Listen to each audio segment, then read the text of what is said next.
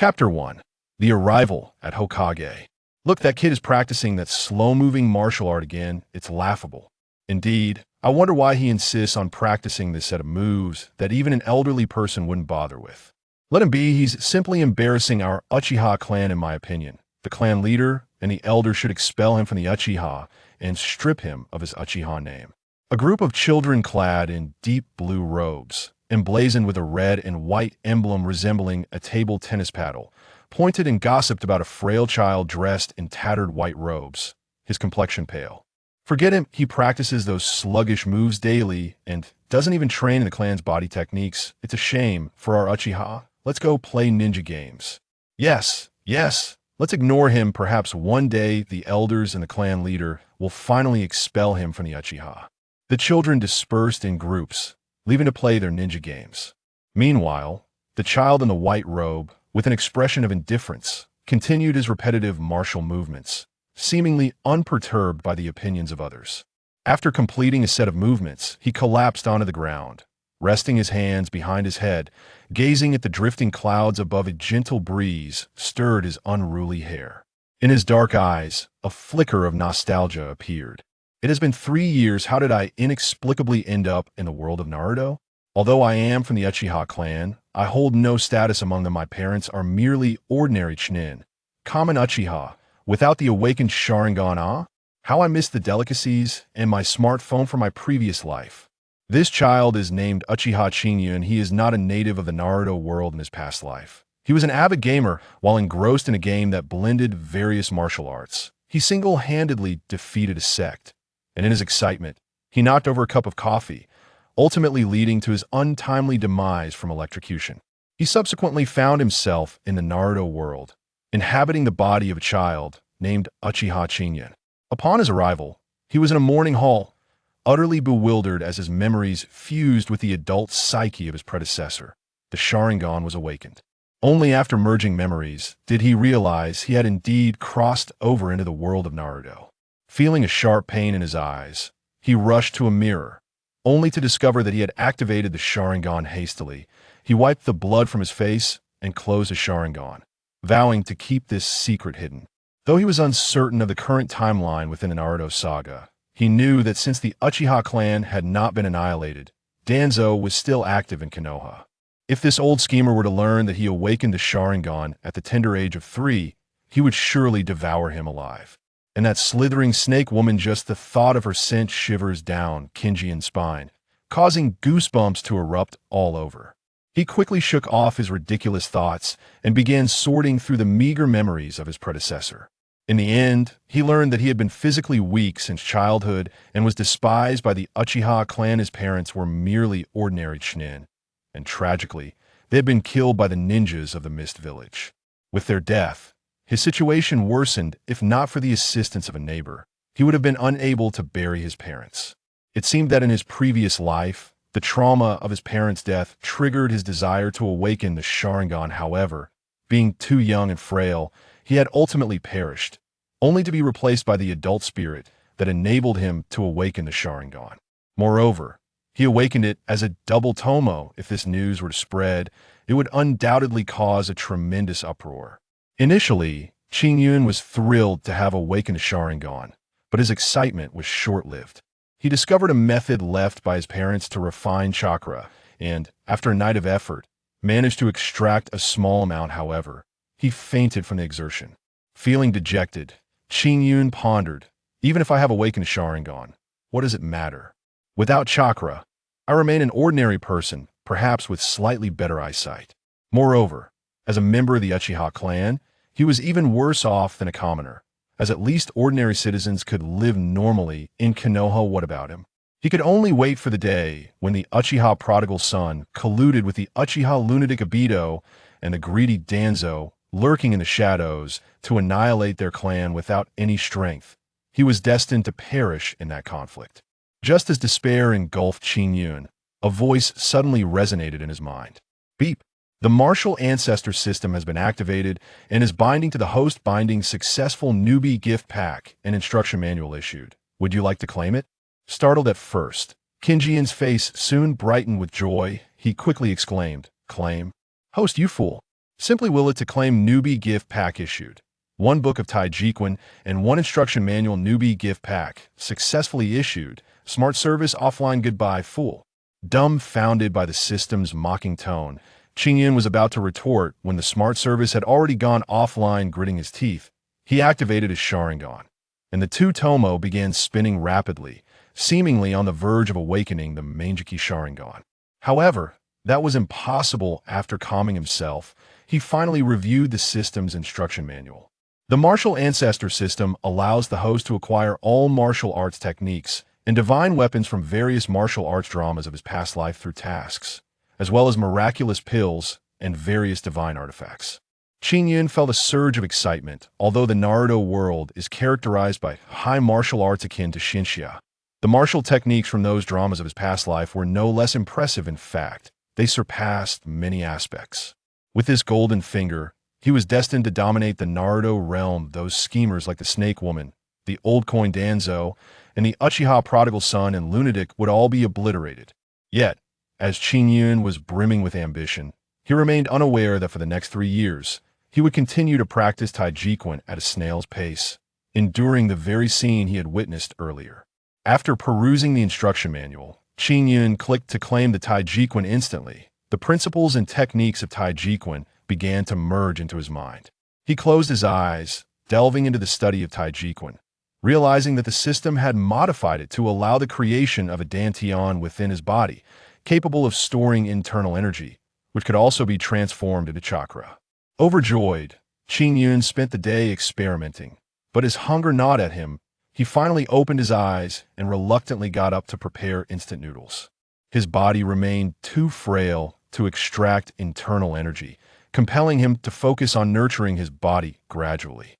This nurturing process took 3 long years. Fortunately, he received a meager pension, which, while not substantial, prevented him from starving.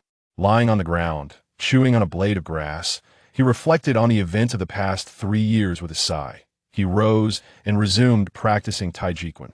Taijiquan is a renowned internal martial art from his previous life, known for its gradual and progressive nature, making it ideal for establishing a solid foundation. It is considered one of the 3 fundamental practices alongside the I Jing Jing and the Shisui Jing of Shaolin Temple. Though easy to learn, Taijiquan is challenging to master, and over time, its principles have been lost, gradually devolving into a form practiced by the elderly for health benefits. Continuous practice can extend one's lifespan, and the Taijiquan that Qingyun acquired was the original manuscript from Grandmaster Sanfeng, thus remarkably complete. After 3 uninterrupted years of practice, while Qingyun still appeared frail, the internal energy cultivated through Taijiquan had already begun to restore his physique gradually. He felt the emergence of small amounts of internal energy within him, instilling him with immense confidence. The only regret was that for these 3 years, the system seemed to have malfunctioned, as no tasks were ever released, no matter how Qingyun called out. The system remained unresponsive. If not for the 20 cubic system space and the continuous practice of Taijiquan, he would have believed that the system was a mere figment of his imagination. As he practiced Taijiquan and contemplated its principles, the sky darkened, prompting him to stop and return to his humble abode to make instant noodles. It is indeed unfortunate for the past 3 years, Qingyun had subsisted solely on instant noodles, while the neighbors, after helping him lay his parents to rest, gradually distanced themselves from him. And where there are people, there are always pests. The Uchiha clan was no exception. The Uchiha clan member responsible for overseeing Qingyun's area, Uchiha Ikir, not only embezzled his pension, but had also driven him to the fringes of the clan. The elders were far removed from the reach of an ordinary clansman like him. Thus, Qingyun chose to endure silently, steadfastly practicing Taijiquan through all storms, eagerly awaiting the day when he would become powerful enough to rise above humiliation.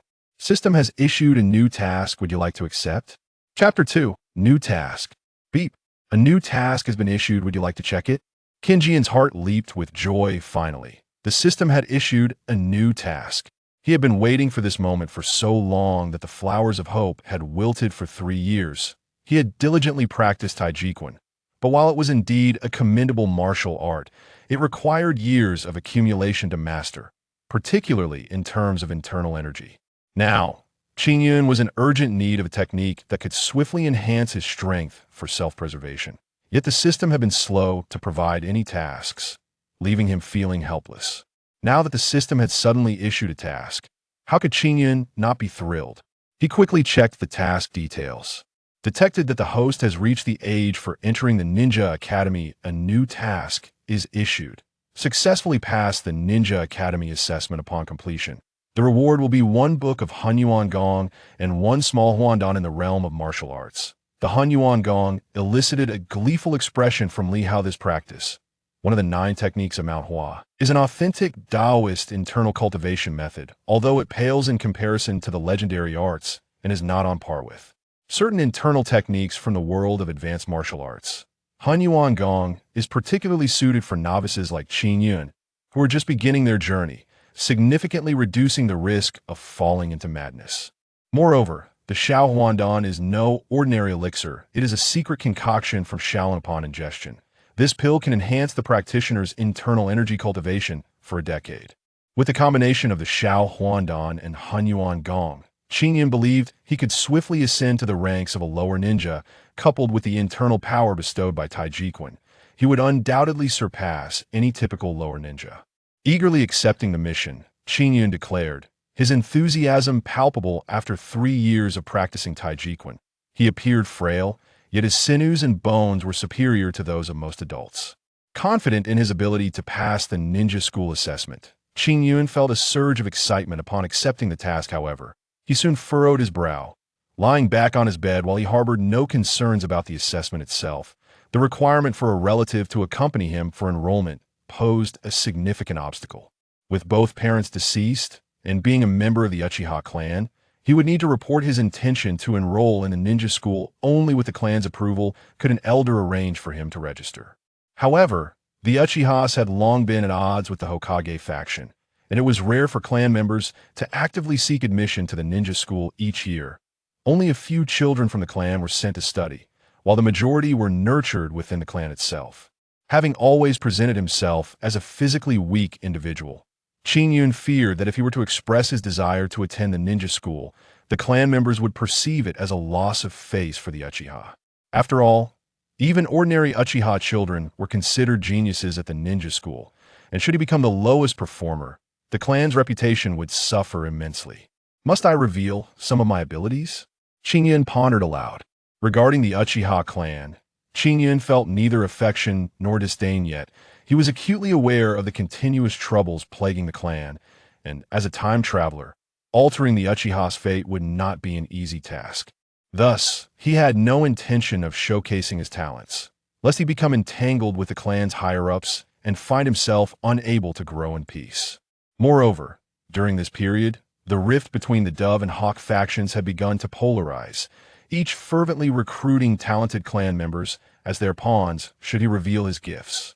Shaking his head, Qingyun dismissed these thoughts. After 3 years with the Uchiha clan, he had felt no familial warmth with the loss of his only bond to the clan. His parentry held no fondness for the Uchihas. Though much of this was due to the actions of a few parasites, the responsibility also lay with the clan leader and elders for their poor management. Clearing his mind, Qingyun closed his eyes to rest for now. He could only take things one step at a time. The following morning, Qingyun arose early after washing up. He made his way to the back mountain to practice Taijiquan, a daily ritual he had adhered to without fail for 3 years, regardless of the weather. Upon completing a set of Taijiquan, he sought out Uchiha Ichigo, the overseer of his living area, and expressed his desire to enroll in the ninja school. Predictably, Uchiha Ichigo erupted into laughter at his request. You? Don't be absurd. The Uchiha cannot afford such disgrace with your physique. Whether you can even reach adulthood remains questionable. Stay here in the clan and avoid embarrassing yourself. And if I insist on participating in the ninja school assessment? Qingyun replied, disregarding Ichigo's mockery, his tone devoid of emotion. Ichigo's laughter faded, surprise replacing it. He had not anticipated Qingyun daring to challenge him. His eyes glinted with a cold light as he retorted, want to attend the ninja school? There are 2 options. First, you must defeat this year's candidates from our clan. And the second? Qingyun inquired, unperturbed by the first condition. though he was reluctant to pursue that route unless absolutely necessary. The second option is simple. If you are not a Uchiha, you may attend the ninja school after all, Ichigo replied with a smirk. Shinya narrowed his eyes. What do you mean by not a Uchiha? The Uchiha clan was a prominent family in this world. It was unlikely they would allow clan members to venture out alone, fearing the leakage of their bloodline. Thus, Qingyun had never entertained the thought of breaking away from the Uchiha to live as an orphan in the village until he became powerful. What does not a Uchiha imply? He pressed. It means simply that once you leave, you must no longer bear the Uchiha name. The clan will strike your name from the family register, and your life or death will thereafter have no bearing on the Uchiha. As long as you accept this, you may pursue whatever path you desire. At this, Qingyun's eyes narrowed further. Surely, this matter cannot be decided by a mere district head like yourself. Who do you think you are? Which elder in the clan knows you? A weakling destined to lack ninja talent. Let me be clear. Should you choose the second option, you will receive no compensation after your departure. Be wary, for you may very well starve on the streets. Uchiha Ichigo let out a cold laugh, speaking with an air of arrogance. Upon hearing this, Qingyun nodded in understanding, realizing that Uchiha Ichigo intended to embezzle his own compensation. Thus presenting this choice to him, Qingyun did not hesitate and calmly stated, I choose the second option. Having said that, he turned and departed. Uchiha Ichigo was taken aback by Qingyun's resolute decision. However, upon reflecting on Qingyun's frail physique, he deemed it impossible for him to become a ninja. Even if by chance he managed to pass the assessments at the Ninja Academy, he would inevitably fail to graduate. A person of such insignificance would hardly attract the attention of the clan's higher-ups. Thus, with a beaming expression, he pocketed the portion of the recently disbursed compensation that belonged to Qingyun. Qingyun was oblivious to Uchiha Ichigo's intentions. Upon returning home, he carefully stored away his clothing and his meager sum of over 1,000 taels of silver. He shouldered his bundle and set off towards the outskirts of the Uchiha clan's territory. The immediate priority was to secure a place to reside, followed by obtaining the qualifications necessary to enroll in the ninja school.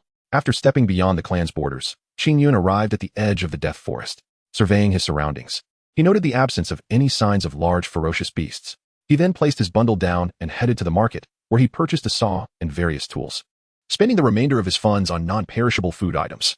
Returning to the periphery of the death forest, burdened with his purchases, Qingyun began the arduous task of sawing down trees. Fortunately, his previous life's experience in wilderness survival proved invaluable, or he would have struggled even to find a place to stay. After a day's hard work, Qingyun wiped the sweat from his brow, gazing with satisfaction at the crooked wooden hut he had constructed. While its appearance left much to be desired, its sturdiness was commendable. Once his dwelling was established, Qingyun proceeded to prepare a meal, relishing a hearty feast before engaging in some boxing practice, followed by a well-deserved rest. On the following day, Qingyun arrived at the enrollment office of the ninja school. At this moment, most of the children seeking to register were accompanied by their parents, resulting in a notably sparse crowd. Hey, are you here to enroll in the ninja school as well? Qingyun gazed at the admissions point. A hint of perplexity etched upon his face as he pondered what excuse he could possibly conjure to pass the initial hurdle. Suddenly, a cheerful voice resonated from behind him. Qingyun was momentarily taken aback, then turned to see a small boy with golden hair and blue eyes, scratching the back of his head and grinning foolishly at him. When Qingyun beheld the young boy, a fleeting sense of disorientation washed over him. Could this foolish child before him be Naruto? Yet, something felt amiss. The timeline simply did not align, and he had heard no mention of Sasuke or the great progenitor within his clan. Indeed, do you have something to convey? Qingyun gazed at the golden-haired boy with a face full of perplexity, unable to comprehend the reason behind his approach. Hiki, it's nothing. I too am preparing to enroll in the Ninja Academy. Perhaps we may even become classmates in the future. My name is Minato Namikaze. May I ask yours? Chapter 3. Minato Namikaze. Upon hearing the self-introduction of Minato Namikaze, Qingyun's pupils constricted in surprise. He had not anticipated that the young boy before him, with his golden hair and blue eyes, would one day become the fourth Hokage. It was Minato who had been publicly acknowledged by the other 4 villages as the Yellow Flash, a title that allowed him to abandon missions without facing repercussions. Moreover, judging by his appearance, he had only just begun his studies, implying that Qingyun and Minato were contemporaries. Hello, Minato-kun. My name is Yu, or rather, I am Qingyun. It is a pleasure to meet you. Qingyun extended his right hand and introduced himself. Hehe, from this day forth, we shall be friends. Qingyun-kun, have you registered yet? Bluffing Shuei-man, with an air of familiarity, grasped Qingyun's right hand and inquired. Not yet. I am still contemplating my options. Qingyun recounted his experiences and the difficulties he currently faced. Upon hearing this, Minato Namikaze felt a surge of sympathy for the young boy who had endured similar hardships. Simultaneously, he pondered how he could assist his very first friend. A sudden thought struck him. Qingyun, follow me, exclaimed Minato. slapping his forehead before taking Qingyun's hand and dashing toward the enrollment office. Teacher, this is my friend, Qingyun. Could you please allow him to enroll? The enrollment officer regarded the two small figures before her, smiling gently, yet declining the request. Please, I beg you, teacher. Qingyun's family perished in battle, and the caretaker at the orphanage forgot to help him enroll. If we asked the caretaker to bring Qingyun now, it would surely cause her trouble. I implore you, teacher. Minato pleaded, bowing deeply as he earnestly explained the situation to the enrollment officer. Qingyun had just begun to understand himself, and he was deeply moved by the willingness of Bofeng Shuimin to go to such lengths for him. Imitating Bofeng Shuimin, he bowed respectfully to the teacher and said, Please, teacher. The teacher, upon hearing this, looked at Qingyun with a hint of sympathy, realizing he was yet another orphan whose parents had perished in battle. After a moment's contemplation, he decided that granting an enrollment spot was inconsequential. Furthermore, given Qingyun's frail constitution, it was uncertain whether he would pass the entrance examination. Thus, he agreed. Seeing the teacher's consent, Bofeng Shuimin and Qingyun expressed their gratitude profusely. All right, little Shuimin. Little Qingyun, remember not to be late in 3 days.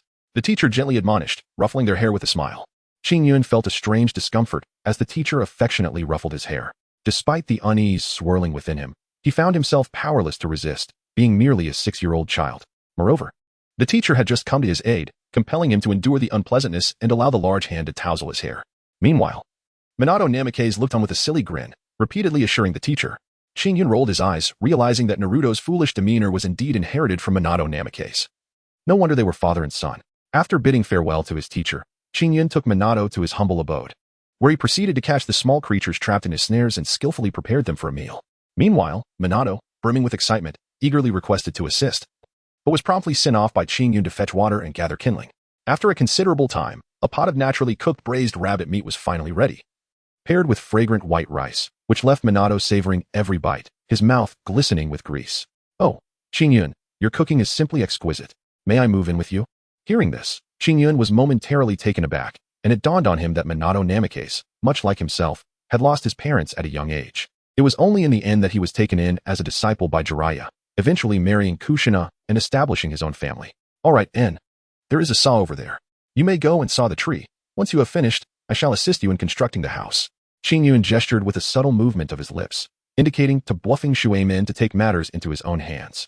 After consuming several bowls of rice, he finally soothed his hunger. He then meticulously cleaned the pots and dishes, observing Bofeng Shuimin laboring earnestly and sweating profusely. Feeling a twinge of boredom, Qingyun began practicing Tai Chi to aid digestion. Ah, Qingyun, really? After finishing your meal, you can't lend a hand? I'm utterly exhausted here. What kind of martial arts are you practicing? So slow and languid, can it even strike anyone? After a considerable time, Bofeng Shuimin, drenched in sweat and carrying the cut timber, inquired with a tone of peculiar curiosity upon witnessing Qingyun's Tai Chi practice. Qingyun paused for a moment. Casting a glance at Namikaze Minato, he reflected on the fact that this fellow was quite admirable, and moreover, he was his first friend in this realm, now intending to share a dwelling with him. Eventually, certain matters would inevitably come to Minato's attention, rather than waiting for that to happen. It would be prudent to reveal a few things himself. Minato, he said, the martial art I practice is called Tai Chi. As for whether it can be effective against others, why not come and find out for yourself? Qingyun provocatively gazed at Wave Wind Minato, beckoning him with a subtle curl of his finger, signaling him to come forth. At this moment, Minato had not yet ascended to the position of the fourth Hokage. Stung by Qingyun's taunt, he proclaimed loudly, You said it yourself. Whoever loses must address the other as big brother. Qingyun, be wary, for I am coming. With that, Minato surged forward at incredible speed towards Qingyun. Upon reaching him, he tempered much of his strength, wary of causing harm. Having practiced Tai Chi for a considerable duration, Qingyun naturally discerned the feigned move of Bofeng Shuimin. With a subtle smile, he slowly raised his hand and grasped Bofeng Shuimin's fist. After executing a graceful turn in the air, he struck down with even greater force upon Bofeng Shuimin. Taken by surprise, Bofeng Shuimin was hit by his own fist, resulting in several backward steps. Bewildered, he gazed at his own hand, unable to comprehend how Qingyun could redirect his strike against him. Undeterred, Bofeng Shuimin, with a defiant expression, summoned greater strength to strike at Qingyun once more. However, he was swiftly met with an even more formidable counter from Qingyun. This time, due to the increased force Bofeng Shuimin exerted, the retaliatory impact was magnified several-fold. Despite his prior preparations, he was sent flying by the blow. Watergate, shouldn't you fulfill your promise and call me big brother now? Qingyun gazed at the fallen Minato Namikaze, a smile gracing his lips. Well, that doesn't count. I was simply too fatigued just now. Once I recover, I shall compete again. Minato's eyes widened in disbelief as he retorted defiantly. Upon witnessing the scene, Qingyun harbored no intention of troubling Wave Wind Watergate. With a gentle smile, he offered his assistance in constructing the dwelling. Given that his mental age surpassed that of Wave Wind Watergate by over a decade, he found no inclination to impose difficulties upon such a young lad. As Qingyun aided him in the building process, Wave Wind Watergate scratched the back of his head, brushed off the dust from his attire, and, feeling somewhat bashful, approached Qingyun to inquire, "Qingyun, would you be willing to teach me that Tai Chi you practice?" Qingyun paused in building the house, gazing thoughtfully at the eager expression on Bo Feng Shuimen's face. After a moment of contemplation, he nodded solemnly and cautioned, "I may teach you. But this method must not be shared without my permission. You must not disclose it to anyone." Bo Feng Shuimen, reassured by Qingyun's generosity, whispered gratefully, "Rest assured, Qingyun. I promise it will remain confidential." "Thank you, big brother." Upon witnessing this, Qingyun smiled gently and resumed the construction of the house. It was not until dusk that he had completed the dwelling for Bo Feng Shuimen. He clapped his hands together and said, "All right, you may return to fetch your belongings. Additionally, I find myself short on funds. Should you choose to stay here, we will need to procure some rice. Or else our provisions will be insufficient for both of us." "Ah, I still possess a bit of money, which should suffice for our meals," Bo Feng Shuimen replied. "Brother, now that you no longer receive a pension, do not hesitate to let me know if you require anything. I generally do not spend much, and I have saved a little." Bo Feng Shuimen readily agreed to this arrangement. Upon hearing these words, Qingyun felt a surge of emotion within him. He nodded gently, then gestured for Bo Feng Shuimen to hurry back, while he busied himself with preparing dinner. As he watched Bo Feng Shuimen's departing figure, Qingyun fell into deep contemplation. He never anticipated that he and Bo Feng Shuimen would be contemporaries, nor that he would accept Bo Feng Shuimen as his junior. The marvels of fate are indeed astonishing. Shaking his head, he continued to prepare dinner at a leisurely pace. Before long, the meal was ready, and Bo Feng Shuimen arrived at the edge of the death forest, burdened with various packages, officially becoming Qingyun's neighbor. After finishing their meal, Bo Feng Shuimen eagerly expressed his desire to learn Tai Chi. Qingyun, not one to withhold knowledge, recited the principles and techniques several times. Once Bo Feng Shuimen had committed them to memory, Qingyun began to instruct him in the movements of Tai Chi. This unhurried form of martial arts is learned swiftly, yet grasping the essence of Tai Chi is a far more intricate endeavor. Unlike Zhang Wuji, who, after merely watching it twice, could perform Tai Chi with remarkable proficiency due to his mastery of the Nine-Yang divine art and the Qian Kuan great shift. Most individuals would find such rapid advancement unattainable. The Nine-Yang divine art, when perfected, allows one to effortlessly harness the myriad martial arts of the world. While the Qian Kuan great shift unlocks the hidden potential of the human body, complemented by the pig horn halo, which enabled Zhang Wuji's swift mastery. For several consecutive days, the two engaged in practicing Tai Chi, exchanging insights to enhance their skills. At long last, Qingyun felt a sense of companionship. Having forged his first bond since arriving in this unfamiliar world, it was not until the day of the entrance examination that the two small figures stood side by side at the threshold of the Ninja Academy. Chapter 4. Entrance Examination. Upon entering the Ninja Academy, Qingyun and Bluffing Mizuno were greeted by a sea of black-clad figures, as numerous ninja instructors guided the throngs into orderly formations. Upon entering, Qingyun and Namikaze Minato approached their ninja instructor with the form in hand. They were subsequently ushered into one of the designated areas. As time progressed, around 9 in the morning, a stern-faced ninja teacher, bearing a prominent scar across his visage and clad in the garb of a chunin, stepped onto the stage and declared, "Today marks the entrance examination. Do you see the playground over there? The rules are quite simple. You must complete 10 laps around the field. The last 100 will be eliminated, while the remaining participants will be divided into 3 tiers. The top 30 will form Class A, the middle 30 will constitute Class B, and the final 30 will be designated as Class C. Now commence." At these words, the crowd surged towards the playground in a frenzy, while Qingyun and Namikaze Minato maintained a steady pace amidst the throng. "Brother, why aren't we running faster?" Namikaze Minato inquired, puzzled. With their abilities, they could easily secure the top position. Why, then, was Qingyun choosing to conceal his true potential? "Minato, you should pick up the pace. Don't worry about me. Rest assured, I will finish within the top 30 and be in the same class as you." Qingyun did not elucidate the reasons behind his concealment of prowess, instead offering a word of caution to Wave Wind Watergate. Though perplexed, Wave Wind Watergate recognized Qingyun's thoughtful nature and chose not to press further, hastening his pace to forge ahead. Meanwhile, Qingyun maintained a leisurely stride, showing no inclination to quicken his speed. The reason Qingyun chose this course of action was to avoid drawing undue attention to himself, for once he became prominent, he would inevitably attract the scrutiny of the Hokage and the higher echelons of the Uchiha clan, leading to a cascade of troubles. The world of the Hokage is fraught with peril. It is not merely a matter of how Danzo would react to his presence. Should the Uchiha leaders recognize his talent, they would demand his return to the clan, leaving him with a daunting dilemma.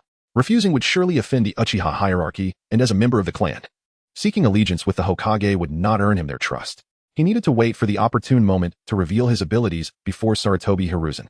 Returning to the Uchiha would mean aligning himself with a doomed lineage. He possessed neither the inclination nor the emotional ties to alter the Uchiha's fate. Indeed, he found himself valuing the likes of Namikaze Minato, whom he had only recently met, far more than the Uchiha clan, and he felt no obligation to assist them. Thus, Qingyun resolved to conceal his true potential, showcasing just enough talent to avoid suspicion. As the right moment approached, he could allow Sarutobi Hiruzen to discover his capabilities in solitude. Once that happened, he would simply need to devise a way to win over Hiruzen. The rest would be managed by the Hokage himself.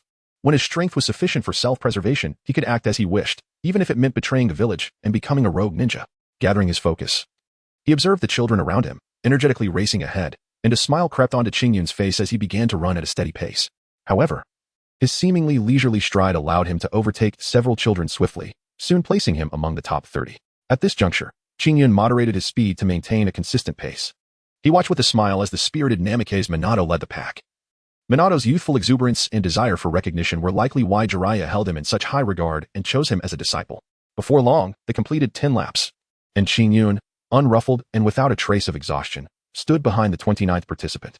At that moment, a ninja instructor approached, surveying the 30 before him with a satisfied nod.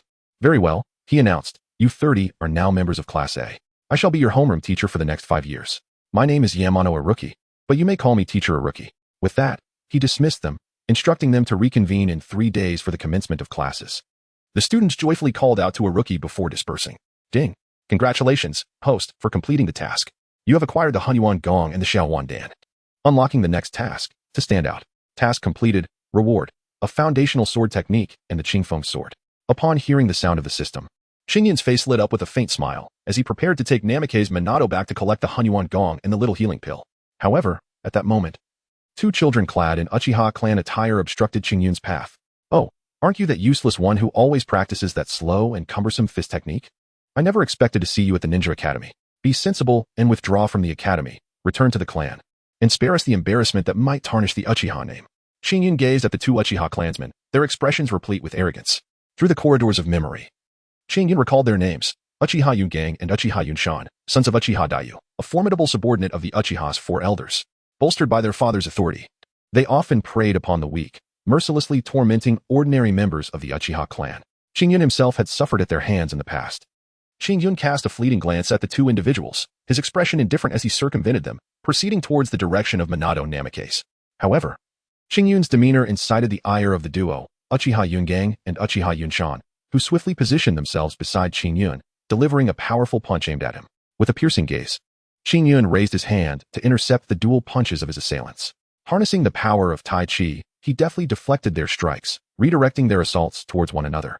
Uchiha Yungang and Uchiha Yunshan were caught off guard, their attacks landing squarely upon each other, leaving them in a state of bewilderment as they stared at one another in disbelief. Brother, why are you hitting me? Asked the elder. Why are you attacking me? Replied the younger, both questioning each other in unison. A hint of disdain flickered in Qingyun's eyes as he disregarded the 2 individuals and strode directly towards the crowd surrounding Namikaze Minato. It was only after Qingyun had distanced himself that the 2 regained their senses, filled with indignation, resolved to seek retribution against Qingyun once school commenced. Minato, he's left. Qingyun called out, his voice ringing from the periphery of the gathering. Hearing Qingyun's call, Minato scratched the back of his head and, with a foolish grin, addressed his peers. Everyone, my brother has summoned me. Let us reconvene after the term begins.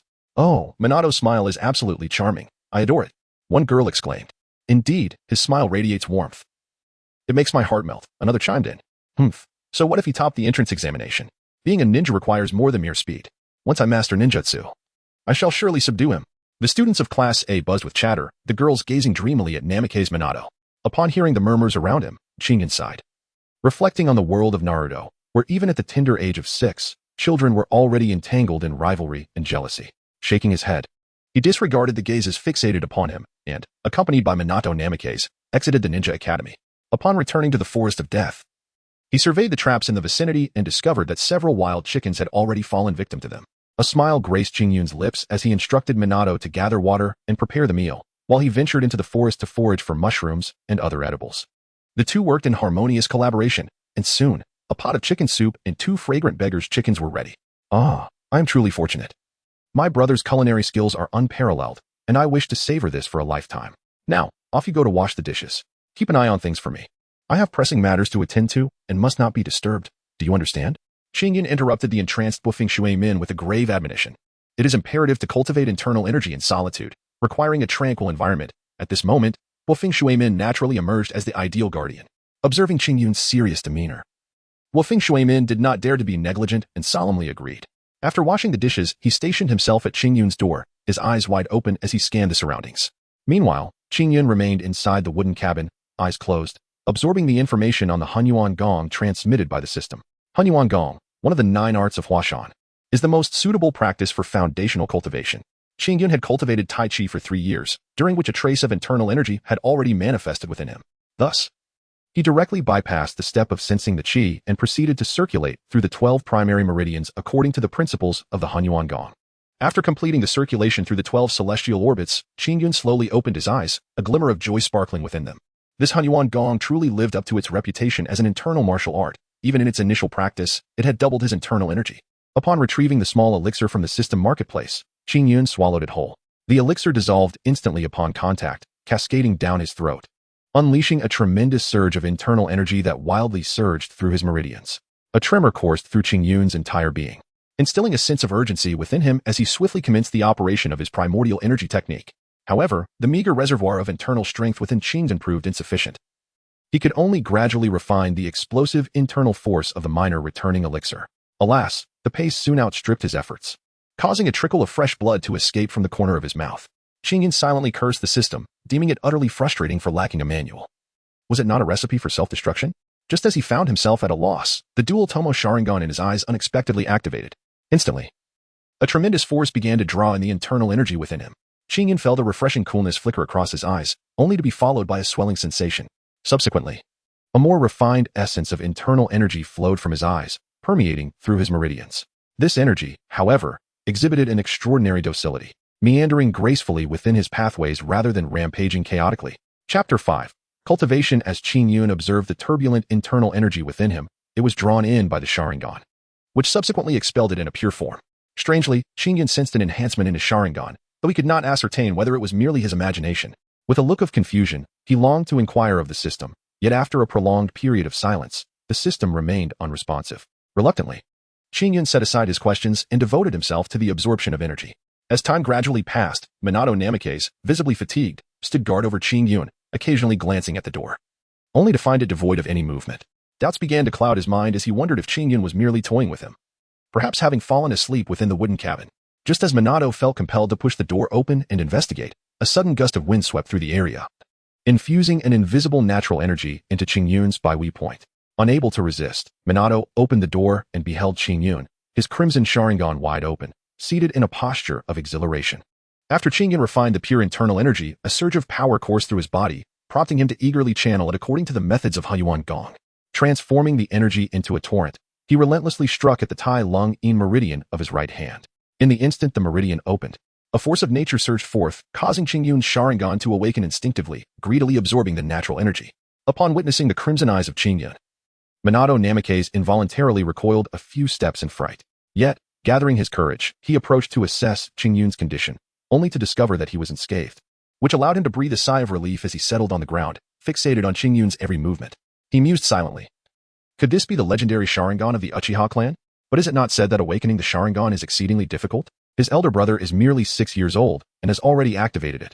What a prodigy indeed. Qingyun was aware of the entrance of Minato Namikaze, yet at that moment, he lacked the inclination to greet him, for the overwhelming influx of natural energy was beyond the capacity of his Sharingan to absorb.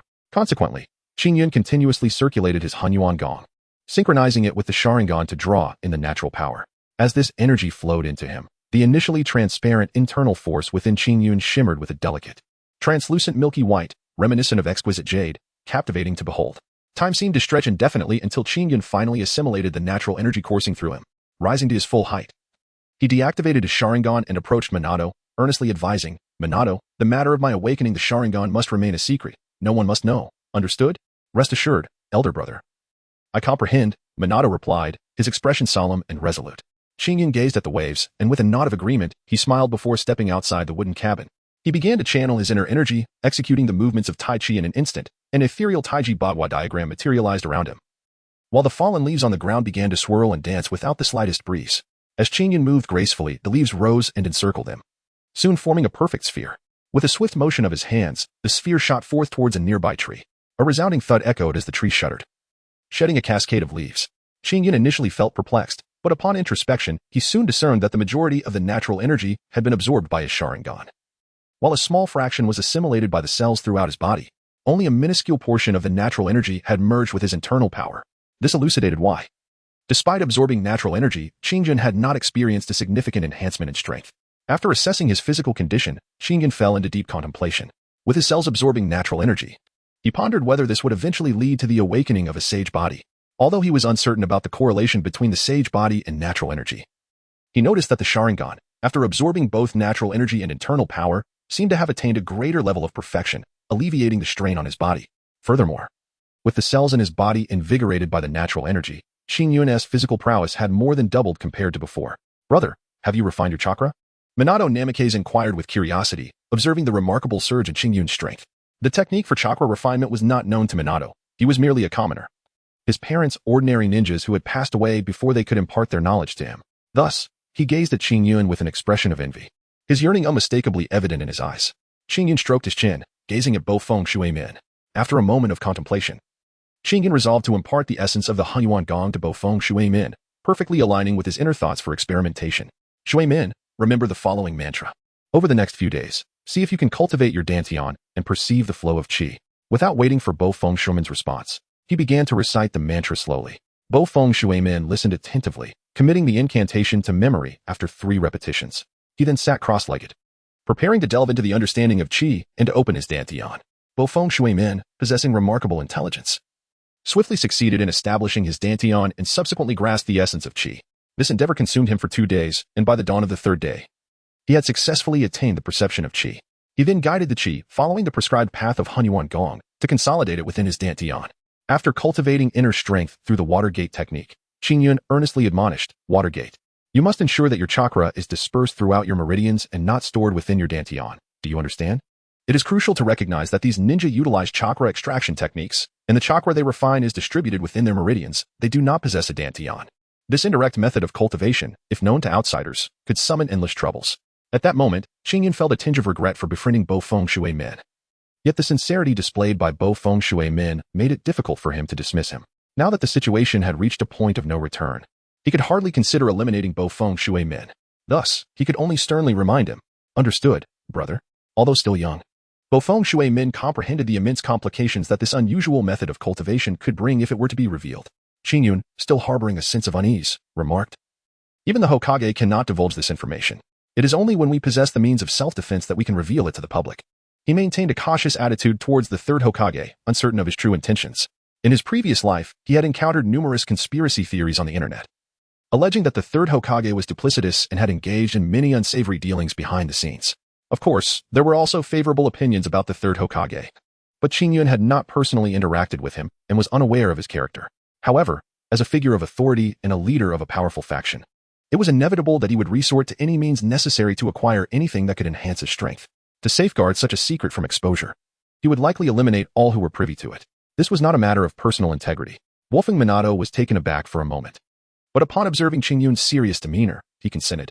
Qingyun felt a sense of reassurance upon meeting with Wave Wind Minato, knowing that he was not a duplicitous person. Unless one were to cross Minato's fundamental principles, such as committing random acts of murder or inflicting grave harm upon the Hidden Leaf Village, he would undoubtedly remain loyal. Subsequently, during the day, the two practiced Tai Chi together, and in the evenings, they cultivated their inner strength. Before long, the day of school arrived. Qingyun rose early, preparing 2 lunchboxes filled with sustenance, and set off towards the Ninja Academy alongside Minato Namikaze. After inquiring once more whether Minato had dispersed his chakra into his meridians, and receiving an affirmative response, Qingyun felt a wave of relief wash over him. It is noteworthy that within the village hidden in the leaves exists a clan notorious for their prying eyes. The Hyuga clan's Byakugan possesses the uncanny ability to perceive the chakra within a person's body. Chakra, the lifeblood of ninjas, is stored within the meridians. And should their method of chakra storage be discovered to differ, it could undoubtedly pique the curiosity of others, potentially unearthing their secret. Given that both Qingyun and Minato were still young and lacked the strength to safeguard their clandestine knowledge, they could only resort to this means of ensuring their secrets remained undisclosed. Upon arriving at the Ninja Academy, they were guided by Iriki Yumino to the central plaza of the school. Today marked the commencement of the new academic year at the Ninja Academy, and the 3rd Hokage, Hiruzen Sarutobi, donned in his Hokage robes, appeared in a flash atop the high platform. the students erupted in exuberant cheers, chanting, "Third Hokage! Third Hokage!" Even Minato was swept up in the excitement, grasping Qingyun's hand and waving it animatedly. Qingyun gazed helplessly at Minato Namikaze, silently pondering, setting aside other matters. The hypnotic prowess of the Hokage is indeed remarkable. If transported to the modern era, he would undoubtedly be a master of multi-level marketing. To avoid appearing out of place, Qingyun could only feign enthusiasm, moving his lips in silence without uttering a sound. Where the leaves danced in the air, the flames burned unceasingly. The firelight would continue to illuminate the village and nurture the budding leaves. Sarutobi Hiruzen pressed his hand down, waiting for the crowd to settle before unveiling his renowned, mind-altering aphorisms. Qingyun, feeling drowsy, gazed blankly ahead, his body swaying as if he could succumb to sleep at any moment. It was not until the sun had risen to its zenith that Sarutobi Hizashi, still lingering on his words, ceased his discourse. Upon the announcement of dismissal, Qingyun suddenly came to life, eagerly pulling Naruto Uzumaki along as they hurried to the classroom. Chapter 6, Self-Introduction. Upon entering the classroom, Qingyun led Bo-Feng Shuaimin to a seat by the window, where he quietly gazed outside, seemingly indifferent to the presence of his fellow classmates. Shortly thereafter, Heiuki arrived, carrying a stack of books taller than himself. After placing the books down, he proceeded to write and draw on the blackboard. Subsequently, he addressed the class. "Greetings, everyone. Today marks the beginning of a new academic year. I am your homeroom teacher, Heiuki. I have a fondness for ramen, though I am not particularly fond of waiting for it. My aspiration is to become a remarkable teacher, guiding my students towards success. It is indeed an honor to serve as your homeroom teacher, and I will do my utmost to impart the foundational knowledge of ninjutsu to you all. Should you have any queries in the future, feel free to approach me at any time. Now, I would like to invite the top student of this cohort to the stage to introduce themselves." Hearing this, Bo-Feng Shuaimin, beaming with excitement, rushed to the teacher's podium. Rubbing the back of his head with a sheepish grin, he announced, "Hello everyone. My name is Bo-Feng Shuaimin, and I am thrilled to be your classmate. I delight in the meals prepared by my brother, and I have no dislikes. My dream is to become Hokage, so that the villagers may no longer suffer from the ravages of war. Wow, Shuaimin is so cool. Indeed, his smile is so warm. Should I confess my feelings to Shuaimin? Shuaimin belongs to me. You can't take him away." Qingyun stared in astonishment as a group of youngsters vied for the attention of Minato Namikaze, stroking his chin in contemplation. He pondered silently. Is Minato's smile truly that warm? He appears rather foolish. Minato's aspirations are commendable, and the teacher wholeheartedly believes that he can indeed become Hokage. Gambat encouraged a rookie Hien. Minato offered a silly grin and thanks before taking a seat beside Qingyun. Shortly thereafter, the second contestant, Uchiha Obito, stepped onto the stage, delivering an ostentatious introduction that elicited cheers from many girls. Nevertheless, his popularity paled in comparison to that of Minato, inciting Uchiha Obito to glare at Minato with clenched teeth. Upon noticing Qingyun beside him, his gaze turned even more menacing, as if he were ready to exact revenge. Qingyun cast a languid glance at Uchiha Obito before promptly disregarding him. To Qingyun, this unfamiliar minor character from the Uchiha clan was merely a buffoon, easily outmatched by his own prowess. The third participant, a member of the Hyuga branch family, introduced himself with a detached demeanor before taking his seat. The indifference displayed by Hinata Run did not surprise the onlookers. It seemed that members of the Hyuga clan consistently exhibited such an attitude, a fact that had long ceased to astonish the crowd. Qingyun cast a thoughtful glance at Hinata Junichi, then averted his gaze just as the latter was about to notice. Among the dozen or so individuals present, aside from Namikaze Minato, the rest were members of various clans, who, after being introduced, began to whisper among themselves in hushed tones. When it was Qingyun's turn, he did not ascend the stage. Instead, he stood up and declared, "I am Qingyun. I harbor no particular likes or dislikes. My aspiration is simply to live well alongside my friends." Having said this, he promptly took his seat once more. Heiuki regarded Qingyun with a penetrating gaze, observing his indifferent demeanor, and heaved a sigh inwardly, recognizing yet another war orphan. Dismissing his thoughts, Heiuki announced, "Very well, since you have all introduced yourselves, we shall now distribute the textbooks." With a decisive gesture, several shadow clones emerged, weaving through the crowd to hand out the books. The clan disciples remained unimpressed, yet the commoners gazed in awe. Even ordinary clones were something they yearned for, but could scarcely attain, let alone shadow clones. Thus, the students from humble backgrounds looked at Heiuki with fervent admiration. Before long, the distribution of books was complete. Heiuki then stated, "Now, we do not have much time left this morning. Our formal classes will commence this afternoon. For now, I encourage you to familiarize yourselves with the content of the textbooks, especially the initial section, which is crucial knowledge that will be assessed in the future." With that, Heiuki turned and made his way outside. Qingyun curiously gazed at the book before him. As he opened the first page, his eyes were immediately drawn to the brainwashing slogans of Sarutobi Hiruzen. With a roll of his eyes, he bypassed them entirely. The subsequent pages delved into the historical accounts of Konoha's F4. Qingyun skimmed through it, and found that while the earlier claims were indeed factual, the latter sections were mere fabrications. The assertions of the most powerful Hokage in history were questionable. One need only consider the first Hokage, the god of ninjas, and the second Hokage, who developed the Flying Thunder God technique and various forbidden jutsu, thus earning the fourth Hokage, Minato Namikaze, the moniker of the Yellow Flash. Could Sarutobi Hiruzen truly be compared to the second Hokage? Such self-aggrandizement was laughable. Although Qingyun had yet to encounter the old man Sarutobi, he had begun to grasp the extent of his audacity. Casually flipping through the textbook, he discovered that most of it consisted of biographies, with only a small portion dedicated to the fundamental techniques of various weapons. Utilizing his vast mental capacity, Qingyun absorbed the knowledge contained within the pages, before wearily resting his head on the desk. In truth, he was mentally rehearsing the motions of Tai Chi, seeing Qingyun's lethargic demeanor. Minato Namikaze cast a sympathetic glance his way, then returned to his engrossing reading of the heavily embellished biographies. As time passed, noon arrived, marking the end of classes, and a throng of girls encircled Minato, chattering animatedly. Qingyun reluctantly opened his eyes and glanced at the grinning figure of Minato Namikaze. He then took out Minato's lunchbox and remarked, "Handle it yourself. I shall dine outside." "Wait, big brother," Minato called out anxiously, yet Qingyun paid him no heed. After pushing through the crowd, he walked alone towards a shaded spot. "Qingyun, may I accompany you?" A timid young girl inquired as she trailed behind him. Qingyun was taken aback, not expecting anyone would engage in conversation with someone like him, who was always at the bottom of the ranks. Turning to look behind, he discovered a common girl named Huagang Yanzi. Qingyun shook his head in indifference, rejecting the advances, while Huagang Yanzi departed with a heavy heart. Observing the sorrowful departure of the little girl, Qingyun helplessly sighed and lamented, "This is utterly absurd. At merely 6 years old, when one should be playing in the mud, is she already experiencing the stirrings of affection in the world of Naruto? Even if you were to be together, what could possibly transpire?" Poking at the food in his lunchbox, Qingyun wore an expression of disillusionment. "Brother, how can you be so ungrateful, abandoning me like this?" Wolfing Minato, with his tousled golden hair, glared at Qingyun with wide eyes. "You know I prefer tranquility. Those girls are enamored with you, so why should I involve myself?" Qingyun wiped the grease from his lips, then languidly stretched his body, leaning against the wall as he spoke in a nonchalant tone. Bofeng Shuimin observed Qingyun's languorous demeanor and, with a sigh of resignation, settled down beside him to rest his eyes. However, uninvited guests inevitably arrived to disrupt their tranquility. Indeed, Uchiha Yungang and Uchiha Yunshan swaggered in, brimming with arrogance, seeking confrontation. "Humph, you managed to escape by mere luck that day. Today, you have nowhere to flee." Uchiha Yungang snarled menacingly at Qingyun, his fists cracking ominously. Qingyun furrowed his brow. He merely wished to quietly pass the examination of the ninja school, seeking a reasonable pretext to enhance his own abilities. Yet, why must these foolish clowns persist in disturbing his life? "Speak up. What must be done to restore some semblance of peace?" Qingyun said lightly. "Humph, unless you leave the ninja school and return to your clan to live in peace. Refraining from embarrassing the Uchiha, we shall come to trouble you every single day," Uchiha Yunshan declared arrogantly. Qingyun furrowed his brows slightly and remarked with a hint of disdain. "So, does this imply that we have reached an impasse?" Gradually rising to his feet, Qingyun assumed a Tai Chi stance, his fingers beckoning as he invited the two adversaries to come forth. Uchiha Yungang and Uchiha Yunshan, incensed by Qingyun's provocation, immediately erupted with fury, roaring as they charged towards him. Observing this, Wave Wind Minato intended to intervene, but Qingyun halted him.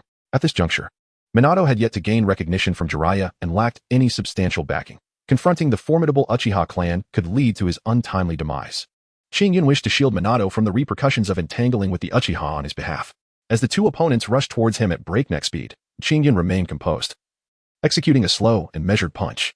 Noticing the seemingly feeble nature of his strike, the two adversaries exchanged glances of contempt and intensified their assault aimed at Qingyun's temple. As Qingyun squinted his eyes, just as the fists of the two were about to strike him, he deftly maneuvered his hands with seemingly slow movements that belied their true speed, akin to lightning, seizing their fists and pushing them back. He then forcefully redirected their own strikes against them. The two had never encountered such an enigmatic martial technique and were caught off guard, resulting in a direct hit. Coughing, Uchiha Yungang, struck squarely in the chest by the overwhelming force of the blow, could not help but inquire, "What method did you employ?"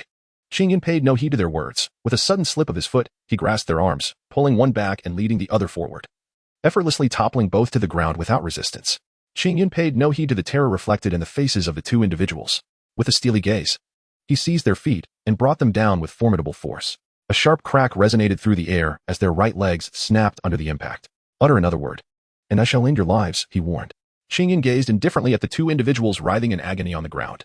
The Uchiha brothers, Yungang, shivered at the sight of Qingyun's cold eyes, desperately covering their mouths with their hands. "Listen closely," he said. "I do not wish for anyone to know about today's events, especially not the Uchiha clan. You must understand that with my talents, should the higher-ups of the Uchiha become aware, their perception of me would be profoundly detrimental. At that point, I could easily eliminate you without a second thought. Furthermore, I have severed my ties with the Uchiha. Do not ever mention the Uchiha family in my presence again, as I hold no interest in it. Qingyun expressed his thoughts in a gentle manner. And only when the Uchiha brothers, Yun Gang, nodded in agreement did he return to his languid demeanor, resuming his position beside Bluffing Shuiman. Chapter 7. Sarutobi Hizashi. Qingyun languidly settled beside Wave Wind Minato, squinting as he observed the Uchiha brothers, Yun Gang, who were supporting each other with a pronounced limp as they made their way towards the infirmary. He remained silent. After a considerable pause, Wave Wind Minato regained his composure and spoke. Elder brother, do you think they will conceal today's events? Indeed, came the reply, at least for the time being. They will refrain from divulging the details. They are acutely aware that once my talents are recognized by the Uchiha higher-ups, they will undoubtedly strive to cultivate me fervently. At that moment, those who have breached their oaths will surely face the repercussions of inciting my wrath. They are astute individuals and will not place themselves in jeopardy. Qingyun kept his eyes closed, softly explaining to Wave Wind Watergate. However, there lingered within him an unspoken thought. His actions were spurred by a faint sensation of being observed. Subtle yet palpable. Qingyun surmised that it was the third Hokage employing the telescope technique to spy on the Ninja Academy. The reason for Qingyun's uncharacteristic and swift defeat of the Uchiha brothers, culminating in his final proclamation, was to convey to the third Hokage that he was not aligned with the Uchiha clan. Qingyun's conjecture was entirely accurate. At this moment, within the Hokage building, Sarutobi Hiruzen, clad in his Hokage robes, sat at his desk, stroking his beard while leisurely puffing on a water pipe. An intriguing young man. Despite being a member of the Uchiha clan, harbored no sentiments towards his lineage. He even forsook his Uchiha surname to attend the Ninja Academy, choosing to reside on the outskirts of the Forest of Death. Previously, Sarutobi, with his habitual use of the telescope technique, had intended to scout the academy for promising candidates with unwavering willpower akin to fire. To his surprise, he stumbled upon Qingyun, whose profound strength was concealed. Out of curiosity, he ordered the Umbu to investigate Qingyun's background. As Qingyun was not a prominent figure, and the Uchiha had not suppressed information about him, the Umbu swiftly gathered details regarding his parents and his upbringing, subsequently reporting back to Sarutobi.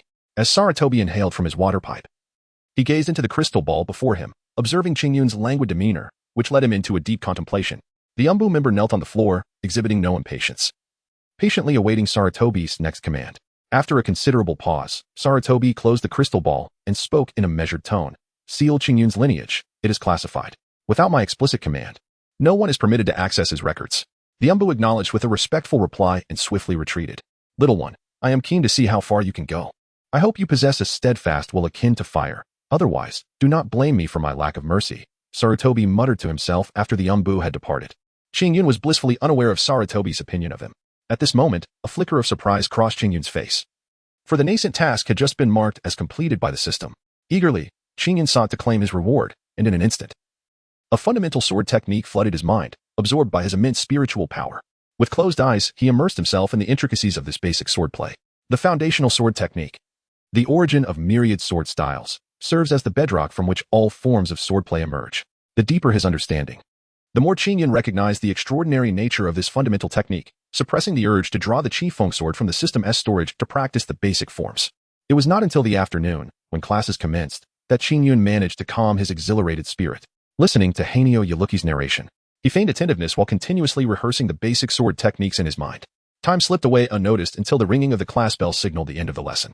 Qingyun, unable to contain his excitement, eagerly pulled Narike's Minato back to their dwelling in the Death Forest, instructing him to prepare the necessary ingredients. Meanwhile, he retrieved the Qifeng sword, drawing forth a 3-foot blade nearly matching his own height, with a flick of his short fingers against the blade's surface. A crisp sound resonated through the air. Qingyun could not help but exclaim, "What a magnificent sword!" He unsheathed the Qifeng sword and began to practice the fundamental sword techniques. Before long, he had completed a full set of basic sword forms. Reluctant to cease his practice, he sheathed the sword and turned his attention to preparing dinner. Although Minato Namikaze was puzzled by the oddly shaped longsword Qingyun possessed, he refrained from inquiring further, recognizing that everyone harbors their own secrets. Observing Qingyun busy in the kitchen, Minato quickly offered to assist. Soon, a sumptuous dinner was prepared. Just as the two were about to indulge, an elderly figure clad in a Hokage robe approached from the distance. It was none other than Sarutobi Hiruzen. Is that the third Hokage? Minato rubbed his eyes in disbelief, and upon confirming the identity of the approaching figure, he exclaimed in delight, "We meet the Hokage, esteemed sir." Qingyun gazed at the third Hokage with a look of bewilderment, uncertain as to why he had chosen to visit at this moment.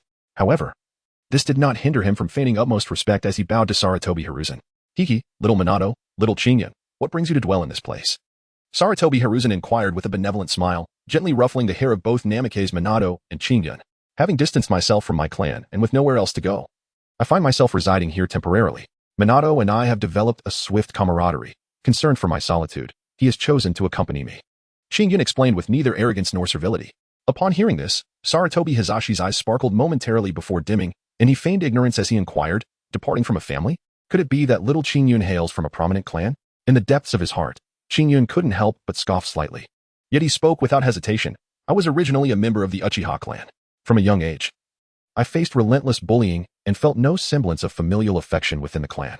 Recently, I sought to enroll in the ninja academy, but my clansmen threatened to sever ties with me.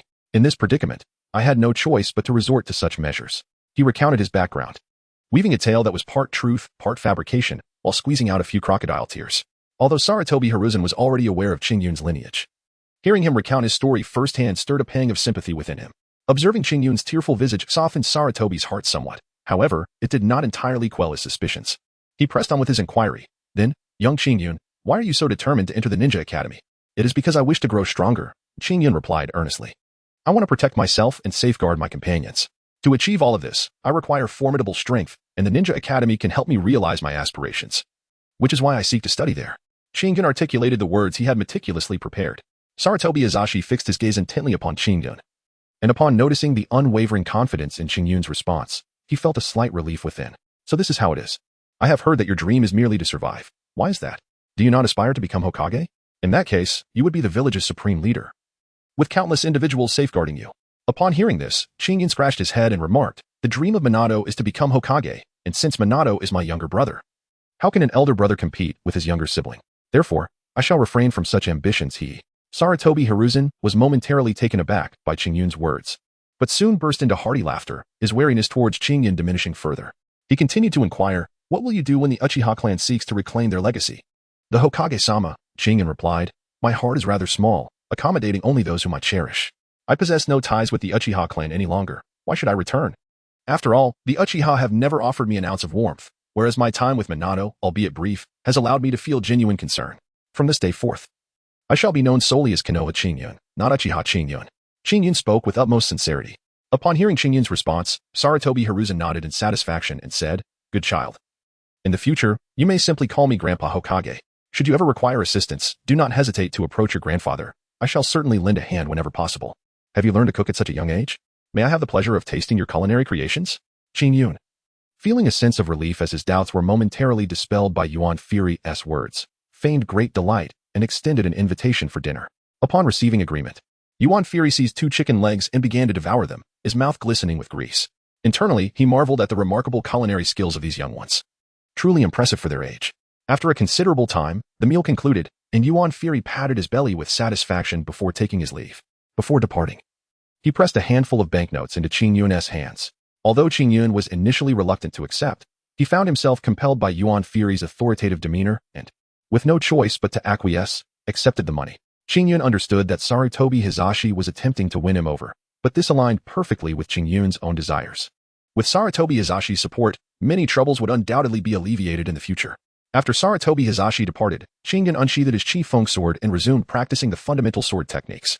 He did not cease his training until the late hours of the night, at which point he settled into a meditative posture to cultivate his internal energy. Chapter 8. Practical combat lessons. At that moment, a gentle drizzle began to fall from the sky. Observing this, Chinyan tidied up and retreated to his wooden cabin. Interrupted from his cultivation by the spring rain, Chinyan found himself disinclined to continue his practice. He lay upon his bed, his thoughts wandering aimlessly, at times. He reminisced about the beautiful aspects of his former life, while at other moments, he pondered the enchanting figures from the world of Naruto. Brother, are you asleep? Suddenly, Minato Namikaze called out from the doorway. Come in. Chinyan spoke softly. Is there something on your mind? In the dimly lit room, his eyes shone with a remarkable brightness. Wafeng Shuimin, gazing into Chinyan's luminous gaze, scratched his head and replied, Brother, it's nothing serious. I find myself restless tonight. Could you perhaps keep me company for a while? Please, have a seat. What would you like to discuss? Chinyan inquired. Brother, I sense that you harbor many concerns. Might you share them with me? Shuimin asked earnestly. There are matters I find difficult to articulate, Shuimin. Perhaps, when the time is right, I will reveal them to you. Chinyan responded enigmatically. Will these matters pose a threat to our village? Shuaimin trembled slightly as he recalled the sight of Qingyun's crimson eyes from before. No, Qingyun assured him. As long as the village remains loyal, I shall not forsake it. My aspiration is for peace, Shuaimin. Rest assured. My ambitions do not lie in dominating the ninja world, but in seeking a path forward. Qingyun uttered a remark that left woofing Shuaimin perplexed. Although Shuaimin was bewildered, he refrained from probing further, for Qingyun had already imparted much knowledge to him, including those extraordinary techniques. The reason for his inquiry today stemmed from Qingyun's unusual demeanor when dismissing Sarutobi Hizashi, which deviated from his usual conduct. Reflecting on Qingyun's enigmatic nature, Shuaimin harbored fears of potentially becoming adversaries one day. However, now that Qingyun assured him of his benign intentions towards the village, Shuaimin felt a sense of contentment, trusting that Qingyun would not deceive him. Rest assured, Shuaimin, you are the first friend I have ever known in this world, no matter the circumstances. I shall never bring you harm. Qingyun can be regarded as the most exasperated of all time travelers. Upon opening his eyes, he found himself within the Uchiha clan. Although he had awakened the Sharingan, his frail body rendered him incapable of refining chakra. Each day was spent in trepidation, fearing that he might be slain in his sleep by the prodigal son of the Uchiha family. After acquiring a system, it presented him with a book on Tai Chi and a temporarily useless system space, only to malfunction for 3 long years, until recently when it finally resumed functioning. Throughout these 3 years, Qingyun endured solitude and scorn, retreating in silence like a lone wolf, quietly licking his wounds. It was not until the arrival of Minato Namikaze that he received aid in successfully enrolling in the Ninja Academy, thereby making his way into Qingyun's heart. Qingyun regards Wave Wind Watergate as his most cherished brother, vowing never to bring harm upon him. Wave Wind Watergate gazes at Qingyun's sincere countenance, moved, and replies, I too, elder brother, shall always consider you my brother for life, and I shall never raise a hand against you. Qingyun smiled faintly, for he understood that as long as he did not oppose the village, Minato Namikaze would never take action against him. Minato was a person of immense compassion. He could sacrifice his beloved for the sake of the village, and after saving it, abandon his young child to follow his cherished one into the afterlife. It was precisely this character that allowed Qingyun to lower his guard and accept Minato, teaching him Tai Chi and Hunyuan Gong. Their meeting was fated, and their bond was strengthened by their shared virtues. Qingyun held great regard for Minato, his younger brother in spirit. Rest now, it is quite late, and you must prepare for school in the morning. Qingyun smiled gently and said, well, elder brother, I shall return now. Wave Wind Minato stood up and, with his short legs, made his way back to his dwelling. Ha Qingyun donned a fitted attire, and as his internal energy surged, the Taiji Bagua diagram grew increasingly vivid. With a powerful tremor of his arms, trees as thick as an adult's thigh splintered before him. He stood at the very center of the Taiji Yin-Yang diagram, which was left behind in his wake. Brother, your chakra has increased significantly, exclaimed Minato Namikaze, gazing at Qingyun with envy. At this moment, they had been enrolled for over 6 months, having just concluded a semester break, and nearly half of the new term had already passed. Minato seemed to lack the innate talent for practicing traditional Chinese martial arts, while he had made some progress in Taijiquan through diligent practice. His foundational swordsmanship showed no advancement whatsoever. However, his Hunyuan Gong training was commendable, having reached a minor achievement recently. If he were to convert his internal energy into chakra now, it would surpass that of an average ninja. Not so fast. It will take at least another 2 months for me to break through. You still have time to catch up with me. Qingyun smiled softly. During this period, he did not rush to make a breakthrough, instead choosing to diligently refine his foundational skills each day. He was acutely aware of the principle that a towering building must rise from solid ground, without a profound foundation. Even rapid advancement in the early stages would ultimately lead to stagnation at a certain level, resulting in lifelong regret. Suddenly, a notification echoed in his mind. A new task had been issued, emphasizing practical combat as the priority, with rewards of the Golden Goose technique and the complete truth swordsmanship. The system alert sounded once more in Qingyun's consciousness. Qingyun's eyes sparkled with excitement, lightness of body, a skill he had longed for in his previous life. Is there a boy who has not dreamed of wandering the world with a sword, scaling rooftops, and ridding the world of evil? At present, Sarutobi Hiruzen had begun to lower his guard and gradually draw him in. Even if he displayed some talent, the Uchiha clan was aware of his existence. As long as he remained steadfast in not returning to the Uchiha, showing Sarutobi Hiruzen his determination, the latter would undoubtedly not easily abandon him. He needed to seize every opportunity to enhance his strength, growing powerful while he still held value for both sides. Afterward, even if both factions recognized him as a threat, they would hesitate to act against him. Minato, let us go. It's time for school, or we shall be late. Qingyun smiled softly as he picked up the lunchbox prepared by Kakashi and hurried towards the school. Before long, the two arrived at the classroom just in time. And as they settled into their seats, the bell rang to signal the start of class. Heiyuki looked at Qingyun and Kakashi with exasperation, silently lamenting. Why couldn't they have been a minute slower? That way, I could have punished them properly. All right, class, the teacher began, after more than half a year of study. You have learned a great deal. Today, we will embark on our first practical lesson, so follow me. The students, upon hearing this, buzzed with excitement. Their faces alight with joy. After all, as ninjas, they couldn't be confined to the classroom every day. They yearned to engage in real combat to showcase their prowess. The group made their way to the training arena, where Heiyaluki approached with a wooden box in his arms. We will now begin the drawing of lots. Those who draw the same number will face each other as opponents. Remember to form the necessary seals of confrontation and reconciliation before battle, or you will face punishment. The students nodded in understanding. Once the drawing was complete, Chinyan returned to his spot, having drawn number 15, the last to take the stage. Big brother. What number did you draw? Kakashi inquired as he approached Chinyan. You'll see for yourself. Chinyan replied. Phew. Thankfully it's not the same as big brother, otherwise, you would have had to let me win again. Kakashi chuckled, visibly relieved. Previously, during lessons involving shuriken throwing, kunai, and the thousand-arm technique, Chinyan had demonstrated formidable abilities but often chose to conceal his true strength, leaving Kakashi exasperated. Now, he hoped to remind Chinyan not to hide his talents any longer. Don't worry, this time I won't hold back. After all, if you pretend to be a fool for too long, others might genuinely believe you're one. Chinyan murmured to himself. Although Bafeng Shuimin did not clearly hear Chinyan's words, he sensed that Chinyan had, at that moment, transformed into a figure of brilliance, starkly contrasting with his former lethargy. HM? This old man, who revels in peeking, truly cannot resist the temptation to observe openly. Why must he resort to clandestine glances? Suddenly, Chinyan sensed a feeling of being watched, and without a moment's thought, he knew who it was. However, what Chinyan was unaware of was that he was not merely being observed by one individual, but rather by four. In addition to Sarutobi Hiruzen, there were Sunade, Jiraiya, and Orochimaru. Old man, you summoned us with such seriousness just to observe these little ones playing ninja games? Sunade remarked impatiently at Sarutobi Hiruzen. Jiraiya, on the other hand, was drooling, leering at Sunade's ample form, which he quickly noticed and retaliated with a punch that sent him flying. With a cry of dismay, Jiraiya found himself embedded in a giant tree, rolling his eyes. Orochimaru simply rolled his eyes in disdain and muttered, fool, observing his three distinctively characterized disciples. Sarutobi Hiruzen rubbed his temples and said with a wry smile, I brought you here to see two particularly interesting little ones. I wanted to know if you would be interested in taking them on as your disciples. In the realm of the Ninja Academy, first-year students, aside from those from prominent families, were generally limited to basic physical techniques. Even for those from esteemed clans, few possessed the innate talent to master C-rank ninjutsu at such a young age. Typically, true potential began to surface only after 2 years at the academy, revealing the students' true capabilities. While the original narrative featured many prodigies graduating early, such as Kakashi, who graduated at 6, became a CH Nin at 7, and in J Nin by 12, it was evident that such relentless pursuit of potential would hinder even Kakashi from matching his father's illustrious legacy. In the original storyline, Jiraiya discovered Minato Namikaze's remarkable determination 2 years after his enrollment at the Ninja Academy, recognizing the parallels to his younger self. This led him to take Minato under his wing as a disciple. However, Sarutobi Hiruzen's serious summons of the trio to witness a group of first-grade children engage in ninja games, claiming that 2 of them were exceptionally talented, piqued their curiosity. Sunade's beautiful eyes narrowed as she surveyed the training ground. Her gaze quickly landed on Chinyan, with his dark hair and well-proportioned physique, as well as Minato, with his golden locks. Thanks to the nurturing influence of Hunyuan Gong and the power of nature, Chinyan's body had gradually become akin to that of an ordinary person, concealing a strength far surpassing that of his peers.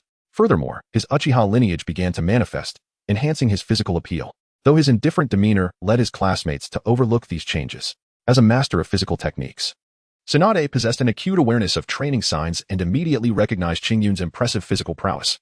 Conversely, Minato's unmistakable bright smile made it difficult for anyone to ignore him. However, this was merely Sunade's perspective. Jiraiya, upon seeing Minato, lit up with enthusiasm, feeling as though Minato's sunny disposition could warm his very soul, resulting in a surge of fondness for the boy. Old man, I want to take this golden-haired boy as my disciple. You must agree, or I shall reveal your past indiscretion of peeping on Sunade while she bathed, Jiraiya declared, completely forgetting Sunade's presence, only to be met with another punch from her before he could react. How do you intend to explain this to me? Sunade glared at Sarutobi Hiruzen, her eyes ablaze. Hiruzen winced, cursing Jiraiya under his breath before awkwardly laughing and attributing the incident to her childhood. Sunade, furious, left several visible bumps on Hiruzen's head.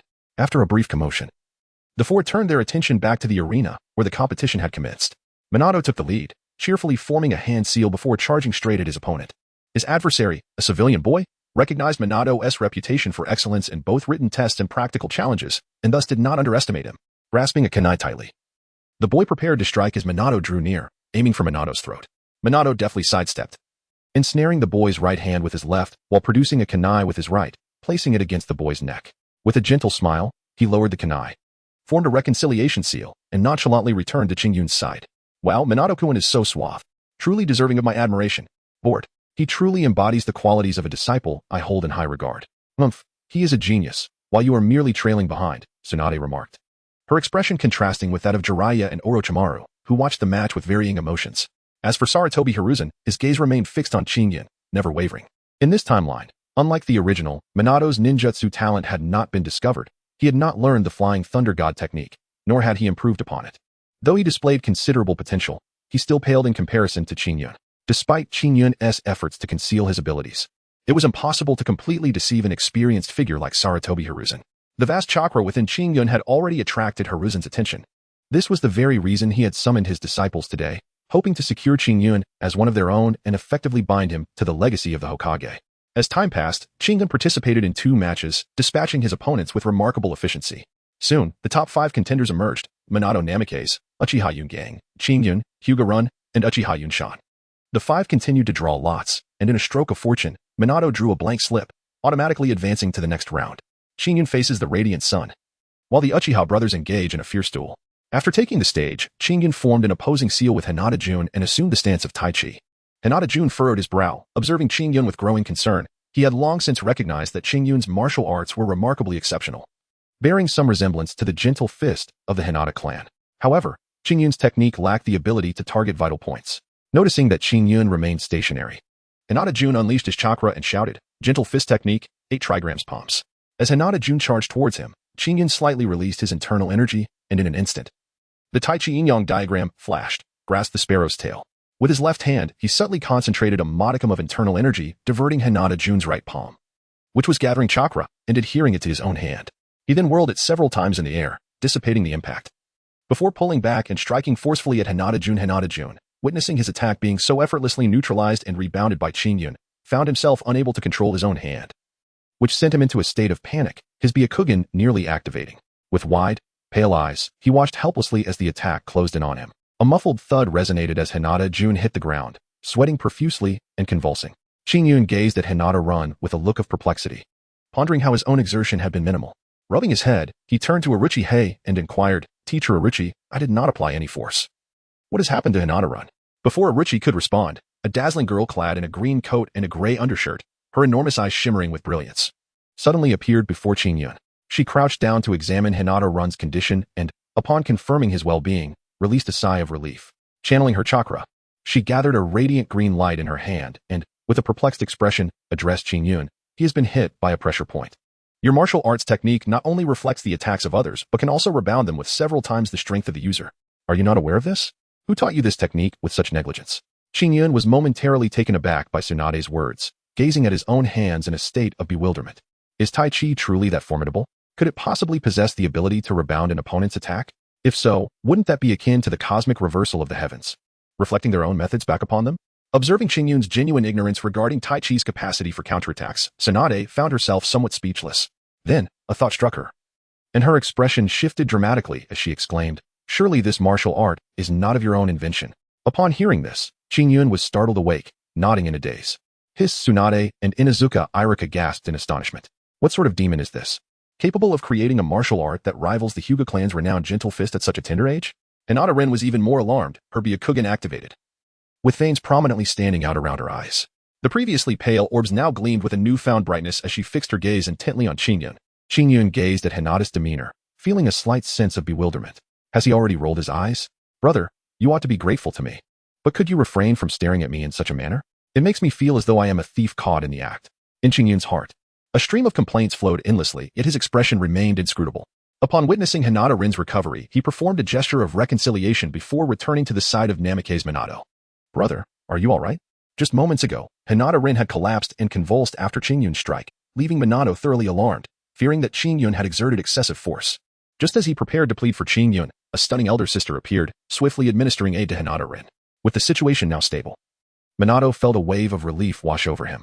However, the distance prevented him from grasping the full details, so when Qingyun returned, curiosity compelled him to inquire. "Oh, it's nothing." Hinata Ren's soft punch was rebounded by Tai Chi, resulting in him being incapacitated by acupoint strikes. That lady in green rescued him, and now he is fine. "Little brat, what did you just call me?" Before Minato could respond, A chilling voice whispered ominously in Qingyun's ear. Qingyun's expression shifted abruptly as he forced a laugh and stammered, "Green, the sister in green. Yes, that's right, the sister in green.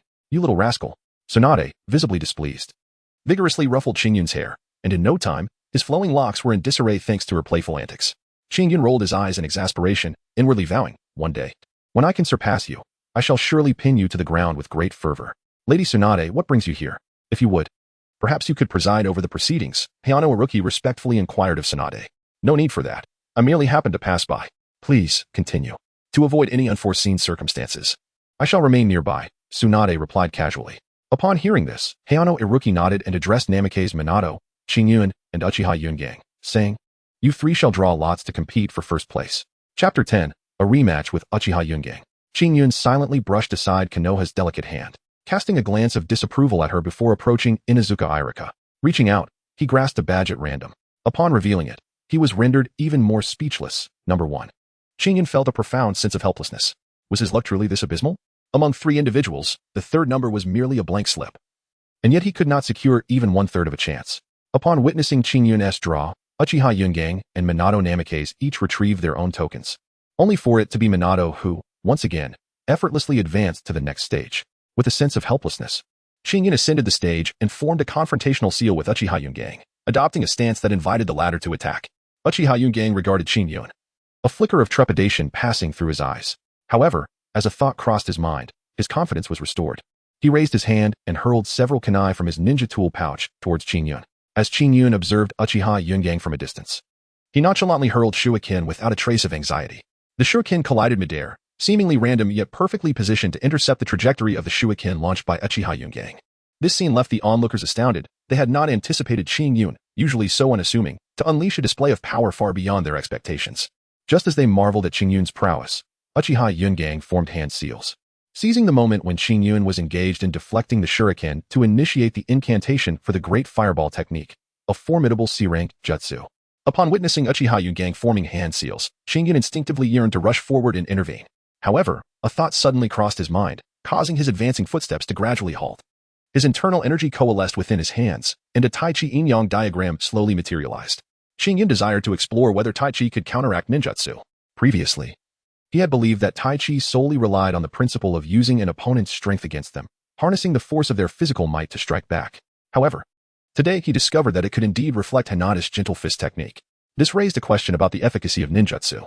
Until he clarified this matter, Qingyun remained uncertain about his own capabilities, which could hinder his future performance. Uchiha Yungang, being a novice in ninjutsu, would have found himself vulnerable had Qingyun not been inclined to test his skills. There were myriad ways to disrupt Uchiha Yungang's technique. The Great Fireball technique, consisting of a series of hand seals, took nearly a minute for Uchiha Yungang to complete. Suddenly, he bellowed, "Fire style, Great Fireball technique."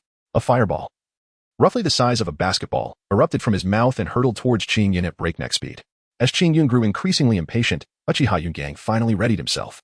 Upon witnessing the fiery orb hurtling towards him, Qingyun concentrated a substantial amount of internal energy, manifesting it into a Taiji symbol. As the fireball drew nearer, a sense of peril surged within him. Frowning, Qingyun's instincts warned him that confronting this formidable fireball head-on would result in injury. After a moment of contemplation, he resolved against taking such a risk, dissipating his internal energy and swiftly evading the impending threat. Although Qingyun successfully evaded the colossal fireball, he still sustained a slight burn on his arm from its fierce passage. Observing the injury without displaying any emotion, Qingyun extended his hand towards Uchiha Yungang and inquired, "Is it possible to conjure that previous fireball technique once more? Let us try again." With that, Qingyun resumed the intricate formation of the Tai Chi yin-yang diagram. Uchiha Yungang, incensed by Qingyun's challenge, immediately gathered his chakra anew and began to weave his hand seals. Fire release, Great Fireball technique. Uchiha Yungang unleashed yet another fireball. Qingyun meticulously observed the fireball hurtling towards him. This time, he gritted his teeth, resolved to endure the impact. It was merely a sparring session, and with Sunade nearby, his life was not in jeopardy. If he did not comprehend the formidable resistance Tai Chi offered against ninjutsu, he would surely find himself at a disadvantage when confronting adversaries in the future. As the fireball drew ever closer, beads of cold sweat began to form on Qingyun's forehead. He intensified his internal energy output, the Tai Chi yin-yang diagram becoming increasingly solidified. With a sizzle, the fireball made contact with the Tai Chi diagram, consuming Qingyun's internal energy in the process. The collision produced wisps of white smoke that began to rise. Soon, the acrid scent of scorched skin permeated the arena. Sunade prepared to rush into the thickening mist to rescue Qingyun, only to witness him emerge in a disheveled state. This time, Qingyun did not afford Uchiha Yungang a moment's respite. He sprinted directly toward him. The shuriken, which had been poised for launch, shot forth at an alarming speed towards Uchiha Yungang. Seizing the opportunity while Uchiha Yungang was momentarily stunned, Qingyun grasped a kunai and followed closely behind the shuriken. With a swift motion, the kunai struck Uchiha Yungang, who remained entranced by the shock of Qingyun's defiance against ninjutsu, failing to react in time. Fortunately, the kunai had not been sharpened. Otherwise, Uchiha Yungang would have faced severe injury, if not death. Nevertheless, even the unsharpened kunai inflicted considerable pain, jolting Uchiha Yungang back to reality. Yet, by that moment, it was far too late. Qingyun had already positioned himself behind Uchiha Yungang, a kunai pressed against his neck. You have lost. Qingyun casually uttered a remark before forming a reconciliation seal directed at Uchiha Yungang. You reckless child, are you courting death? Enduring ninjutsu, even if it is merely a C-rank technique, could prove fatal. Do you comprehend? Sunade glared at Qingyun furiously as she spoke. Qingyun, with a perplexed expression, remarked, I merely wish to ascertain whether my physical techniques can counter ninjutsu. This is merely a sparring match. I am not in any peril. Moreover, when my sister treated Hinata Run earlier, her hands emanated a green light, which must have been the essence of healing ninjutsu. Coupled with the fact that Haruki-sensei addressed you as Lady Sunade, I am aware that you are the most formidable medical ninja in Konohagakure, and you would not stand idly by should I face any misfortune. Therefore, why not seize this opportunity to evaluate the merits and shortcomings of my physical techniques? Suffering an injury now is far preferable to remaining ignorant of my own capabilities and risking my life when confronted by an adversary later. You insufferable brat. So young yet full of excuses, you truly are an irksome child. Sunade, recognizing the validity of Qingyun's argument, noted the presence of numerous witnesses and her own role as a medical ninja. Qingyun had an opportunity for trial and error, so she merely shot him a glare before inquiring, would you like me to assist in your treatment? Upon hearing this, Qingyun shook his head and replied, if there are multiple foes on the battlefield, will I truly have the opportunity to receive treatment? Konoha, come forth.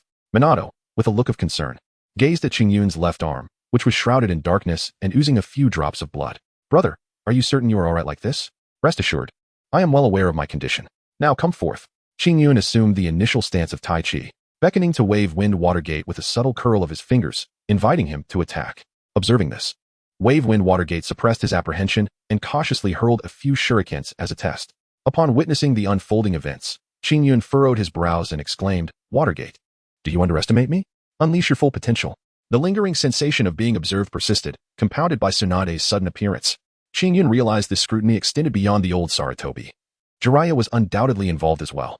This presented a significant opportunity for Namikaze Minato, having yet to master the fundamental sword techniques. It remained uncertain whether Minato could also grasp the subsequent skills, such as lightness techniques.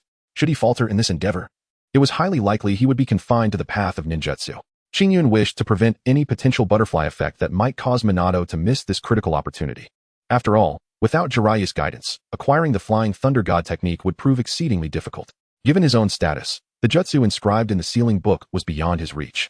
Unless he could eventually steal or seize it once his strength was sufficiently formidable, such an approach would surely deter Minato from learning, resulting in an impasse. Thus, Qingyun's admonition towards Minato was entirely justified. Chapter 11. The initial encounter with Minato. Upon hearing Qingyun's reprimand, Minato gritted his teeth and concentrated his chakra in his feet. Dashing towards Qingyun at an incredible speed, he refrained from engaging in a Tai Chi contest, fully aware of his own lack of proficiency compared to Qingyun. However, Minato possessed unique attributes beyond Tai Chi from a young age. He had exhibited a keen sensitivity to the wind, able to perceive its joy, flow, and explosive nature. At this moment, he channeled his chakra to mimic the wind's movement, coalescing it in his feet, resulting in a speed that surpassed even Qingyun's. It must be noted that Minato was indeed a prodigy of ninjutsu. By sheer happenstance, he had unwittingly grasped a fragment of chakra nature transformation. Observing the spectacle were Sunade, Jiraiya, Orochimaru, and Sarutobi Hiruzen, all wide-eyed and astonished at Minato's prowess. Ah, my future disciple truly resembles me. So clever from such a young age, Jiraiya chuckled heartily. Hands on his hips. Fool, Orochimaru scoffed, rolling his eyes, yet the envy in his gaze was unmistakable. At this point, Orochimaru had not yet turned to darkness. Despite his cool demeanor, he was inherently warm-hearted, deeply caring for his comrades. It was evident that Minato was exceptionally suited to train under Jiraiya, a master of both wind and fire techniques. Thus, he had no intention of usurping Jiraiya's favored disciple. Instead, gazing at Qingyun, Orochimaru murmured, such speed surpasses that of an average chunin. How will your peculiar body techniques counter this? Can your eyes perceive such rapidity? As for Sarutobi Hiruzen, Watching the two talented youths sparked a flicker of pride within him. If Qingyun and Minato maintained their current dispositions, they would undoubtedly become the pillars of Konohagakure. Meanwhile, Sunade's eyes gleamed with anticipation as she observed Qingyun, eager to witness how he would respond to Minato's extraordinary speed. In the arena, as Qingyun saw Minato transform into a blur, rushing towards him, his pupils narrowed, and he dared not underestimate the impending threat. He swiftly gathered his internal energy, executing a series of Tai Chi movements that appeared both deliberate and rapid. Just before Minato reached him, the Tai Chi Yin-Yang diagram materialized. Clang. As the Tai Chi Yin-Yang diagram coalesced, Minato's attack struck behind Qingyun. Fortunately, the diagram proved highly effective against such physical assaults. Otherwise, Qingyun's combat capability would have suffered severely. With his initial strike thwarted, Minato quickly retreated, shifting direction to launch another assault on Qingyun. Qingyun fundamentally cannot keep pace with the speed of Wave Wind Watergate, and can only continuously intensify its defensive efforts, scanning the surroundings with vigilant eyes, yet perceiving nothing but fleeting shadows. Qingyun understood that this was the strategy of Namikaze Minato. Although the Taiji Yin-Yang diagram possessed astonishing defensive capabilities, there were only two methods to breach it. The first was to exceed the threshold of the Taiji Yin-Yang diagram's endurance, forcibly shattering its defenses with an attack strength surpassing that of an ordinary Chunin. The second was to employ ninjutsu to penetrate the defenses of the Taiji Yin-Yang diagram. In addition to these two rapid methods of breach, there existed a slower approach, which was to exhaust. Sustaining the Taiji Yin-Yang diagram required an immense amount of internal energy, several times the usual consumption. Should Qingyun's internal energy wane, Namikaze Minato could seize the opportunity to invade and decisively defeat Qingyun. Qingyun was acutely aware of bluffing Shumen's intentions and swiftly contemplated two possible strategies. The first option was to activate his Sharingan, with the dynamic vision provided by his double Tomo Sharingan. He would possess a perceptual acuity surpassing that of the Hyuga clan's Byakugan. Once activated, he would undoubtedly be able to discern bluffing Shumen's movements. The second option involved transcending his current limits, leveraging the pressure exerted by bluffing Shuemin to forcefully break through his existing boundaries. This method, however, was fraught with uncertainty. Should he fail to surpass his limits, he would be ill-equipped to contend with Shuemin's remarkable speed. Nevertheless, without a moment's hesitation, Qingyun opted for the latter.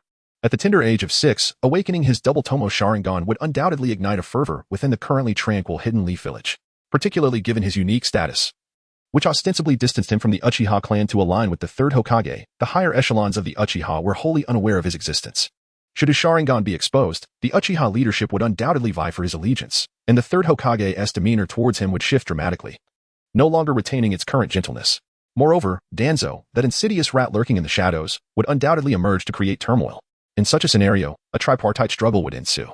Regardless of which faction he chose to align with, he would inevitably provoke the other two factions into a relentless pursuit to eliminate him, hindering his growth.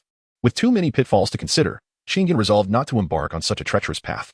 Dispelling all distractions, he gradually closed his eyes, intending to locate bluffing Shuemin through auditory perception. Initially, the cacophony of noise unsettled him, rendering concentration elusive. However, as time passed, his expression transformed into one of profound tranquility. In that moment, it felt as though he was enveloped in an abyss, engaging in a slow, deliberate practice of Tai Chi, from which a Tai Chi symbol began to materialize beneath his feet. As the symbol fully manifested, a shadow emerged around it, prompting Qingyun to instinctively launch an attack towards the figure. Yet, the shadow moved with astonishing speed, evading his attempts entirely. Upon witnessing the situation, Qingyun remained utterly unperturbed. Maintaining a calm and composed demeanor, you continued your endeavors, while I pursued mine, disregarding the incessant disturbances from the shadowy figure. A faint smile graced Qingyun's face as he executed the Tai Chi movements with increasing finesse, appearing both slow and swift. Suddenly, Qingyun opened his eyes, and his right hand slowly reached towards an empty space. Just as the onlookers were filled with confusion, the body of Minato Namikaze materialized in Qingyun's grasp. This scene imparted the impression that Minato had autonomously appeared in Qingyun's hand. Startled upon being seized, Minato prepared to resist. However, Qingyun was not inclined to afford him any opportunity. With a swift motion of his right hand, he neutralized Minato's attempt to fight back. Then, with a leisurely arc of his left hand, he delivered a seemingly feeble strike to Minato's chest. Yet, despite its apparent lack of force, this gentle blow compelled Minato to stagger backward repeatedly. Qingyun closely followed the retreating figure of Wave Wind Watergate, relentlessly launching a series of soft and fluid attacks. After several attempts, Qingyun drew a virtual Taiji Yin-Yang symbol with both hands, and with a powerful tremor, Wave Wind Watergate was sent tumbling off the stage by Qingyun's force. Qingyun swiftly descended from the arena, arriving behind Minato Namikaze. With a forceful clap of his hands, he dissipated the terrifying power surging within Minato, stabilizing him. Cough, cough, brother, I concede. Minato had just felt an overwhelming force coiled within him. pressing down to the point of nausea.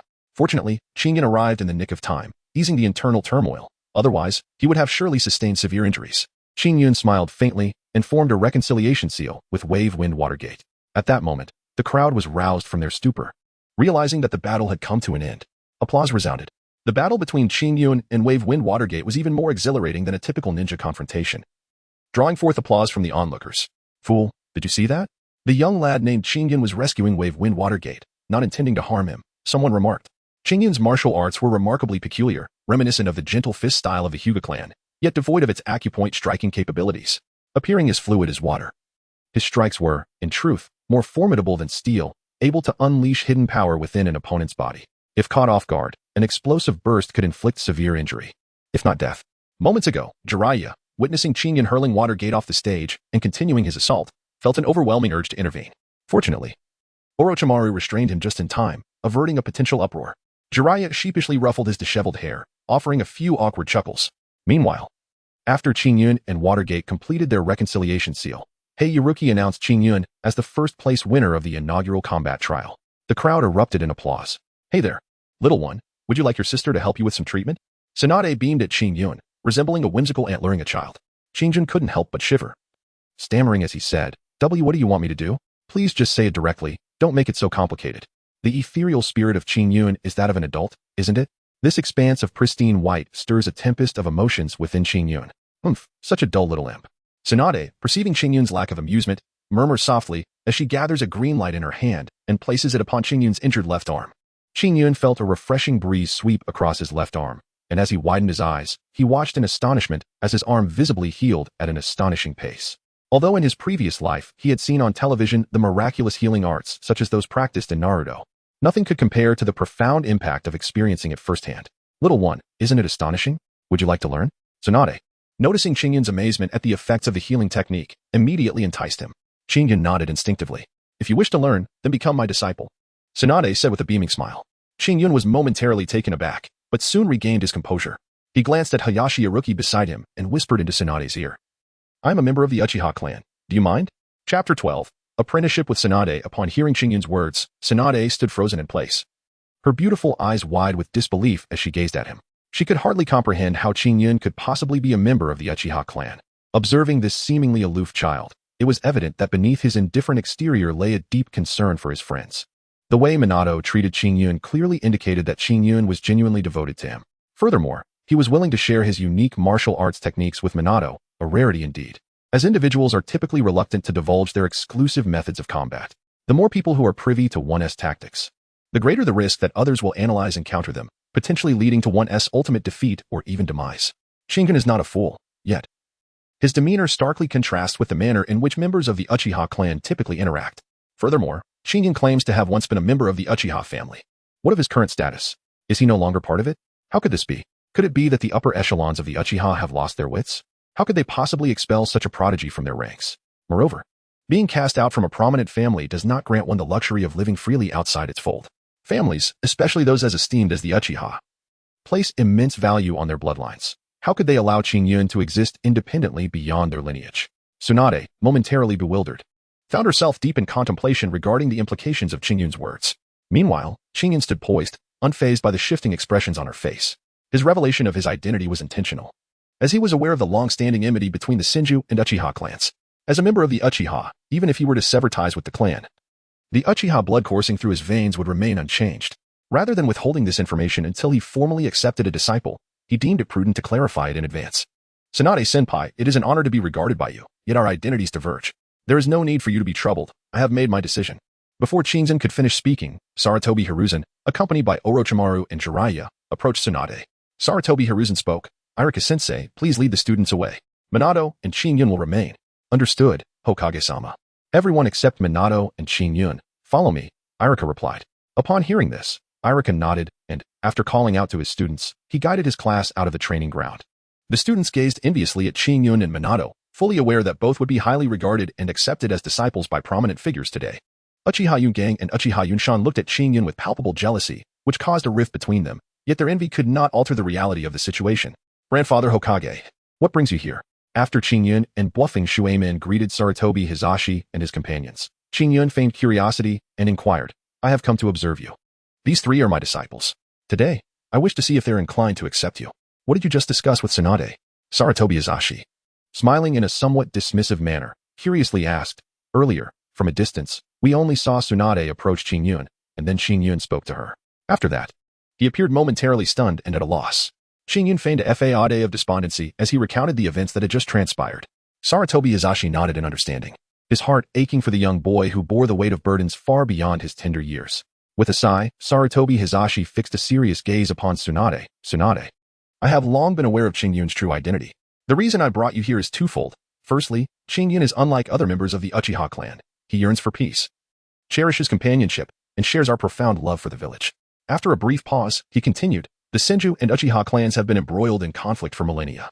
Now, in accordance with our teacher's wishes, the Senju clan has integrated into the village, leaving only you and Hashirama. He paused again, reflecting on the plight of the young boy. Qingyun was unjustly expelled from his clan due to the mismanagement of the Uchiha, as certain unscrupulous individuals sought to embezzle his compensation. He now resides in the Forest of Death with Namikaze Minato. Our teacher hopes that you can set aside your prejudices and accept Qingyun. Even if you do not choose to take him as a disciple, it is imperative that you treat him with the kindness he so desperately deserves. This child has endured too much suffering. As Qingyun stood nearby, he felt a warmth creep across his cheeks upon hearing Sarutobi Hiruzen's praise. Could it be that he held such a favorable position in Sarutobi's heart? Upon hearing Sarutobi's words, Sunade's eyes sparkled with intrigue as she turned to regard Qingyun, whose disheveled hair bore the marks of her earlier meddling, leaving him in a rather disarrayed state, lost in contemplation. Sunade, if you choose not to accept Qingyun, then I shall not hold back, Orochimaru said in a sultry tone. Qingyun gazed at the incarnation of Orochimaru, which bore no resemblance to the character from the television series of his past life, and was filled with profound astonishment. He then recalled that Orochimaru had seemingly undergone a complete bodily transformation only after the death of his beloved companion, Shinjuro, delving into the pursuit of immortality, ultimately descending into madness. This led to his exploitation by Danzo, propelling him down the treacherous path of betrayal against his village. The current Orochimaru, though possessing an air of androgyny, had not entirely transformed his physical form and had yet to exhibit his infamous habit of curling his tongue. As Orochimaru noticed Qingyun's gaze fixed upon him, his yellow-hued eyes locked onto Qingyun with an intense scrutiny. As Orochimaru's gaze fell upon Qingyun, a chill crept into his heart, prompting him to swiftly avert his eyes and discreetly wipe the cold sweat from his brow.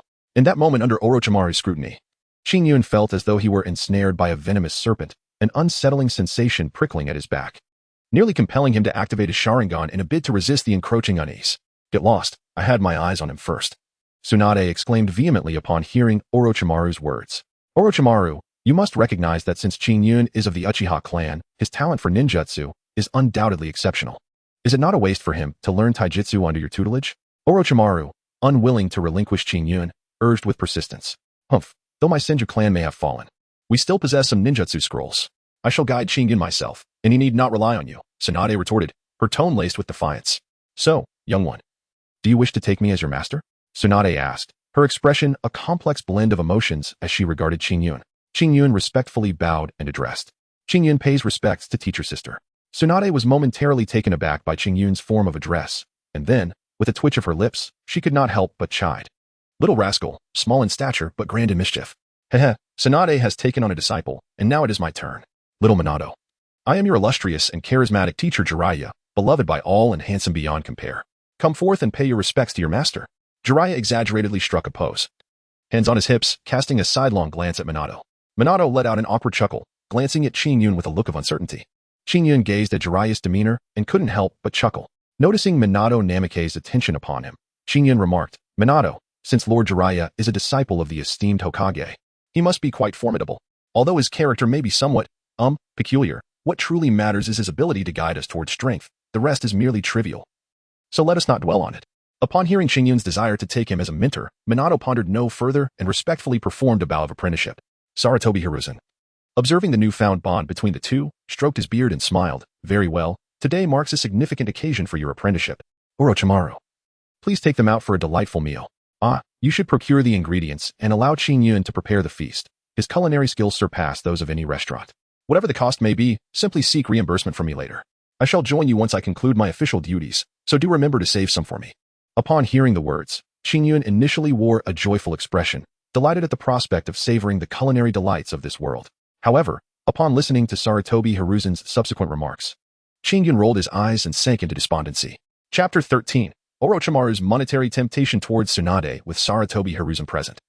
There was no need for Qingyun and the others to request leave themselves. They accompanied Orochimaru and his group to the marketplace to procure various ingredients.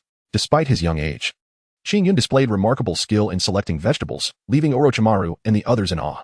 I truly cannot fathom how such a small child possesses such extensive knowledge of everyday matters. Who could possibly have taught you? Sunade exclaimed in astonishment, affectionately ruffling Qingyun's hair. Upon hearing this, Qingyun rolled his eyes and remarked, "Children of the impoverished mature swiftly. If I were to remain ignorant of such matters, even with a pension, I might still face starvation. Teacher, could you refrain from patting my head? A man's head and a woman's waist are only to be touched by one's future wife. Do you intend to marry me when I grow up?" In response, Sunade chuckled and playfully scolded him. "What a clever little rascal you are, speaking of men's heads and women's waists. Who taught you such notions?" As she spoke, she continued to ruffle Qingyun's hair, deriving great amusement from his helpless demeanor, unable to resist her teasing.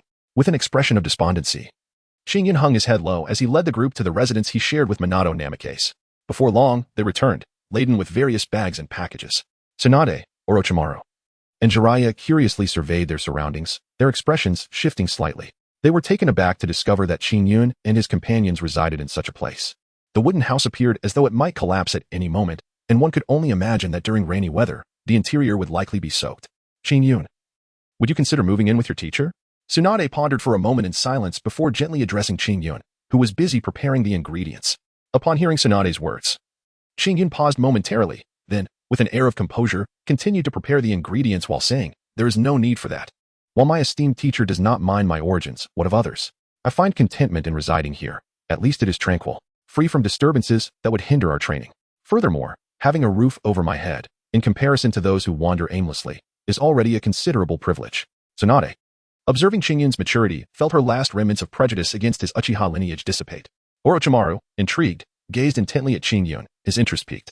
A youth of remarkable talent who could endure solitude was bound to become a formidable figure, provided he did not meet an untimely end. Just as Orochimaru was about to speak, Jiraiya emerged, cradling an oddly shaped sword, his expression one of astonishment as he curiously inquired, "Qingyun, is this sword your weapon? It appears quite peculiar." Upon hearing this, Qingyun lifted his head slightly and remarked nonchalantly, "Indeed." Jiraiya then unsheathed the Qingfeng sword, and in an instant, a glimmer of cold light flashed.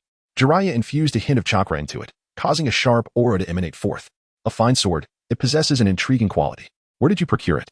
Jiraiya could not help but exclaim. Hearing this, Qingyun casually replied, "I do not know who discarded it here.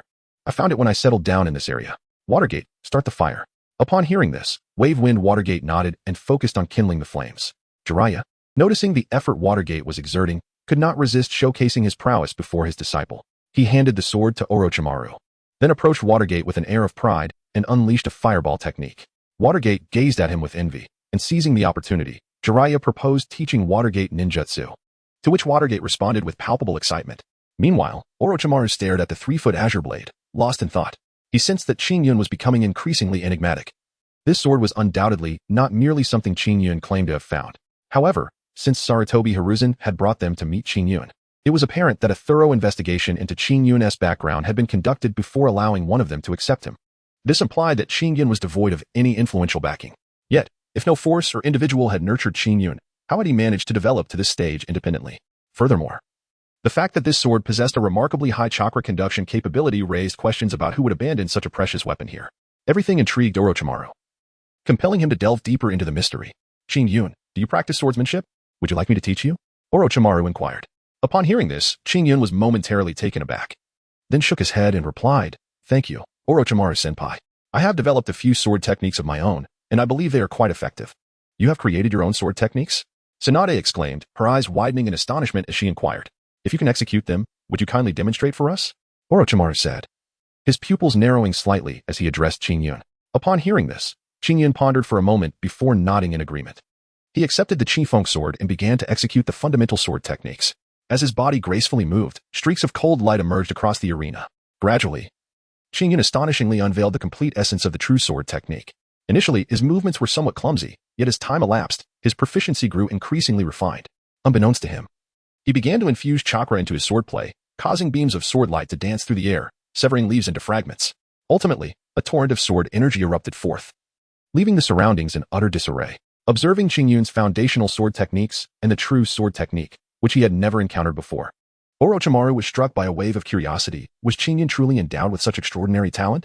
Silently, Orochimaru concentrated his chakra. Wind release.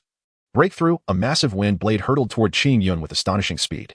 Qingyun sensed an impending attack from behind and, unwilling to underestimate the threat, swiftly turned and swung his sword, channeling an increased flow of internal energy. In an instant, a blade of ethereal sword energy surged forth to intercept the wind blade. With a sharp sound, the wind blade was cleaved in two, yet the sword energy continued unabated, heading straight for Orochimaru. Orochimaru's pupils constricted as he hastily formed hand seals, exclaiming, "Earth style, earth wall." With a resounding impact, the sword energy collided with the earthen barrier, which successfully absorbed the force. Orochimaru then leaped atop the earthen wall. Gazing at the faint scar left by the sword energy on the surface, his expression shifting to one of astonishment. The swordsmanship created by Qingyun seems rather formidable. Does it not? Not only does it sever the wind blades, but it also leaves a trace upon the earthen barrier. One cannot help but ponder. Should Qingyun grow even more powerful, would this technique not become even more fearsome? Furthermore, Qingyun's relentless series of strikes poses a grave threat. Should one find themselves within close proximity to him, lacking sufficient physical prowess, they may inexorably fall prey to his assault, ultimately succumbing to exhaustion. What of the esteemed Orochimaru? Qingyun realized that it was Orochimaru who had attacked him, and he gazed at Orochimaru with a look of confusion. "It's nothing. I was merely intrigued by your unique swordsmanship and couldn't help but test it. Is this sword technique truly of your own creation?" Orochimaru fixed his intense gaze upon Qingyun, as if attempting to see through him. "Naturally, did you perhaps encounter this sword technique elsewhere, Senior Orochimaru?" With an air of nonchalance, Qingyun remarked. "The system certainly will not divulge anything." At this moment, Qingyun's words were a means to pave the way for the future. Inevitably, the system would bestow an increasing array of martial arts, which he could later claim as his own creations, for who could deny his extraordinary talent? Orochimaru observed Qingyun's serene demeanor, compelled to trust him, for indeed, Qingyun spoke the truth. Whether it was the Tai Chi he practiced previously or the two sword techniques he now wielded, Orochimaru had traversed the ninja world for so long that he had neither seen nor heard of such things. "Sunade, allow me to take Qingyun." "I shall offer you 50 million Ryo," Orochimaru exclaimed, astonished. Upon hearing this, Sunade's eyes widened. 50 million was enough for her to gamble for quite some time. Yet, gazing at such a promising disciple, she pondered whether she would regret losing him for a lifetime. Moreover, Orochimaru's excessively cold nature combined with Qingyun's origins from the extreme Uchiha clan posed a risk. Should he be misguided, Qingyun might well become another Uchiha Madara. Contemplating this, Sunade resolutely replied, "Orochimaru, what do you take me for? Am I the kind of person who sells out my disciples for monetary gain?" 100 million Ryo, Orochimaru countered, clearly understanding his companion well, and continued to raise the stakes. At this, Sunade's eyes sparkled with the glimmer of wealth. Qingyun's lips twitched. He certainly did not wish to take Orochimaru as his master. Although the latter was indeed highly proficient in imparting knowledge to his disciples, his twisted psyche left Qingyun apprehensive. The thought of potentially becoming like Orochimaru himself sent a shiver down his spine. "Why, you needn't say any more. I cannot agree to this," Sunade stammered in her refusal. Observing the contorted features of Sunade, one can discern the immense agony she endures to utter this word of rejection. Chapter 14, Chakra Attributes. Qingyun observed the contorted expression on her face. She clearly yearned for that 100 million taels yet refused to relinquish her principles. A wave of amusement washed over him. Fortunately, at that moment, Sunade had not yet transformed into the gambling addict who could not endure a day without betting. Or else Qingyun might have found himself sold to Orochimaru in exchange for that exorbitant sum, enabling her to indulge in her vice for a while. Seeing Sunade's refusal, Orochimaru had no choice but to concede. If 100 million taels could not persuade Sunade to bring Qingyun under his tutelage, then no amount of money would alter her resolve. She would merely grapple with her decision for a moment before arriving at the same conclusion, rendering the entire exchange futile. Moreover, he believed that he and Sunade shared an intimate camaraderie as teammates, and even if Qingyun were in Sunade's care, she would not object to his guidance, merely a matter of formality. However, at that moment, Orochimaru was unaware that soon, he would find himself increasingly estranged from Sunade and Jiraiya, ultimately turning adversarial due to the third Hokage. Qingyun, having set aside his own matters, smiled gently, sheathing his sword, and turned back to his culinary endeavors. Before long, a sumptuous feast was prepared. Sarutobi Izashi, having completed his own tasks, arrived at the scene. Upon hearing that Qingyun had devised two formidable sword techniques, his gaze towards Qingyun shifted subtly. While contemplating within, Sarutobi Hizashi revealed an increasingly pronounced smile, continually serving Qingyun with exquisite dishes. Qingyun was acutely aware of the shifting attitude of Sarutobi against himself, yet he chose to remain silent. Regarding this martial technique, Qingyun harbored no intention of withholding knowledge. However, he believed that a reciprocal exchange was necessary. While these two martial skills may not be sufficient to acquire formidable ninjutsu, they could still be traded for various elemental techniques. Qingyun had no intention of relinquishing these ninjutsu, for if he could successfully integrate them with his martial prowess, their potency would undoubtedly amplify, simultaneously enriching his arsenal of combat strategies and eliminating any glaring weaknesses. Qingyun is acutely aware of the perils that beset this world. The seemingly tranquil shinobi realm is, in truth, rife with undercurrents. He understands that in the distant land of rain, within the hidden village of Amigakure, there exists an ambitious demigod, Hanzo of the Salamander, who, discontent with the transformation of the land of rain into a battlefield for various nations, is poised to escalate the currently subdued conflicts among Konoha, Awagakure, and Sunagakure. Although the three great ninja villages are embroiled in a skirmish, its scale remains relatively modest. However, should Hanzo enter the fray, the situation could swiftly spiral beyond control. If Qingyun's memory serves him correctly, the escalation of hostilities commenced following the abrupt demise of Sunade's beloved, Dan Kato, at the hands of Hanzo. In her desperate bid to rescue him, Dan perished, prompting Sarutobi Hiruzen to formally declare war on Amigakure, dispatching Sunade, Orochimaru, and Jiraiya to confront Hanzo. Ultimately, the trio earned a title of profound humiliation, the legendary Sannin, a designation that Sunade and her companions would regard as a lifelong disgrace. Yet it resonated throughout the shinobi world alongside their subsequent ascendancy. Qingyun cast a glance at Sunade before lowering his head in silence, continuing to eat his meal. At this moment, he found himself powerless. Even if Qingyun were to inform Sarutobi Hiruzen and the others that Hanzo of the Salamander had launched a sudden attack on Kato Dan, which could potentially lead to his demise, they would likely dismiss such news. Instead, it would raise doubts about the reliability of Qingyun's intelligence, rather than arousing their suspicion. It would be wiser to keep this information to himself, concealing it entirely. For now, he would focus on becoming Sunade's disciple, diligently strengthening himself in preparation for any future crises that may arise. Though Qingyun's culinary skills may not be extraordinary, they certainly surpass those of the average hotel chef.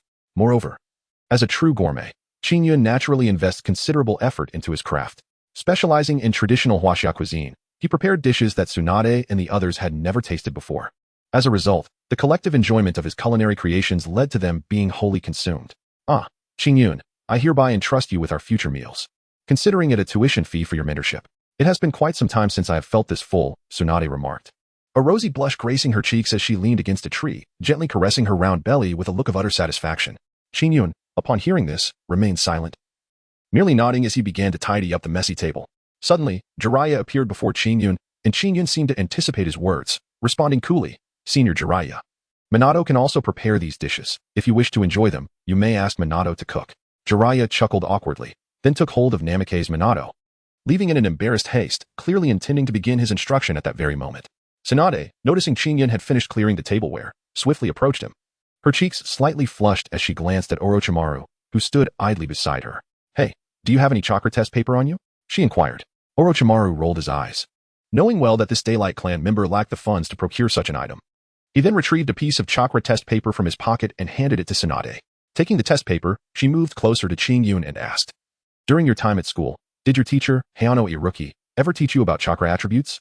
Upon hearing this, Qingyun nodded slightly and remarked, I have indeed mentioned that ninjas possess 7 fundamental attributes, classified as yin, yang, water, fire, earth, wind, and lightning. After a brief pause, he continued, with the exception of the yin and yang attributes, every individual possesses at least one of the remaining attributes, which can be assessed using a device known as chakra test paper. Sunade, upon hearing this, nodded in satisfaction and said, You have articulated it clearly. The chakra test paper in my hand serves precisely to evaluate chakra attributes. While it cannot detect yin and yang, it can identify the other 5 attributes. Go ahead and channel your chakra into it. As Qingyun took the chakra test paper, Sunade elaborated, For fire, the paper will ignite. For wind, it will split in 2. For lightning, it will crumple. For water, it will become damp. And for earth, it will disintegrate. Should one possess all 5 attributes, you will observe a patch igniting, another being cleaved, yet another crumpling, one becoming wet, and lastly, one fragmenting. I must remind you that the extent of the paper's transformation depends on the quantity of chakra possessed by the ninja. Upon hearing this, Qingyun nodded thoughtfully and gradually channeled his internal energy into the chakra test paper. Instantly, the paper ignited in flames, crinkled, split apart, shattered, and became damp. Sunade observed the disheveled chakra paper with astonishment. Indeed, Qingyun's aptitude was extraordinary. Although possessing all attributes does not inherently signify exceptional talent, individuals with comprehensive attributes lack significant weaknesses. Provided their ninjutsu proficiency is adequate, they can swiftly learn and unleash techniques of equivalent potency. Conversely, those without a specific attribute can still perform related ninjutsu, albeit with increased chakra consumption and diminished power compared to those who possess that attribute. Consequently, most ninjas typically focus on cultivating their inherent attributes. Nonetheless, exceptions exist. Mastering 5 types of nature transformations and shape alterations enables one to attain a fully realized ninja status. You are, astonishingly, a ninja of all 5 attributes. And being a member of the Uchiha clan, you undoubtedly possess the En attribute, classifying you as a 6-attribute ninja. However, do not become complacent. While your array of attributes allows you to adeptly practice any ninjutsu, it also implies that your growth will be significantly slower than that of others. I recommend that you currently concentrate on 1 or 2 attributes for rigorous training. Once you have made substantial progress in these areas, you may then consider incorporating additional attributes. Furthermore, should you awaken the 3-Tomo Sharingan in the future, you will have the capability to replicate others' ninjutsu, thereby mitigating any potential obstacles to your formidable advancement. After a moment of astonishment, Sunade slowly offered this counsel to Qingyun. Hearing this, Qingyun nodded slightly and inquired, I understand. May I choose the fire and lightning attributes? Furthermore, teacher, might I learn medical ninjutsu from you? Sunade, upon hearing this, initially felt a sense of satisfaction, but was taken aback by Qingyun's latter question. She then slowly replied, I am uncertain whether you can cultivate medical ninjutsu. The Uchiha clan is a lineage associated with the En attribute, and the Sharingan is a potent manifestation of this bloodline. Typically, members of such clans do not possess a yang attribute constitution. Orochimaru interjected, Sunade, allow him to try. Have you not noticed that Qingyun's chakra significantly surpasses that of his peers? Moreover, I sense that the chakra within him is quite unique. Sunade paused, her gaze towards Qingyun shifting in curiosity. While individuals possessing all 5 conventional attributes are exceedingly rare in the ninja world, the combination of both En and Yang attributes, resulting in 7 attributes, has never been reported. Furthermore, Qingyun's extraordinary talent, demonstrated through his ability to independently create sword techniques that astonished even Orochimaru, suggests that, given time, he could become remarkably powerful. Very well. We shall find a place to conduct an experiment shortly. Although Sunade harbored doubts, she refrained from voicing them further and resolved to accompany Qingyun for a trial to ascertain whether he truly possessed a Yang attribute. By the way, Orochimaru, are you unusually free today? Sunade inquired, her curiosity piqued. She knew her childhood companion well, recognizing that he seldom squandered time. He was either training or engrossed in his laboratory, seeking ways to enhance his own power.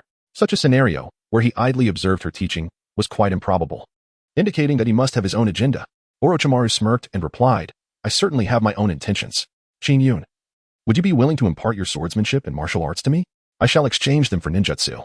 Noticing Sunade's intent to speak, he hastily added, firstly, I assure you that you will not be at a disadvantage. Secondly, while the Senju clan possesses some heritage, much of it consists of water-style ninjutsu. Although Sunade can locate basic ninjutsu, it will require a portion of her energy, and you will not experience rapid growth. This statement, seemingly directed at Qingyun, was also intended for Sunade. Your clan may have heritage, but most is surrendered to the village. What remains is either too advanced, unsuitable for Qingyun at this moment, or solely water style, which he is currently uninterested in cultivating. Hence, following my guidance is the wisest choice. Upon hearing this, Qingyun pondered for a moment before responding, very well, however. Orochimaru-senpai, I must clarify that my swordsmanship is not something that can be easily mastered by ordinary individuals. You should be somewhat aware of Minato's innate talent. Yet despite his considerable efforts, he has yet to succeed in mastering this technique. Qingyun was uncertain whether it was the inhabitants of this world who were incapable of mastering martial arts, or if Mizukage simply lacked the aptitude for swordsmanship. Nevertheless, Qingyun decided to articulate the matter at hand, to prevent Orochimaru from harboring any doubts regarding the completeness of the training methods he had imparted. At these words, Orochimaru was taken aback for a moment, then nodded in acknowledgement, signaling to Qingyun that he understood. Qingyun nodded at Orochimaru, refraining from inquiring about the ninjutsu he intended to exchange, for he was aware that Sunade was by his side, ensuring he would not be at a disadvantage. Accepting the blank scroll handed to him by Orochimaru, Qingyun meticulously transcribed the fundamentals of Tai Chi, the basic sword technique, and the true sword technique. After a moment of contemplation, he requested another scroll from Orochimaru and rewrote everything once more. Finally, he lifted his head and presented the 2 scrolls to Orochimaru and Sunade, saying, Sister teacher, I would be grateful if you could deliver this scroll to Grandfather Hokage when you have a moment, as a token of appreciation for the care he has shown to both me and Minato during this time. Should you desire these martial techniques in the future, I shall gladly transcribe them again. Orochimaru, witnessing Qingyun's actions, could not help but smile, his admiration for Qingyun's cleverness becoming increasingly evident. Qingyun appeared not to request anything from Sarutobi Hiruzen in exchange for his gratitude for the care provided during this period. Instead, he simply expressed his appreciation. This, in fact, showcased Qingyun's astuteness. By asking for nothing in return, he instilled a sense of indebtedness in Hiruzen. Consequently, should any future matters arise, Hiruzen would undoubtedly feel compelled to support him as a means of reciprocation. Furthermore, should Qingyun later devise something novel, would Hiruzen still feel justified in taking it without offering something of equivalent value? While the allure of obtaining something for free is undeniable, it is a fleeting pleasure that should not be overindulged.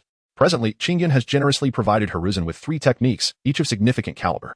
If similar techniques were to emerge in the future, it would be only fair to exchange them for something of equal worth. Orochimaru, observing Tsunade's emotional countenance, felt a growing intrigue toward Qingyun, his lips curling into an increasingly mischievous smile. However, he refrained from voicing his thoughts, choosing instead to commit the matter to memory. Having obtained what he desired, Orochimaru addressed the two and swiftly departed. Sunade then led Qingyun to the banks of a river and said to him, "To ascertain whether you possess the aptitude for cultivating medical ninjutsu, it is essential to first demonstrate precise chakra control. In a moment, mimic my actions, concentrate your chakra at the soles of your feet and gradually walk up the tree." With that, Sunade approached a tree by the riverbank, focused her chakra at her feet, and began to ascend the trunk step by step. Before long, she reached the top and hung upside down from a branch. Looking down at Qingyun as she inquired, "Do you understand?" Upon hearing this, Qingyun nodded slightly, emulating Tsunade's demeanor, as he concentrated his internal energy at the soles of his feet and gradually approached the trunk of the tree. However, while climbing a tree may appear straightforward, it is, in fact, a fundamental test of one's chakra control abilities. Many lower-ranked ninjas struggle with this technique, let alone the young Qingyun. Thus, in his initial attempt, Qingyun faltered and fell to the ground after only a few steps. Qingyun gently rubbed his backside, contemplating for a moment before closing his eyes to meticulously experience the internal energy converging at the soles of his feet. He felt the friction generated as this energy flowed and collided with the air beneath him. After a considerable time, Qingyun opened his eyes, his gaze steady and focused ahead. He gradually approached the tree trunk, mimicking Tsunade's movements, ascending step by step. Sunade watched Qingyun ascend the tree with each careful step, her eyes revealing a mixture of astonishment and a hint of embarrassment. How long had it taken her to learn to climb trees? It seemed like an eternity, perhaps half a day. Yet, here was Qingyun, absorbing her explanation, attempting it once, and then, after a brief moment of contemplation, grasping the essence of the technique. This once again underscored Tsunade's admiration for Qingyun's extraordinary talent. As Qingyun climbed higher, Tsunade's gaze towards him transformed. A typical genin would not possess such an abundance of chakra, but Qingyun accomplished it flawlessly. A surge of delight filled Tsunade's heart. It appeared she had taken on an exceptional disciple. Soon, Qingyun stood beside Tsunade, smiling as he inquired, "Have I qualified, sensei?" Tsunade, upon hearing this, rolled her eyes dramatically and replied, "Only when you come back down will you be considered qualified." With that, she began her descent leisurely. Qingyun smiled and followed behind Sunade. Soon, the two descended to the ground.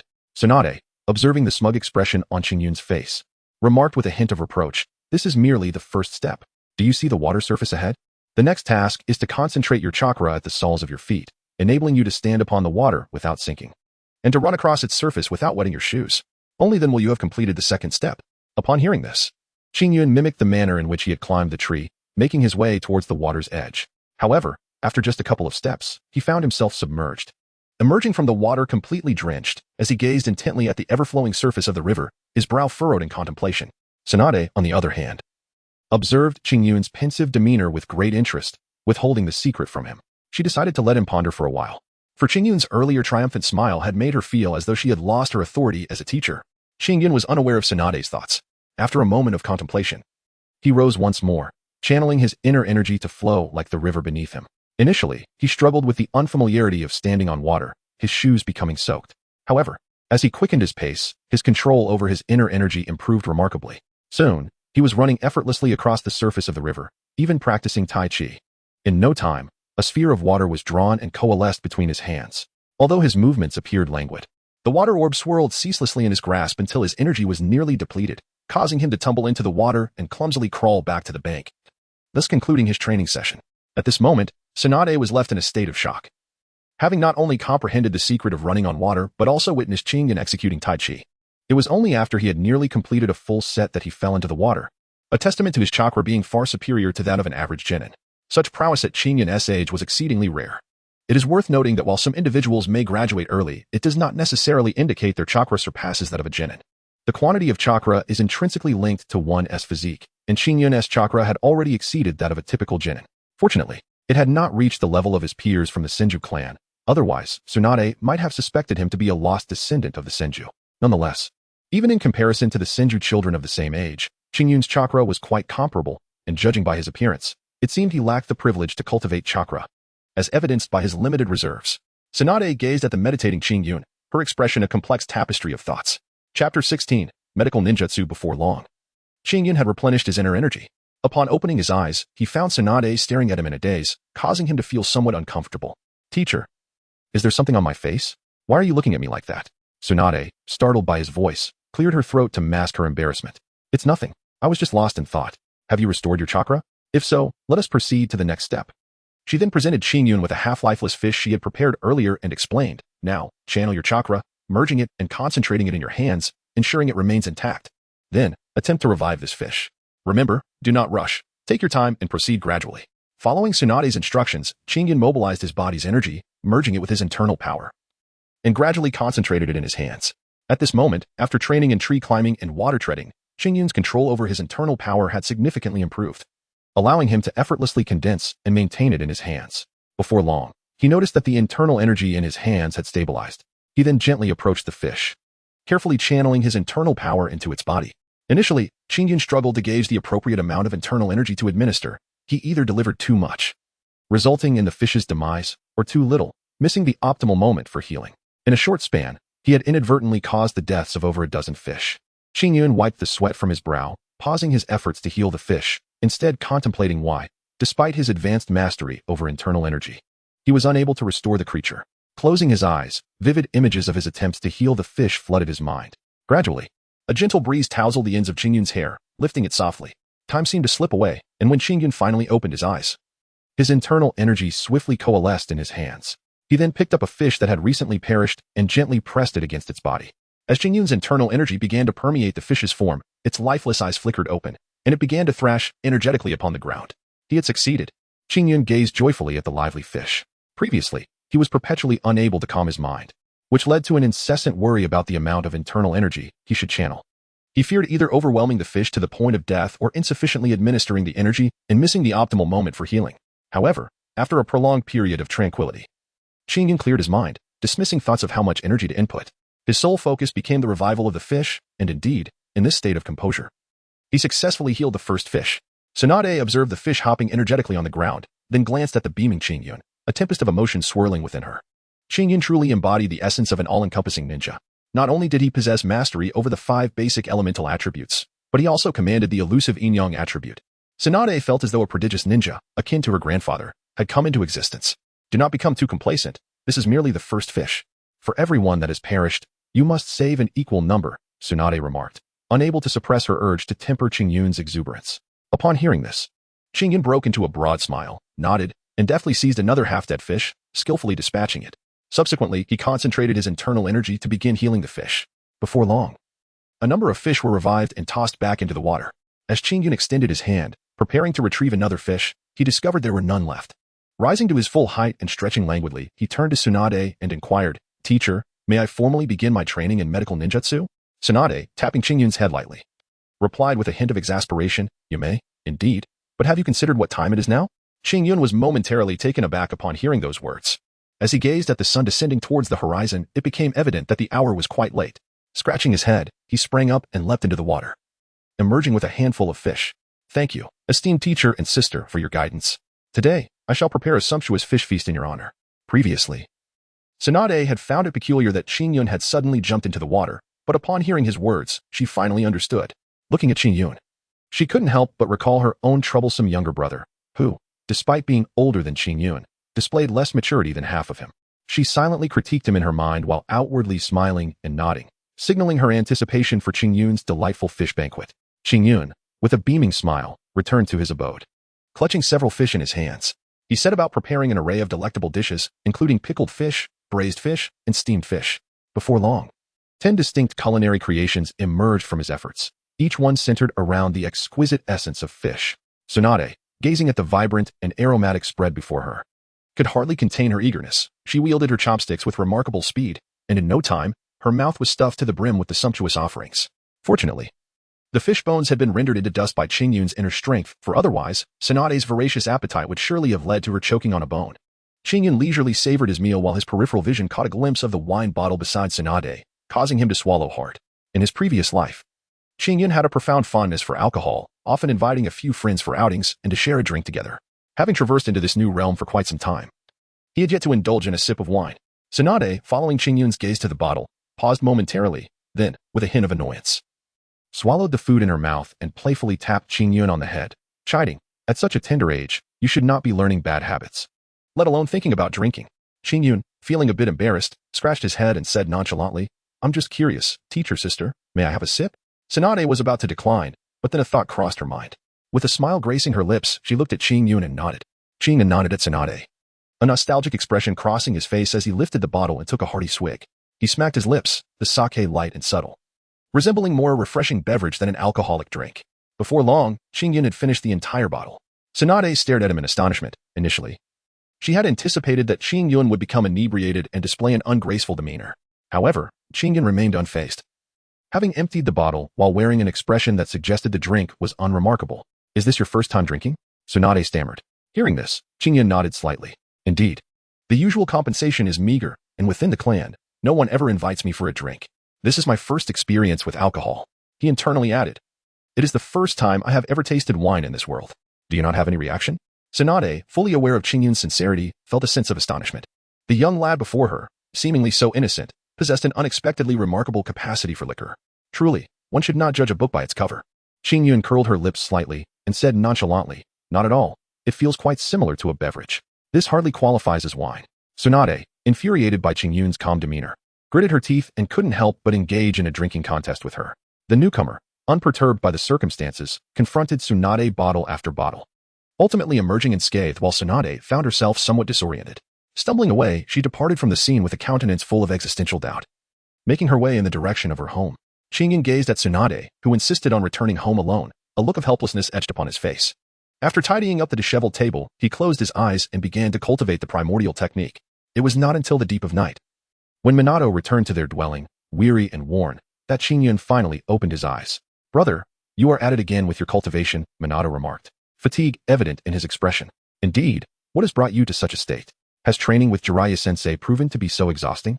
Qingyun gazed at Wave Wind Watergate with a look of perplexity.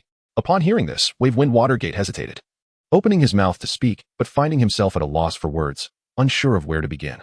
Qingyun stared in astonishment at Kakashi Hataki's demeanor, and then, as if recalling something, he looked at Kakashi with a peculiar expression and said, "I have heard that Jiraiya-sensei enjoys spying on girls while they bathe. He wouldn't take you along for such activities, would he?" Upon hearing this, Kakashi's face flushed crimson, clearly indicating that Qingyun had hit the nail on the head. Realizing that Qingyun had guessed his secret, Kakashi hurriedly retreated to his room.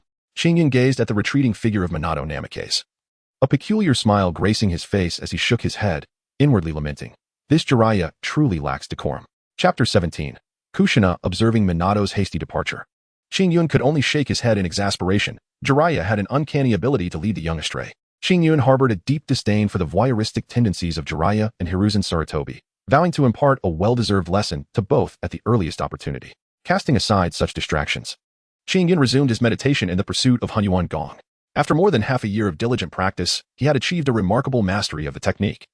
His internal energy flowing harmoniously, coupled with the abundant spiritual energy of this realm, Qingyun deliberately refined his inner power, rendering it exceedingly concentrated. Nevertheless, he remained humble, dedicating himself to relentless study and practice, fully aware of the adage, "You reap what you sow." As dawn broke, painting the sky in soft hues, Qingyun opened his eyes, rose to his full height, and made his way to his usual training ground, where he began to practice Tai Chi with deliberate grace. After completing a set of movements, he did not pause. Instead, he retrieved his Qifeng sword and commenced practicing the fundamental sword techniques. He chose to forego the advanced techniques of the Chuanjin sword style for the time being, intending to master the basics first. With the glimmer of his sword illuminating the morning light, Qingyun continued until the sky was fully bright before swiftly accepting the lunchbox handed to him by Minato and hurrying towards the Ninja Academy. Seasons changed, and a year slipped by in a harmonious routine. Qingyun attended the Ninja Academy by day, absorbing foundational knowledge while perusing the medical texts provided by Sunade. Through a year of study, bolstered by his prodigious mental acuity and photographic memory, he had committed the entirety of the medical literature to memory. 3 months prior, Sunade approached Qingyun with a troubled expression. Upon his persistent inquiries, he learned that a significant event had transpired at the Hokage's office. True to the original tale, Sunade had proposed the cultivation of numerous medical ninjas, insisting that each team must include one. However, this proposal was met with unanimous dissent from the assembly, including Jiraiya and Orochimaru. The crux of the matter lay in the formidable challenge of training medical ninjas beyond mastering basic chakra control. An extensive foundation of knowledge was essential to cultivate a truly exceptional healer. The lengthy time frame required rendered the endeavor impractical. Although Kato Dan ultimately supported Sunade's suggestion, He was outnumbered, and Hiruzen ultimately rejected it. Nonetheless, Kato's endorsement of Sunade's proposal had won her initial affection, and they were currently entangled in a budding romance. Much to Jiraiya's chagrin, who often expressed his grievances in front of Minato, Xingyun was acutely aware of the impending outbreak of total war, which instilled in him a sense of urgency. He devoted himself to his training with unwavering diligence, leaving no moment to waste. After this period of rigorous practice, the internal energy within Xingyun had transformed into chakra, rivaling that of a Chunin. Furthermore, with the diverse fire and lightning techniques bestowed upon him by Orochimaru, and leveraging his innate talent, Xingyun swiftly mastered several C-rank ninjutsu, including the fire release, great fireball technique, and phoenix fire technique, as well as lightning release techniques such as lightning shield, lightning sphere, body flicker, and lightning binding. His hand sealing speed reached an impressive 5 seals per second. In the realm of medical ninjutsu, he not only acquired healing techniques and the art of the sage, but also mastered the intricate skill of extracting ailments. Beyond ninjutsu, Xingyun did not neglect various martial arts. He perfected Tai Chi to its fullest extent and comprehended the principles of yin and yang, as well as the 8 trigrams. His foundational swordsmanship flourished to completion, and he achieved mastery in the complete truth sword technique. Even the golden goose technique was cultivated to a significant level through Xingyun's relentless efforts.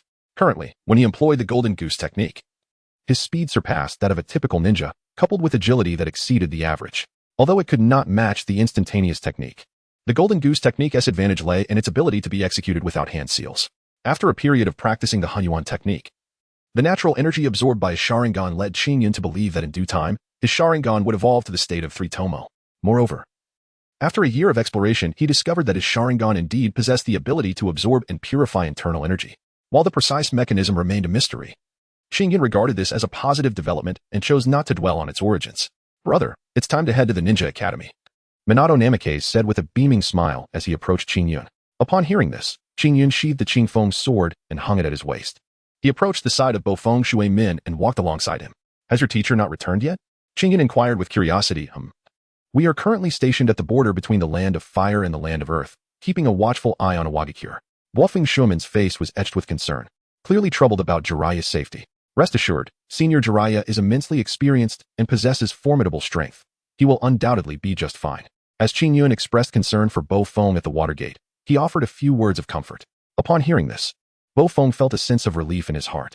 The two exchanged no further words and swiftly made their way to the Ninja Academy. Before long, they found their respective seats and quietly awaited the commencement of the class.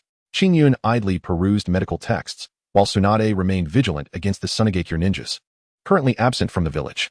Thus, Xingyun dedicated her time to revising various subjects, preparing to surprise Sunade upon her return. Soon, the school bell rang, but today, the usually punctual Ayano Irika was unusually delayed. As Minato Namikaze and the others exchanged puzzled glances, Ayano Irika entered the classroom, accompanied by a girl with vibrant red hair. Her head bowed, obscuring her features.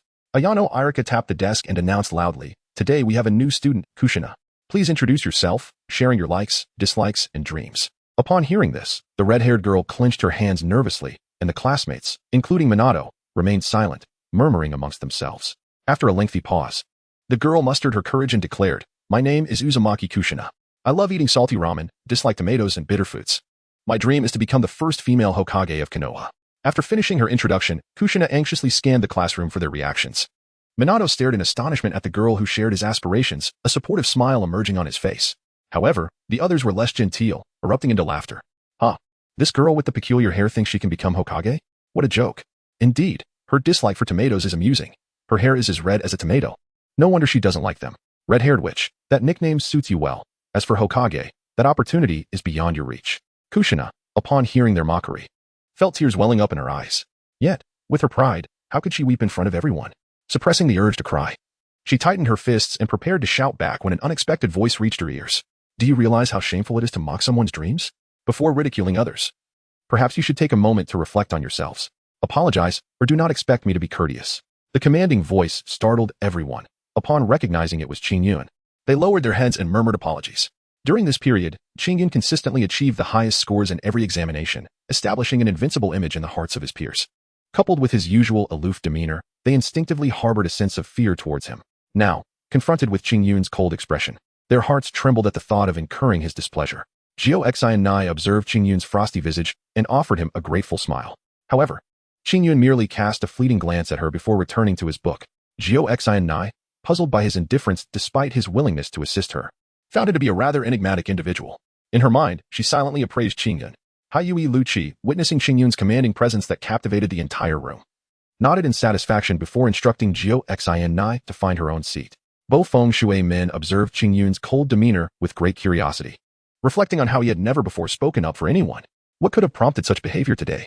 Did Qingyun perhaps harbor feelings for that girl? Yet, his current disposition seemed to suggest otherwise. Feeling uneasy under the gaze of Minato Namikaze, Qingyun contemplated the underlying thoughts of the latter. Without raising his head, he calmly explained. This girl's background is quite similar to ours. In the past, I endured incessant slander and ridicule, much like she does now. Seeing her plight today evokes memories of my life within the Uchiha clan, thus I couldn't resist offering her assistance. Please do not misconstrue my intentions. Chapter 18. Kushina meanwhile. Upon hearing the words of Iraki Yumino, Kushina approached Qingyun's direction with determination. Hello, may I sit here? She inquired of Minato, though her gaze remained fixed on Qingyun. Minato, upon noticing Kushina's approach, flashed his signature smile. Of course, I am Minato Namikaze, and this is my elder brother, Qingyun. Kushina curiously regarded Qingyun, only to find that he seemed oblivious to her presence. Feeling a surge of frustration, she proclaimed loudly, Hey, I'm Kushina. I appreciate your earlier intervention. If anyone dares to bully you in the future, don't hesitate to seek my help. I assure you, I am quite formidable. Qingyun gazed at the boisterous Kushina, helplessly lifting his head to cast a glance her way, then turning to Minato with an expression that implored him to pacify his wife. In Qingyun's mind, Kushina was undoubtedly Minato's spouse, and thus Minato should possess the means to calm her. However, Qingyun remained blissfully unaware that Minato and Kushina had not spent their time together in the ninja academy, but rather after a moonlit rescue. At this moment, Kushina held no particular interest in Minato. Minato, puzzled by Qingyun's inexplicable gaze, understood that Qingyun preferred solitude, and with a smile, he turned to Kushina and said, My brother is simply like that. Please do not take offense. Kushina shot a glance at Minato, snorted in disdain, and, feeling ignored by Qingyun, sulked down into her seat, her peripheral vision occasionally darting towards him. Soon, the bell rang to signal the end of class. Qingyun stood, stretched languidly, retrieved his lunchbox, and stepped outside to a shaded area, where he opened his lunchbox and began to eat. Excuse me, may I sit here? Upon hearing this, Qingyun was momentarily taken aback. He raised his head and regarded the somewhat anxious Jiao Xin. After a moment of contemplation, he nodded and replied, Very well. But could you perhaps refrain from speaking so much? It is rather bothersome. Jiao Xin, upon receiving Qingyun's consent, initially beamed with joy. However, his subsequent words caused her smile to falter. After shooting Qingyun a glare, she sat down and opened her lunchbox, beginning to eat the sushi within. Is that effeminate fellow truly your brother? How is it that you two bear no resemblance whatsoever? Jiao Xin eventually could not contain her curiosity and inquired of Qingyun after a brief period of silence. Qingyun was momentarily taken aback upon hearing this, and then cast a peculiar glance at Kushina. Wasn't she supposed to be with Minato? What was the situation now? However, after contemplating, he realized that the gentle demeanor of Minato did indeed possess a somewhat effeminate quality. He couldn't help but smirk slightly, yet he refrained from commenting further. Nodding, he calmly remarked, Minato is indeed my younger brother. We are not blood brothers, but due to certain circumstances, we currently reside together. Oh, I thought so. You two bear no resemblance at all. It is hard to believe you could be brothers. What brings you to live with him? Your personalities are completely different. Don't you find it dull to be together? I heard earlier that you possess considerable skills, and I too am quite formidable. Shall we engage in a friendly spar? Qingyun looked at Kushina with a frown, exclaiming, Do you realize how incessantly you chatter? Observing Kushina's incessant prattle, Qingyun silently finished the last few bites of his meal and remarked, I shall go wash my lunchbox. You may continue. As Qingyun fled the scene, Kushina erupted into laughter. She had intentionally provoked this reaction, having arrived alone in Konoha, surrounded by unfamiliar faces and marked by her distinctive hair color. She found herself shunned by her peers. Only Qingyun regarded her without prejudice, his gaze as unremarkable as anyone else's, which ignited her desire to befriend him. However, Qingyun had persistently ignored her, compelling her to seek out topics of conversation to engage him. Meanwhile, Qingyun wiped the cold sweat from his forehead, pondering, how does Minato endure such a loquacious companion?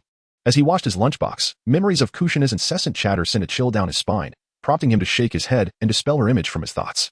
After cleaning his lunchbox, Qingyun moved to an open area to practice Tai Chi as he grasped the principles of yin and yang. His movements became increasingly ethereal, each gesture seemingly infused with the profound truths of the universe. Suddenly, Qingyun furrowed his brow, his inner energy surging as his right hand extended toward an empty space, the Tai Chi symbol flashing momentarily. A dull thud resonated as Qingyun turned his gaze toward the newcomer. Ouch! What kind of strange technique was that? It hurts. Kushina pouted, rubbing her backside, and glared at Qingyun. Qingyun stood in stunned silence, having instinctively retaliated with Tai Chi when he sensed an attack. Upon realizing it was Kushina, he swiftly moderated most of his force. Nevertheless, even that residual energy from Tai Chi caused Kushina to lose her balance and fall to the ground. I was employing Tai Chi, which possesses the capability of rebound techniques. Did your family not instruct you on the perils of approaching others while they are training? Qingyun gazed at Kushina, who was rubbing her rear, with a hint of exasperation. Why had she suddenly become so attached to him? After all, the destined child was none other than Minato Namikaze. Upon hearing Qingyun's words, Kushina's expression froze, and tears like pearls began to cascade down her cheeks. Upon witnessing Kushina's tears, Qingyun felt a sudden sense of bewilderment. He recalled that at this very moment, the land of whirlpools was being annihilated, with the majority of the Uzumaki clan perishing, leaving only a scant few to scatter across the ninja world. In the village of Konoha, aside from Uzumaki Mido, Kushina had no remaining family. Qingyun silently scolded himself, flustered as he attempted to console Kushina. Hey, I apologize. It seems I misspoke. Please, don't cry, all right? Upon hearing these words from Qingyun, who expressed that they held little significance, she reflected that it was not a matter of great import. Gradually, she revealed her lineage to Kushina, saying, do not weep. Did you not wish to learn how Watergate and I became friends? Allow me to share that with you. I hail from the Uchiha clan. She then recounted her journey into the Ninja Academy and the circumstances of her acquaintance with Minato.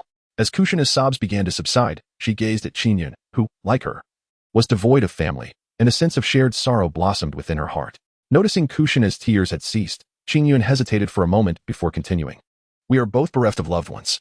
However, it is precisely because of this that we must cultivate resilience and strive for strength. Only then shall we not be subjected to bullying. Henceforth, do not display such vulnerability before outsiders. Kushina stared at Qingyun in astonishment, and upon witnessing the earnest expression on Qingyun's face, she could not help but nod in agreement. Qingyun smiled gently, lifting Kushina from the ground. In his previous life, while watching television, he had been deeply intrigued by this woman, who, despite her limited appearances, left a lasting impression on him. The reason he had previously treated Kushina with indifference stemmed from his desire to avoid becoming too entangled with her. Considering that she was destined to become the host of the Ninetales, while he belonged to the Uchiha clan, Qingyun was apprehensive about becoming too close to Kushina, fearing the ensuing complications. Yet, upon witnessing the desolate girl, who felt utterly alone amidst strangers after the demise of her clan, Qingyun's heart softened. After a moment of contemplation, he decided to set aside his concerns for the future and spoke gently, all right, dry your tears. If others see you like this, they may mock you. Thank you, Qingyun. You are my first friend in the Hidden Leaf Village, and you will always be my friend, Kushina replied, her tears giving way to a smile. She extended her chubby, delicate hand, signaling that a simple handshake would seal their bond of friendship. Friends, indeed? Qingyun gazed at the earnest expression of Kushina, murmuring softly before a radiant smile illuminated his face. It is a pleasure to meet you. My name is Qingyun. Upon seeing Qingyun extend his hand for a handshake, Kushina's face brightened with joy. I am Uzumaki Kushina, and I am delighted to become friends with you. Chapter 19, Sunade's Return. Qingyun. That Tai Chi you performed earlier was truly remarkable. It appeared so slow, yet it managed to anticipate my attacks and counter them before I could even react. The Uzumaki clan possesses a portion of sage power, granting them immense physical strength. As the princess of the Uzumaki clan, Kushina's bloodline is exceptionally pure, endowing her with extraordinary might that few can rival. Her prowess in martial arts is indeed commendable. Nevertheless, even with such abilities, Kushina found herself caught off guard by Qingyun's techniques. Upon hearing this, Qingyun smiled and, not holding back, revealed the secrets of Tai Chi. This martial art operates on the principles of using stillness to counter movement, employing slowness to outpace swiftness, and overcoming hardness with softness. Although it may appear languid, once you enter my striking range, regardless of how swift your approach may be, I can precisely anticipate your attack's trajectory and counter it effectively. In response, Kushina gazed at Qingyun with curiosity, displaying an expression that suggested a mix of understanding and confusion. Upon witnessing the scene, Qingyun helplessly shook his head and assumed a stance reminiscent of Tai Chi, signaling Goxin Nai to initiate her attack. Observing Qingyun's posture, a glimmer of battle spirit ignited within Goxin Nai. Earlier, she had been caught off guard by Qingyun's strike, leaving her astonished and slightly indignant. At this moment, with Qingyun willingly inviting her to exchange moves, she felt a surge of excitement, tempered by a newfound caution. Qingyun, be careful, Goxin Nai proclaimed, raising her fist and swinging it towards him. Upon witnessing the situation, Qingyun remained unperturbed as he deftly countered Kushina's assaults. However, this time, Qingyun chose not to retaliate. Instead, he consistently allowed Kushina to test her techniques. Despite Kushina's relentless attempts to hasten her pace, she found herself unable to penetrate Qingyun's seemingly languid, yet impenetrable fist techniques, failing to strike his true form. After a considerable duration, drenched in perspiration, Kushina finally came to a halt, her expression one of frustration as she gazed at Qingyun. Upon witnessing the despondent expression of Kushina, Qingyun offered a gentle smile and remarked, why must you be so disheartened? I have heard that the Uzumaki clan excels in sealing techniques. Your physical prowess is merely one of many methods at your disposal, not your primary approach. Should you employ your sealing arts, I might find myself at a disadvantage. At these words, Kushina's melancholy deepened, and she cast an apologetic glance towards Qingyun. Qingyun was momentarily taken aback by the expression on Kushina's face. After a brief hesitation, he remarked, "Well, aren't you still unfamiliar with sealing techniques?" Kushina, feeling a bit embarrassed, nodded slightly and replied, "Sealing techniques require a vast amount of knowledge. My grandmother said my foundation is insufficient, so she won't teach me the sealing arts." Qingyun helplessly tapped his forehead, then shrugged his shoulders and spread his hands, gazing resignedly at Kushina. "I had hoped to witness the intricacies of the Uzumaki clan sealing techniques, but it seems that is no longer possible." With a huff, he added, "Just wait, Qingyun, I shall master the sealing arts swiftly, and when I do, I will seek retribution for today's defeat." Observing Qingyun's demeanor, Kushina shook her fist, signaling him not to underestimate her determination. Vowing to put in the effort necessary for her future endeavors, Qingyun was amused by the adorable appearance of Kushina. "Brother, why are you laughing so heartily?" Suddenly, Minato Namikaze entered the scene, noticing Qingyun's cheerful demeanor. After inquiring with a puzzled expression, he realized that the red-haired girl was also present, and he greeted Kushina with a smile. However, his signature grin was completely disregarded by Kushina, who retorted sharply, "Teach, could you refrain from displaying such an effeminate smile? It's rather uncomfortable to behold. I truly wonder how Qingyun can tolerate you." Minato's previously gentle smile froze on his face upon hearing Kushina's remark. He scratched his head, looking at Qingyun in confusion, as if silently questioning whether his smile really came across as effeminate. Qingyun was amused by the expressions of Kushina Uzumaki and Minato Namikaze. Just as Qingyun was about to say something, a figure suddenly appeared beside him. Upon closer inspection, Qingyun realized that it was the long-absent Sunade. "Teacher, when did you return?" exclaimed Kushina. "Sunade-senpai," added Minato, both surprised to see her. "Oh, Kushina is here as well. It seems you have been getting along quite well with your classmates. Even this little rascal Qingyun has been charmed by you. Splendid." Qingyun's expression darkened at Sunade's words. What did she mean by saying that even a little brat like him could handle things? Was he really that difficult? Sunade chuckled at Qingyun's sulky demeanor and playfully ruffled his hair. "Little brat, you don't have classes this afternoon. Now, go prepare a delicious meal for me. Later, I will check your study progress and see if you've been slacking off. I want to go too." Kushina quickly interjected upon realizing that Sunade intended to take Qingyun away for the afternoon. Though Minato didn't speak, his expression indicated that he wished to join as well. Eager to inquire about his teacher, seeing the two little ones looking at her with eager anticipation, Sunade pondered for a moment before nodding in agreement. Overjoyed, Kushina and Minato leaped up and pulled Qingyun as they dashed outside the school. Before long, Qingyun led them back to the residence he shared with Minato. Indeed, they were greeted with a plethora of ingredients scattered about, a clear indication that Sunade had procured everything prior to seeking him out. As he began to prepare the ingredients, he turned to Sunade and asked, "Sister teacher, has the war ended?" "Not so fast. Sunagakure is currently under the command of my senior, SH. I returned this time to escort the injured home and take a brief respite before heading back to the front lines," Sunade replied lazily, leaning against a tree with her eyes closed as she explained to Qingyun. Upon hearing this, Qingyun nodded in understanding and continued to inquire about matters on the battlefield. After a considerable time, he prepared a lavish spread of dishes. Sunade, disregarding her image, devoured the food with the fervor of a famine-stricken survivor who hadn't eaten in centuries. Kushina and Minato stared at Sunade in astonishment, clearly taken aback by her voracious appetite. As for Qingyun, he picked up the bottle of wine that Sunade had brought and began to drink heartily, seemingly unfazed by her behavior. On the way, Qingyun had noticed that Sunade had lost considerable weight, evidently due to the inadequate rations on the battlefield, where meals were served in large quantities and during missions.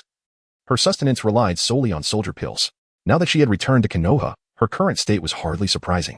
"Wow, Qingyun, have you forgotten the 3 ninja prohibitions? How dare you drink?" Suddenly, Kushina exclaimed, pointing at Qingyun as if she had made a startling discovery. Sunade, who had been relishing her meal, was startled by Kushina's outburst and choked slightly. Rolling her eyes, she snatched the wine bottle from Qingyun's hands and gulped it down. After a moment, once she had swallowed the food lodged in her throat, Sunade exhaled deeply and said, "Why are you worried about him? This little brat's constitution is a mystery. He can hold his liquor better than I can. Last time, he almost had me downed." Reflecting on that embarrassing incident, Sunade looked at Qingyun with a hint of exasperation. Qingyun shrugged. It was evident that Sunade had insisted on drinking with him, so he had no one to blame but himself. "Sunade-senpai, do you have any news about my teacher?" Bofeng Mizuno finally inquired as he noticed Sunade pausing her meal. "Rest assured, that rascal Jiraiya is doing just fine. The battlefield he occupies is currently calm, with no signs of major conflict."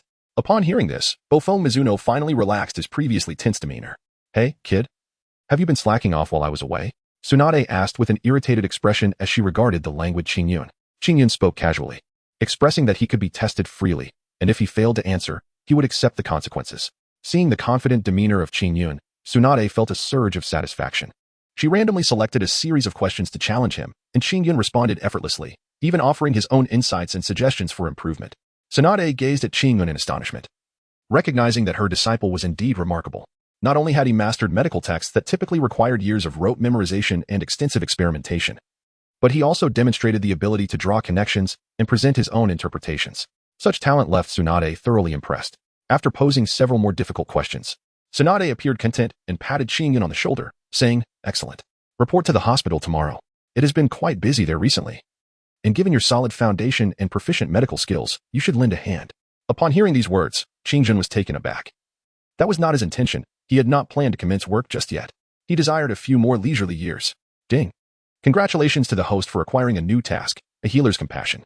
The task requires the healing of the injured at the Konoha Hospital. The rewards for the task will be determined based on the completion status. The more individuals he saves, the more substantial the rewards. Chapter 20, The Ninja Hospital. Upon receiving a new task from the system, Qingyun's face lit up with joy. He then noticed Sunade gazing at him with eager anticipation. Nodding in agreement, he said, "Very well, I shall follow my esteemed teacher's arrangement and work at the ninja hospital. But what will happen to the ninja school?" Sunade, delighted by Qingyun's acceptance, quickly responded, "Fear not, I shall handle matters at the ninja school. Given your current abilities, there is little you can learn there. Instead, accompanying me to the ninja hospital will not only enhance your proficiency in medical ninjutsu, but also improve your chakra control. It's truly a win-win situation." Upon hearing this, Qingyun nodded thoughtfully. Since his time at the ninja academy had been rather tedious, he deemed it more worthwhile to accompany Sunade to the ninja hospital to tend to the injured. After Sunade and Qingyun agreed upon a time, she reluctantly returned with Kushina, leaving Qingyun and Minato to tidy up the aftermath. "Brother, are you truly going to the ninja hospital with Sunade-senpai? If you do, won't I be left all alone at the academy?" Minato lamented as he cleared the dishes. Upon hearing this, Qingyun smiled lightly and remarked, "I merely visit the ninja hospital to tend to the injured. It is not as if I am departing the village on a mission. I return here to rest each night and practice in this very place. There is no need for you to adopt such a delicate demeanor." Upon hearing Qingyun's explanation, Wave Wind Minato scratched his head and chuckled sheepishly. After tidying up the dishes, Qingyun and Wave Wind Minato commenced their training in the primordial unity technique. This ritual of theirs involved substituting sleep with this form of training. A single night of practice proved far more invigorating than 8 hours of deep slumber. The night passed in silence. At dawn the following day, Qingyun rose early, prepared lunchboxes for both of them, and after a brief period of stretching, set off slowly towards the ninja hospital, carrying the lunchboxes on his back. Before long, Qingyun arrived at the ninja hospital, curiously observing the many differences it bore compared to hospitals from his past life. "Little brother, what brings you here? Are you searching for someone? Tell your sister, and perhaps she can help you find the person you seek," said a kawaii young girl in a nurse's outfit as she squatted beside Qingyun, gazing at him with interest. Qingyun gazed at the young girl and, with an expression of resignation, explained, "I am indeed searching for someone.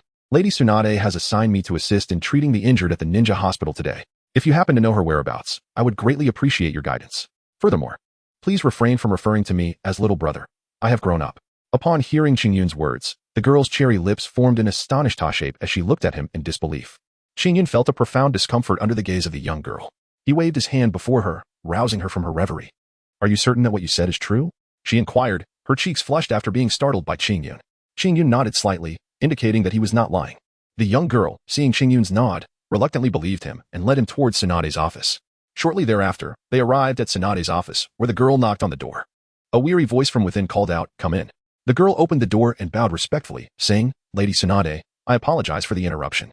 This young boy claims you summoned him to assist in treating the injured, and I brought him to confirm with you." Sunade glanced at Qingyun beside the girl, a faint smile breaking through her fatigued expression. "Yazuko, Qingyun is indeed my student.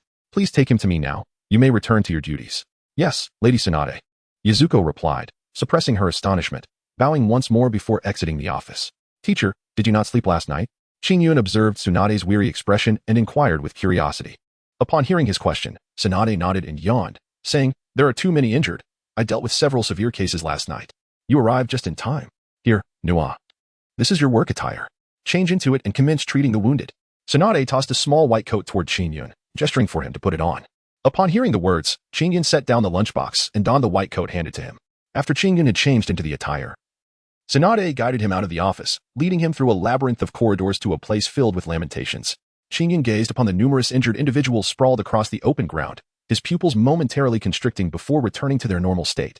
These casualties had undergone rudimentary treatment, and now, one by one, You were to employ the palm healing technique to expedite their recovery, Sunade instructed Qingyun. Upon hearing this, Qingyun furrowed his brow and said, Teacher, although the mastery of celestial arts can indeed expedite their wound healing, the cost is excessive cellular division, which will drastically shorten their lifespan. Sunade, upon hearing Qingyun's words, rolled her eyes in response. Am I unaware of this? However, the situation on the battlefield is dire. If they do not recover swiftly and return to the front lines, the pressure will mount, compelling the elders to propose the early graduation of certain students from the Ninja Academy to ensure the front line remains secure. Rest assured, they have already consented to this treatment plan. Upon hearing Sunade's words, Qingyun let out a sigh and refrained from further conversation. He commenced applying the healing palm technique on each of the injured, hastening their recovery. Sunade observed Qingyun's adept movements, nodding in satisfaction. Once she confirmed that he made no errors, she felt assured and turned to depart. Qingyun devoted himself to aiding these injured individuals in their recovery. Once his internal energy was depleted, he sat cross-legged on the ground to replenish it. Young man, your mastery of palm techniques is truly remarkable. Are you a disciple of Lady Sunade? A middle-aged ninja, bearing a face marked by scars and a wound on his chest from an explosive tag, inquired of Qingyun with a smile. Upon hearing the words, Qingyun curiously glanced at the ninja, noting that despite being merely a nin, he bore significant injuries, yet did not wail like others. A flicker of admiration crossed Qingyun's mind. Indeed, I am Qingyun. Sir, please rest comfortably. I shall commence your recovery now. As he spoke, Qingyun began to channel his inner energy, allowing it to flow according to the principles of the palm healing technique. In a short while, a gentle green light emanated from his hand, which he then placed upon the middle-aged man's chest. The wounds visibly began to heal at an astonishing rate. The middle-aged man, feeling a refreshing sensation in his chest, could not help but emit a groan of relief. Little Qingyun, your palm healing technique is already comparable to that of some medical nin, truly impressive.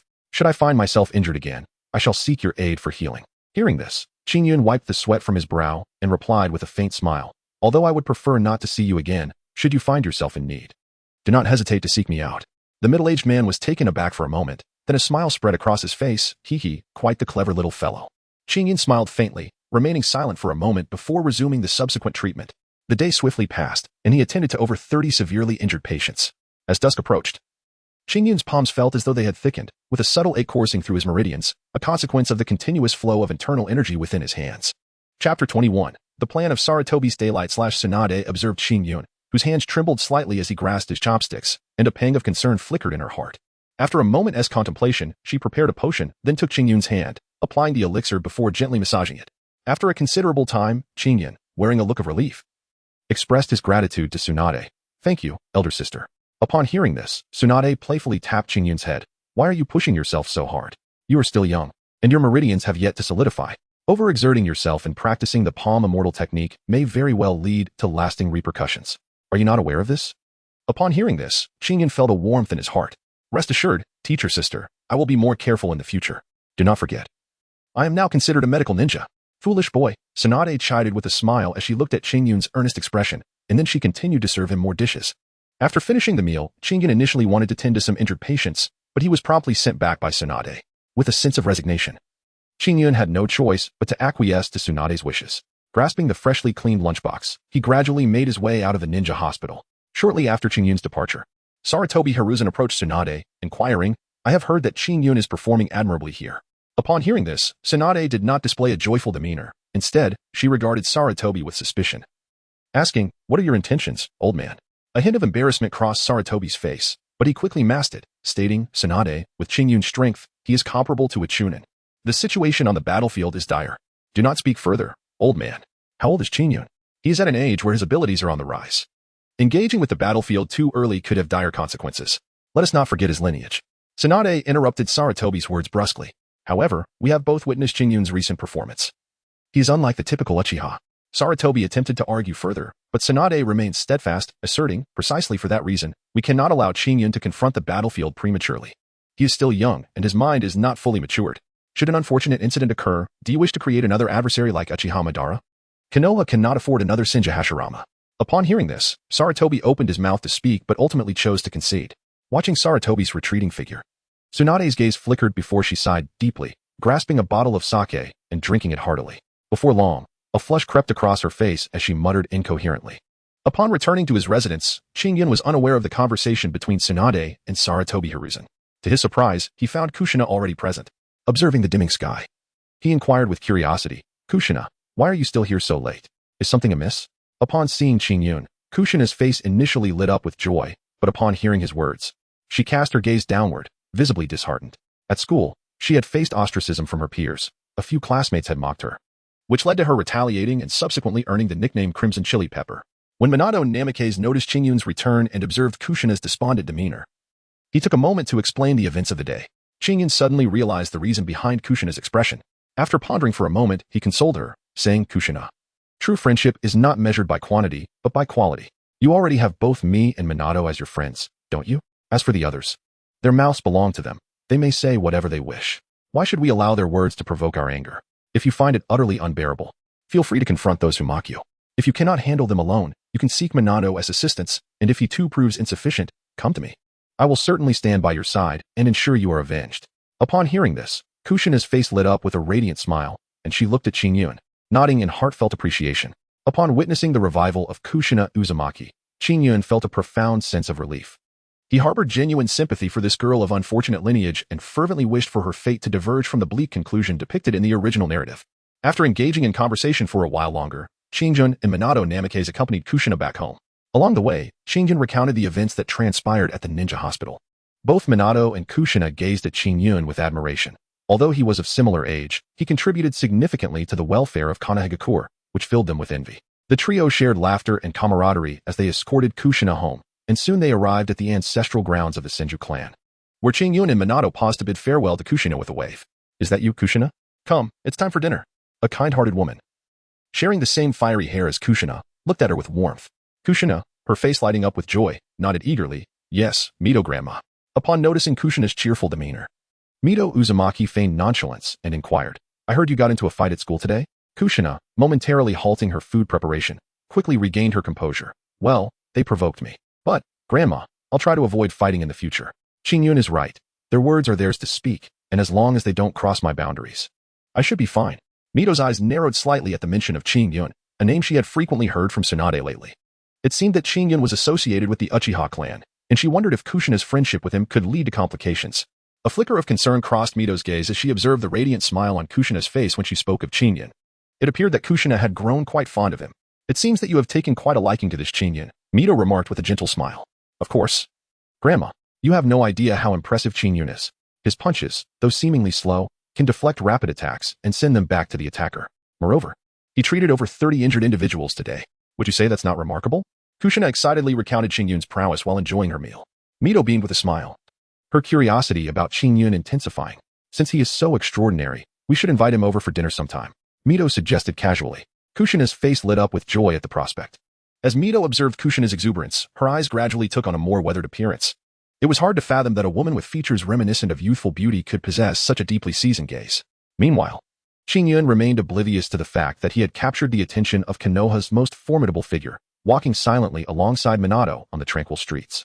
"Brother, do you think it would be all right if I graduated early?" Minato looked at Qingyun with eager anticipation. Upon hearing this, Qingyun furrowed his brow and remarked, "This is unfeasible. Setting aside the fact that we are currently in a state of war, we are still quite young. Graduating at this moment would inevitably lead us to the battlefield. And we have ample room for growth. There is no need to rush. Moreover, those formidable ninjas, like your teachers, are preoccupied with their own missions and cannot attend to us. The remaining instructors possess limited capabilities and are incapable of providing us with adequate guidance. Minato, we should focus on cultivating ourselves. Only in doing so can we better assist our village in the future. Graduating now leaves us uncertain about which obscure ninja we would be assigned to, and given the wartime circumstances, there is a high likelihood that freshly graduated ninjas would be dispatched to the front lines in the event of large-scale conflict. Although both he and Minato are comparable to some chunin at this moment, they lack any experience, and the survival rate on the battlefield is exceedingly low." Upon hearing Qingyun's words, Namikaze Minato had no choice but to temporarily abandon his thoughts of graduating early. The two shared no further conversation, and upon returning to their quarters, they each retreated to their rooms to practice the Hunyuan technique. Chapter 22. Sunade is about to depart the following morning. Qingyun, as was his custom, engaged in various martial arts training before heading to the ninja hospital with a lunchbox in hand. After an entire day of treatment the previous day, the staff at the ninja hospital had come to recognize Qingyun, the youngest medical ninja, and greeted him warmly. Qingyun responded promptly and, with familiarity, made his way to Sunade's office. Upon entering, he found Sunade wearily resting her head on the desk. After a moment of reflection, Qingyun draped a coat over her shoulders. He then changed into his work attire and resumed the treatment he had begun the previous day, having spent an entire day in practice. Xingyun became increasingly adept at employing the healing technique. Moreover, as his internal energy was continuously consumed and replenished, it grew more refined. Through yesterday's experiences, Xingyun discerned a fundamental distinction between his internal energy and chakra.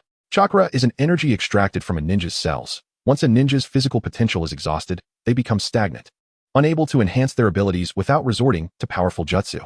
Conversely, internal energy operates differently, particularly when harnessed through the reformed techniques he had mastered. The primordial technique not only absorbs the natural spiritual energy from the environment, but also refines his own cells, converting them into internal energy. Furthermore, the healing technique relies on a unique cultivation path that stimulates the cells near a wound to undergo rapid fission, thereby hastening the recovery of a ninja's injuries. However, this method results in a significant loss of the patient's lifespan due to excessive cellular division. In contrast, when Xingyun employed internal energy to perform the healing technique, the inclusion of natural spiritual energy mitigated the aftereffects of cellular fission. Although this did not imply that Xingyun could completely restore the patient's injuries without consequence, it did reduce the residual effects by more than half when compared to using chakra. Aware of this unique effect of his internal energy, Xingyun became even more diligent in treating the wounded, eager to uncover any hidden capabilities it may possess. Xingyun is truly remarkable, despite his youth. He wields medical ninjutsu with such proficiency. One of the injured, noticing Xingyun's perspiration, could not help but suggest, perhaps you should take a moment to rest. My injuries are not so severe at the moment. Upon hearing this, Xingyun shook his head gently. After treating you, I shall take the opportunity to rest while my chakra replenishes. With that, he concentrated his inner energy in the palm of his hand and pressed it against the wounded soldier's injury. The wound began to heal at a visibly rapid pace. The soldier, receiving Xingyun's treatment, could not help but let out a groan of relief, his face reflecting a sense of comfort. Before long, after successfully healing the soldier, Xingyun settled into a meditative posture on the ground, absorbing his inner energy amidst the soldier's expressions of gratitude. Unbeknownst to Xingyun, while he was diligently tending to the wounded, Sarutobi Hizashi and Mito Menka, along with T-Rune Kamaru, were silently observing him. Is this the prodigious ninja you spoke of? Mito Menka inquired, his curiosity piqued. Unaware of Xingyun's lineage as a member of the Uchiha clan, Hizashi regarded Xingyun with a complex expression, nodding in affirmation. At this moment, his thoughts were tumultuous. He was uncertain whether allowing Sunade to take Xingyun under her wing was a prudent decision. He had not anticipated Xingyun's extraordinary talent, despite his tender age. He not only surpassed his peers in combat prowess, but also exhibited remarkable proficiency in medical ninjutsu, rivaling that of seasoned medical ninjas. A conversation with Sunade the previous day had revealed to Hizashi the high regard she held for Xingyun, elevating him in her esteem to just below that of Narashikaku. However, he recalled that Xingyun had selflessly offered his unique taijutsu techniques to the village without stipulating any conditions and was now tirelessly treating the injured, disregarding his own fatigue. Hizashi suppressed his complex feelings towards Xingyun, chiding himself for his suspicion, for Xingyun was wholeheartedly devoted to the village. He should not doubt the boy's loyalty. T-Rune Kamaru, noticing Hizashi's nod, regarded Xingyun with newfound interest and inquired, given his age, he must be merely 7, yet does he truly possess strength comparable to a nin? Indeed. His capabilities are unmatched, Hizashi replied with a slight smile, taking pride in his early recognition of Xingyun's potential. Although Xingyun's origins bore certain blemishes, he was unlike any ordinary Uchiha, causing Hizashi to instinctively overlook the boy's background. With such prowess and adeptness in medical ninjutsu, Xingyun could certainly provide care to the wounded from a safe distance on the battlefield. Upon hearing this, Kamaru looked at Hizashi with excitement. For now, it is unnecessary. He is currently in a phase of growth. We should not expose him to the harsh realities of battle too soon. You need not concern yourselves further.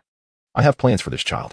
The previous day's dialogue with Sunade had made Hizashi vigilant. Xingyun, being an individual of extreme temperament from the Uchiha clan, could pose a risk if introduced to the battlefield prematurely. Should his mindset shift, it could result in a significant loss for Konoha, a cost that would outweigh any potential benefit. Moreover, Xingyun's mastery of medical ninjutsu, his overwhelming superiority over his peers, and his astounding talent for creating various taijutsu techniques at such a young age were all factors to consider. As he matured, he might even develop techniques of A-rank caliber or higher. Exposing him to combat too early could lead to unforeseen consequences, resulting in substantial losses for Konoha. Mito Menka and T-Rune Kamaru, understanding this perspective, could only nod in reluctant agreement, realizing that the current battlefronts were not overly dire, rendering Xingyun's participation inconsequential for the time being. After a brief observation, the three quietly departed. Unbeknownst to Xingyun, he had been observed by 3 members of the Konoha F4, as he had been wholly engrossed in tending to the wounded. The multitude of gazes surrounding him had diverted his attention from the usual awareness of being watched. Once he had replenished his inner strength, Xingyun resumed his noble task of healing. As time gracefully unfolded, a fortnight passed. Throughout these days, Xingyun diligently attended to the injured, And with his growing mastery of healing techniques, the number of patients he treated daily increased from 30 to 40. With the passage of these 2 weeks, the number of wounded steadily diminished, and now, the ninja hospital was left with but a handful of patients. Qingyun, take a moment to rest. I shall take you out for a meal, Sunade suddenly remarked, approaching him from behind. Upon hearing this, Qingyun nodded appreciatively. All right, teacher sister. You go ahead and change your clothes. I will attend to this gentleman and join you shortly. Sunade observed Qingyun with satisfaction. Her assistance during this period had certainly alleviated some of Sunade's burdens. Qingyun's proficiency in medical ninjutsu was steadily improving, and Sunade was exceedingly pleased with her disciple. Before long, after successfully treating the injured man, Qingyun turned and made her way to Sunade's office. After changing her attire, she looked at Sunade and inquired, Teacher sister, do you have something to discuss with me? Typically, Sunade would not seek her out for a meal without reason. And today a sudden invitation clearly indicated she had matters to address. Indeed, I am to lead these healed ninjas back to the battlefield tomorrow. So let us enjoy a hearty meal today, Sunade replied, instinctively ruffling Qingyun's hair before speaking in a calm tone. Upon hearing this, Qingyun was momentarily taken aback. Then silently nodded.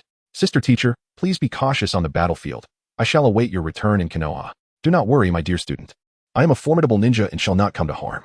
Now, let us go. Today, I shall treat you to some barbecue, Sunade replied with a smile. Noticing the concern etched upon Qingyun's face. Upon hearing this, Qingyun nodded thoughtfully. Reflecting on the original text, he recalled that aside from facing Hanzo, Sunade had encountered little danger.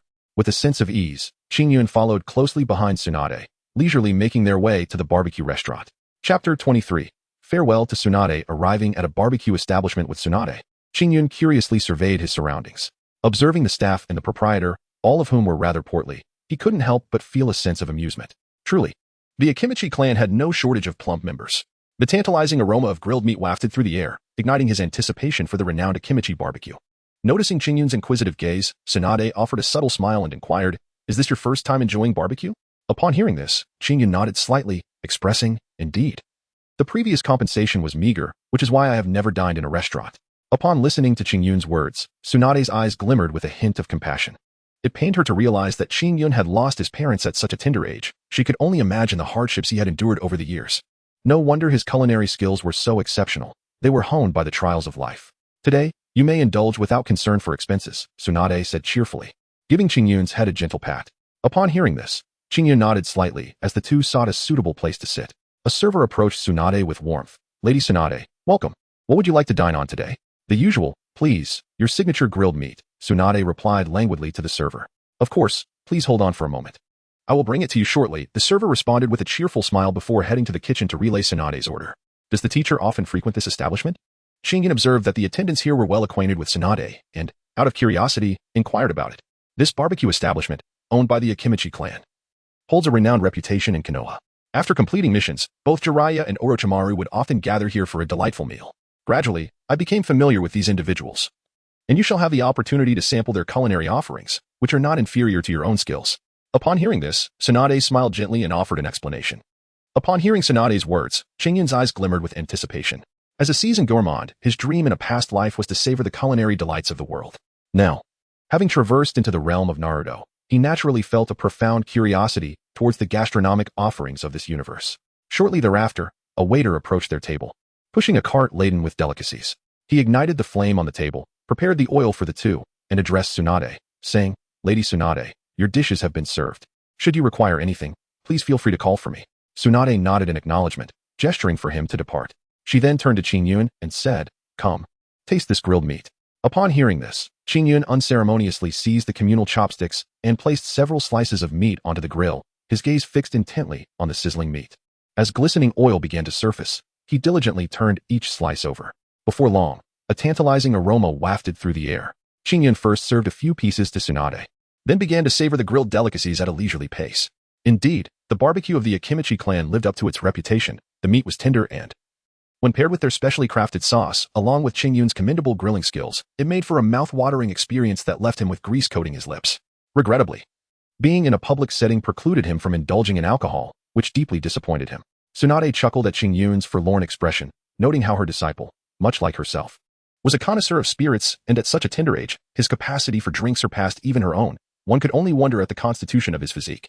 The meal extended for over an hour before concluding, and Qingyun, patting his belly, turned to Sunade and expressed his gratitude. Thank you, teacher, for the generous hospitality. Sunade, rolling her eyes playfully, replied, "Let us go for a stroll to aid digestion." With that, she rose gracefully and led Shingen away from the Akimichi barbecue establishment. As dusk descended, lanterns illuminated the storefronts lining the streets of Konoha, casting a warm glow over the market. The pair strolled in silence, each savoring the tranquility of the moment. Unbeknownst to them, Sunade guided Shingen to Hokage Rock, where the visages of Hashirama Senju, Tobarama Senju, and Hiruzen Sarutobi were carved into the stone. Standing atop the head of Tobarama, they felt the gentle breeze caress them. After a prolonged silence, Sunade suddenly turned to Qingyun and inquired, "Qingyun, what is your dream?"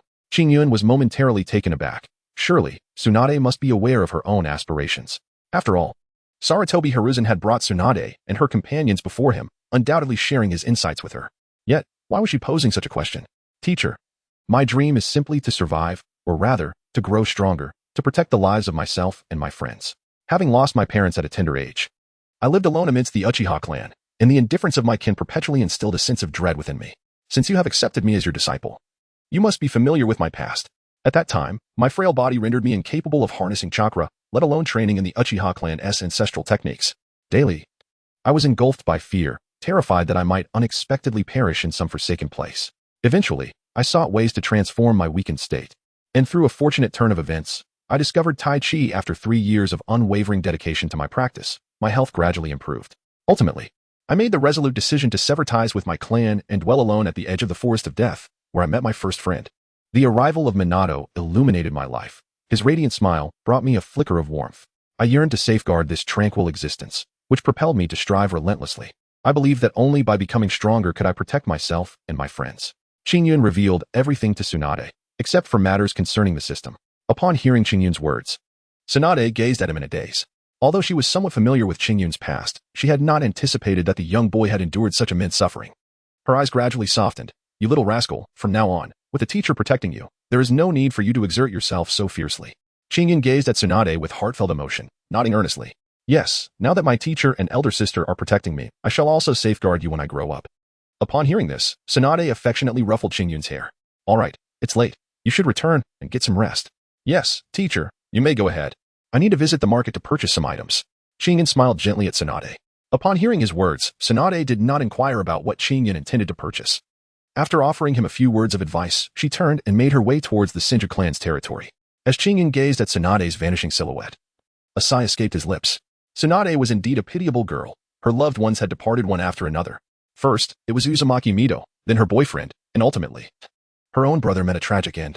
The gruesome fate he suffered, being disfigured by explosive tags and having his innards brutally extracted, was heart-wrenching. It was the deaths of S.H. Mitsu and Cat Dan that led Sunade to develop hemophobia. After a moment of silence, Qingyun shook his head, dispelling the intrusive thoughts. At this moment, he recognized his own frailty. Even if he wished to instigate change, he was powerless. He resolved to exert himself further in his training. For only by growing stronger could he alter the various tragedies depicted in the original narrative.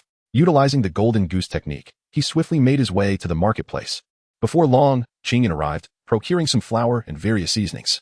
Upon returning to his dwelling in the forest of death, he inspected his traps and discovered a few small creatures within. Without hesitation, he dispatched them and then commenced kneading the dough. Observing Qingyun's industrious figure, Minato Namikaze inquired with curiosity, "Brother, what are you doing at such a late hour?" "I intend to prepare some provisions for Lady Sunade, who is to lead the reinforcements back to the battlefield tomorrow. I thought it prudent to make her some rations, which she can use to stave off hunger during her missions," Qingyun explained. Sunade had always treated him with kindness, and naturally, he wished to contribute in any way he could. Minato nodded in understanding and joined Qingyun in his efforts. After a night of diligent work, as dawn broke, a substantial pile of meat pies lay ready, crafted by Qingyun and Minato. Noticing the time, Qingyun packed the meat pies into a bundle and, after bidding farewell to Minato, employed the golden goose technique to dash towards the entrance of Konohagakure. Chapter 24. Abundant System Rewards. Before long, Qingyun arrived at the village gate, drenched in sweat. Indeed, a throng of ninjas had gathered there. "Ah, little Qingyun, what brings you here?" A middle-aged ninja, one of the many who had been treated by Qingyun, asked curiously upon noticing his presence. "Uncle, have you seen my teacher?" After a sigh, Qingyun gazed at the middle-aged ninja and inquired, "Is it Lady Sunade? She is up ahead discussing matters with Lord Hokage and several elders." Upon hearing this, Qingyun swiftly rushed forward, expressing his gratitude. "Thank you, uncle." Before long, he arrived at the forefront of the group, where he observed Sunade and Sarutobi Hiruzen engaged in conversation with a middle-aged man and woman. "Excuse me, Hokage-sama, teacher. May I interrupt you for a moment?" Qingyun called out from a distance. Sunade, Sarutobi Hiruzen, and Mito Gaiden turned to see that it was Qingyun. Little Qingyun, have you come here to bid farewell to your teacher? Sarutobi Hiruzen asked, a glimmer of surprise in his eyes, curiosity evident in his inquiry. Grandfather Hokage, I've come to see off my teacher and, by the way, to bring her a few things. Qingyun nodded slightly, offering a brief explanation to Sarutobi Hizashi before turning her gaze towards Sunade. Little ghost, what do you intend to gift me? Sunade inquired with curiosity, perplexed by Qingyun's intentions. Esteemed teacher, Qingyun replied, this is some sustenance that Minato and I prepared overnight. You may store it within your sealing scroll, and when you embark on your missions, you can use this to stave off hunger, sparing yourself from the unpalatable military rations. Qingyun handed a large bundle to Sunade, subsequently elucidating its contents. Sunade accepted the package, opened it, and beheld the neatly arranged rice cakes within. Upon noticing the bloodshot eyes of Qingyun, she could not help but crouch down and gently kiss his forehead, saying, Thank you, Qingyun. This is the finest farewell gift I have ever received. Stay well in Konohagakure and await the return of our teacher. Sarutobi Hiruzen, Mito Gaiden, and T-Rune Koharu, witnessing this scene, felt a deep sense of reflection. This child truly differs from the members of the Uchiha clan. Qingyun was momentarily taken aback by Sunade's kiss, then scratched the back of his head and broke into a wide grin. Old man, take good care of Qingyun. He must not suffer any grievances.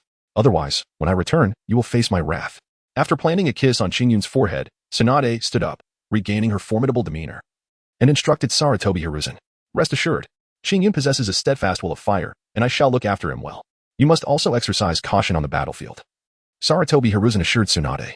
Upon hearing this, Sunade nodded, cast one last glance at Qingyun, and her gaze turned resolute as she raised her right hand and shouted, Let us depart. With Sunade's commanding call, hundreds of ninjas, along with a convoy of supplies, gradually left the village of Konoha. Qingyun stood beside Sarutobi Hiruzen, gazing at the departing team until they vanished from his sight. Only then did he come to his senses and waved farewell to Sarutobi, saying, Grandfather Hokage, it is getting late. I must head to the ninja hospital to tend to the injured. Farewell. Sarutobi Hiruzen looked at Qingyun with a benevolent smile, nodding in approval and replying, Go ahead. Qingyun bowed to Sarutobi Hizashi and Mito Kurinai, then employed the golden goose technique as he hurried towards the ninja hospital. Hizashi, this child is truly remarkable. You must nurture him well, he remarked, watching Qingyun's departing figure. Hizashi nodded in silent acknowledgement, indicating his understanding.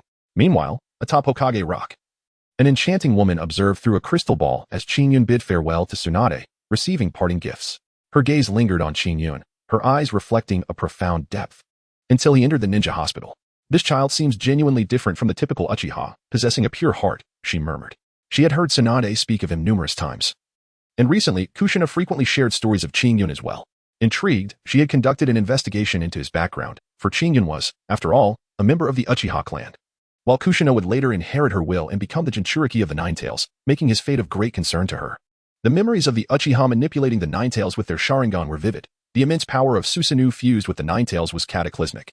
Had it not been for her husband unleashing the true form of Wood Release, Konoha might have perished at the hands of Uchiha Madara. Yet even so, after the battle with Madara, her husband sustained irreversible injuries and soon departed from this world. Contemplating that formidable figure, Uzumaki Mito felt a wave of anxiety wash over her. On the other hand, Qingyun remained oblivious to the fact that the most formidable figure in Konohagakure was watching him. Upon entering the ninja hospital, he checked on the previous patients, finding no significant issues. After a brief exchange with the nurses, he returned alone to the Forest of Death. Most of the injured had been treated and returned to the battlefield alongside Sunade, leaving only a few severely wounded individuals in the hospital. Although medical ninjutsu possesses miraculous capabilities, certain injuries, such as amputations, require timely treatment and the recovery of lost parts to heal.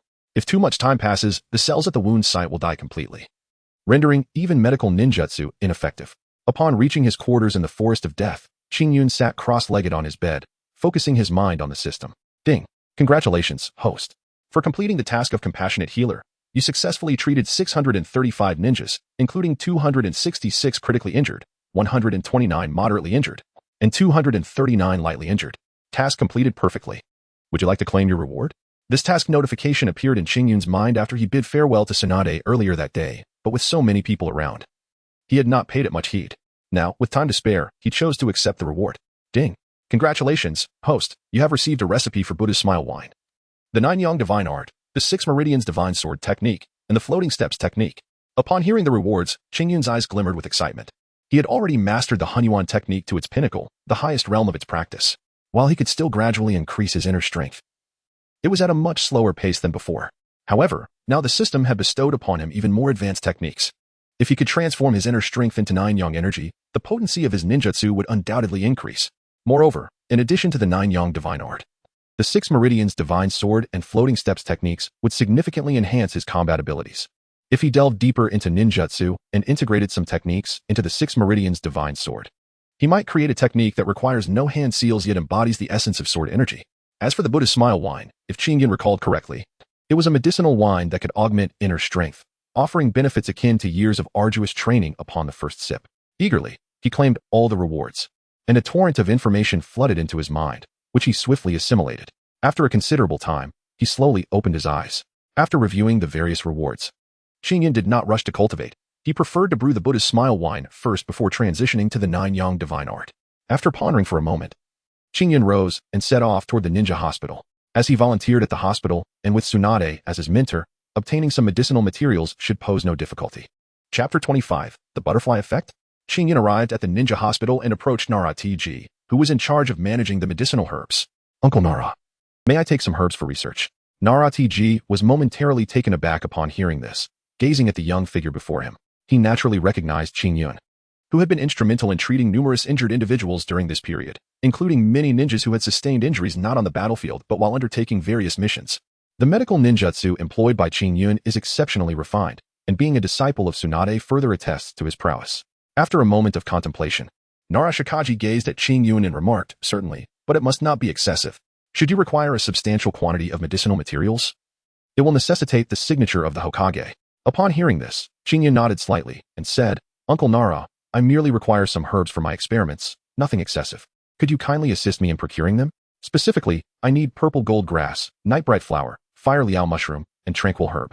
As he spoke, he conveyed the list of ingredients necessary for the Buddha's smile wine to Nara Tenjin. After listening, a flicker of uncertainty crossed Nara Tenjin's eyes. Being an elder of the Nara clan, the largest herbal merchant in Konoha, he was certainly well acquainted with the efficacy of various herbs. In addition to the soothing herb, Qingyan requires various materials that enhance chakra. What experiment does he intend to conduct?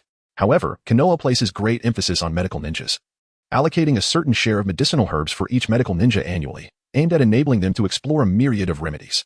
Although Qingyan is not a medical ninja, he wields medical ninjutsu with remarkable proficiency, rivaling that of an ordinary medical ninja. Furthermore, as a disciple of Sunade, he is afforded certain privileges, provided that the requirements do not demand an excessive quantity of medicinal materials. Without much deliberation, Nara Tenjin turned and opened the medicinal herb storage, retrieving the materials that Qingyan required. Thank you, Uncle Nara. Qingyan took the herbs handed to him by Nara Tezuka, expressed his gratitude, and then turned towards the marketplace. Shortly thereafter, he procured some rice, yeast, and a wine jar, returning to his abode in the Forest of Death. Following the method for brewing Buddha's smile wine, he crushed the rice to create the starter, then boiled a pot of water to cleanse the crushed rice before commencing the steaming process. The art of winemaking is exceedingly intricate. Although Qingyan could have purchased ready-made wine, the alcoholic content of the local sake was generally low. Moreover, given the peculiar technological advancements in the world of Hokage, many modern processes were absent, and beverages like wine were solely produced by hand. Distilled spirits, for instance, were non-existent. And Qingyan had never become accustomed to such wines, prompting him to embark on his own brewing venture. As time gradually elapsed, after 9 rounds of steaming, he spread the softened rice to cool. It was not until dusk that Qingyan collected the cooled rice into the wine jars, subsequently adding the yeast. He then, adhering to the method for crafting Buddha's smile wine, crushed the herbs and evenly distributed them among the jars. Brother, what are you doing? Asked Minato Namikaze, returning from school and curiously observing the array of wine jars scattered outside. I am brewing wine, Minato.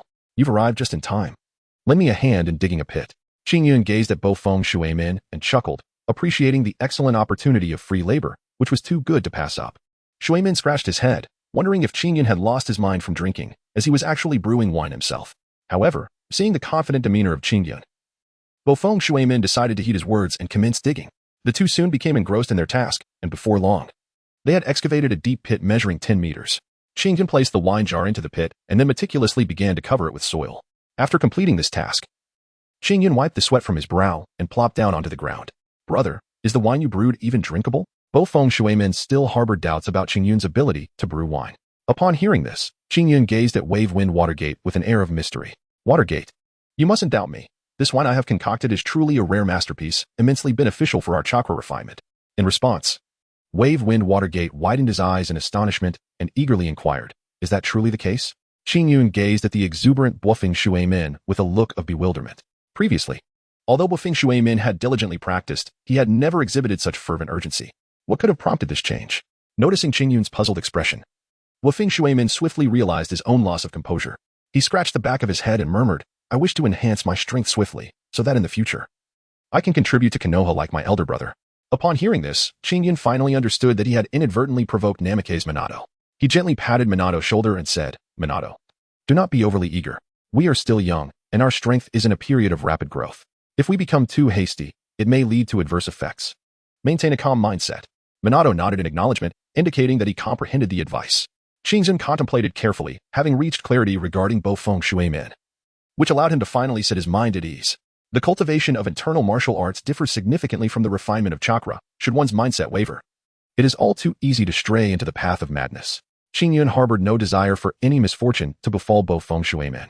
After a leisurely exchange, Bofeng Shui Min commenced his meditation to practice the Hunyuan Gong, while Qing Yun reclined on his bed in slumber. He aimed to be in optimal condition to transform the internal energy of Hunyuan Gong into the Jiuyang internal force. As the night passed without incident, the following morning, Qing Yun rose early, as was his custom. After skillfully practicing various martial techniques, he intended to cultivate the Juyang divine skill. However, Bofeng Shui Min's words compelled him to postpone this endeavor. Elder brother, Yaluchi instructed me to inform you that there is a test today. If you have the time, you should participate.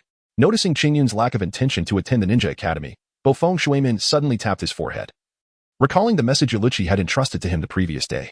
Upon hearing the words, Qing Yun nodded slightly, remaining silent as he accompanied Wave Wind Minato towards the ninja academy. As the hour was still early, both of them strolled leisurely along the streets of Konoha.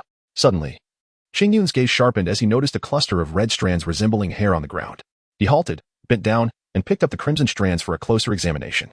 Bringing the strands to his nose, he found them devoid of scent, and his expression darkened as he turned to Wave Wind Minato, saying, Minato, please hurry to the ninja academy and check if Kushina is there. Seeing the gravity of Qing Yun's demeanor, Wave Wind Minato immediately sensed the severity of the situation. Nodding in acknowledgement, he unleashed the full extent of his speed, racing towards the ninja academy. Meanwhile, Qing Yun's mind was in turmoil. Previously, he had suspected that the red strands belonged to Kushina, but in his recollection, Kushina was not abducted until after graduating from the ninja academy. It was only then that a spy from the Cloud Village, having detected the unusual chakra within her, sought to kidnap Kushina and take her back to the Cloud Village for a reward, only to be discovered and rescued by Wave Wind Minato. Now, with 3 years still remaining until her graduation, how could Kushina possibly have been kidnapped? Could it be that my arrival has triggered a butterfly effect? Qing Yun did not dare to dwell on his thoughts. At this moment, he was certain that Kushina had been abducted. His earlier decision to summon Minato to the ninja academy was twofold. Firstly, to spread the news of Kushina's disappearance, and secondly, because Minato's current strength was merely on par with a low-ranking ninja, and in terms of explosive speed, he could likely outpace an average mid-ranking ninja. However, the enemy's strength remained unknown, and Qing Yun was reluctant to place Minato in peril. If he were to confront the adversary alone, even if he were unable to prevail, there would still be a chance for a timely retreat, but with Minato accompanying him, the situation would be drastically different. This was the primary reason Qing Yun had chosen to send Minato away. Without further contemplation, he continued his search, following the direction of the crimson strands of hair. Indeed, not far ahead, he spotted another trace of hair. Qing Yun quickened his pace, pressing onward in his pursuit. As time slipped away, he lost track of the distance he had traveled, feeling increasingly disoriented. A sense of foreboding flickered in his mind, suggesting that the enemy was deliberately leading him astray. This path was not one that exited the village. If the abductor sought to kidnap Kushina, they must be a spy from another nation. Upon successfully capturing her, they would not linger in Konoha, but would hasten their departure. Yet, the enemy not only remained within the village, but delved deeper into Konoha, indicating that they were likely using Kushina as bait. Who could it be? As Qing Yun pressed onward, he pondered whether it was Danzo, that rat lurking in the shadows. Having spent considerable time in Konoha, Qing Yun had yet to encounter Danzo. Had he perhaps noticed Qing Yun's talents and sought to recruit him into route? Subsequently, Qing Yun shook his head. If it were truly Danzo, there would be no need for such elaborate schemes to draw him in. He could have simply summoned Qing Yun to meet him without resorting to the abduction of Kushina. With these thoughts dismissed, Qing Yun resumed his swift search for the crimson strands, though a heightened sense of vigilance now accompanied him. Suddenly, as he raced forward, Qing Yun swiftly reached for his waist, drawing the Chi Feng sword and positioning it defensively before him. With a clink, a shuriken was deflected by the blade and fell to the ground. Qing Yun halted, his eyes scanning the surroundings with acute alertness. Chapter 26. The rescue of Kushina. The azure blade was unsheathed just in time to intercept a shuriken that was swiftly hurtling towards the azure clouds. Upon colliding with the azure sword, the shuriken emitted a resounding chime before plummeting to the ground. As Qin Yun deflected the shuriken with his swift movements, his gaze sharpened. Focusing on the source of the attack, he beheld a masked ninja, approximately 7 meters tall, with flowing black hair, wielding a katana in his right hand while clutching a young girl in his left, none other than Kushina. Upon noticing Qin Yun's arrival, a flicker of surprise illuminated Kushina's eyes. However, it appeared that she had been drugged by the masked assailant, rendering her temporarily mute. "Who are you, and why have you lured me here?" Qin Yun gazed at the masked ninja with a cold, indifferent gaze and cautiously inquired, "It seems that this little girl holds considerable significance for you. Knowing that someone lured you here using her as bait, how dare you come alone?" The masked ninja, with a hoarse voice, looked at Qin Yun with keen interest. Qin Yun perceived a glint of mockery in the ninja's eyes, as if he were engaging in a playful game of cat and mouse. Qin Yun's gaze flickered momentarily as he noticed Kushina's eyes fixed upon him.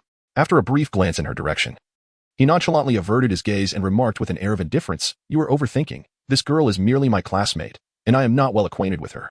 My presence here is solely driven by curiosity regarding who dares to behave so recklessly in the heart of Konohagakure." Upon hearing Qin Yun's words, a glimmer of despair swept across Kushina's eyes, tears as large as beans cascading down her cheeks, her gaze lifeless as she looked at the impassive Qin Yun. She could not comprehend why Qin Yun was acting this way. They were clearly friends, yet he seemed utterly unconcerned for her safety, uttering such cold and heartless remarks. The masked ninja, hearing Qin Yun's statement, chuckled softly. "Since you say so, this girl holds no value for us. Keeping her would be a burden. It would be far more straightforward to eliminate her now." With that, he raised the blade in his hand, slowly moving it toward Kushina's neck. Kushina closed her eyes, seemingly resigned to her fate. Qin Yun observed as the masked ninja slowly swung the tachi towards Kushina, a pang of anxiety gripping his heart.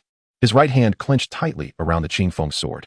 How infuriating! At such a distance, he could not instantaneously save Kushina. Who exactly was this individual? What was his true intention?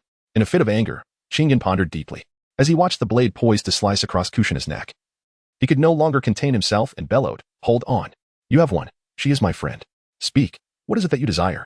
Upon hearing Qin Yun's words, the masked ninja halted his movements and slowly retracted his blade, regarding Qin Yun with a faint smirk. If you wish for me to spare this girl, then you must take your own life. I assure you, I will return her unscathed to the Ninja Academy. Do not." Upon hearing Qin Yun's subsequent words, Kushina's eyes widened in shock. It turned out that Qin Yun's earlier declaration was not born from indifference to her plight, but rather a strategy to deceive the enigmatic ninja. After hearing the masked ninja's response, Kushina summoned all her strength and shouted fervently. Qin Yun and the masked ninja, upon hearing Kushina's cry, paid no heed, their gazes locked, observing each other's every move. "It is impossible. I cannot trust you. If I were to take my own life, and you still refuse to release Kushina, what power do I truly have over you?" At this moment, Qin Yun only wished to buy time. Once the news of Kushina's disappearance reached the ears of the villagers, given her significance in Konoha, Sarutobi Hiruzen would undoubtedly dispatch a multitude of ninjas to search for her whereabouts. The masked ninja, seemingly aware of Qin Yun's intentions, coldly declared, "You have no alternatives. Either you perish, or she does." With that, he raised his katana once more, slowly advancing towards Kushina, compelling Qin Yun to make a swift decision. Upon witnessing this scene, Qin Yun felt a tightening in his heart, his gaze fixed intently on the masked ninja. "Hold on," he proposed. "We both harbor distrust towards each other. Perhaps a mutual concession would be prudent?" "Oh, pray, elaborate." The masked ninja paused his actions, inquiring with palpable intrigue. "You release Kushina, allowing her to depart unaccompanied, and I shall remain behind, resolutely refusing to flee. With your prowess, surely you do not fear a mere child? Moreover, Kushina has been drugged by you, rendered powerless and unable to move swiftly, while reinforcements will not arrive in haste. What say you?" Qin Yun articulated his thoughts, gazing expectantly at the masked ninja. The masked figure paused momentarily upon hearing his words, then a sly smile crept across the corner of his mouth beneath the dark fabric, causing it to crinkle slightly. An intriguing proposal, yet I must decline." With that, he swiftly swung the katana in his hand towards Kushina. Upon witnessing this, Qin Yun rapidly channeled his inner strength, his face alight with joy as he gazed at the masked ninja's back. "Grandfather Hokage, you've arrived. Quickly vanquish this ninja. He has taken Kushina hostage." Hearing Qin Yun's words, the masked ninja noticed the surprise in Qin Yun's eyes directed behind him, prompting him to involuntarily glance over his shoulder. However, there was nothing there, and he immediately realized he had been deceived. He swiftly turned to launch an attack. As Qin Yun turned to face the masked ninja, the internal energy within him surged with unprecedented intensity, allowing him to unleash the full power of the Golden Goose technique as he charged towards the adversary. Approaching the masked ninja, he swung his Qingfeng sword fiercely at the ninja's left hand, while simultaneously forming a seal with his left hand, invoking the fire release, great fireball technique. The masked ninja, realizing he had been deceived, swiftly turned around, only to behold a colossal fireball hurtling towards him. Reacting quickly, he summoned his chakra, manifesting a sharp oar on his sword, and cleaved the fireball in twain. The great fireball was split asunder, its remnants scattering to either side and plummeting to the ground.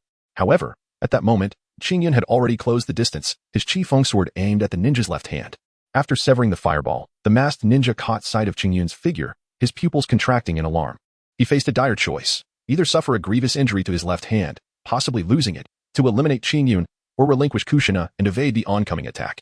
With haste, the masked ninja made his decision, releasing his grasp on Kushina and retreating, simultaneously swinging his right-hand sword towards Qingyun. Qingyun released Kushina from the grip of the masked ninja. With all his might, he executed the golden goose technique, swiftly seizing Kushina and cradling her in his arms, while simultaneously shifting his stance. The Qingfeng sword gliding horizontally before him. The clash of the katana and the Qingfeng sword resonated, and Qingyun leveraged the recoil to retreat. However, the masked ninja would not allow Qingyun to escape so easily. With a sudden movement, he appeared beside Qingyun, his katana poised to strike once more at the precious Kushina nestled in his embrace. Qingyun felt a fleeting moment of disorientation as the masked ninja appeared before him. Simultaneously, the katana arced towards Kushina.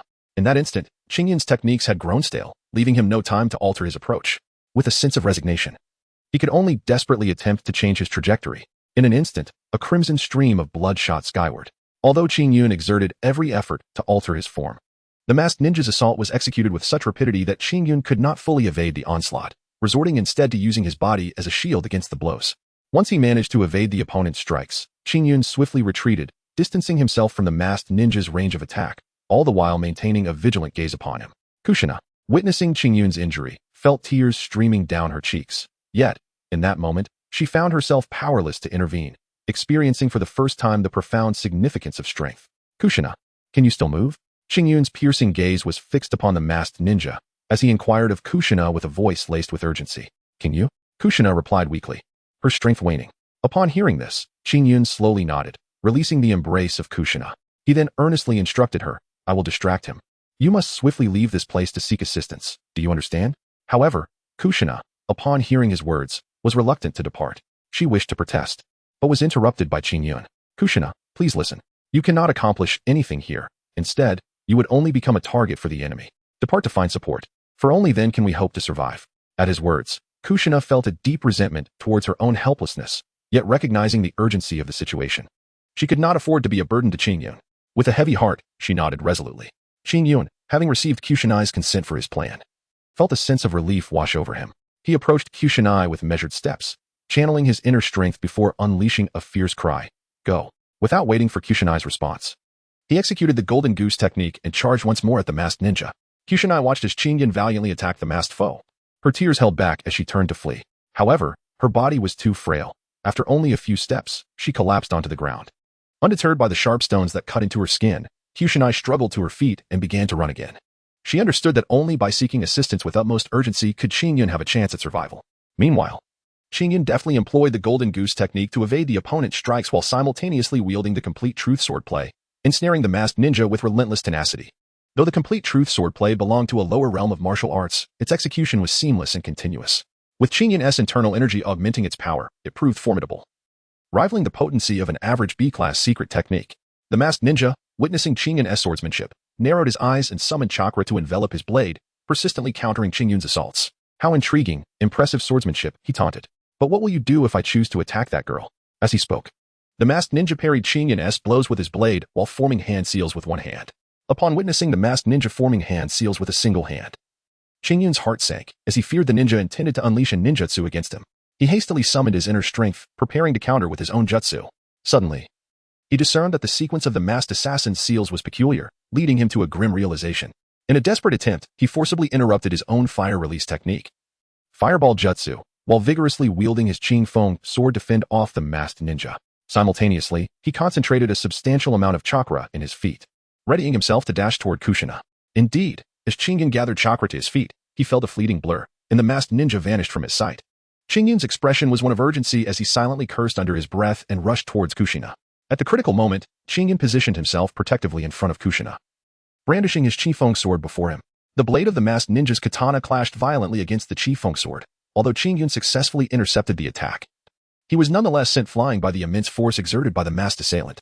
Qingyun rolled on the ground for several laps, finally dissipating the force of the rebound. He slowly rose to his feet, a hint of blood trickling from the corner of his mouth, brandishing the Qifeng sword. His eyes cold and piercing as he gazed at the masked ninja. Despicable. Upon hearing Qingyun's words, the masked ninja let out a chilling laugh. For a ninja, as long as the mission is accomplished, any means are justifiable. What does it matter? As he spoke, he formed another hand seal and used the body flicker technique to appear behind Kushina, swinging his katana down fiercely towards her. Qingyun's expression was one of urgency. Without a moment's hesitation, he activated his Sharingan. Instantly, his eyes turned a vivid crimson, with two spinning tomos swirling within his pupils. Upon awakening the Sharingan, Qingyun perceived the world around him with remarkable clarity, observing every subtle movement of the masked ninja, even predicting the trajectory of their impending attack. Utilizing the golden goose technique, he deftly intercepted the masked ninja's strike just before it landed, simultaneously forming a hand seal. Fire release, fireball. This fireball, distinct from the great fireball technique, surged towards the masked ninja. Upon witnessing Qingyun's transformation into the Sharingan, the masked ninja's pupils constricted in shock. However, there was no time to ponder how someone as young as Qingyun could awaken such a powerful double tomo Sharingan. Swiftly employing the body flicker technique, he evaded the fireball and stood at a distance, staring in awe at Qingyun. A double tomo Sharingan. Truly remarkable talent. Qingyun, are you alright? It was then that Kushina snapped back to reality. The events had unfolded in the blink of an eye. Sensing a disturbance behind her, she turned to see Qingyun. His eyes blood-red and fiercely focused on the masked ninja, with a trace of blood lingering at the corner of his mouth, indicating he had sustained internal injuries. I'm fine. Kushina, we must leave quickly.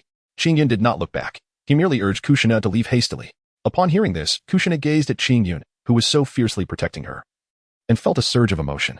She stifled the impulse to stay and assist Qingyun, turning away to run once more. Qingyun did not cast a glance at Kushina. His eyes fixed intently on the masked ninja.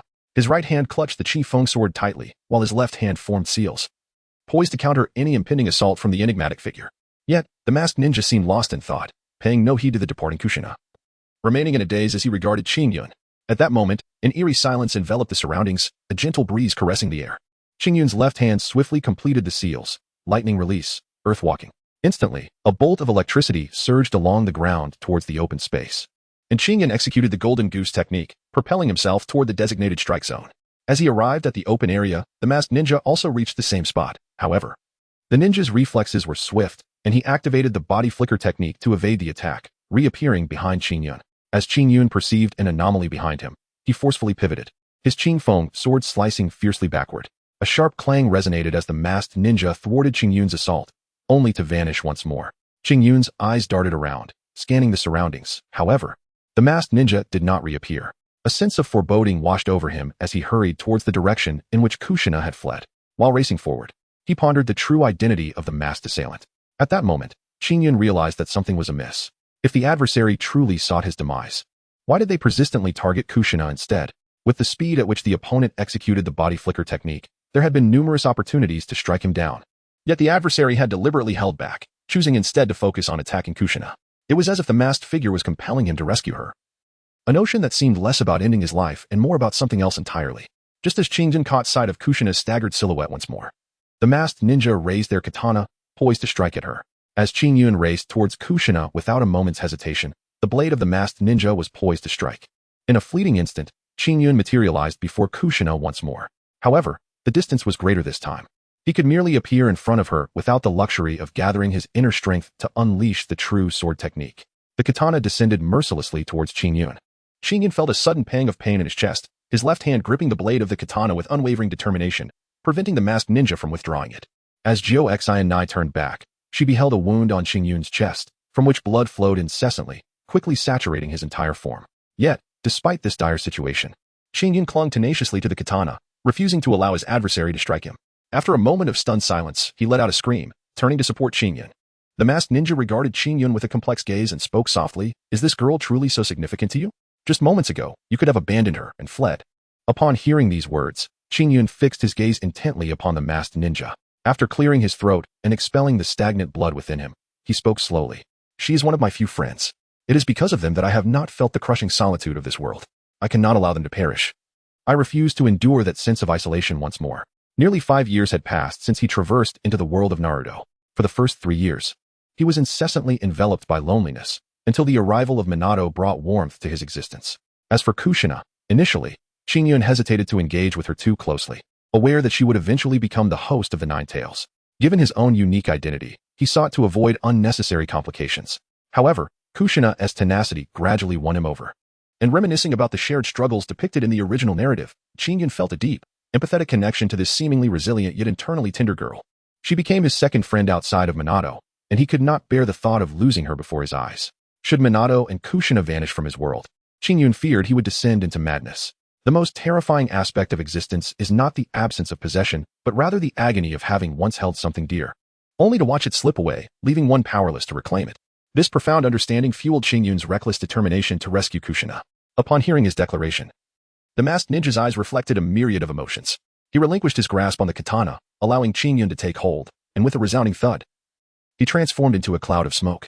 Chingyun gazed warily at the billowing white smoke. However, as the mist began to dissipate, his eyes widened in disbelief at the figure that materialized before him. Before the two stood a stunning woman with crimson hair, reminiscent of Kushina. "Is that you, Mito?" Kushina stammered, her astonishment palpable as she beheld the enchanting figure. Indeed, it was Uzumaki Mito. Chingyun's earlier suspicions were confirmed, despite having ample opportunities to eliminate him. She had refrained from striking, instead persistently urging him to aid Kushina. This was not an assassination attempt directed at him, but rather a profound trial. Chingyun unsheathed the tie-dao that had been embedded within him and cast it aside, subsequently collapsing onto the ground, gasping for breath. The earlier urgency had faded, and now, with his taut nerves suddenly unspooled, Chingyun could no longer maintain his composure, heaving heavily. "Are you all right, Chingyun?" Inazuka Kushina, noticing Chingyun's exhausted form, cast a concerned glance his way before turning her ire upon Uzumaki Mito, demanding, "Why did you do this?"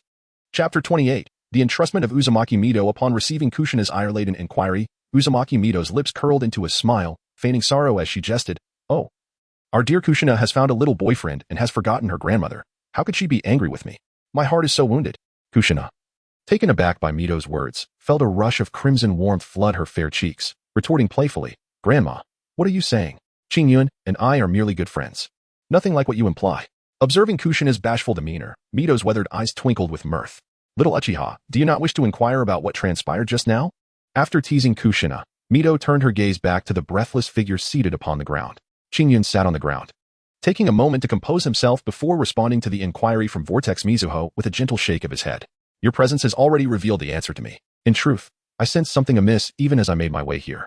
Given the swiftness with which you executed the body flicker technique, it would have been effortless for you to eliminate me without any further assistance. Yet, you refrained from doing so, choosing instead to relentlessly pursue Kushina, leaving me no time to ponder the intricacies of the situation, compelling me to move in accordance with your rhythm. It was only upon your arrival that I began to comprehend your motivations." Pausing briefly, Chingyun continued, "You hold a profound affection for Kushina. Naturally, you would be particularly vigilant regarding those who come into her orbit, especially since I hail from the notoriously extreme Uchiha clan. Even though I have distanced myself from the Uchiha family, the blood of my lineage flows through my veins and cannot be denied. Thus, you orchestrated this trial to gauge my feelings for Kushina, did you not?" Upon hearing this, Vortex Mizuho regarded Chingyun with a penetrating gaze, silently acknowledging, "What an astute young man. When did you awaken your double Tomo Sharingan?" Mizuho had previously examined Chingyun's background, but found no mention of his awakening the Sharingan, indicating the depths of Chingyun's concealment. Upon hearing this, Chingyun pondered for a moment, concluding that Uzumaki Mizuhito bore no ill intentions towards him. He replied calmly, "The day my parents passed away." Upon hearing this, Mizuhito's pupils constricted. If memory served her correctly, Chingyun was merely 3 years old when his parents departed this world. At such a tender age, awakening the Sharingan, and moreover, achieving the dual Tomo, was an extraordinary talent unmatched in the annals of the Uchiha clan. Why then did you not inform the Uchiha leadership of your awakened Sharingan? With your intellect, you must realize that once they are aware of your abilities, they would undoubtedly prioritize your training. Your life could have been exceedingly prosperous." Mizuhito regarded Chingyun with a look of bewilderment. It is only when one is in a state of despair that true concern and care are manifested. Such sentiments are genuine.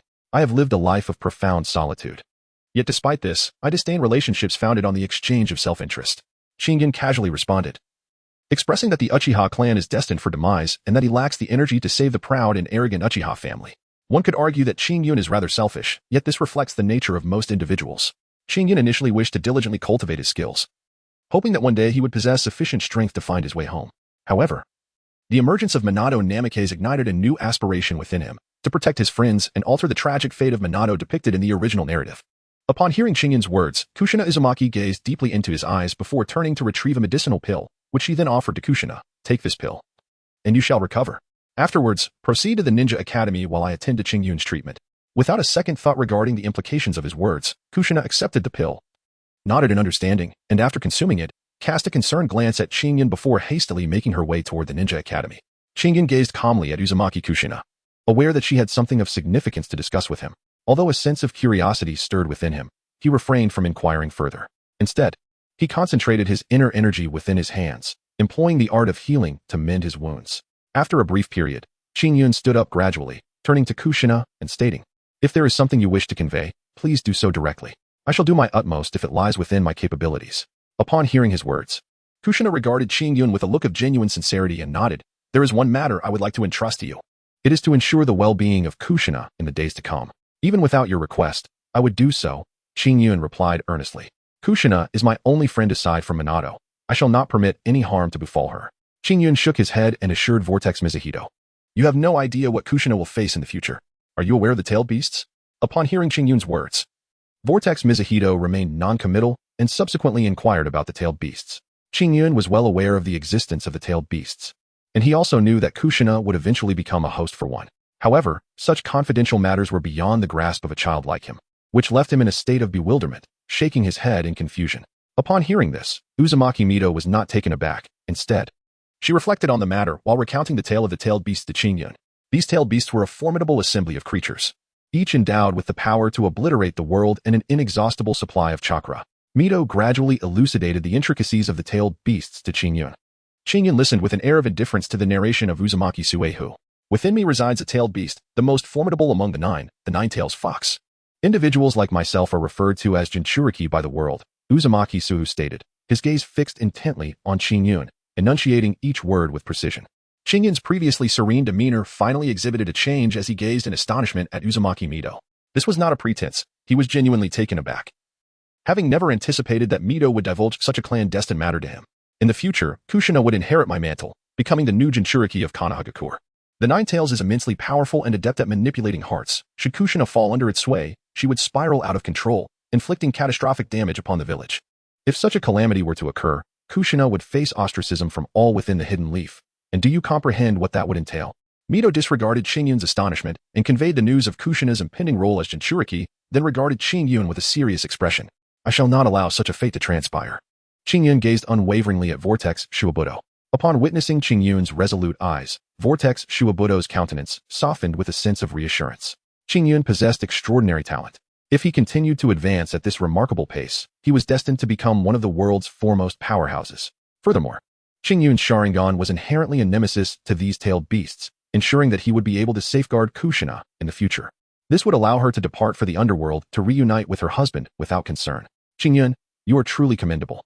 Should you ever require assistance, do not hesitate to seek me out. Moreover, please refrain from disclosing today's events to Kushina. She is still young and should not bear such burdens. I can support her for a few more years," Vortex Shuabuto said gently, affectionately ruffling Qingyun's hair as he imparted his advice. Upon hearing this, Qingyun remained silent, merely nodding lightly. "Very well, you may return to the Ninja Academy. I have matters to attend to. Wait, could you please keep my activation of the Sharingan a secret? I wish to avoid drawing too much attention." Qingyun formed a seal and hurriedly implored the Swirling Water Master. Upon hearing this, the Swirling Water Master glanced at Qingyun and then smiled warmly, nodding in agreement. "Though I am unaware of your fears, I shall grant your request. Henceforth, you may address me as grandmother, just as you do with Kushina." "Thank you, grandmother." Qingyun looked at Uzumaki Naruto with a face full of gratitude. Upon hearing this, Uzumaki Naruto patted Qingyun on the head and then swiftly departed. Chapter 29, The Nine Sons' Divine Art. After Qingyun witnessed the vortex, he replenished his depleted inner strength and swiftly made his way towards the Ninja Academy. Along the journey, he encountered Ayano Iruki and Namikaze Minato, as well as Kushina. "Brother, are you all right? What about the person who abducted Kushina?" Minato exclaimed, startled by Qingyun's bloodstained appearance, and promptly inquired. Upon hearing this, Qingyun was momentarily taken aback. He glanced at Kushina, who, feeling embarrassed, had lowered her head. With a helpless shake of his head, he said, "Irukichi-sensei, this is merely a jest from Kushina's family. There's no cause for concern." Irukichi, upon hearing this, cast a profound gaze at Qingyun. He was well aware of Kushina's true identity, however. It seemed that the Hokage held her in considerable regard. When the news of Kushina's disappearance reached Sarutobi Hiruzen, his expression changed drastically. The village of Konoha was placed under a state of emergency, with the shadows of Umbu everywhere. This clearly indicated the significant position Kushina occupied in Sarutobi's heart. Now that Kushina had safely returned, Irukichi felt it inappropriate to comment further and led Qingyun and the others back to the ninja academy. Upon returning to the academy, Qingyun disregarded the curious glances from his classmates and sat calmly in his seat. Today marked the final examination, with theoretical assessments in the morning and practical evaluations in the afternoon. Although some time had been lost, Irukichi did not abandon the original plan. After distributing the examination papers, he took his place at the podium, occasionally casting his eyes towards Qingyun, whose brush danced across the paper with remarkable speed. The day's events were undeniably peculiar. Kushina had been abducted, and Qingyun returned drenched in blood, both circumstances shrouded in mystery. Yet, Qingyun was unwilling to divulge details, and Irukichi felt it inappropriate to inquire further.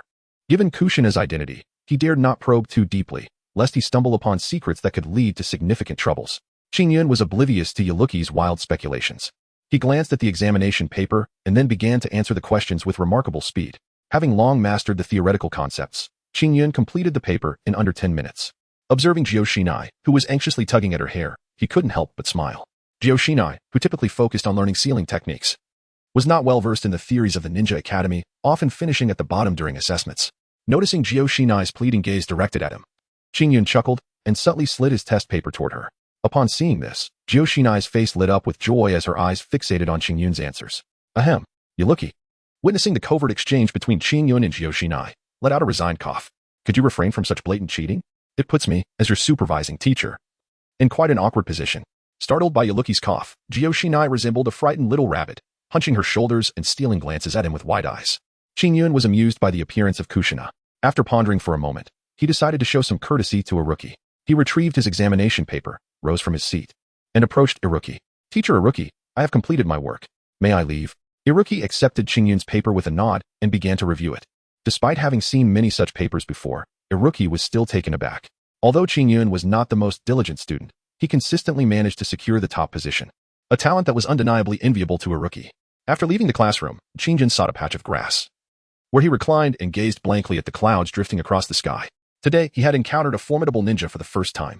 Yet, this was merely a casual display from Uzumaki Naruto. Had Uzumaki Naruto been earnest in his efforts, Qingyun feared he would scarcely withstand even a single strike from him. A tempest began to stir within Qingyun's heart.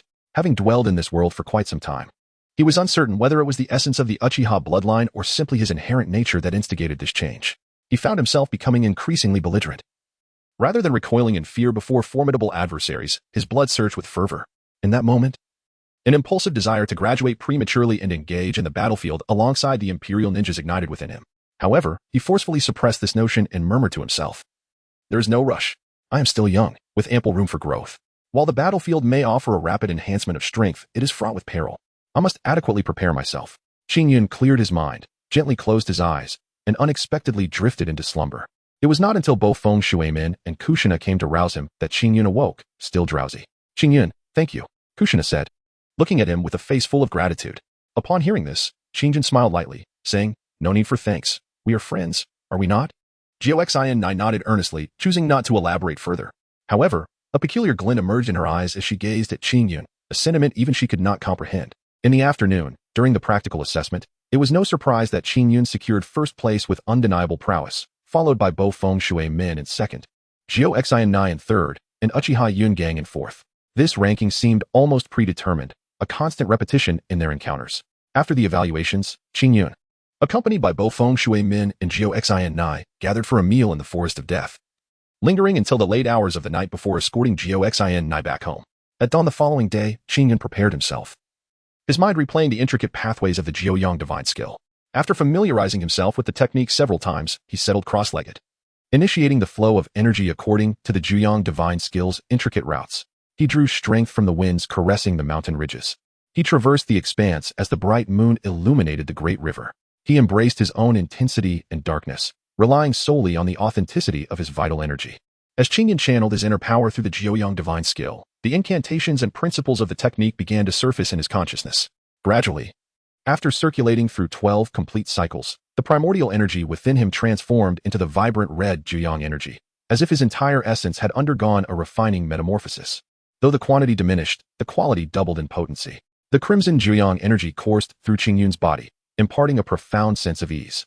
Upon introspection, he observed that half of his 12 primary meridians had been unblocked, igniting a flicker of determination in his gaze.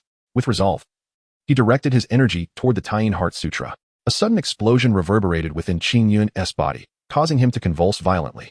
A trace of blood spilling from the corner of his mouth. The resilience of this meridian exceeded Qing Yun's wildest imagination.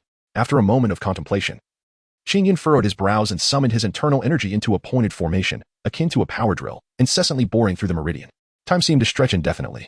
With his complexion turning crimson and beads of sweat cascading down his face, he realized that his Jiuyang internal energy was nearing depletion. Yet the final barrier of this meridian remained unbroken.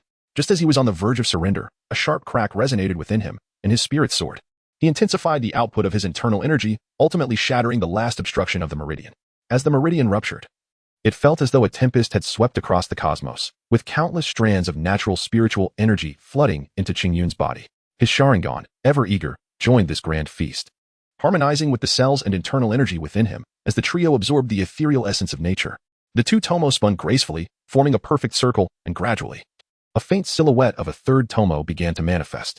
However, at that moment, the natural spiritual energy proved insufficient, and the phantom of the third Tomo slowly faded away.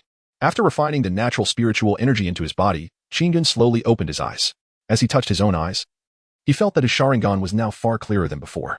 Qing Yun was aware that his Sharingan had advanced further, now only a short distance from attaining the coveted 3-Tomo Sharingan. After examining the condition of his eyes, he deactivated them and turned his attention inward. The inner energy, which had diminished after being transformed into the 9-Yang internal force, had now reverted to its original state and even increased beyond its former capacity. Moreover, every cell in Qing Yun's body seemed to rejoice, having absorbed a substantial amount of natural spiritual energy, leaving him with an ethereal sensation. As he continued to absorb this energy, he pondered, will I not end up like Tang Sun? Just a taste of my flesh can significantly enhance my power? A chill swept through Qing Yun, prompting him to swiftly dispel this absurd notion. Rising to his full height, he commenced the practice of the Lingbo Weibo. Chapter 30. The Ropes of Trees. Lingbo Weibo is the pinnacle of footwork techniques found in the illustrious martial arts novels of Jin Yong. It involves traversing in a specific sequence dictated by the principles of the I Ching, advancing through the hexagrams in a manner that completes a grand circle from the first step to the last. This technique is extraordinarily intricate, allowing the practitioner to evade numerous adversaries' assaults. Furthermore, each step taken in Lingbo Weibo is intimately connected to one's internal energy. It is far more than mere locomotion. A person lacking a solid foundation in internal martial arts attempting to forcefully execute Lingbo Weibo would face the perilous consequence of severing their meridians. Moreover, regular practice of Lingbo Weibo yields a gradual enhancement of one's power. It can be said that once mastered, Qing Yun would be able to respond with poise and confidence to the close-range attacks of multiple foes. As Qing Yun traversed the initial orientations of the I Ching's 8 trigrams, he reminisced about the efficacy of the Lingbo Weibo technique. In the beginning, Qing Yun was not well acquainted with it, often resulting in strains throughout his entire body. After walking for a while, Qing Yun came to a halt, tending to his strained muscles while contemplating the intricacies of cultivating the Lingbo Weibo technique. After some reflection, he meticulously traced the footwork of Lingbo Weibo on the ground according to the cardinal directions. Then, with utmost care, he began to channel his internal energy, moving slowly in accordance with the sequence of steps. Gradually, Qing Yun's pace quickened, and a series of afterimages emerged in the confined space around him. The more Qing Yun practiced the Lingbo Weibo, the greater his delight grew. This exquisite technique truly deserved its reputation as the pinnacle of martial arts within the works of the esteemed Jinda. After several hours of swift movement, he felt no trace of fatigue whatsoever. Qing Yun became increasingly exhilarated as he unsheathed the Qing Feng sword. While executing the graceful steps of Lingbo Weibo, he wielded the sword. And in an instant, radiant beams of light flickered around him. With the infusion of Qing Yun's inner strength, the sword energy surged forth, wreaking havoc in the surrounding area. Water escape, water dragon bullet technique. Suddenly, an attack surged towards Qing Yun from behind. His eyes narrowed, and with a deft slide of his feet, a water orb shattered through his afterimage, creating a deep crater in the ground. After evading the assault, Qing Yun swiftly stepped forward, appearing behind his assailant in the blink of an eye, the Qing Feng sword resting against the intruder's neck. With an air of indifference, he inquired, "Who are you?" Startled by Qing Yun's sudden maneuver and the chilling presence of the sword at his throat, the newcomer stuttered, I am SHNGSH. Yes, I apologize. Upon hearing the words, Qing Yun paused in astonishment. Shinshu? Is he not the younger sibling of Sunade? What brings him here? If Qing Yun's memory serves him correctly, Shinshu is 2 years his senior and should still be attending the Ninja Academy, with graduation not due until next year. He withdrew the Qing Feng sword from the boy's neck, sheathing it before approaching Shinshu, who was drenched in cold sweat and towered over him by 2 heads. With a look of bewilderment, Qing Yun inquired, What brings you here? Shouldn't you be at school at this hour? As Shinshu felt the long sword vanish from his throat, he exhaled deeply. Just moments ago, when Qing Yun had rested the blade upon him, he genuinely believed his demise was imminent. It was only by promptly revealing his identity that he managed to evade a most ignoble end, for had he perished in such a manner, his spirit would surely have been restless. Qingyun noticed Shushin lost in his own world, his brows furrowed as he inquired once more. Startled awake by Qingyun, Shushin scratched the back of his head, a foolish grin reminiscent of a whimsical riddle spreading across his face. I have often heard my sister speak of your extraordinary talent and maturity, which stirred a sense of rivalry within me. Later, Kushina frequently mentioned you at home, igniting my desire to engage in a friendly contest. However, opportunities eluded me. Just yesterday, my grandmother brought you up, intensifying my curiosity. Thus, upon learning your whereabouts from Kushina today, I ventured here in hopes of a spar. Upon hearing his words, Qingyun cast a fleeting glance at the rather clumsy Shinshu and inwardly mused. No wonder the original character met his demise due to an explosive talisman. With such a demeanor, surviving the battlefield would be a formidable challenge, unless he possessed a protagonist's halo akin to Naruto, allowing him to repeatedly emerge unscathed from perilous situations. In the future, it would be prudent to refrain from such recklessness. Should you wish to engage in a friendly spar, a prior notification would be advisable. This ambush, had you not promptly revealed your identity, would have left you lying on the ground, a cold corpse. Qingyun gently addressed the rope tree. Upon hearing this, the rope tree wore an expression of embarrassment. Then, as if recalling something, it looked at Qingyun with excitement and exclaimed, Qingyun, the footwork you displayed was truly magnificent. Upon hearing this, Qingyun cast a disapproving glance at Shishu, pondering whether he could articulate his thoughts. Could such a mundane term as beautiful truly encapsulate the elegance of the Lingbo Weibo? It is, without a doubt, ethereal. It is acceptable, perhaps, but it pales in comparison to the art of Shunshin. Qingyun could not help but mutter under his breath, while feigning indifference towards Shishu. Nonetheless, Qingyun was not entirely incorrect.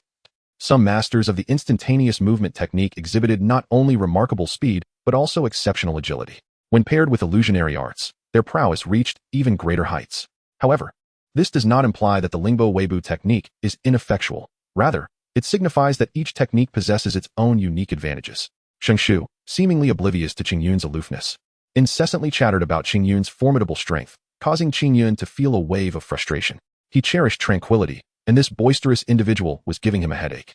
He swiftly interrupted Shinshu's monologue, asking, what exactly do you intend to do? As for a spar, you have already lost. Upon hearing this, Shishu covered his mouth with his hands, suddenly recalling what Kushina had told him. Qingyun appreciates peace and quiet. Qingyun gazed at the foolish Shishu with an expression of exasperation. Just moments ago, he had been chattering incessantly, but now, when prompted to articulate the purpose of his lingering presence, he merely covered his mouth. What could this mean? Do you have any matters to discuss? I inquired. If not, I shall commence my cultivation. I kindly ask you to take your leave. Qingyun, feeling helpless, inquired once more. Upon hearing this, Shinshu finally released his hands from covering his mouth. Well, you are truly impressive. I feel that you surpassed that arrogant brat in our class. At least when he isn't using his Sharingan, I can still engage him in a fierce contest.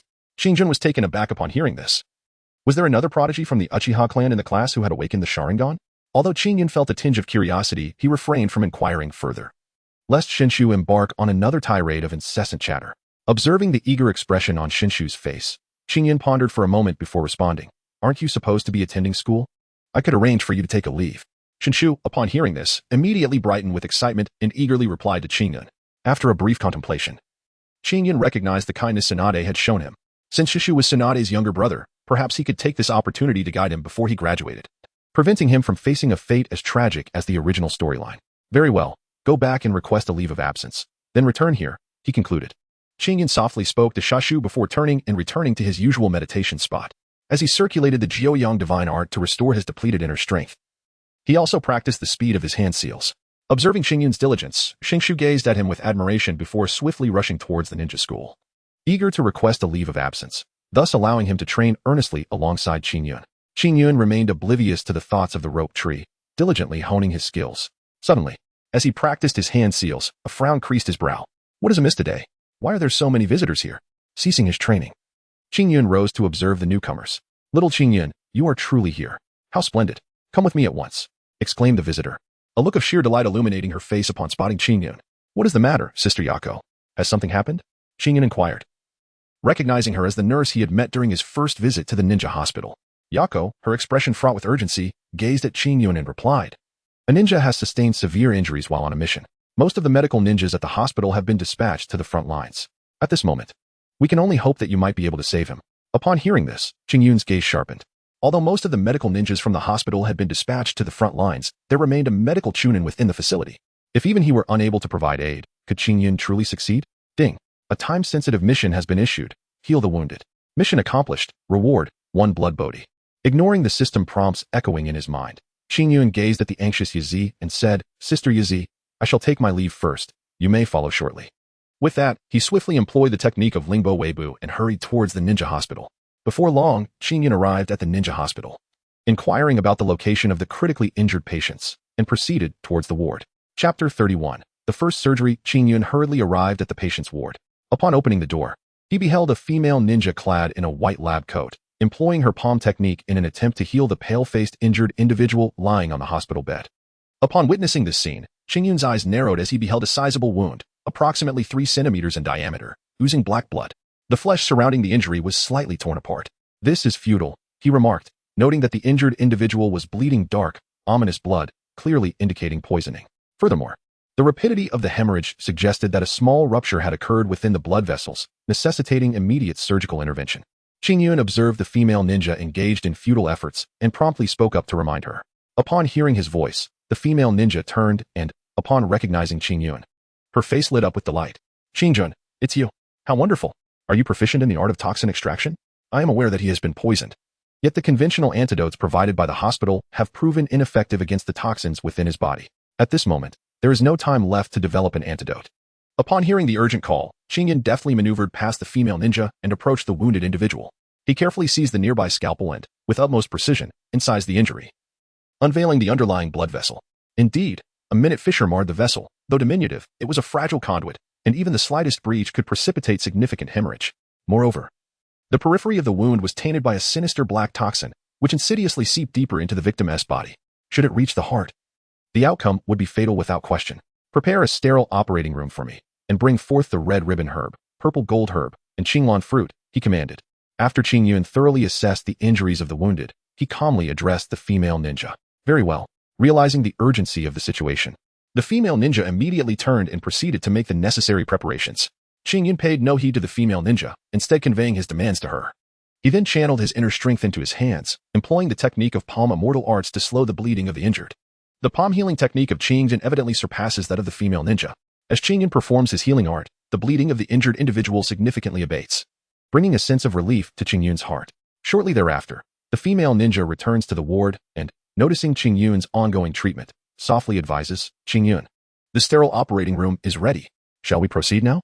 To which Qingyun responds, let us go at once. Please arrange for 2 nurses to assist in transporting the stretcher inside. At this moment, I am focused on controlling the bleeding and cannot leave. Upon hearing this, Qingyun calmly instructed, all right. The female ninja, observing Qingyun's composed demeanor, could not help but marvel inwardly. Truly, he is a disciple of Lady Sunade at such a tender age. He already exudes an air of nobility. With the assistance of 2 nurses, Qingyun gradually followed the stretcher toward the sterile operating room. As he pushed open the door, he was taken aback to find Sarutobi Hiruzen waiting outside. Qingyun, how's his condition? Do you have confidence? Sarutobi Hiruzen approached Qingyun. Concern etched on his face as he inquired about the injured individual. Upon hearing this, Qingyun did not raise his head, while managing the output of his celestial technique. He replied, Grandfather Hokage, I will do my utmost. Given the urgency of the situation, I cannot converse with you for long. I apologize. Sarutobi Hiruzen nodded in response. Qingyun, I entrust this to you. Please ensure his recovery. If it proves impossible, I implore you to at least allow him a moment of consciousness, for he possesses critical information that is of great significance to Konoha. Upon hearing this, Qingyun was momentarily taken aback, yet he refrained from uttering a word, merely nodding in acknowledgement. Soon after entering the sterile operating room, Qingyun addressed the female ninja, saying, You must take over my technique of palm immortality. You cannot cease until I have extracted the toxins from him. Are you capable of this? Yes, rest assured. Qingyun, I pledge not to halt the palm immortality technique until you indicate it is finished, the female ninja assured him, her expression resolute. As Qingyun observed the situation, he refrained from speaking, merely nodding his head. He watched as the female ninja began to employ her healing technique, gradually approaching the wound of the injured. Suddenly, Qingyun withdrew his hand, allowing the female ninja to take over. Without hesitation, he immediately initiated the extraction technique, inserting 2 fingers into the wound of the patient. In an instant, strands of black blood were drawn forth by Qingyun, while the nearby nurse promptly produced an empty vial to collect the dark fluid. As time passed, the female ninja's face grew pale, clearly indicating that the prolonged use of her healing technique had begun to deplete her chakra reserves. In contrast, Qingyun, utilizing a more advanced version of the extraction technique, maintained a healthy complexion. Qingyun paid no heed to the female ninja, fully immersed in executing the intricate technique of blood extraction. Only when the crimson essence flowed abundantly did he pause.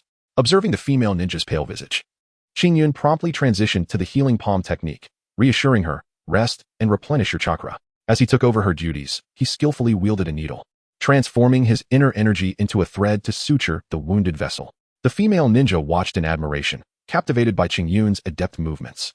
Qingyun paid no heed to the thoughts of the female ninja, his focus unwavering as he meticulously sutured the wounds of the injured. In no time, the laceration on the patient's vein was stitched, and the bleeding diminished significantly. Witnessing this, Qingyun intensified the output of his healing technique, and remarkably, the wound began to mend at a visibly rapid pace. Only then did Qingyun exhale in relief, silently grateful that he had converted his internal energy into the nine-yang energy. Otherwise, he would not have been able to endure for so long.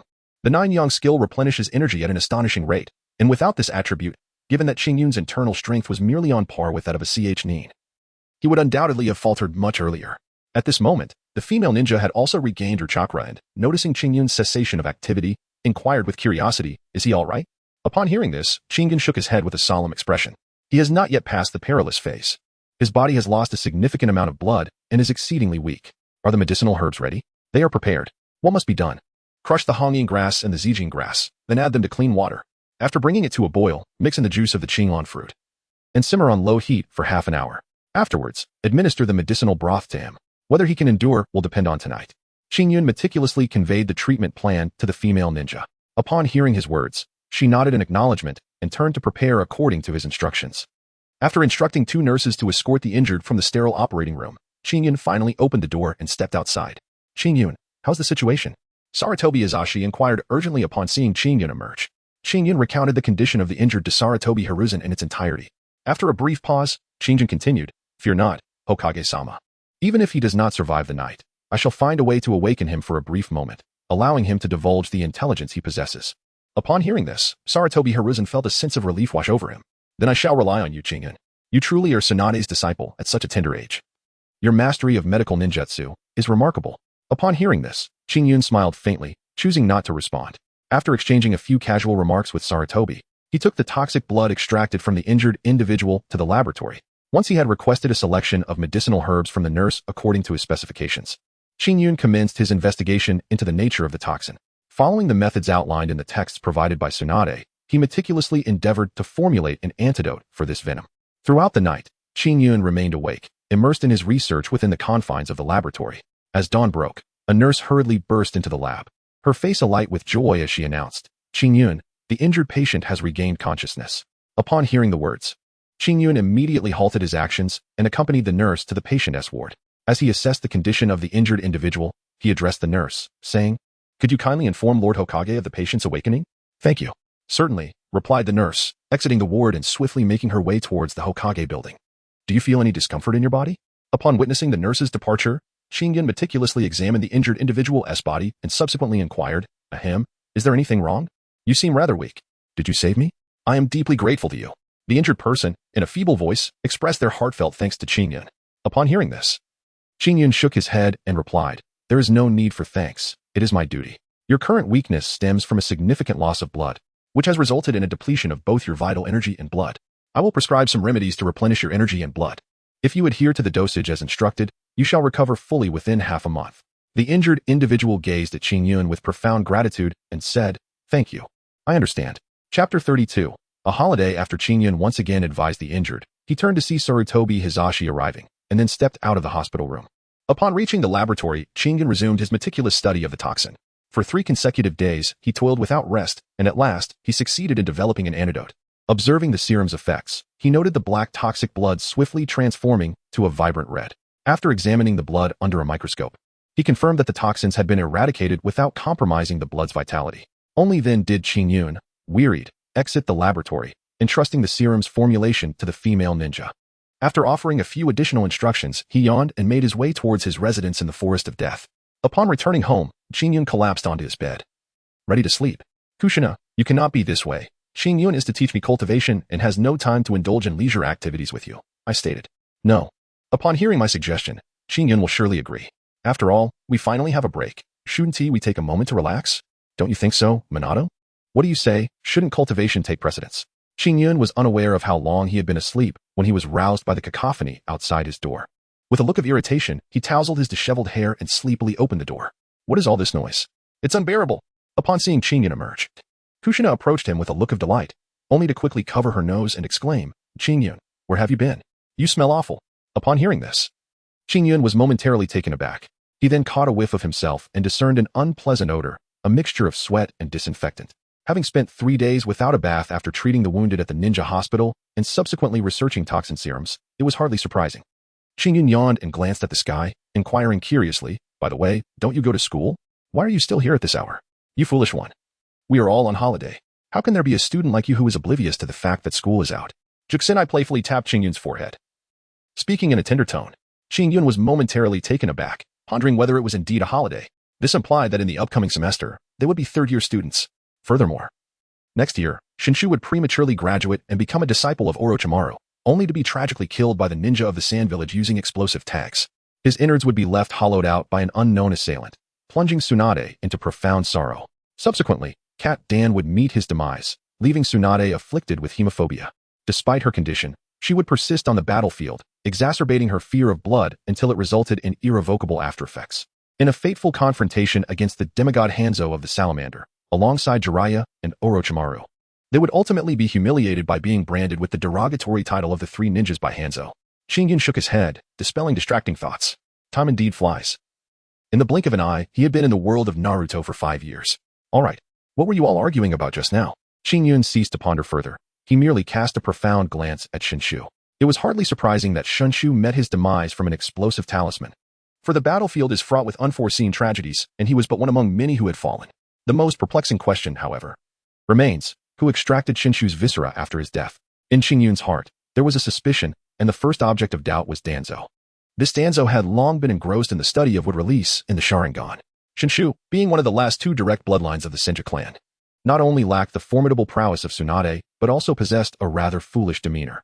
It was he who was most conveniently targeted. Danzo, intent on researching wood release, could have orchestrated Shinshu's demise and harvested his innards, which would elucidate the situation. Qingyun, shall we go out to play? Kushina gazed at Qingyun with eager anticipation, hoping to elicit the desired response from him. However, before Qingyun could utter a word, Shinshu exclaimed loudly, no. Qingyun, you promised to teach me how to cultivate. Yet when I returned from my leave, you had vanished. You must accompany me in my training. Upon hearing this, Kushina placed her hands on her hips and fiercely retorted with Shinshu. Unyielding, Shinshu fired back at Kushina. Qingyun, his veins bulging from the intensity of the argument between the two, bellowed, enough. Upon hearing his commanding voice, they immediately ceased their quarrel and turned their gazes toward Qingyun. Qingyun looked at the two individuals with a sense of helplessness, then sighed, why not enjoy both play and cultivation? There is no need for contention. Come. Let us head to the riverbank. I shall take a bath first. Without awaiting their response, Qingyun executed the light wave step, swiftly darting towards the riverside. As he moved with such grace, Jusanai's eyes sparkled, and exchanging glances, they exclaimed in unison, has Qingyun, elder brother, developed another unique technique? Taken aback by each other's words, they promptly added, how ethereal. I wish to learn it. With that, they disregarded Shinshu and hurried after Qingyun. Realizing what was happening, Shinshu reacted and shouted loudly, wait for me. Upon reaching the riverbank, the trio found only a pile of clothes, with Qingyun nowhere in sight. Just as they were about to search for him, Qingyun suddenly leapt from the water, clutching several fish in his hands. Watergate proceeded to prepare the fish for their lunch. Qingyun gazed at the Hokage, Minato Namikaze, and exclaimed, ah, Qingyun, do hurry and put on your clothes. Kushina, observing Qingyun clad only in baggy shorts, blushed fiercely, covering her eyes with her hands while discreetly stealing glances at Qingyun's well-proportioned figure. Upon hearing the words, Qingyun cast a glance, placing both hands upon his cheeks. However, with her fingers splayed apart, Kushina shot him a glare before turning and leaping into the river to cleanse her body. Not long after, having enjoyed a refreshing bath, Qingyun returned to the shore, invigorated, channeling his inner energy to evaporate the moisture from his skin before donning his garments. At that moment, Minato had also finished catching fish and was now grilling them. Qingyun accepted the task from Namikaze Minato, applying the sauce with care. He then instructed Minato to fetch a pot. As they grilled the fish, he turned to Shintong and inquired, do you know how to climb a tree? Shintong paused in surprise, then approached the tree and began to ascend with both hands. Upon observing the actions of the vine tree, Qingyun presumed that the other party would attempt to ascend the tree and began contemplating how to instruct the vine tree. Little did he know, the vine tree had something entirely unexpected in store. Qingyun helplessly rubbed his forehead, exclaiming how foolish Shengtree was. After handing the grilled fish to Kushina, he proceeded to pull Shengtree down from the tree. Observe closely, it's not as simple as climbing like that. You must concentrate your chakra at the soles of your feet and walk up the tree. As he spoke, he ascended the tree trunk step by step, eventually hanging upside down from a branch while gazing at Xingtree. Wow, Qingyun is so impressive. Kushina clapped her hands, her face alight with excitement as she watched Qingyun suspended in the air. Meanwhile, Xingtree looked on with envy, attempting to mimic Qingyun's technique by gathering chakra at his feet, and slowly approached the trunk. However, after only a few steps, he fell to the ground with a thud. Upon witnessing the scene, Qingyun leaped down from the tree and assisted Shitian. Do not rush. First, feel the chakra gathering beneath your feet and the friction it generates with the air. Control the amount of chakra at your soles and slowly make your way toward the trunk.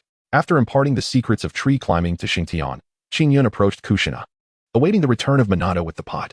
Before long, Minato arrived, carrying a large pot.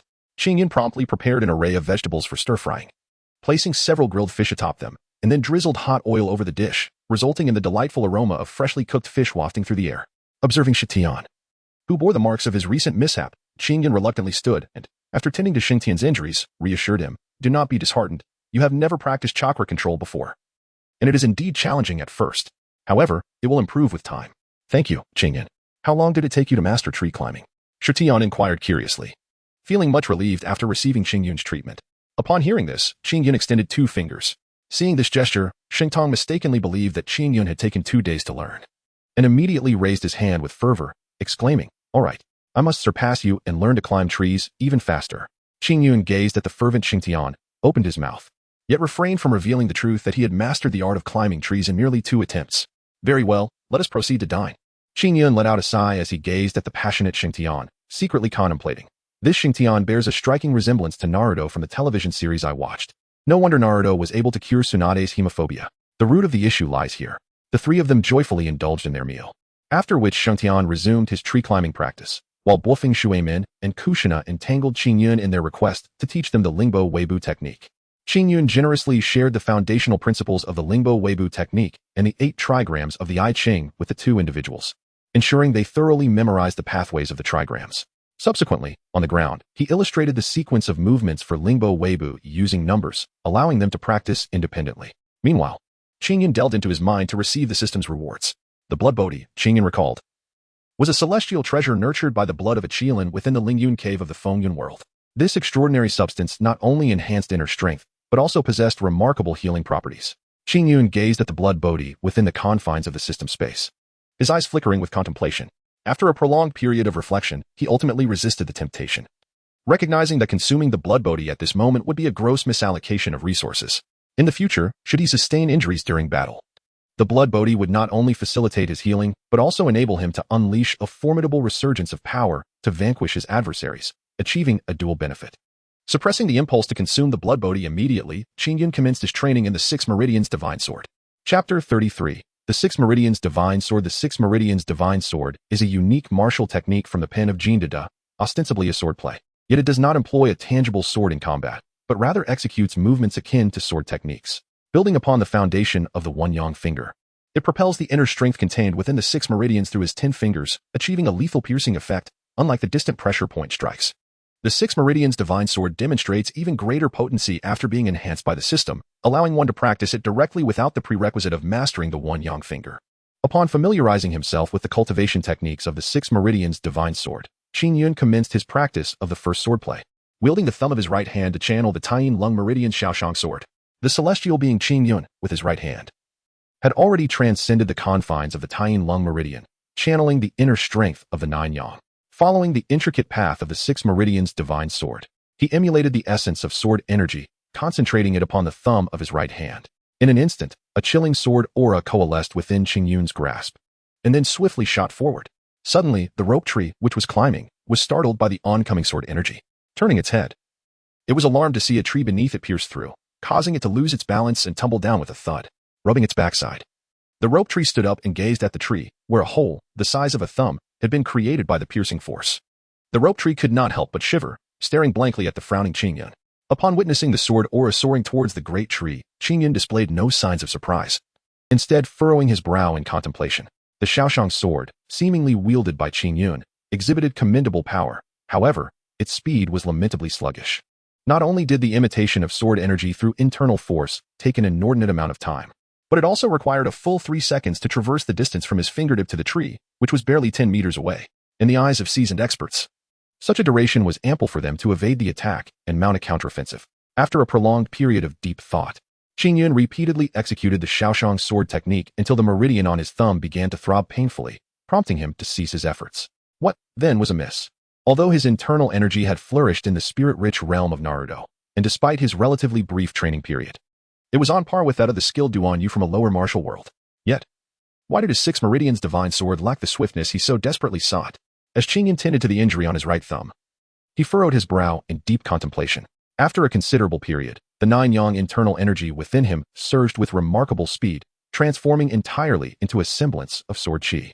This sword chi incessantly washed over the tiny lung meridian of his hand, continuing until the meridian could scarcely endure the strain, at which point he ceased his efforts. Subsequently, Qingyun began to concentrate his internal energy once more upon his right thumb. A sharp blade of sword chi emanated from his thumb, swiftly propelling a phantom-like sword chi towards a distant tree. With a resounding crash, a tree large enough for 5 individuals to encircle was struck by Qingyun's Shaoshang sword, leaving a substantial crater in its wake. The immense noise startled the 3 individuals who were cultivating nearby, prompting them to turn their gazes towards the source of the commotion. Qingyun smiled as he observed the scene before him, nodding in satisfaction. He paid no heed to the astonished trio and continued to channel his inner strength, diligently cleansing the remaining 5 meridians until they could withstand the passage of sword energy. Subsequently, Qingyun repeatedly executed the 6 meridian sword, his exquisite swordplay illuminating the surroundings. It was not until his Jiuyang inner strength was more than half depleted that he ceased his practice of the 6 meridian sword, settling into a meditative posture to restore his inner energy. During this time, he gained deeper insights into the 6 meridian sword. Once he had replenished his inner strength, Qingyun rose, opting not to continue his own training but instead guiding both Bofeng Shui Min and Kushina in practicing the ripple step. Watching the 2 of them stumble through the movements, Qingyun could not suppress a chuckle. Ouch! Kushina exclaimed in pain. Qingyun turned to see that she had strained her waist, rubbing at the affected area. Upon seeing the situation, Qingyun approached Kushina and cast a healing spell to aid her recovery. As Kushina felt Qingyun's presence beside her, she pressed her palm against her waist, her heart racing with fervor. A rosy flush quickly spread across her cheeks, especially upon inhaling Qingyun's scent, igniting her face with a fiery warmth. Are you feeling better? After treating Kushina for a while, Qingyun gently inquired, how do you feel? It seems to have stopped hurting.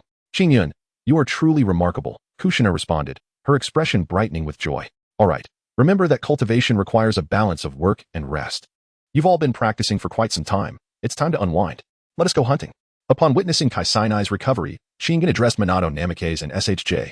As for SHJ's mention of playing ninja games, Qingyun felt no inclination whatsoever. After all, a mature soul resided within him, rendering him indifferent to the childish amusements of youthful ninjas. The quartet, while traversing the periphery of the Forest of Death, relentlessly sought their quarry when, quite suddenly, a colossal black bear materialized before them. Upon spotting the imposing black bear, Qingyun's eyes narrowed in focus.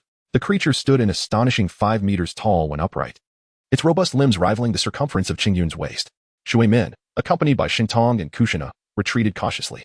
In that moment, Qingyun unsheathed his Qi Feng sword, advancing rather than retreating, employing the swift technique of Lingbo Weibu to close the distance to the formidable bear. With a fierce roar, the black bear, sensing Qingyun's fearlessness, unleashed a powerful strike with its massive paw aimed directly at him. Qingyun executed the graceful steps of the wave gliding technique, deftly evading the bear's powerful strike. Subsequently, the Qi Feng sword, enveloped in a glimmer of sharp energy, struck fiercely towards the back of the black bear. Sizzle! Roar! The azure blade sliced through the hide of the black bear, which let out a piercing scream, its eyes swiftly turning a fiery crimson. Do not misconstrue this. The black bear had not awakened the Sharingan, but rather was incensed by the pangs of pain. Its massive form did nothing to hinder its swiftness as it rapidly pivoted, lunging towards Qingyun with ferocity. After successfully landing a strike, Qingyun did not linger for a moment. With a swift glide of his foot, he employed the art of Lingbo Weibu to distance himself from the black bear. Infuriated by Qingyun's audacity, the bear surged forward with great speed in pursuit of him. Thunderous escape, grounded in the earth. As Qingyun distanced himself from the black bear, he swiftly formed seals, summoning a bolt of lightning that struck the ground and surged towards the bear, catching it off guard and rendering it momentarily paralyzed. Yet, this was not the end. Qingyun swiftly advanced, leaping high into the air with his Qi Feng sword poised to deliver a fierce strike to the bear's neck. Sensing the imminent threat, the black bear unleashed its latent strength, momentarily overcoming its paralysis, and retaliated with a massive paw aimed at Qingyun. As the azure clouds parted, revealing the black bear, Qingyun swiftly regained his momentum and promptly altered his approach. The Qing Feng sword gleamed as it crossed before his chest, while the Jiuyang internal energy surged continuously throughout his body. Boom. Qingyun was struck head-on by the black bear's powerful paw, sent soaring into the air. Water release, water dragon bullet technique. Wind release, breakthrough. Suddenly, two attacks surged from behind the black bear. Sensing the incoming danger, the black bear hurriedly attempted to evade. However, before it could escape, a golden chain, woven from chakra, ensnared the beast. Behind the black bear stood Kushina, Minato Namikaze, and Shn. In the heavens, Qingjun beheld the harmonious collaboration of the three individuals. Particularly astonished by Kushina's unexpected demonstration of the adamantine sealing chains. He was taken aback, never anticipating that Kushina had silently mastered such a secret technique of the Uzumaki clan. The black bear endured a direct onslaught of water dragon bullets and wind blades, blood streaming profusely from his wounds as he desperately struggled to free himself from the chains that ensnared him. The Qingyun practitioner, gracefully balancing in the air with his left foot pressing against the right, alleviated the rebounding force upon himself. He then executed the ethereal steps of Lingbo, transforming into a fleeting shadow. Within him, the nine yang internal energies surged rapidly towards the Qi Feng sword, instantly manifesting a soaring sword intent that enveloped the surroundings. As Qing Yun grasped the Qing Feng sword and approached the formidable black bear, he brandished the sword and struck once more at the creature's neck, bound by Kushina's diamond prison. The black bear was unable to react in time and met its demise at the hands of Qing Yun's blade. Observing the bear's fall, Kushina crouched on the ground, panting heavily. Having only recently mastered the diamond prison, she was still somewhat unskilled in its application. Coupled with the bear's immense strength, she exerted every ounce of her energy to keep it restrained. With the creature now lifeless, her own strength waned, and she could no longer maintain her hold. You all performed admirably. Qingyun smiled as he gazed at the three individuals before him, raising his thumb in a gesture of approval and flashing them a warm smile. Upon hearing Qingyun's praise, the trio broke into broad grins, their faces alight with joy. Indeed, it is worth noting who I am. I am destined to become a formidable ninja and the future Hokage. Shitu, brimming with self-importance, rubbed his nose with a smug expression, proudly directing his gaze towards Qingyun. Qingyun cast a helpless glance at Shengshu, who was the type to flourish with just a bit of sunshine. Ignoring the boastful Shengshu, Qingyun severed the four paws of the black bear. Such valuable items must not be squandered. Chapter 34. Uchiha Fugaku. After Qingyun severed the four bear paws, he cheerfully instructed Buofeng Shuimin to search for honey, and then began to process the bear paws alongside Kushina and Shinshu. Upon returning to the riverbank, Qingyun meticulously cleaned the skinned bear paws and proceeded to marinate them with various seasonings. Once this task was completed, Qingyun, accompanied by Kushina, Shinshu, and Buofeng Shuimin, who had found the honey and rejoined them, frolicked around the village of Konoha. Just as the four were reveling in their merriment, an unexpected guest appeared before them. Clad in the attire of the Uchiha clan, the newcomer bore deep lines of age upon his face, exuding an air of maturity that, combined with his stern expression and indifferent gaze, instilled a sense of trepidation. It was Uchiha Fugaku. What brings you here? Shinshu inquired, his countenance sour as he regarded Uchiha Fugaku. Fugaku was indeed the Uchiha clansman whom Shinshu had previously mentioned to Qingyun, a classmate who overshadowed him. At the age of 11, he had already awakened the double Tomo Sharingan and was the son of the current elder of the Uchiha clan. Upon hearing Shinshu's remark, Uchiha Fugaku cast a fleeting glance in his direction. He was no stranger to Shinshu. They had been classmates since their entrance into the ninja academy, where Shinshu had persistently sought to provoke him. If Shinshu had possessed considerable strength, it might have been bearable. But he had always found himself on the receiving end of a thorough beating, only to continue inventing excuses to confront Fugaku, which he found exceedingly irksome. Disregarding Shinshu, Uchiha Fugaku's purpose for being there was not related to him. He fixed his unwavering gaze upon Qingyun. Uchiha Qingyun, the clan elders request your presence. Come with me. Upon hearing the words of Shangtian, Qingyun's pupils constricted. Uchiha Fugaku, the father of the esteemed Uchiha Itachi and Uchiha Sasuke, was a figure of profound significance. Although the original narrative does not explicitly mention it, many ardent fans of Naruto speculate that Uchiha Fugaku awakened the Manjiki Sharingan, a rare variant endowed with the extraordinary ability to glimpse into the future. However, it was precisely because Uchiha Fugaku could foresee the impending doom of the Uchiha clan that he allowed his beloved Itachi to carry out the tragic massacre, ultimately preserving the life of Sasuke. In the end, when confronted by Itachi, he chose to take his own life along with his wife, embracing a tragic fate. Upon hearing the lofty words of Uchiha Fugaku, Qingyun felt a surge of displeasure within him. He gazed coolly at Uchiha Fugaku and declared, "Firstly, I do not go by the name Uchiha Qingyun. Secondly, your demeanor is quite distasteful to me. I request an apology." Indeed, Uchiha Fugaku's reputation was formidable. Yet that did not prevent Qingyun from viewing him as a coward. What did it matter if he foresaw the future? As a man and a leader of his clan, he failed to protect his family, allowing his wife to take her own life in the face of their son's aggression, all while disregarding the lives of his clansmen. Such cowardice evoked deep disdain in Qingyun. Moreover, Uchiha Fugaku's condescending tone further irked him. He believed his own strength to be on par with Fugaku's. And with the growing trust from Sarutobi Hiruzen and his apprenticeship under Sunade, he felt no one had the right to look down upon him. Fugaku, incensed by Qingyun's words, could hardly contain his anger. As a stalwart believer in the Uchiha clan, witnessing a traitor so brazenly address him was infuriating. I shall repeat myself, come with me to meet the clan elders, or do not blame me for being ungracious, he stated. Recalling his father's words as he took a deep breath and spoke to Qingyun with a measured tone, before the rise of Qingyun, Uchiha Fugaku had no acquaintance with this individual. It was only after Sunade took Qingyun under her wing that they began to cast a fleeting glance at him.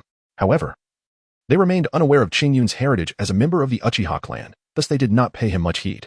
Recently, however, the whispers surrounding Qingyun have multiplied, tales of his extraordinary medical ninjutsu and his distinctive array of taijutsu. Just yesterday, he had treated a critically wounded ninja afflicted with severe poison, showcasing such exceptional talent that the Uchiha clan began to delve into his past. The findings of their investigation left the upper echelons of the Uchiha clan astounded. Qingyun was indeed a member of their lineage, a revelation that was almost beyond belief. Yet, the evidence laid before them was irrefutable. In the wake of these discoveries, Uchiha Ichiraku, who had hastily expelled Qingyun from the clan, was dealt with.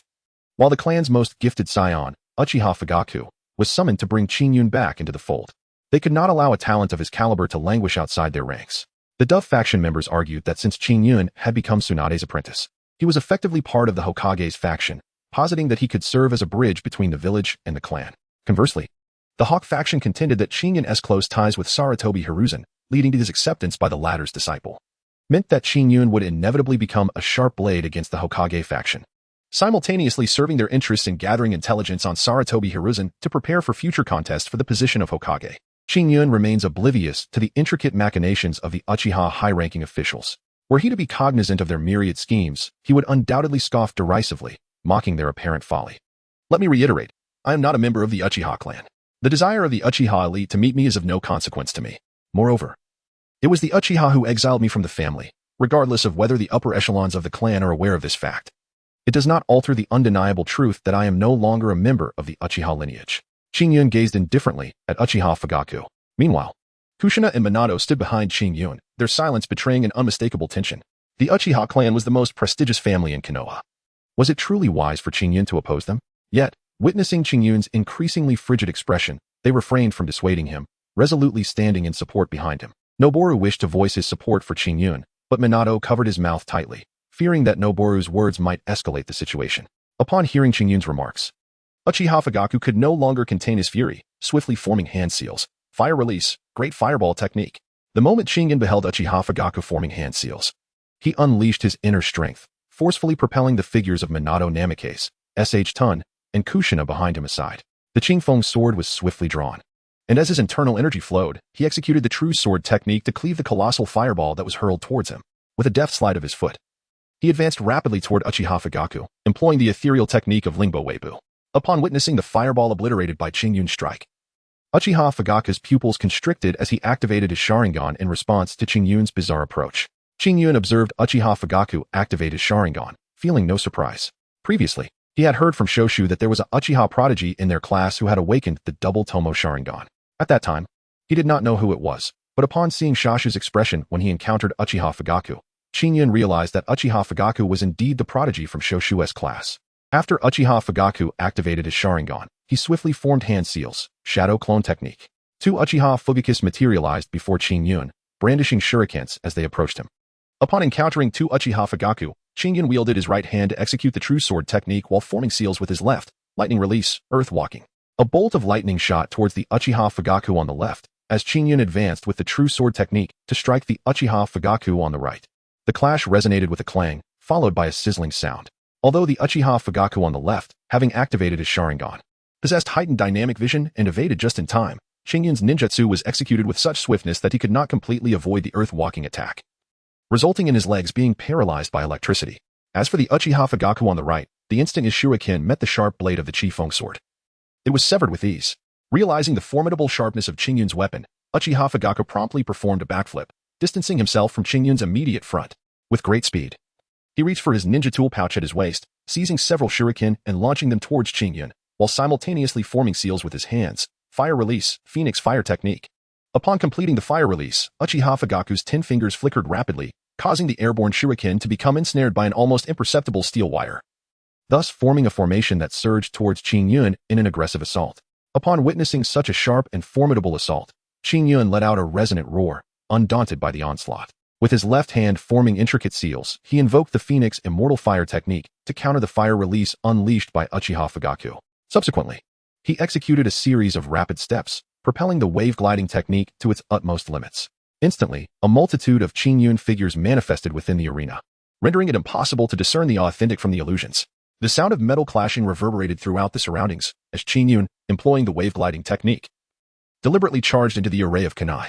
The true essence sword technique surged with extraordinary speed, effortlessly severing each kunai in his path. Chapter 35, Battle against Uchiha Fugaku. After Qin Yun severed the shuriken formation, he prepared to approach Uchiha Fugaku. However, sensing a hint of danger, he immediately abandoned his original plan. Swiftly forming hand seals with his left hand, lightning release, lightning sphere, lightning release, lightning binding technique. 2 lightning ninjutsu were unleashed rapidly. 1 lightning sphere collided with the fireball behind him, while a silver beam swiftly entwined the figure lurking behind Qin Yun. This figure was none other than Uchiha Fugaku's shadow clone. Having freed itself from paralysis and approached Qin Yun to execute ninjutsu. Observing Qin Yun's remarkably quick reaction, Uchiha Fugaku's pupils constricted, prompting him to retreat hastily. Yet, Qin Yun relentlessly pursued, his Qin Foam sword swirling with sharp sword energy, striking towards Uchiha Fugaku's shadow clone.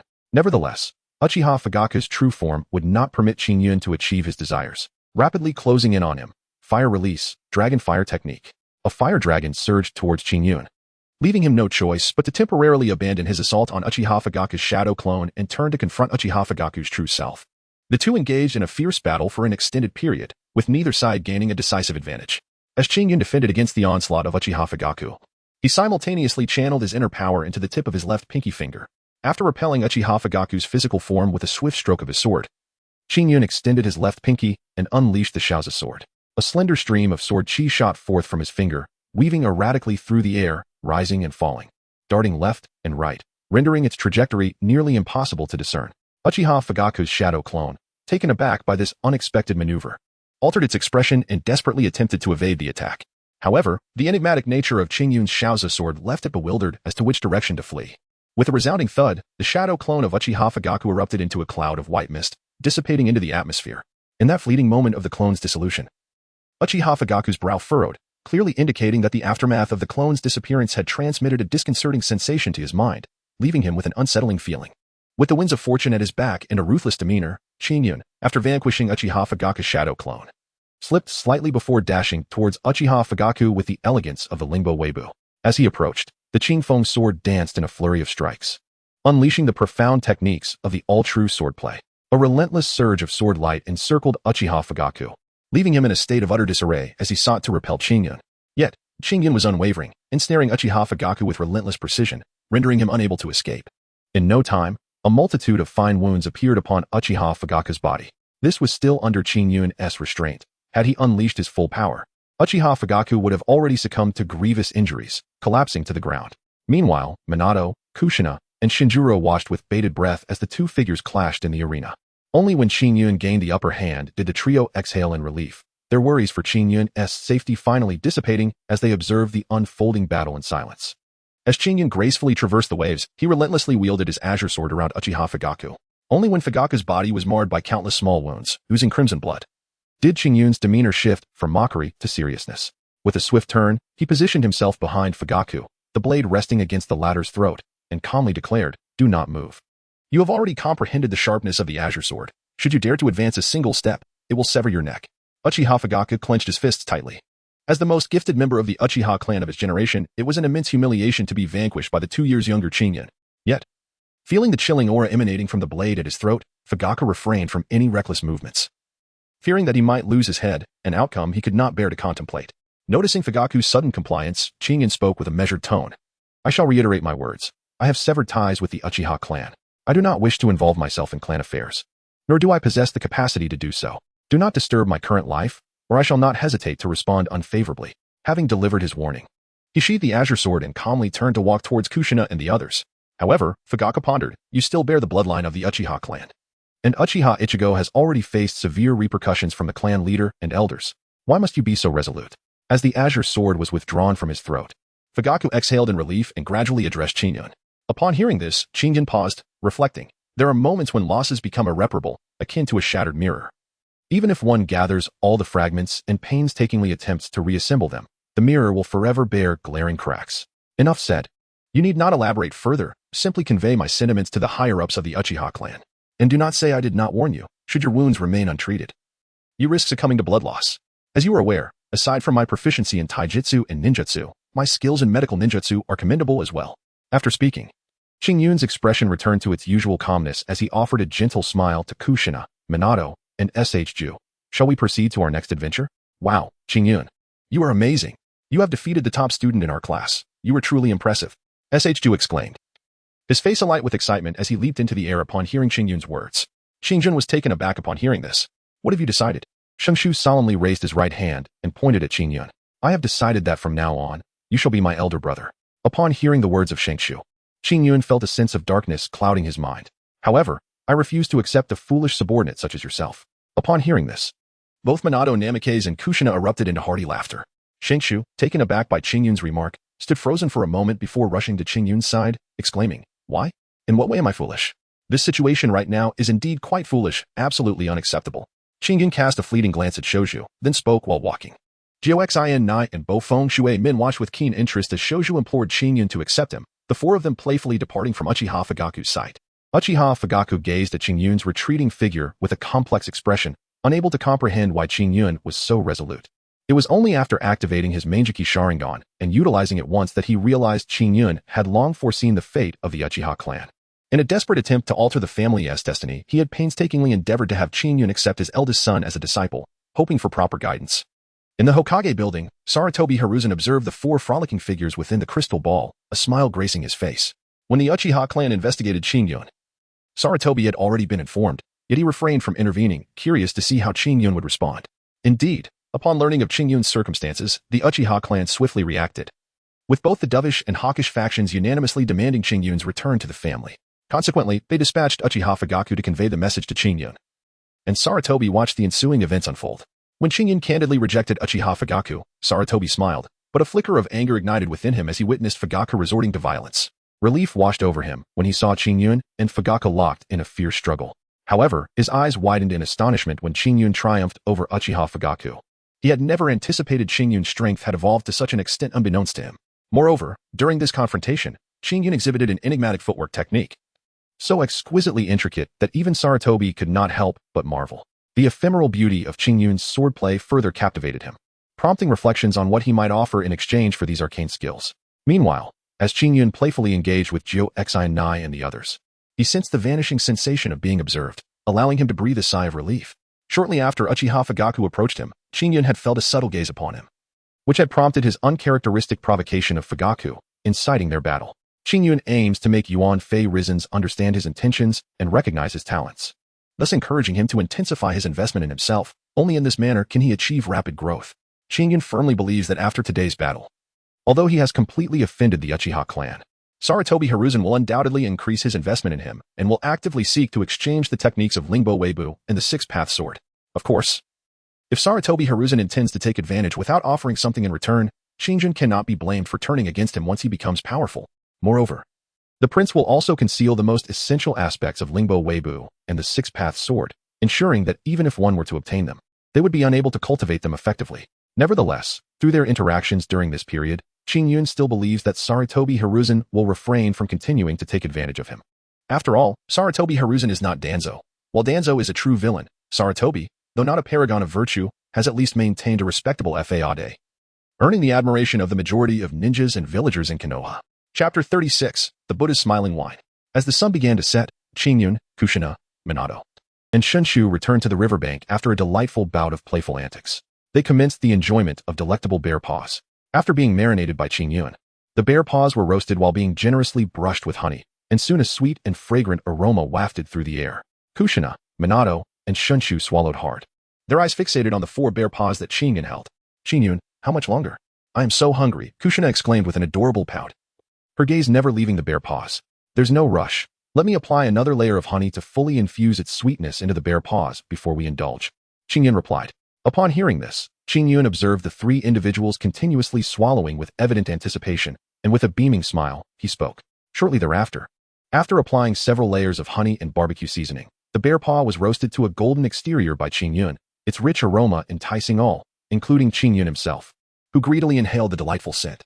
All was ready. As soon as Qingyun's voice faded, the three eagerly seized their respective bear paws, disregarding the searing heat, and took a hearty bite. Even though the bear paws had just been roasted to perfection and were scaldingly hot, they were unwilling to relinquish the sumptuous meat nestled within their mouths. Qingyun observed the impatience of the three individuals, shaking his head with a bemused smile. Unlike his companions, he took out a small knife and meticulously sliced the bear paw meat, allowing it to cool before savoring it leisurely. The marinated bear paw, infused with layers of honey and a secret barbecue seasoning, exuded an irresistible aroma. As he tasted the outer crispiness and tender juiciness of the bear paw meat, an explosion of exquisite flavors filled Qingyun's mouth. At that moment, he empathized with the trio's eagerness, instinctively quickening his pace of consumption. Delicious. I've never tasted anything so delightful. Jiao stammered, her face radiating bliss. Is it truly that delectable? A gentle voice suddenly inquired from behind Jiao. Qingyun and the others turned in unison to see the newcomer, Granny Mito. Grandmother, what brings you here? Shju asked curiously, swallowing his food. It was rare for Mito to leave the Senju clan's territory, so her presence surprised Shju and Jiao. I came out to search for you since you took so long to return, Mito casually offered as an excuse, affectionately ruffling Shju and Jiao hair. I apologize, Granny. I was training with Qingyun today and forgot to inform you.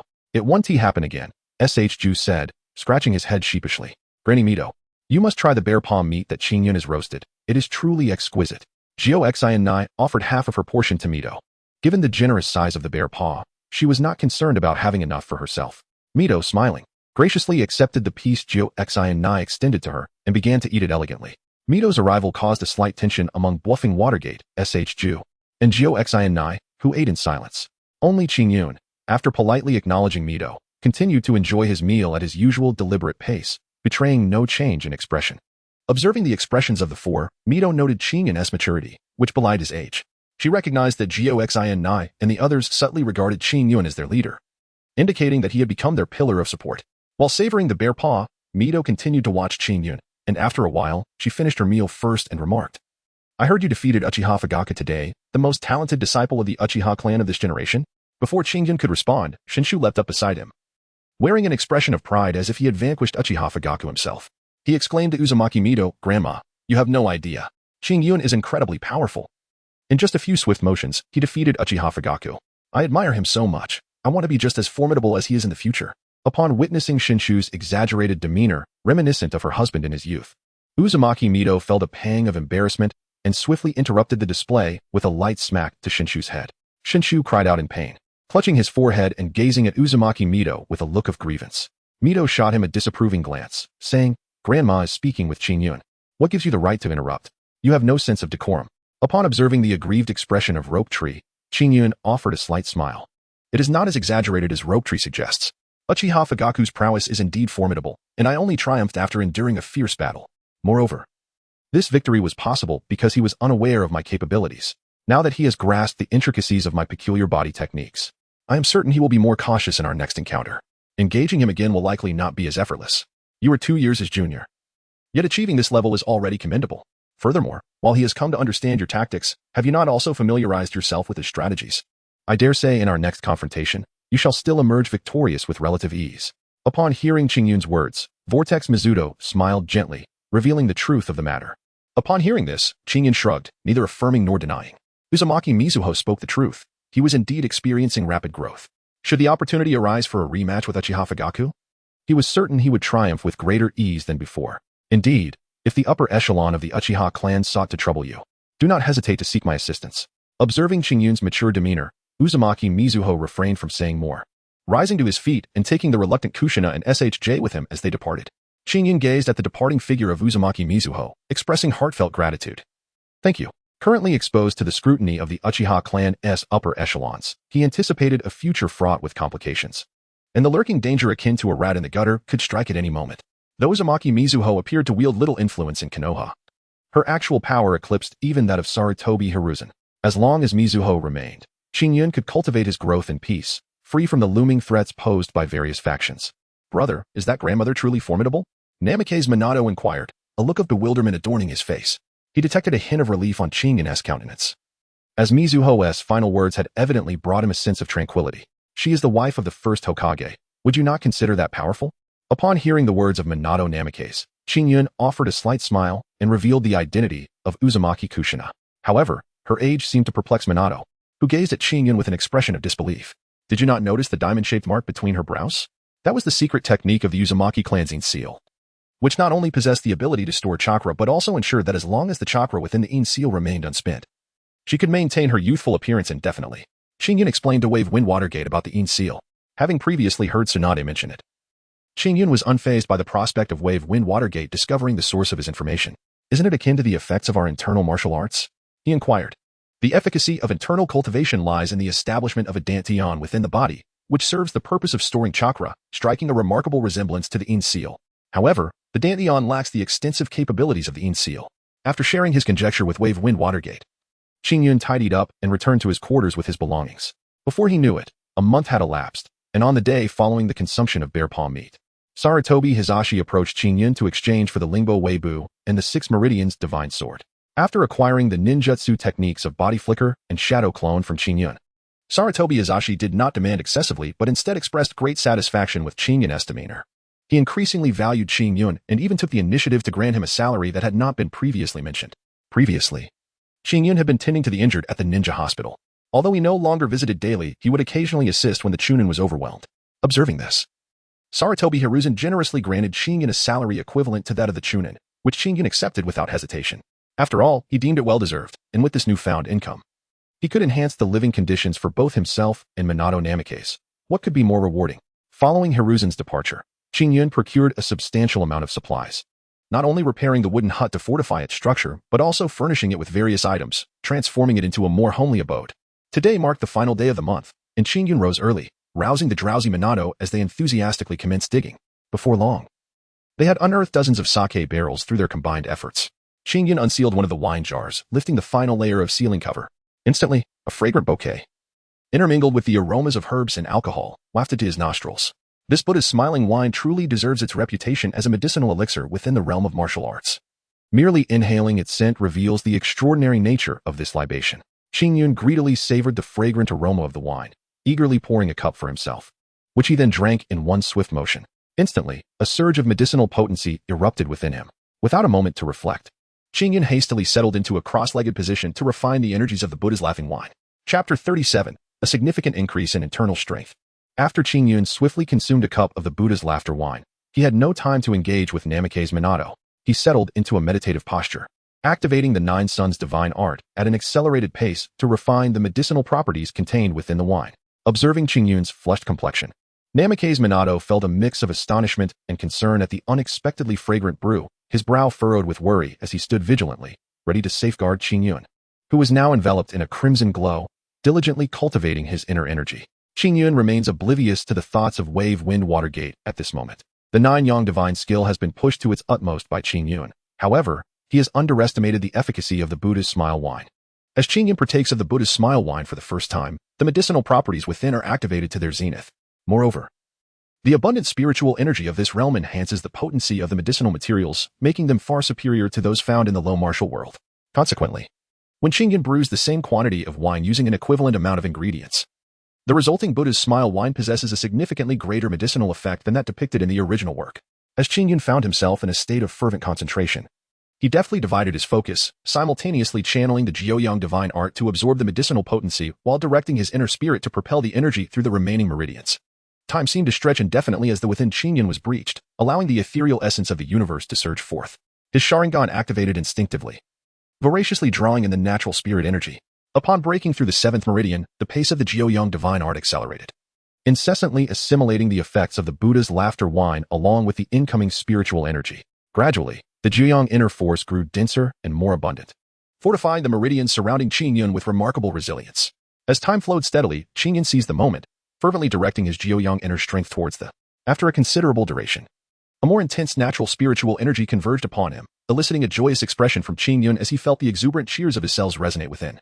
The Jiuyang inner force surged like an unstoppable river, continuously circulating and absorbing the natural spirit energy, while his vision sharpened, and the two tomos spun with increasing swiftness, forming a complete circle.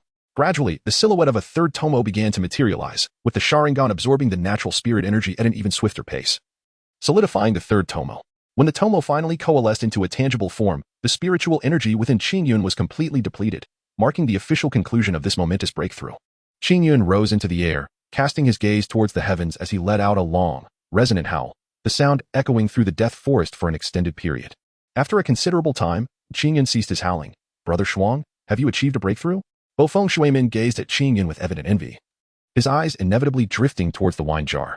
With a beaming smile, Qingyun nodded at Namikaze Minato, and upon noticing Minato's gaze, he advised, "This wine is called Buddha's Smile. It contains immense medicinal properties. First, take half a cup and give it a try." Upon hearing this, Minato displayed a look of astonishment. He promptly poured half a cup as instructed and took a swift gulp. The moment the Buddha's smile entered his mouth, he was met with a sharp, spicy flavor. Just as discomfort began to set in, the wine transformed into a sweet nectar, dispelling the initial spiciness. Soon after, a surge of medicinal energy erupted within his dantian. Minato, not daring to be negligent, swiftly circulated his Hunyuan gong to absorb the energy. Gradually, his internal power swelled, and he began to emulate Qingyun, attempting to break through the fifth meridian, the Lesser Einhart Sutra. At the instant the meridian shattered, a stream of natural spiritual energy surged into Minato's body, which he eagerly inhaled. Before long, having refined the spiritual energy, Minato looked at Qingyun with astonishment, exclaiming, "Brother, this Buddha's smile you brewed is extraordinary. Just a sip saves years of toil. If we consume all this wine, won't we possess chakra comparable to elite Jainin?" Upon hearing this, Qingyun rolled his eyes in disdain. The notion seemed rather fanciful. The effect of the Buddha's laughing wine was only profound upon the initial consumption. Subsequent indulgences, while capable of augmenting one's chakra to a certain extent, would yield far less potent results. It is unwise to aspire for lofty heights without solid groundwork. The path of cultivation is best navigated through one's own efforts. Relying too heavily on shortcuts will render future breakthroughs to higher realms increasingly arduous. This is a primary reason I continually urge you to refine the chakra within you. Upon hearing this, Wave Wind Minato's eyes instantly sharpened, and he nodded resolutely. "Very well. Leave 2 jars of this wine, and bury the rest in the earth. As time passes, the medicinal properties of this wine will further enhance." Qingyun awakened, feeling a sense of relief, and then addressed Bofeng Shuimin. "All right, elder brother." At that moment, Bofeng Shuimin found himself increasingly admiring Qingyun. Without hesitation, upon hearing Qingyun's words, he placed the wine jar into the pit and began to fill it with soil. After completing this task, Qingyun took Bofeng Shuimin to the market, where they purchased 2 wine jars and some vegetables before returning to the Forest of Death to commence their training. As dawn broke, Shengshu and Jiao Shinai arrived at the edge of the Forest of Death with familiarity. Upon seeing Qingyun and Bofeng Shuimin diligently training, they experienced no surprise and joined in their practice, each following Qingyun's guidance. During this period, Shengshu had completed his training in climbing trees and walking on water. Now, Qingyun was teaching him the speed of hand seals and physical techniques. It is essential to understand that in a ninja duel, the speed of ninjutsu release becomes a crucial factor in determining victory or defeat. Moreover, physical techniques enhance one's survival skills and ability to navigate various battlefields. Shengshu possessed an exceptional talent for water-style ninjutsu. As a descendant of the Senju clan, although he had not awakened the ability of wood-style, his vast chakra reserves could easily serve as a formidable offensive force. Qingyun did not impart to Shengshu any intricate martial arts techniques, but rather taught him Tai Chi, enabling him to temporarily hold his ground against foes in close proximity while awaiting reinforcements. The primary focus of the training remained on strengthening Shengshu's foundational skills. As for Kushina, Qingyun instructed her in the art of the Lingbo Weibo. With her vast chakra reserves and commendable prowess in martial arts, coupled with the presence of the Whirlpool clan, it was assured that as long as Kushina adhered to her training regimen, her strength would naturally flourish without requiring Qingyun's concern. Qingyun's primary task is to enhance Kushina's agility. The technique of Lingbo Weibo is particularly suitable for a ninja like Kushina, who possesses immense strength. It not only allows her to evade attacks, but also gradually replenishes her stamina, which is quite advantageous. During this period, both Shengshu and Kushina have experienced significant growth in their abilities under Qingyun's guidance, now rivaling some Chunin. As for Minato Namikaze, he has his own training regimen. Before departing, Jiraiya provided Minato with a comprehensive training plan, which he diligently follows. However, in addition to adhering to Jiraiya's regimen, Minato also dedicates time to practicing Lingbo Weibo, and he has begun to formulate a strategy to utilize this technique offensively against his foes, continuously refining it. Meanwhile, Qingyun has not remained stagnant among the 4. He has made the most rapid progress, possessing a chakra reserve comparable to that of a jonin, coupled with his mastery of various martial arts and ninjutsu. Once Qingyun unleashes his full potential, even a typical jonin would find him exceedingly formidable. Furthermore, if Qingyun reveals his 3-tomo Sharingan, most jonin would find themselves with no opportunity to escape. Regrettably, Qingyun has encountered a bottleneck in his research on the nature transformation of fire and lightning release. Once this hurdle is surmounted, he will be able to integrate ninjutsu with martial techniques. The strength of the four has been increasing at an extraordinary pace. And it is once again time for the Uchiha clan's semi-annual high-level meeting. At this moment, within the ancestral hall of the Uchiha clan, the current clan leader presides over the gathering, flanked by elders of both the hawkish and dovish factions, all silent. Uchiha Fugaku has also been summoned to this venue. Standing expressionless before the assembly. Chapter 38. Uchiha clan meeting. Fugaku, did you truly exert your utmost in your last battle against that Shinyan? The Uchiha clan leader inquired curiously, observing Fugaku's calm demeanor.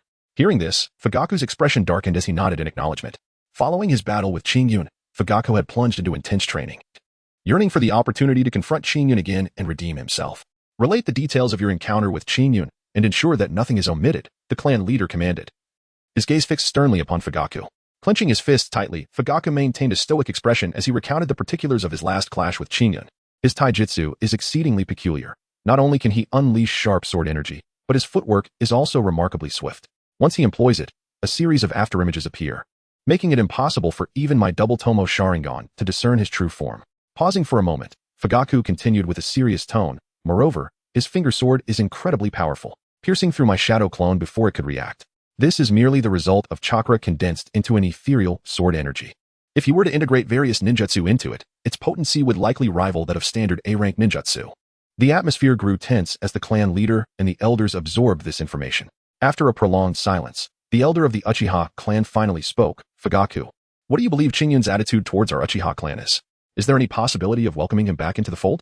Fugaku shook his head in response. Father, I have already informed you that Qingyun harbors no affection for the Uchiha clan. During this time, I have learned more about his past.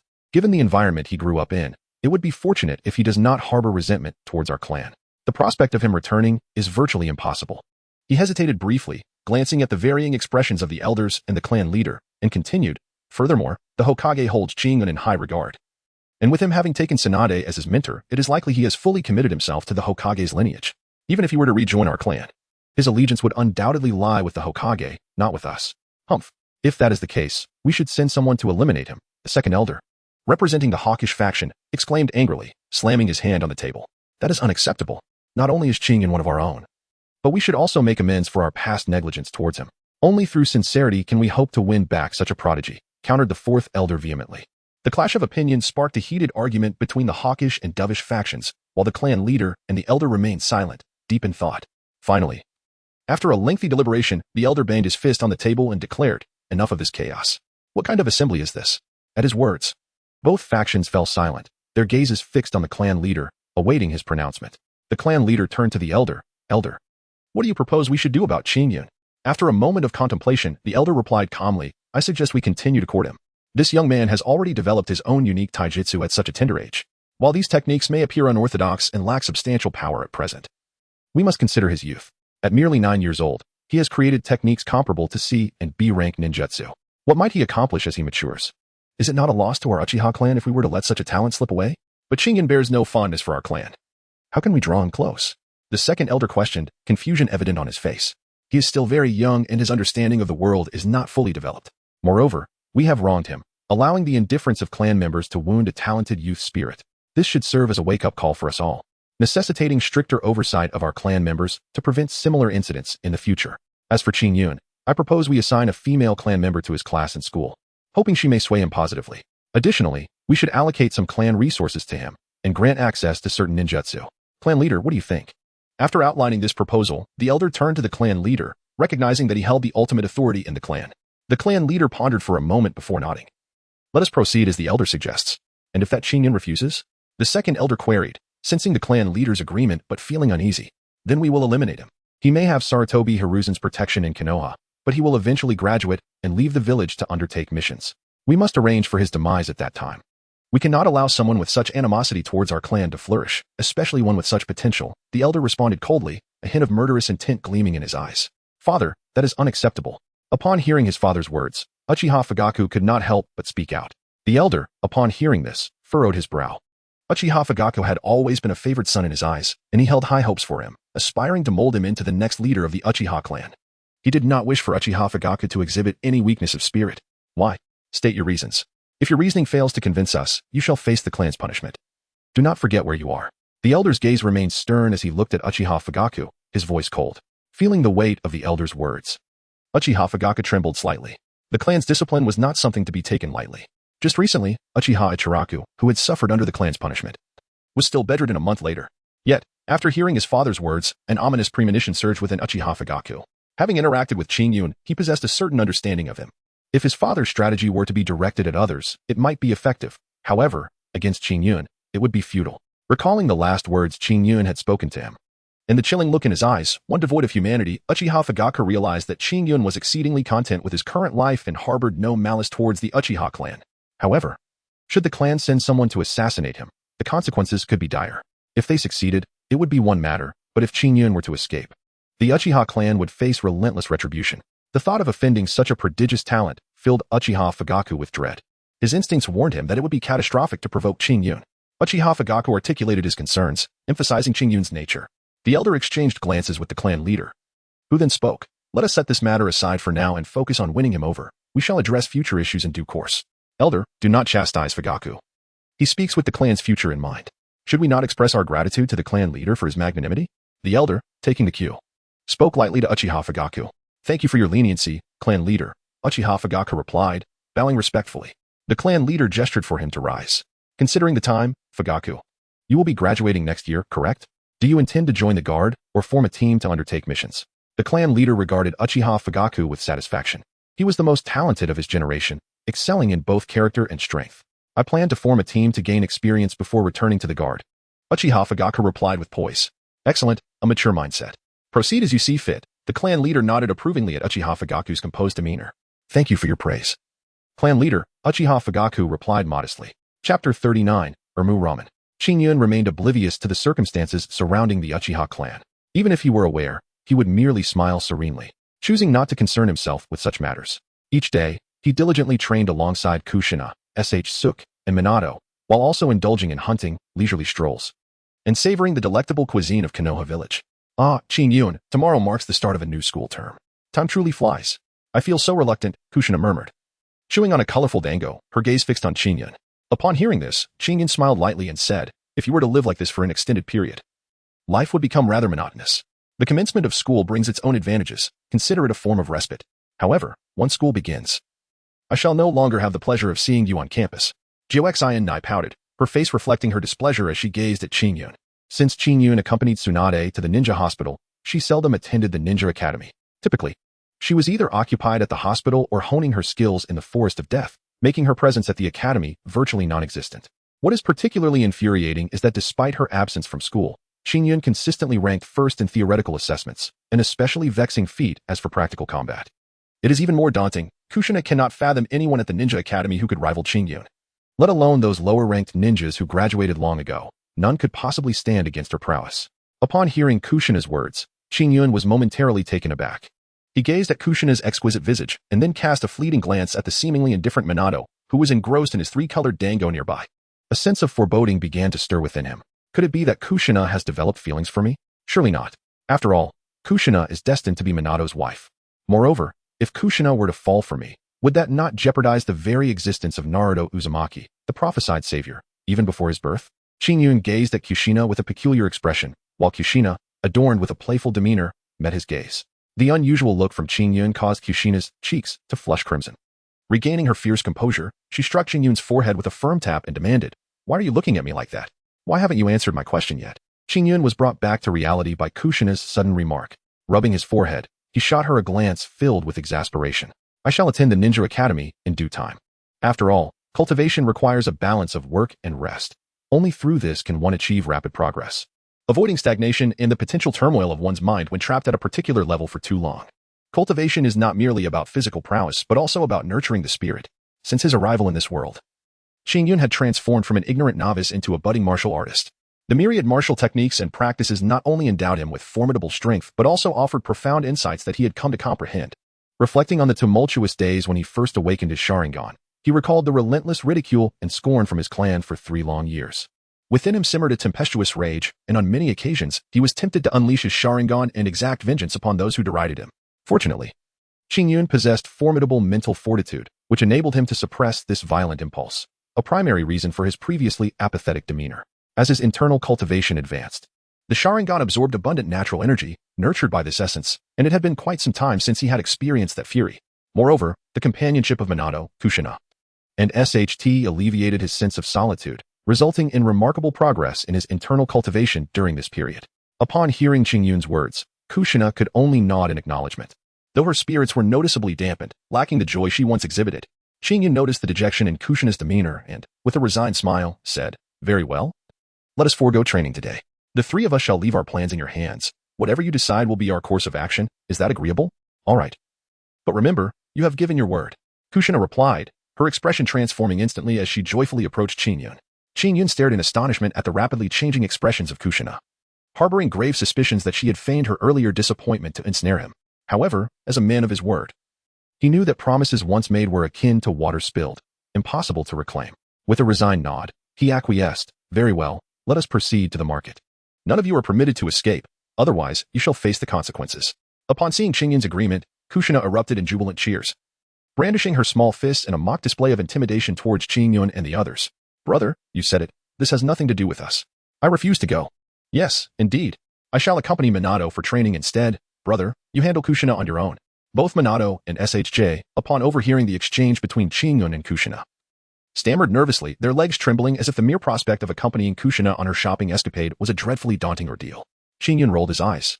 "Indeed. I was the one who spoke, but who said we are not brothers? As brothers, we must share both fortune and adversity. Today, none of you can escape. Should anyone attempt to flee, Qingyun did not finish his words. He merely cast a cold, penetrating glance at the two. Under his intense gaze, they felt a shiver run down their spines, rendering them unable to voice any further objections. When faced with the choice between the mental anguish of accompanying Kushina on her shopping spree and the dual torment of both body and spirit inflicted by Qingyun, they decisively opted for the former. Qingyun had offended Kushina, and at most he would receive a thorough beating. However, to offend Qingyun was a far graver matter. Not only would one endure a severe thrashing, but Qingyun also possessed medical ninjutsu, allowing him to heal his victim post-beating, only to resume the assault until his anger was fully abated. Noticing the two nodding in agreement, Qingyun expressed his satisfaction with a slight nod, then adopted a fearless demeanor as he regarded Kushina. Upon seeing that the three had no objections, Kushina skipped ahead, while Qingyun and his companions trudged behind her, lacking any energy. Accompanied by her three bodyguards, Kushina wandered through the bustling streets of Konoha, taking an interest in clothing and toys, yet purchasing nothing. The shopkeepers regarded the quartet with sharp glares, but Kushina remained blissfully unaware, continuing her leisurely stroll. Meanwhile, Qingyun and his companions were drenched in cold sweat, too fearful to glance back at the shopkeepers' expressions, trembling as they trailed behind her. As dusk began to settle, Kushina appeared fatigued from her excursions and chose to sit down at the Irmu ramen shop. Upon witnessing this scene, the three members of Qingyun silently vowed never to accompany a girl on shopping excursions again. It was simply too terrifying. "Boss, I would like a serving of original flavored ramen," said Jiyoshinai as she took a seat, waving her hand towards the proprietor. "Young lady, I am not the boss. I am merely an apprentice in this establishment. My name is Ichiraku, and I shall strive diligently to prepare the ramen you desire," replied a youth with small eyes, wearing a broad smile as he approached the group. "Ichiraku?" Qingyun was momentarily taken aback upon hearing the young man's introduction.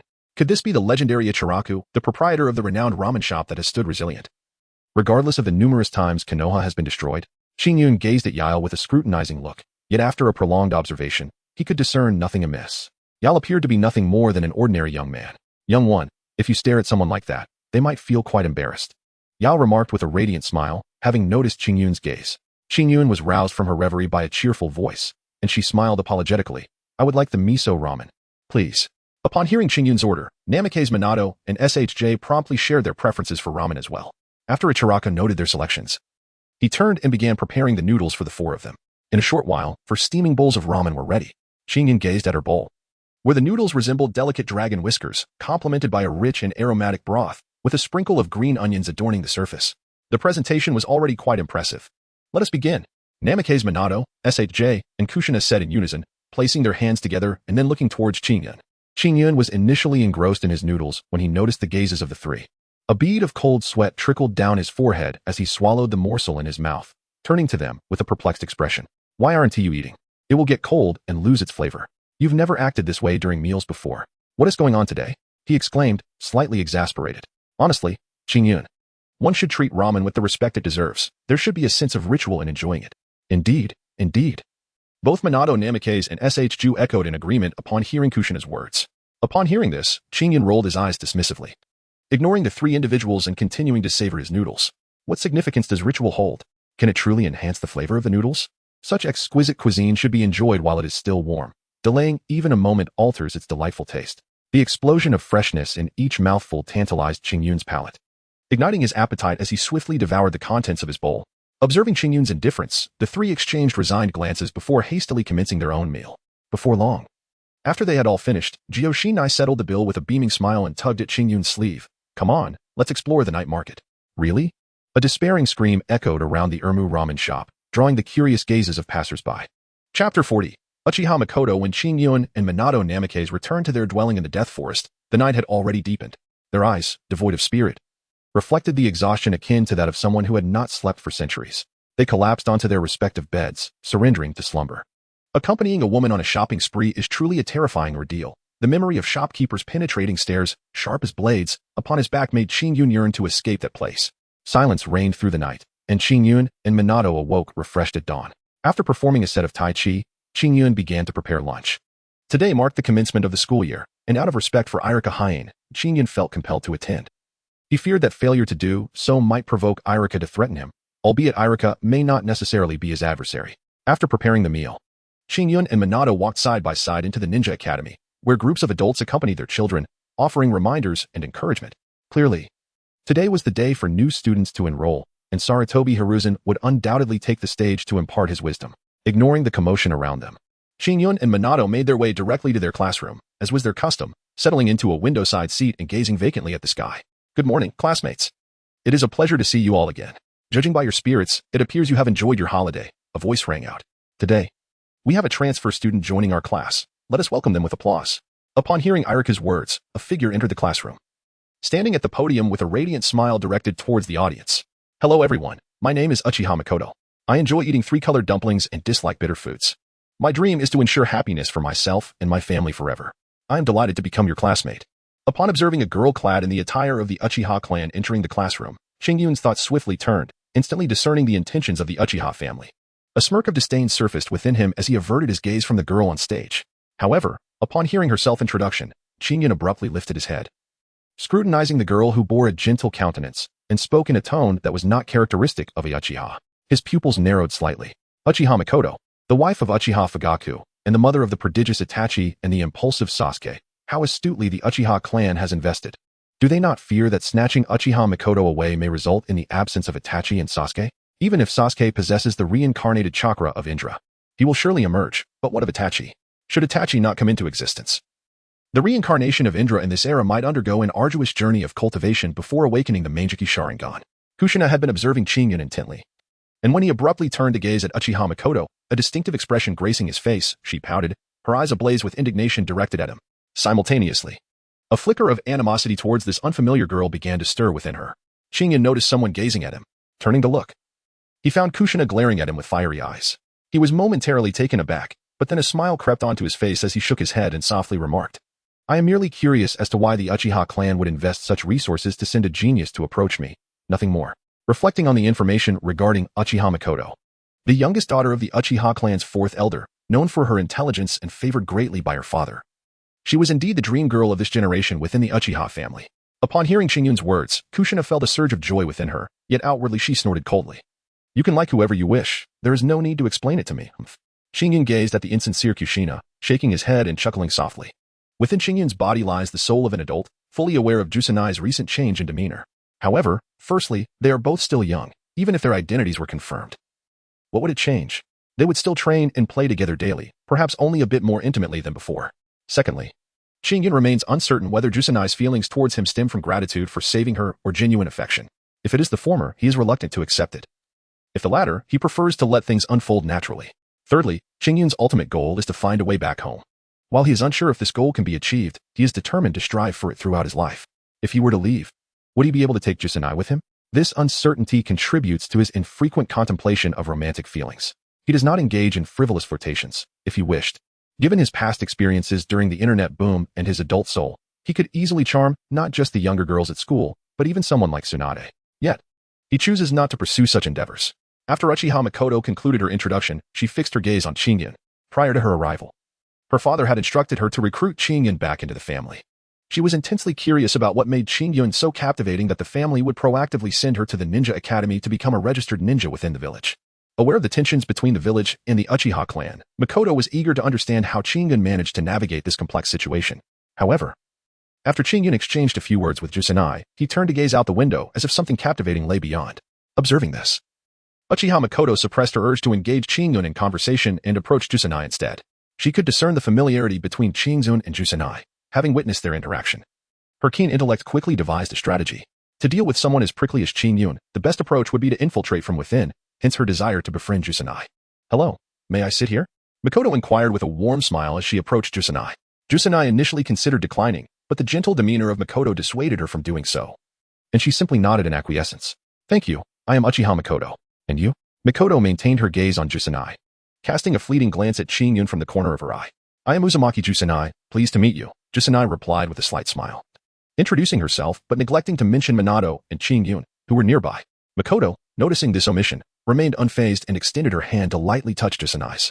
The two young women then engaged in hushed conversation, sharing secrets in a budding camaraderie. Although Qingyun did not pay attention to the conversation behind him, he couldn't help but feel a pang of emotion upon hearing the exchange. Women, regardless of their stature, they are inherently capricious. Just moments ago, they bore hostility towards one another, yet now they are as intimate as close friends. Paying no heed to the two, Qingyun gazed blankly out the window, his mind wandering aimlessly. He had long since mastered the knowledge imparted at the Ninja Academy. Attending classes made little difference to him. Were it not for the fact that today marked the first day of school, he would certainly not have graced this place with his presence. After enduring the class, Qingyun greeted Kushina and Minato, deliberately ignoring the scrutinizing gaze of Makoto Uchiha, as he clutched his lunchbox and made his way outside. Just as he was about to enjoy his meal, three figures suddenly obstructed his path. Looking up, he recognized Uchiha Fugaku, Uchiha Kondon, and Uchiha Yunsan. "Is there something you need? Or do you wish to brawl?"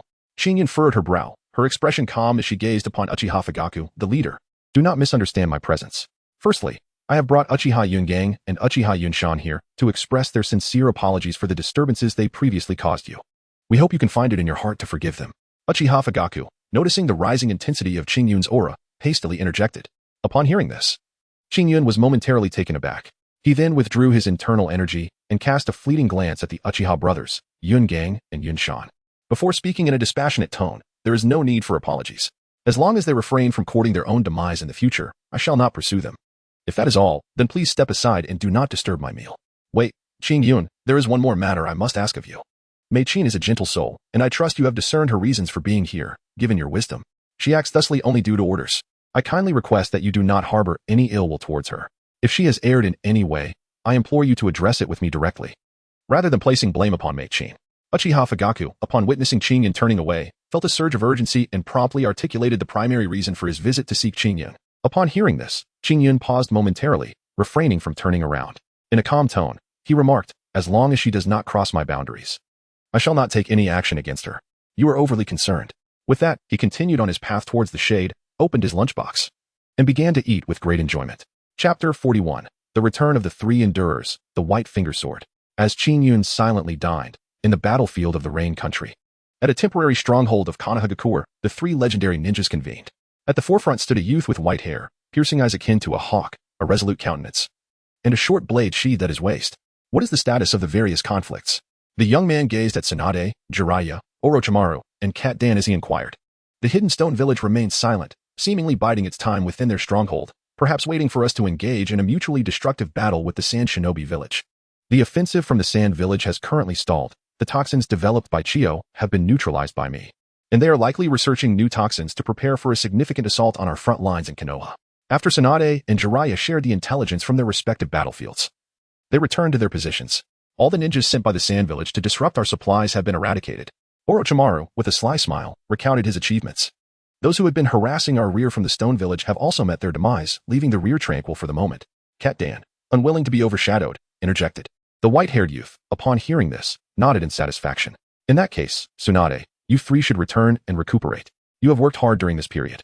Kat Dan, you will take over Jiraiya's defense, remaining vigilant against the stone village, while I will personally oversee the Sand village, prepared for their potential ambush." After a moment of contemplation, the young man addressed Sunade and the others. "Shikomo-senpai, even if Chio returns to study the toxins, there are still the formidable ninjas, Hans and Chio's son and daughter-in-law, present in their camp. Are you truly capable of handling them alone?" Sunade gazed at the young man with concern, sharing her intelligence with him. Rest assured, I have devised a strategy to deal with Chiyo's son and daughter-in-law. Should they dare to emerge, I shall wield my white fang short blade against them, ensuring they understand that I, the white fang of Konoha, am not merely a figure of empty renown. The youth, known as Konoha's white fang, would one day become the Hokage, the half-sleeve, preceding the likes of Minato Namikaze. He was honored as a ninja who could abandon his mission without punishment upon encountering Konoha's white fang, Kakashi Hitaki. Sunade, observing Kakashi's confident demeanor, suppressed her anxiety. Her beautiful eyes drifting toward Dan Kato. Dan, would you like me to stay and accompany you? She inquired. Jiraiya, hearing Sunade's words, stood dejectedly to the side, his expression a complex tapestry of emotions as he watched Kato. Dan Kato smiled subtly, caressing Sunade's cheek. Sunade, are you not aware of my strength? Unless the third Suchikage himself intervenes, those inept ninjas from Iwagakure stand no chance against me. You should return and rest, after all. It has been quite a while since you've seen your family. Surely, you miss them dearly. Sunade blushed slightly at Dan's affectionate gesture in front of others, and his words warmed her heart, prompting her to nod involuntarily. This tender side of Sunade melted Jiraiya's heart, yet regrettably, it was not directed at him. Orochimaru, growing impatient, observed Sunade's prolonged farewell with Dan. This indecisiveness was uncharacteristic of Sunade's usual demeanor. All right, Sunade, Dan possesses exceptional abilities, and his transformation technique is exceedingly difficult to counter. Currently, no ninja from Iwagakure poses a threat to him. Rest assured, Senior Tsukumo, we shall take the injured back for recuperation. Should you have any news, you may use this serpent to relay your message. Upon receiving word, we will hasten to the battlefield. With that, he summoned a communication snake and handed it to Kakashi. Kakashi accepted the serpent from Orochimaru, nodding in acknowledgement. Understood. I will have this serpent convey any information. Please be cautious on your journey. Got it. Senior Tsukumo, Dan. We shall take our leave. Sunade, let us go. Orochimaru, somewhat eager to depart, bid farewell to the two, casting a lingering glance at Sunade. Sunade rolled her eyes at his lack of sensitivity, realizing that Orochimaru's comments disrupted the atmosphere. However, feeling somewhat embarrassed, she nodded at Dan before following Orochimaru away. Jiraiya, upon witnessing Sunade's separation from Dan, felt a surge of joy and eagerly trailed behind her as they exited the tent. Meanwhile, Qingyun was unaware of the imminent return of the three Sannin. After finishing his meal, he leaned against a tree, closing his eyes to meditate, contemplating his next training regimen.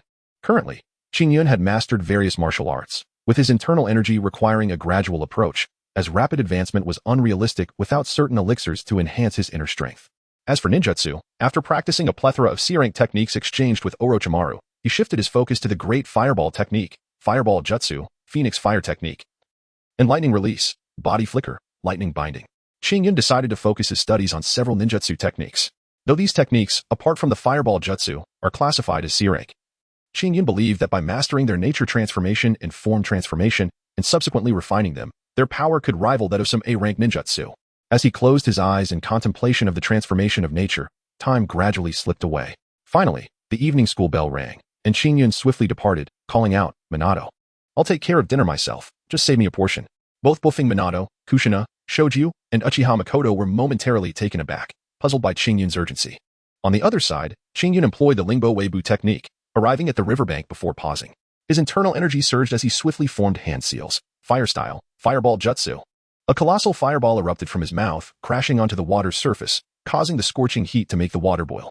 However, as soon as the internal energy dissipated, the water returned to its tranquil state after a brief period of boiling. What is fire? Qingyun repeatedly executed the Fireball Jutsu, launching fireballs one after another. While performing, he pondered the essence of fire. Fire symbolizes light and heat. What would happen if I were to compress fire continuously? After murmuring to himself for a while, Qingyun swiftly engaged in practice, continuously refining his internal energy and channeling it along the path of the Fireball technique. The internal energy coursed through several meridians within Qingyun's body until he sensed a slight burning sensation. Suddenly, Qingyun unleashed the Fireball technique. In an instant, a diminutive fireball, approximately the size of a basketball, erupted forth.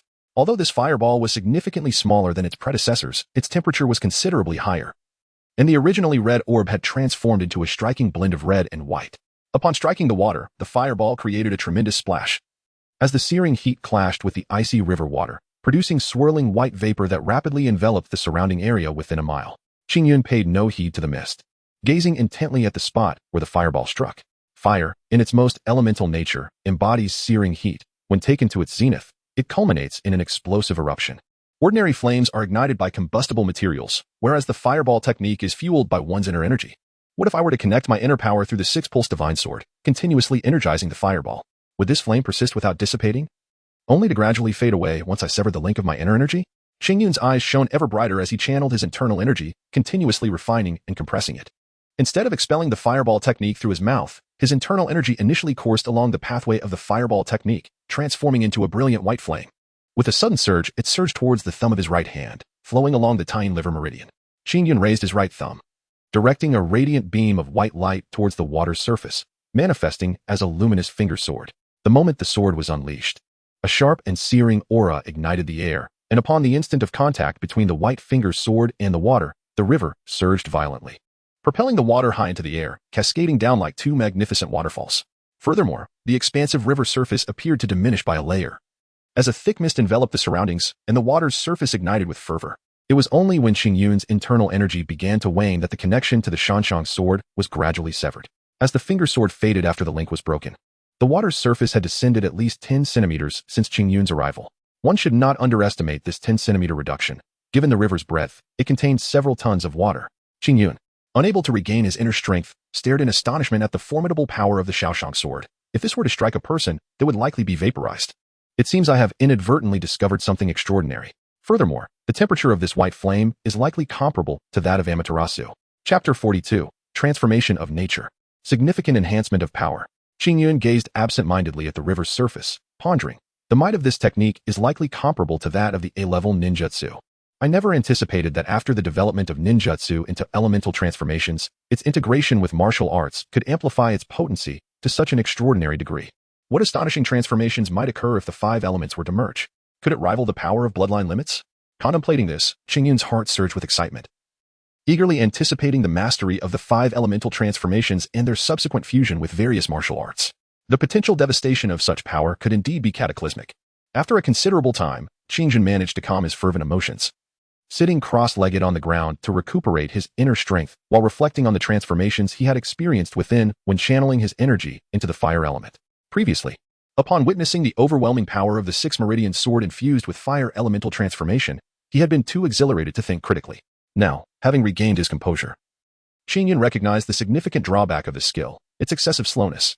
The duration required to convert inner strength into fire elemental energy, followed by the continuous gathering and compression necessary for a qualitative change, is far too lengthy to be applicable in real combat. Qingyun repeatedly reminisced about the state of a ninja during practical combat techniques. A true ninja, when executing ninjutsu, would never find themselves in a predicament akin to Qingyun's. This is due to the fact that various ninjutsu are performed through hand seals, guiding chakra along specific pathways, culminating in an explosive release from the mouth.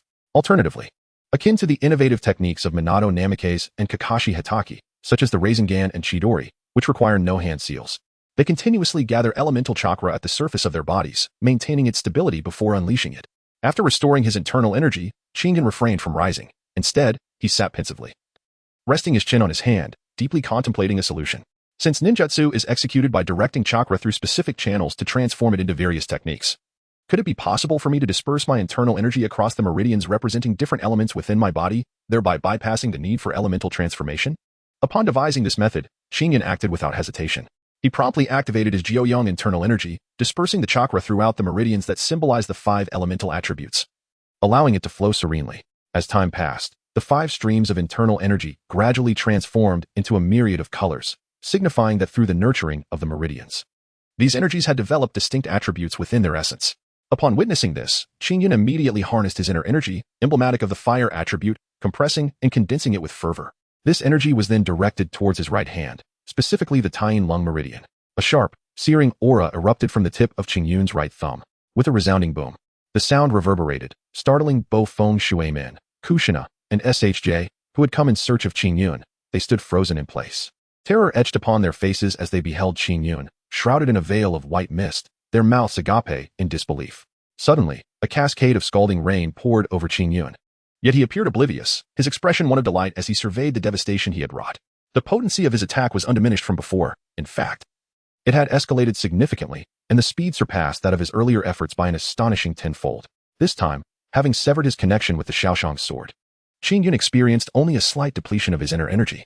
Without hesitation, he continued to concentrate and compress his fire attribute inner energy, executing the 6 meridians divine sword technique. The ensuing explosions rent the air, leaving chaos in their wake as countless fish fell victim to Qingyun's onslaught. It was only when his inner energy had dwindled to nearly half and the Jiuyang inner energy began to churn within him, that Qingyun ceased his relentless assault. However, the Jiuyang divine technique bore a significant drawback. If excessive inner energy was expended before mastering it completely, it could lead to a loss of vitality. Should such a mishap occur without the protection of a seasoned guardian to stabilize his inner energy, the consequences could range from meridian rupture to fatality. Qingyun is acutely aware of the inherent drawbacks of the Nine Suns divine art, as he refrains from utilizing more than half of his internal energy each time. Sensing the tumultuous Nine Suns energy within him, he does not dare to be careless. He promptly sits cross-legged, commencing to pacify the Nine Suns energy while absorbing the spiritual essence of heaven and earth to restore his internal strength.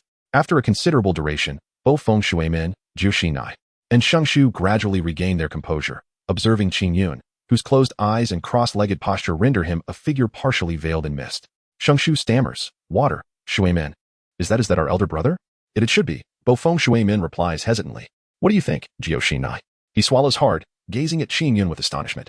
Could it be that Qingyun has been possessed by some ancient entity? Jiu Shinai mechanically turns her head, looking at Feng Shuimin and inquiring, "What are you two doing standing there in a daze?" Upon recovering his internal energy, Qingyun observed the three individuals frozen in place, their eyes devoid of focus. He spoke to rouse them from their stupor. "Wow, brother, is it truly you?" exclaimed Jiu Shinai. "The old monster possessed you. Quickly, tell me, where did we first meet?" After being awakened by Qingyun, Shengtong rushed to his side, exclaiming in excitement. Upon hearing the words of the rope tree, Qingyun felt a wave of frustration wash over him. "You are the one possessed by the ancient monster, and your entire family has fallen under its spell as well. How outrageous. I merely developed a powerful technique in the realm of ninjutsu. Is there truly any cause for such astonishment? If I were to be possessed by that ancient creature, you would be the first to meet your demise." Qingyun's eyes were as dark and deep as water, fixated on the rope tree. The rope tree, taken aback by Qingyun's words, was subsequently terrified by the piercing gaze and let out a shrill cry, promptly retreating to hide behind Kushina. Qingyun gazed at this amusing character with a sense of helplessness. The familiar antics were reminiscent of someone whose intellect seemed somewhat lacking, as foolishly daft as Naruto himself. "Well then, I unexpectedly devised a unique ninjutsu, employing the Six Paths Divine Sword technique, and I never anticipated its formidable power would manifest so astonishingly. Minato, have you begun to explore the nature transformation of the wind attribute?" Qingyun set aside his playful demeanor and inquired of Namikaze Minato. Upon hearing this, Minato shook his head and replied, "Not yet. I must wait for Jiraiya-sensei to return before he can teach me. However, I am currently conducting my own research. During our first combat encounter, when you battled against me, I grasped a faint understanding of the nature transformation of wind attribute. Otherwise, your speed at that time would not have been so extraordinary that I could barely react. Reflecting on that battle will greatly benefit your training in wind attribute nature transformation." Upon hearing the words of Minato Namikaze, Qingyun shook his head, remarking that Jiraiya's return was still uncertain. Waiting for Jiraiya to resume training in wind attribute transformation would only serve to delay their progress. "Understood, elder brother," Minato responded, nodding obediently, aware that Qingyun would not lead him astray. "Shushu, you too must heed this counsel. I have yet to delve into water attributes. So take the time to ponder it yourself. Your foundational skills are already commendably solid, thus, it is imperative to enhance your agility and physical techniques. Furthermore, cultivate your powers of observation. Do not rush headlong into peril without understanding the consequences, lest you find yourself unaware of your own demise." Qingyun gazed solemnly at Sheng Shu and cautioned him. After a brief pause, he reiterated his concerns, especially when you find yourself on the battlefield. Whether confronted with the remains of comrades or foes, refrain from approaching hastily. Enemies often take advantage of corpses to set traps. In such situations, meticulous observation is imperative. Only approach once you have ascertained that it is safe. Do you understand? Over their time together, Shinshu's naive demeanor had brought Qingyun considerable joy, and he could not remain indifferent to the fate that awaited Shinshu as depicted in the original narrative. Shinshu was 2 years senior to both himself and Minato, and Qingyun could not selfishly wish for Shinshu to repeat a year and graduate alongside them. Thus, he felt compelled to continuously admonish him. In the forthcoming training sessions, Qingyun planned to enhance their practical combat skills whenever time permitted. The desolate surroundings of the Forest of Death provided an ideal setting, allowing Qingyun to simulate realistic battlefield conditions, set various traps, and hone their reflexes. Observing Qingyun's grave expression, Shinshu nodded apprehensively, committing Qingyun's words to memory. "And what about me? What should I do to train?" Kushina inquired eagerly, her eyes fixed on Qingyun after he had addressed Shinshu. Qingyun gazed at Kushina's adorable expression and smiled gently. "As for you, simply follow Granny Mito to master the sealing techniques. In your spare time, familiarize yourself with the Lingbo Weibu. Once you have learned the body flicker technique, you may attempt to integrate it with the Lingbo Weibu. Kushina is destined to become a Jinchuriki, and should she lack proficiency in sealing techniques, it will be exceedingly difficult to subdue the Nine Tails in the early stages, leading to incessant disturbances from it." Upon hearing Qingyun's words, Although Kushina bore a displeased expression, she understood the truth in his advice. Her foundation lay in sealing techniques, and only by mastering them could she divert her focus to other pursuits. Chapter 43, The Return of the Three Ninjas. After advising a few individuals, Chingyun noticed the encroaching dusk and turned to Minato. Minato, have the ingredients for dinner been prepared? Big brother, the meal is ready and the ingredients are all set. We were merely waiting for your return, which is why we ventured out to find you. Minato explained to Chingyun. Upon hearing this, Chingyun nodded slightly and declared, let us proceed. With that, he swiftly employed the Lingbo Weibo technique and dashed towards the dwelling in the Death Forest. Before long, upon his return, he found the ingredients meticulously prepared and promptly set about igniting a fire to sop the dishes. Chingyun was no stranger to the art of cooking, and in a short while, several delectable dishes were ready. He then produced a flask of wine, took a hearty swig, and wore a contented expression. At that moment, although the Buddha's laughter wine could still enhance his internal energy slightly once it entered his system, the medicinal properties of the wine were swiftly dissolved and absorbed by his Jiuyang internal force, requiring no conscious effort on his part. In contrast, Wufeng Shuimin could not indulge as Chingyun did. The alcohol content in the Buddha's laughter wine posed a significant risk to him, and without circulating his internal energy to mitigate its effects, even a mere sip could render him unconscious. Shushu watched Chingyun drink with eager eyes, and upon noticing Shinshu's gaze, Chingyun shook his head in resignation, saying, do not covet this wine. It is unsuitable for you. Even your sister would be overwhelmed by half a flask. What mischief are you speaking of, little rascal? As soon as Chingyun's words fell, he felt a fleeting blur before his eyes. Just as Chingyun instinctively began to channel his inner energy, he heard Sunade's languid voice, which finally put his mind at ease. Alas, do not. Chingyun felt his grip loosen, and the wine flask slipped into Sunade's hands. Without hesitation, Sunade took a swig. Fortunately, the opening of the flask was not large, so the amount was limited. Otherwise, Chingyun worried she might face some adverse effects. After snatching Chingyun's flask, Sunade indulged in a taste. Having been deprived of alcohol for several months, naturally, she found herself craving it intensely, and unbeknownst to her, the wine exceeded her expectations. She had caught a whiff of its rich aroma before arriving, prompting her to take a sip before Chingyun could finish his words. Just as she prepared for a second mouthful, a surge of medicinal potency erupted within her. Sunade's face instantly flushed crimson, leaving her momentarily stunned, staring at Chingyun in disbelief. What are you dawdling for?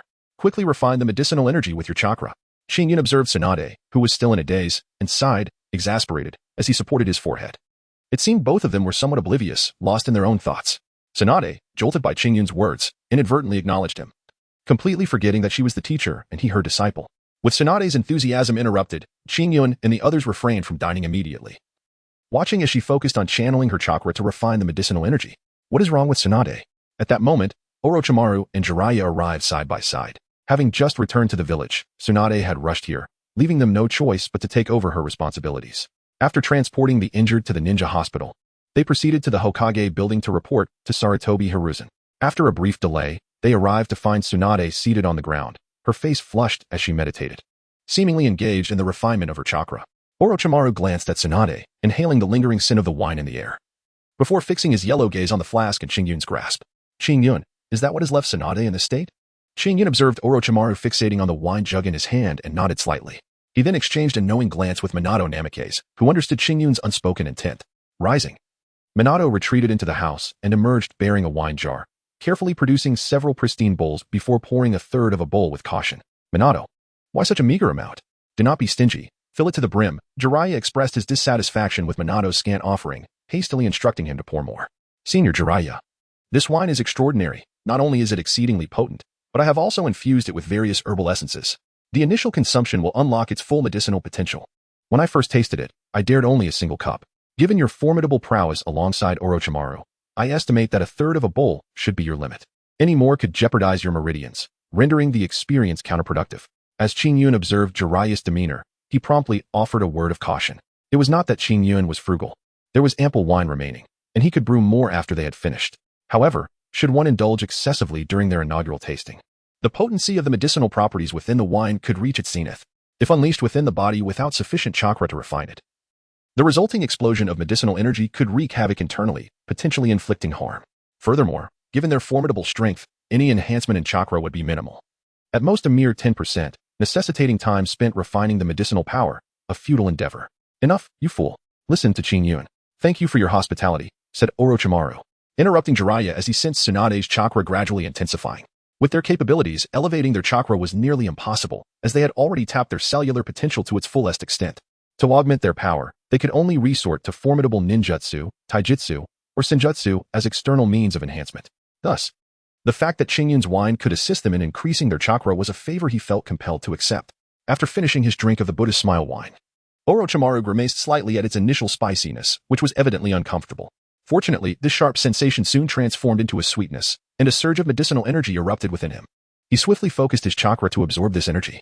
Observing Orochimaru's empty cup, Jiraiya hastily took the wine that Namikaze Minato had passed to him and drank it down, subsequently adopting a meditative posture to circulate his chakra. Before long, Sunade was the first to awaken, her expression reflecting astonishment as she introspectively assessed her own condition. Indeed, as Qingjun had estimated, her chakra had notably increased, perhaps by a tenth. Well, during my absence from Konoha, you managed to concoct such an extraordinary elixir. What other secrets do you possess? Reveal them all, Sunade exclaimed, her gaze fixed on Qingyun with satisfaction. Then, casting a disdainful glance at Rope Tree, she inquired, "What are you doing here? Have you informed Grandma?"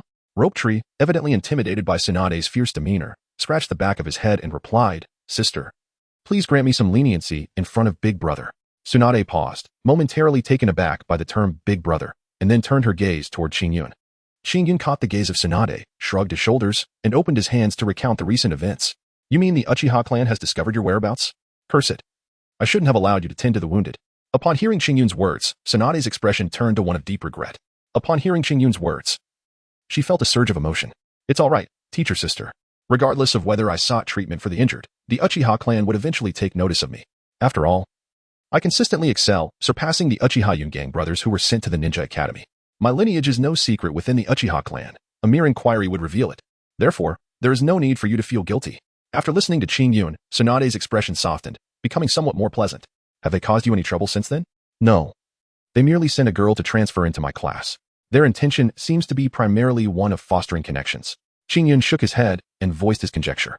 Upon hearing Qingyun's words, Sunade momentarily set her mind at ease. The Uchiha clan is the foremost noble family of Konoha, and if they were intent on causing trouble for Qingyun, his situation would become exceedingly perilous. Even Sarutobi Hiruzen would find it a daunting challenge, let alone a child as young as Qingyun. Fortunately, the Uchiha had not descended into madness to that extent. Otherwise, Sunade would have to devise a plan to take Qingyun on a journey across the ninja world to evade the Uchiha's wrath, returning only when he had gained the strength to protect himself. "Brother, can we discuss what happened today?" Ju looked at Qingyun with eager anticipation, clearly wishing to make an impression in front of Sunade. Upon hearing the words of Shangtong, Qingyun cast a glance around, noting that aside from Orochimaru, everyone present was trustworthy. Orochimaru, too, was a person who placed great importance on transactions. Thus, as long as Qingyun engaged in trade with him, he would not pose any threat. "Go ahead," exclaimed Qingyun. "Sister, let me tell you, today my brother has created an immensely powerful ninjutsu that does not even require hand seals." As he spoke, he gestured animatedly towards Sunade. Upon hearing this, Sunade's eyes narrowed, fixating on Qingyun, and only after he nodded did she reluctantly begin to trust Shingtong's words. However, this only stirred a tempest of emotions within her. How could Qingyun, at such a tender age of 9, have already developed a technique rivaling the potency of an A-rank ninjutsu, and notably, one that required no hand seals? "Let us observe," Sunade said, her face alight with anticipation as she looked at Qingyun, eager to witness the might of the technique he had devised. As Qingyun and Jiraiya, along with Orochimaru, regained consciousness, they did not hesitate to rise and present themselves before the assembly. Channeling their inner energy, a sharp aura coalesced in Qingyun's hand. Suddenly, a tremendous explosion echoed in the ears of the onlookers. Sunade, Jiraiya, and Orochimaru stood agape, staring at the blazing cluster of white flames that surged forth, incinerating everything in its vicinity and threatening to spread further. "Not good. Water release. Water dragon bullet. Water release. Great waterfall technique," Orochimaru exclaimed, witnessing the rapidly expanding white flames. He swiftly unleashed 2 water release techniques. A water dragon and a torrent surged toward the white flames. Upon contact, the white flames and water began to consume each other. And it was only when the water dragon bullet and great waterfall technique were exhausted that the white flames were finally extinguished. Orochimaru gazed at Qingyun in astonishment. Such a technique was rarely matched even among A-rank ninjutsu, and Qingyun had managed to create one of such formidable power. Sunade silently marveled. Even someone of Orochimaru's caliber required the execution of 2 techniques in succession to extinguish the white flames, underscoring the might of Qingyun's jutsu. "Does this technique possess any additional merits?" Jiraiya inquired solemnly, fixing his gaze on Qingyun. Upon hearing this, Qingyun was momentarily taken aback. Before responding, "As long as I possess an ample supply of chakra, this technique can be sustained indefinitely, only extinguishing once my chakra is entirely depleted." "Hiss. Orochimaru, Sunade. and Jiraiya inhaled sharply at this revelation. As long as the chakra continues to be supplied, the technique will not cease. What does this imply? When they execute ninjutsu, once the technique leaves their body, it gradually dissipates into the air, making it utterly impossible to maintain an everlasting technique. Could you enlighten me on the underlying principles? I am willing to exchange 5A rank fire release techniques and 3A rank lightning release techniques for your knowledge. Orochimaru gazed at Qingyun with eager anticipation as he inquired. Upon hearing this, Qingyun's eyes narrowed as he gazed at the inquisitive Orochimaru, then shifted his attention to Sunade. What are you looking at me for? This is your possession. The decision lies with you. Sunade cast a glance of exasperation at Qingyun in response. Upon hearing this, Qingyun nodded slightly and replied, very well. He then accepted the blank scroll handed to him by Orochimaru and proceeded to share the cultivation methods for the 6 Meridian Divine Sword and the White Finger Sword he had enacted. In turn, Orochimaru meticulously recorded the hand seals for the 8 fire lightning techniques and handed them over to Qingyun. With an air of eagerness, Orochimaru began to peruse Qingyun's scroll. Before long, he conjured the finger sword. A thumb-sized hole appeared in the trunk of a nearby tree.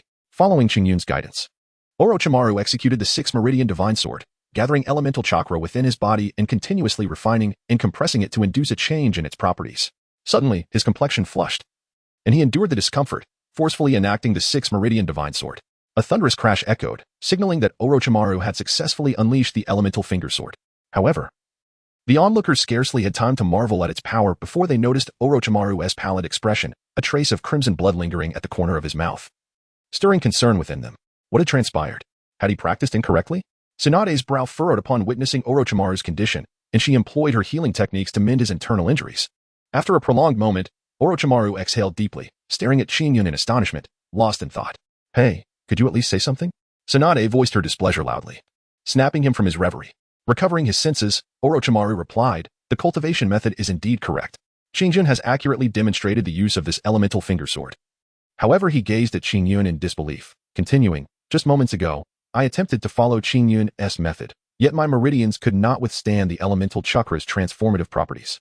The moment it activated, my meridians felt as though they were being sliced apart. Had I not possessed considerable strength, that strike could have severed my meridians, leading to my demise. So, Sunade and Jiraiya exchanged incredulous glances at Qingyun, viewing him as a marvel. They were acutely aware of Orochimaru's formidable prowess as an elite jonin of Konoha, capable of stalling even shadow-level adversaries for an extended period. Yet, if Orochimaru could not endure the elemental chakra's transformative force, could it be that Qingyun, at such a tender age, possessed meridians far more resilient than Orochimaru's? Qingyun, when you first devised this finger sword, did you not experience any unusual sensations within your meridians? Jiraiya inquired curiously, his gaze fixed on Qingyun. Upon hearing this, Qingyun shook his head and replied, initially, my intention was merely to integrate the fire release into the 6-path divine sword. However, to achieve this, I needed to comprehend the nature of transformation.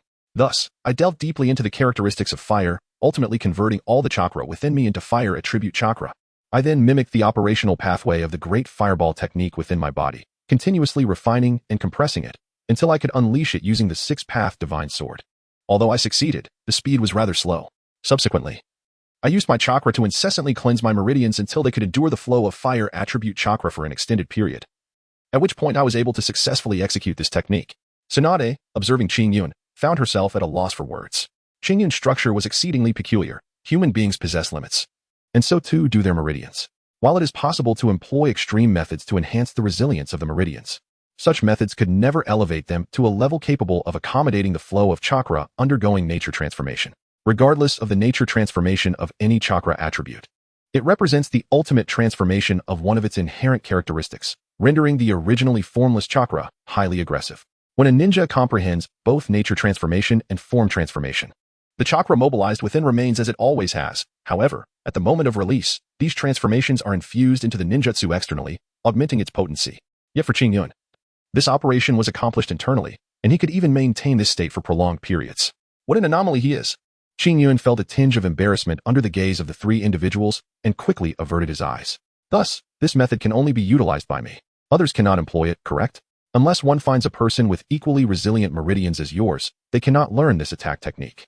After hearing Qingyun's words, Orochimaru sighed in resignation. Very well, if that is the case. As he spoke, Qingyun returned the scroll he had received from Orochimaru. Orochimaru was momentarily taken aback by Qingyun's expression, then shook his head. This is a transaction. You have not deceived me. The cultivation method you provided is indeed accurate. Therefore, even if I gain nothing. It is my own issue and unrelated to the transaction. You need not feel this way. Moreover, this sword technique is quite intriguing. After I conduct some research, I may very well develop several ninjutsu techniques that do not require hand seals. Shinyan observed Orochimaru as he returned the scroll, and after hearing his words, expressed his gratitude before taking it back. Not one to miss an opportunity, Shinjan was not foolish. His previous demeanor stemmed from a vigilant stance towards Orochimaru, wishing to avoid any future complications arising from today's encounter. Although Rope Tree remained alive and Orochimaru had not succumbed to the madness of immortality, an instinctive feeling warned Shinyan that, regardless of Rope Tree's fate, Orochimaru might eventually tread a path akin to that in the original tale. Orochimaru's past experiences had shaped him. The moment he discovered that white serpent scale, he had embarked on his journey towards immortality, a path that, once taken, is not easily abandoned. After resolving the matter, Shinyan prepared a lavish feast and shared drinks with Sunade and the others. However, the Buddha's smile wine proved to be significantly stronger than the sake from simpler times. While it may not rival the distilled spirits of later generations, it was still quite potent, boasting an alcohol content exceeding 40 degrees due to the medicinal herbs that not only enhanced inner strength but also intensified the alcohol derived from rice. Before long, Sunade and Jiraiya were rendered incapacitated by Qingyun's generous pouring. Orochimaru, with a resigned expression, glanced at his two fallen comrades and then at the unperturbed Qingyun, his lips twitching as he muttered, "Two fools. I shall escort them back. You can manage here." Without awaiting a response, he swiftly lifted Sunade and Jiraiya and vanished. "Well, Minato, you take care of this. I will see Kushina and Rope Tree home," Qingyun remarked. Qingyun noticed Joshinai and Shengshu gazing at him. He tapped his forehead and instructed Bofeng Shuimin. While Shushu remained unperturbed, Joshinai's unique status warranted caution. Although Konoha appeared tranquil, it undoubtedly harbored spies from the 4 villages. Thus, it was prudent to exercise vigilance. Chapter 45, Chidori. After returning Kushina to the Senju clan, Shingyun strolled alone along the silent streets, contemplating his next training regimen. He had successfully mastered the nature transformation of fire attributes and aspired to delve into form transformation. Yet his current foundation was insufficient for such an advanced endeavor. Thus, his next step would be to cultivate the nature transformation of lightning attributes. Shingyun had already formulated a plan. Indeed, he intended to develop the Chidori in light of the original work's context. Chidori, an A-rank lightning technique, not only possessed immense power, but also facilitated the development of various sword techniques. Once he mastered Chidori and integrated it into his swordsmanship, it would undoubtedly elevate his skills to unprecedented heights. Coupled with the relentless nature of the Chuanjin sword technique, once an adversary was within his reach, escape would be impossible. Furthermore, the advanced form of Chidori, the formidable S-rank secret technique Raikiri, would become accessible to him. Once he had developed Chidori and accumulated sufficient foundations, he could swiftly attain the form transformation of lightning attributes, providing him with numerous advantages.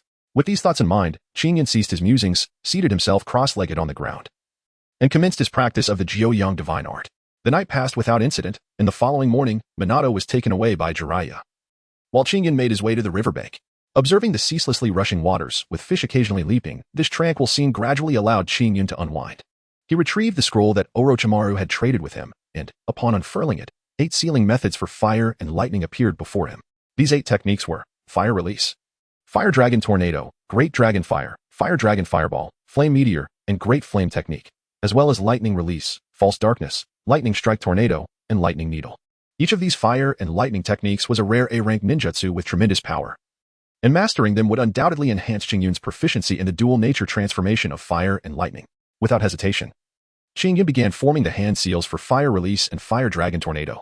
As he continued to weave the seals, the internal energy within him began to flow along a unique path, guided by his hand signs. Fire Release, Fire Dragon Tornado. A white flame erupted from Shingyun's mouth, but without the reinforcement of his internal energy, it quickly extinguished, failing to manifest even a semblance of a tornado. Upon witnessing the scene, Shingyun felt no disappointment. After all, it was an A-rank ninjutsu. Even with his extraordinary talent and the advantage of his previous life's experience watching Naruto, mastering such advanced techniques in a single attempt was simply unattainable. After his initial failure, Shingyun remained undeterred. He diligently familiarized himself with the hand seals for the Fire Dragon Whirl, executing the seals with measured slowness. After a considerable period, Shingyun successfully conjured the Fire Dragon Whirl once more through his deliberate hand seals. This time, white flames erupted from his mouth, manifesting as a miniature tornado that spun several times before dissipating into the air. Shingyun did not hesitate, continuously forming hand seals to unleash the Fire Dragon Roll. As time gradually passed, half a year swiftly elapsed. During this year, aside from diligently familiarizing himself with the 8 A-rank Fire Thunder techniques, Qingyun devoted considerable time each day to gaining experience in the battlefield set up in the Death Forest alongside Minato Namikaze, SHT, and Kushina Uzumaki. Qingyun also specifically requested Sunade to find a craftsman for the production of explosive tags, ordering a batch of less potent ones. These explosive tags hold no lethal power. They are incapable of causing fatalities and can at most inflict severe injuries. The reason behind Qingyun's actions lies in his intention to assist Shinshu. In the original narrative, Shinshu met an untimely demise due to an explosion caused by a detonating talisman while retrieving corpses. In this lifetime, Qingyun is determined to enhance Shinshu's reflexes and observational skills. Once these detonating talismans are prepared, Qingyun employs the knowledge acquired at school to set traps within the Death Forest, even placing detonating talismans beneath the carcasses of certain animals. He then instructs Minato, Shinshu, and Kushina to enter and collect the animal remains. Initially, the trio finds themselves in a state of utter disarray due to Qingyun's machinations, and Shinshu suffers severe injuries from a detonating talisman. Fortunately, Qingyun's proficiency in medical ninjutsu proves invaluable. Otherwise, Shinshu would have endured far greater torment. After being injured by the explosion, Shinshu's eyes are filled with dread. At the moment the detonating talisman ignites beside him, he is rendered motionless, his mind blank, utterly at a loss for how to react. It is precisely because Shinshu fails to respond that the talisman detonates near him, resulting in his grievous injuries. Had he reacted even slightly faster, he might have evaded the worst of the explosion, escaping with less severe harm, even if he could not entirely avoid the blast radius. After Qingyun successfully treated Shinshu, he gave him a thorough beating, leaving Shinshu battered and bruised. Intending to engrave this moment deeply in his memory to prevent any recurrence of such mistakes, following the harsh reprimand, Shinshu realized that Qingyun's intentions were for his own good and bore no resentment. Instead, he dedicated himself to training diligently according to Qingyun's teachings. Gradually, Shinshu's reflexes sharpened, and he learned to evade detonating tags, managing to escape their blast radius even when they detonated nearby, marking the conclusion of this training phase. Subsequently, Qingyun approached Sunade, Jiraiya, and Orochimaru, requesting their insights on unexpected situations encountered in battle. Upon hearing Qingyun's proposal, the trio readily complied, even engaging in practical exercises, forming a standard team to transport supplies to a designated area while they disguised themselves as enemy ninjas to ambush them along the way. Initially, during this training, Qingyun and his companions were mercilessly tormented by Sunade and her team, with Qingyun frequently appearing with a bruised visage. It was not that Qingyun was unwilling to heal. However, every time he recovered, he would soon find himself battered again, rendering the effort to heal a futile expenditure of his energy. Despite the discomfort, during that arduous period, Qingyun and his comrades grew increasingly adept at handling various battlefield emergencies, to the point that Sunade's team had to unleash their full strength just to subdue the combined might of Qingyun and his companions. It was at this juncture that Qingyun decided to conclude this training, recognizing that further simulation would be of little value. Genuine battlefield experiences were essential for enhancing their sense of danger, as the mock environment had become less beneficial. Afterward, they each resumed their individual training. Qingyun continued his study of Chidori and mastered the techniques of the 8 Fire Thunder styles. He diligently followed Jiraiya to explore the transformations of wind release. Kushina returned to the Senju clan to learn sealing techniques under the guidance of Uzumaki Mido. Meanwhile, Shinshu struggled to comprehend the water release insights left by his great-grandfather, attempting to investigate the properties of water. After a year of rigorous training, Qingyun had fully mastered all 8 Fire Thunder styles. Moreover, through introspection, he streamlined the unnecessary pathways in their execution, reducing the hand seals required, thus enabling him to unleash these formidable techniques with greater speed. In addition to these accomplishments, he successfully cultivated body flicker technique and shadow clone technique. At this point, Qingyun's strength was comparable to that of a typical J-Nin, and once he activated his 3-Tomo Sharingan, even elite J-Nin would prove no match for him. It was then that Qingyun began to entertain thoughts of graduating early. Initially, he had intended to remain at the Ninja Academy for 6 years before graduating naturally. However, having reached a bottleneck in his abilities, he realized that to further his growth, he needed to explore the integration of various elemental transformations into his martial techniques. Remaining in the academy yielded few missions, and he had already achieved remarkable proficiency in his various skills, even nearing completion in the 9-Yang divine art. Qingyun sensed that within 3 days, he would undoubtedly break through the Ren and Du meridians, allowing him to fully master the 9-Yang divine art. Qingyun shook his head, casting aside distracting thoughts. With just over a week until graduation, there was no need for haste. After calming his mind, Qingyun resumed his study of Chidori.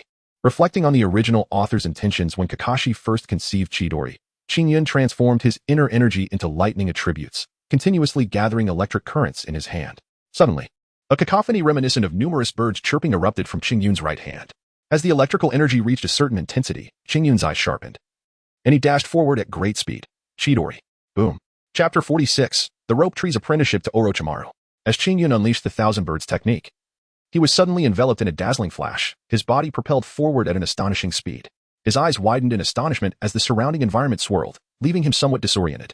In less than a second, he traversed a distance of 100 meters, his right hand piercing through a massive tree with a thunderous crack. Instantly, his mind buzzed with confusion, and it took him a considerable moment to regain his composure. Goodness, no wonder in the original tale, after Kakashi devised this technique. Minato Namikaze earnestly cautioned him against using it in battle unless absolutely necessary. With his keen eyesight, even without activating his Sharingan, his dynamic vision surpassed that of an average person. Yet, despite this advantage, he could hardly discern the surroundings along the trajectory of the Thousand Birds eruption. Should an adversary anticipate his attack and evade, he would become a mere target, awaiting his demise at the hands of his opponent. Xingyan shook his somewhat dizzy head and rubbed his ears. The cacophony of the chirping birds was overwhelming, leaving him with a lingering tinnitus. After a prolonged moment of recuperation, Xingyan regained his composure, closing and opening his eyes as his Sharingan activated, the three tomo swirling mesmerizingly within his gaze. The sound of 1,000 birds echoed around him once more as he concentrated electric energy in his hand, producing a cacophony akin to the simultaneous calls of countless avian creatures. This time, with the Sharingan awakened, although the speed of the 1,000 birds technique remained astonishingly rapid, Xingyan was able to perceive his surroundings with perfect clarity. With a focused gaze, he adeptly maneuvered around various obstacles until he encountered a boulder resembling a small mountain. With a swift motion of his right hand, infused with potent electric energy, he thrust it directly into the stone. Boom! Upon receiving Xingyan's strike, the boulder instantly cracked, fissures spreading rapidly across its surface until it shattered into countless fragments, scattering in all directions. Xingyan, have you created another ninjutsu? Its power is rather formidable. Goodness. Yet another technique of A rank or higher. Upon hearing the footsteps behind her, Xingyan was taken aback and quickly closed her eyes. After a moment, she reopened them, restoring her originally dark pupils. Dear teacher, she said, might you kindly inform me in advance the next time you wish to visit? Your sudden appearance is rather startling. You know. Xingyan turned away helplessly, gazing at Sunade, who remained unchanged, and said with a hint of exasperation, TCH, is your courage truly so small? I find that hard to believe.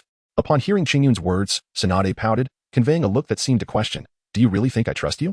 Upon hearing these words, Xingyan couldn't help but twitch the corner of his mouth, casting a resigned glance at Sunade before remarking, Teacher, you seldom come without reason. What brings you to me today? Ah, you little rascal are becoming increasingly unlovable. I often reminisce about your 6-year-old self. Sunade exclaimed, moving closer to Xingyan with the habitual intention of ruffling his hair, only to be met with a swift hand that deflected her gesture. She immediately wore a displeased expression as she regarded him. Now that Xingyan had significantly enhanced his strength, he no longer stood defenseless against Sunade's playful antics. Naturally, he felt compelled to retaliate against her teasing. If you have nothing to say, I shall take my leave. I have yet to complete today's training regimen. Sunade gazed at this boy, who had merely been a small child 3 years prior, now having grown to a height that reached her chest, and she was filled with a sense of nostalgia. Particularly over the last year, Xingyan's growth had surged dramatically, as if he had ingested growth hormones, surpassing even Shitian, who was 2 years a senior. What is your opinion on Shitian seeking to apprentice under Orochimaru? Sunade inquired, her tone shifting to one of seriousness as she set aside the light-hearted banter. Upon hearing this, Xingyan was taken aback, wondering if it remained true to the original narrative. He recalled that in the original story, Shinshu approached Sunade around the time of graduation to discuss the matter of apprenticing under Orochimaru. What? Is there a problem?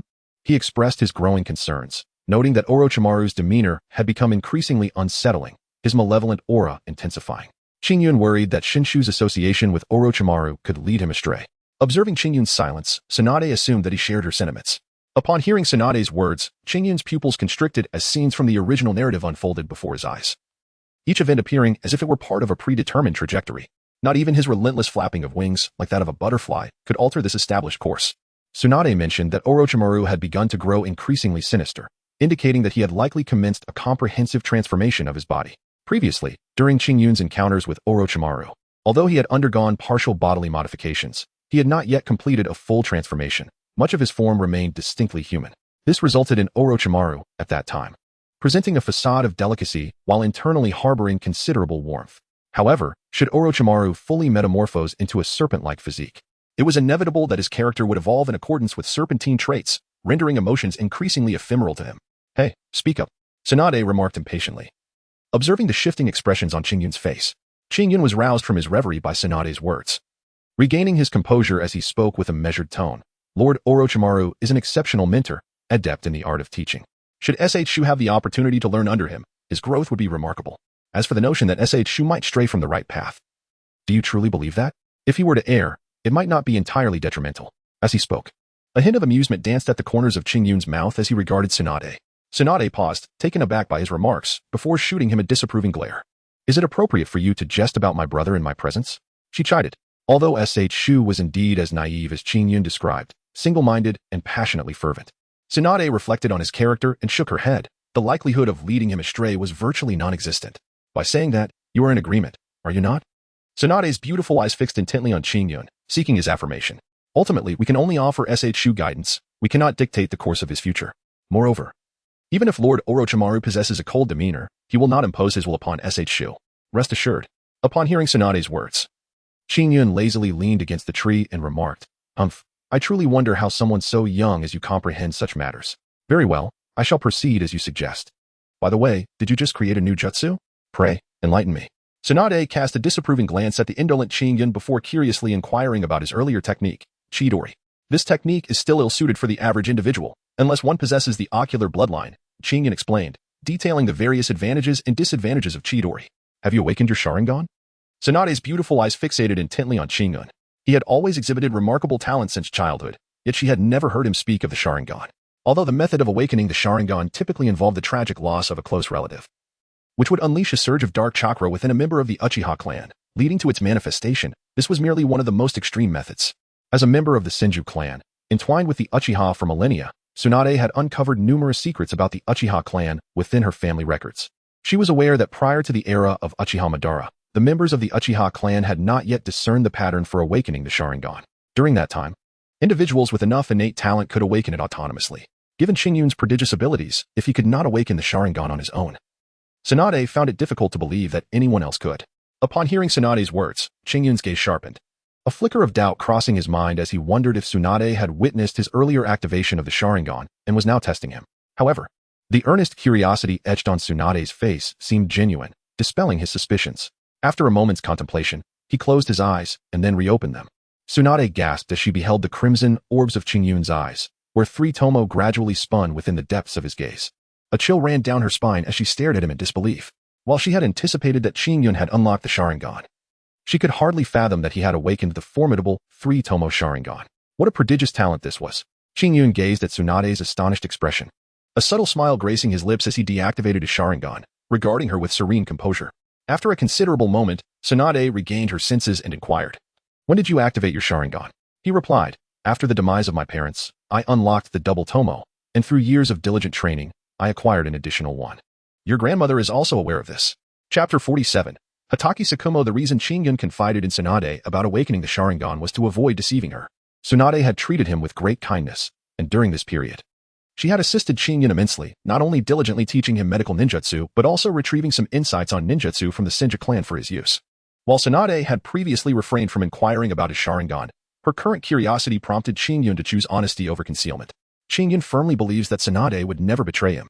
However, how could my grandmother possibly know that? Upon hearing this, Sunade's pupils widened slightly, as she recalled that Qin Yun was merely 3 years old when his parents passed away. The notion of awakening the Sharingan at such a tender age was beyond her comprehension. As she processed this information, she was taken aback by Qin Yun's subsequent remarks and gazed at him in perplexity. Qin Yun recounted the incident of disguising himself as a masked ninja to abduct Kushina, leading her to come to his rescue to Sunade. Upon hearing this, Sunade nodded in understanding. She was well aware of Kushina's future identity, and she fully comprehended her grandmother's intention to test Qin Yun. After all, she was acutely aware of the circumstances surrounding her great-grandfather's demise. Sunade gazed at Qin Yun with a complex expression, surprised that he had garnered her grandmother's esteem. Sister teacher, I kindly ask you to keep this matter a secret. Qin Yun gazed at the dazed Sunade and spoke softly, rest assured, I shall keep this confidential. Sunade was acutely aware of the current situation in Konoha, particularly the imminent return of that rat lurking in the shadows. She wished to avoid causing Qin Yun any trouble. Thank you, sensei. Upon hearing this, Qin Yun's face blossomed with a radiant smile. All right, focus on your training and strive to perfect Chidori. Otherwise, if you wish to conceal your Sharingan, you will be unable to execute Chidori. Such a powerful ninjutsu would be a pity to waste. Sunade gently patted Qin Yun's shoulder, offering a word of caution before preparing to depart. Wait, sensei, she called out, I would like to inquire, if Watergate and I were to graduate now, who would serve as our homeroom teacher? As Qin Yun saw Sunade about to depart, he hastily intervened and inquired. Sunade was momentarily taken aback. Had not Qin Yun always yearned for a languid existence? Why, then, did he suddenly wish to graduate prematurely? Qin Yun gazed at Sunade, who wore a perplexed expression, and with a hint of resignation, elucidated, at present, I find myself at an impasse in all my abilities. Even with relentless training, my strength sees little enhancement. I must graduate and experience the authenticity of the battlefield to endure the trials of life and death in order to sustain my rapid growth. Is that so? Sunade mused. Senior Ma will be returning soon. I shall consult him to see if he is willing to accompany you. Upon hearing this, Sunade nodded, then pondered for a moment before hesitantly addressing Qingyun. She was soon to be deployed to the front lines to prepare against the Sand Shinobi village. According to reports from scouts, Chiyo had already made preparations to leave the Sand village and head towards the battlefield. After Sunade had previously neutralized all of Chiyo's poisons, she had returned to the Sand village to focus on researching new combinations of toxins. Now that she was preparing to head to the front lines, it was undoubtedly indicative of her newfound achievements. As Konoha's foremost medical ninja, Sunade had a duty to confront Chiyo on the battlefield. Upon hearing this, Qingyun's eyes sparkled with excitement. Recently, Kakashi Hatake had been making quite a name for himself. 1 year ago, Kakashi took command of Sunade's defenses at the front lines against the Sand Ninja Village. However, the Sand Ninja Village remained entrenched, leaving Kakashi unable to find an opportunity, resulting in a standoff with the elder Chiyo. During this time, the situation remained stagnant, yet Kakashi exhibited remarkable patience in seeking his chance. 2 months prior, when a supply convoy from Konoha was dispatched to the front lines, Kakashi astutely recognized an opportunity. He instructed someone to use a transformation jutsu to take on his likeness, thereby misleading the Sand Ninja Village. Subsequently, he leaked information about the supply convoy to them, prompting the Sand Ninja Village to send Chiyo's son and daughter-in-law to ambush it. Since Kakashi was stationed at the camp and the ambush required swift action, the Sand Ninja Village dispatched only a small team. However, when they approached the Konoha supply convoy, Kakashi suddenly appeared, swiftly dispatching 2 underlings with a single strike, and then engaged in battle with Chiyo's son and daughter-in-law. Kakashi's swordsmanship was astonishing, his speed was remarkable, and he quickly forced Chiyo's son and daughter-in-law into a retreat. Just as Kakashi was about to deliver the final blow, the third Kazekage descended from the sky, utilizing magnetic release to impede Kakashi's advance. Undeterred, Kakashi engaged all 3 of the Sand Village's elite, fighting fiercely. At that time, the third Kazekage had only recently assumed his position and lacked depth and strength. Even with the assistance of Chiyo's son and daughter-in-law, he struggled to hold his ground against Kakashi. Nevertheless, Kakashi's profound skill and razor-sharp technique soon overwhelmed them, severing the chakra strings connecting Chiyo's daughter-in-law to her puppets, thus forcing the third Kazekage and Chiyo's son to intervene. In a flash, Kakashi maneuvered behind Chiyo's son and struck, beheading him. In the wake of the third Kazekage and Chiyo's daughter-in-law's anguished expressions, Kakashi showed no mercy and turned his attack against Chiyo's daughter-in-law. Stripped of her puppets and devastated by her husband's death, she stood frozen in shock. The third Kazekage, unable to provide assistance in time, watched helplessly as Chiyo's daughter-in-law fell to Kakashi's blade. Filled with rage, the third Kazekage engaged Kakashi, yet even united, the 3 were no match for him, let alone the third Kazekage alone. Soon, the third Kazekage found himself retreating under Kakashi's relentless assault. In desperation, he invoked magnetic release to lift the bodies of Chiyo's son and daughter-in-law, retreating into the sky. Kakashi, caught off guard, could only watch as the third Kazekage soared away, growing distant. Though Kakashi did not succeed in slaying the third Kazekage, his victory in this battle sent shockwaves throughout the ninja world. To confront a village leader and 2 elite shinobi single-handedly, while eliminating 2 of them, left the major ninja villages in awe. Consequently, orders were issued across the villages. Any missions involving the Konoha White Fang should be abandoned without penalty. With the issuance of this decree, the name Kakashi Hatake resonated throughout every corner of the ninja realm. As a result of this newfound fame, Kakashi was summoned back by the feudal lord of the Land of Fire, who personally bestowed upon him the title of Hokage's assistant.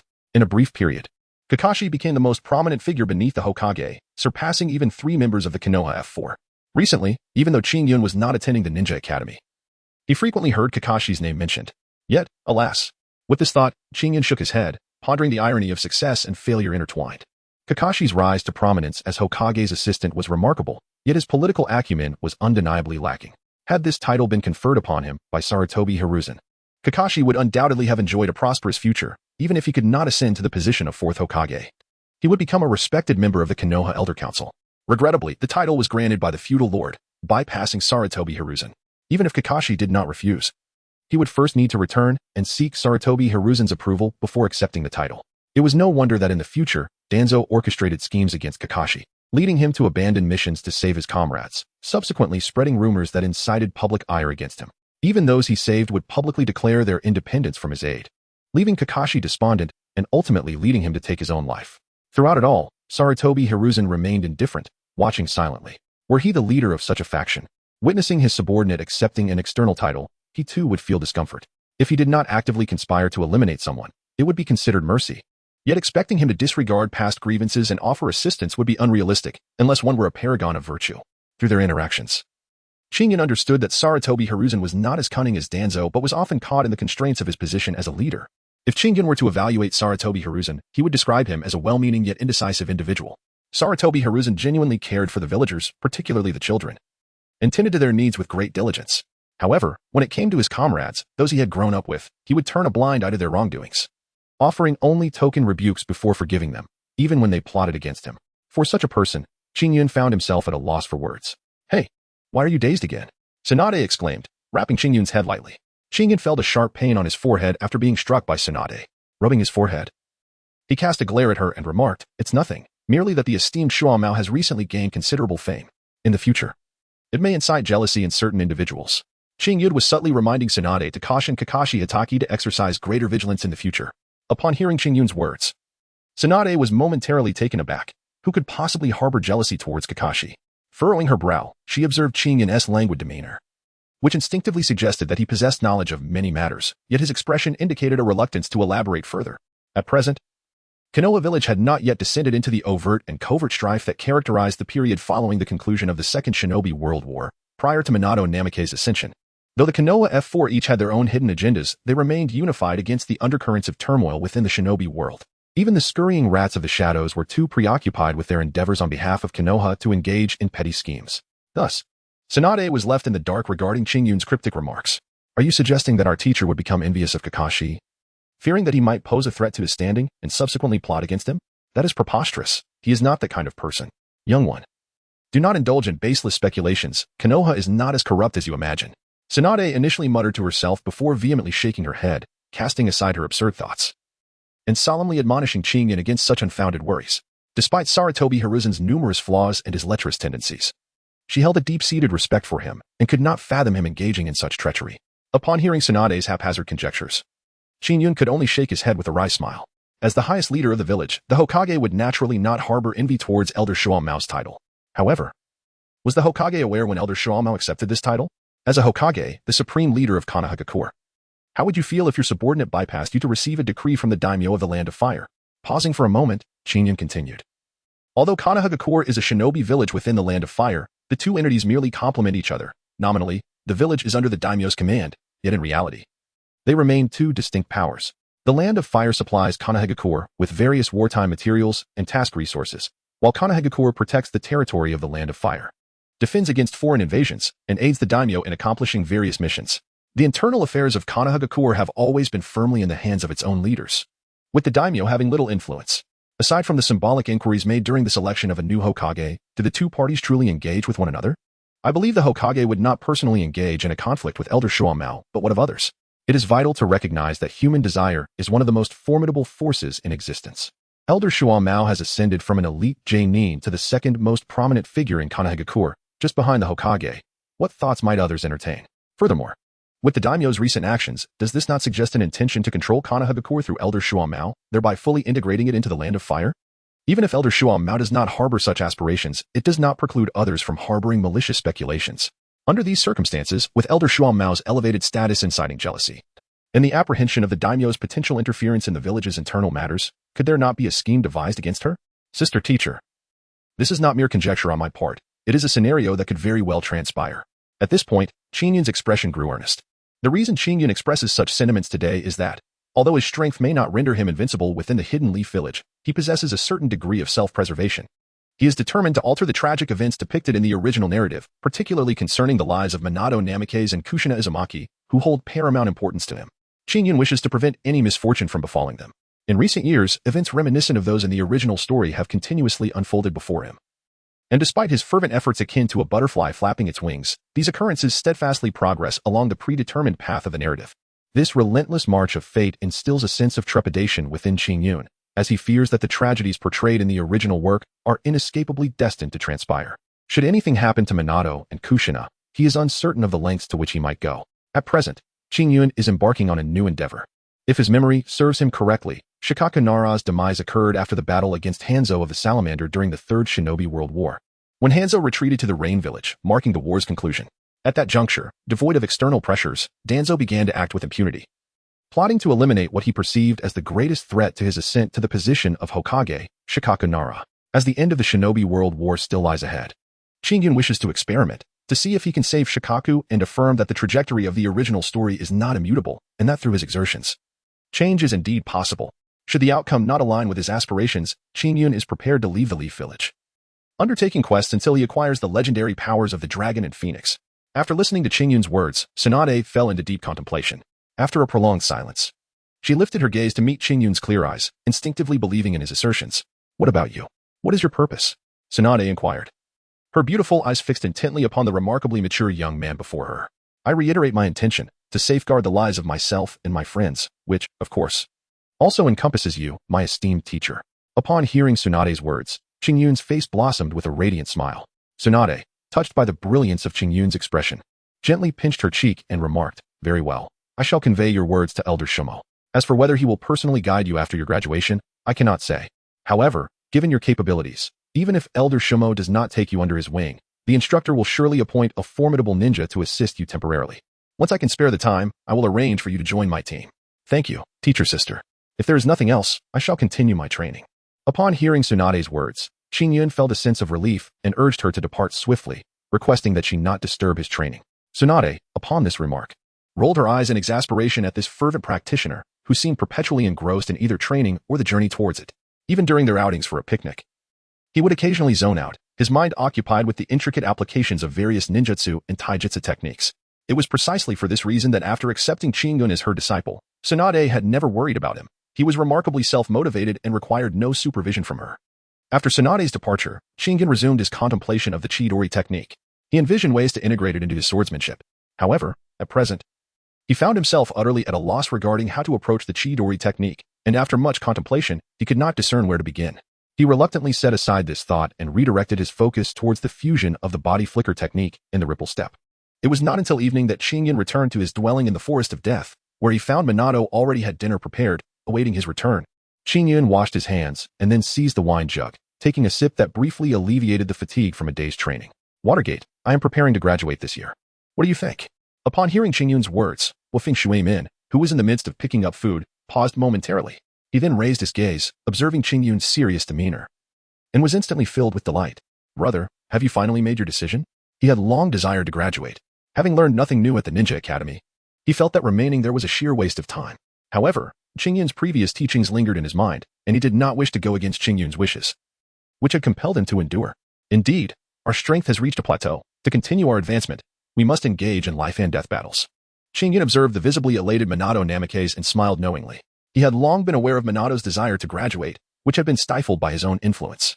At this moment, Minato stood confidently amongst several seasoned nin, especially after successfully mastering the transformation of wind release, significantly enhancing his prowess.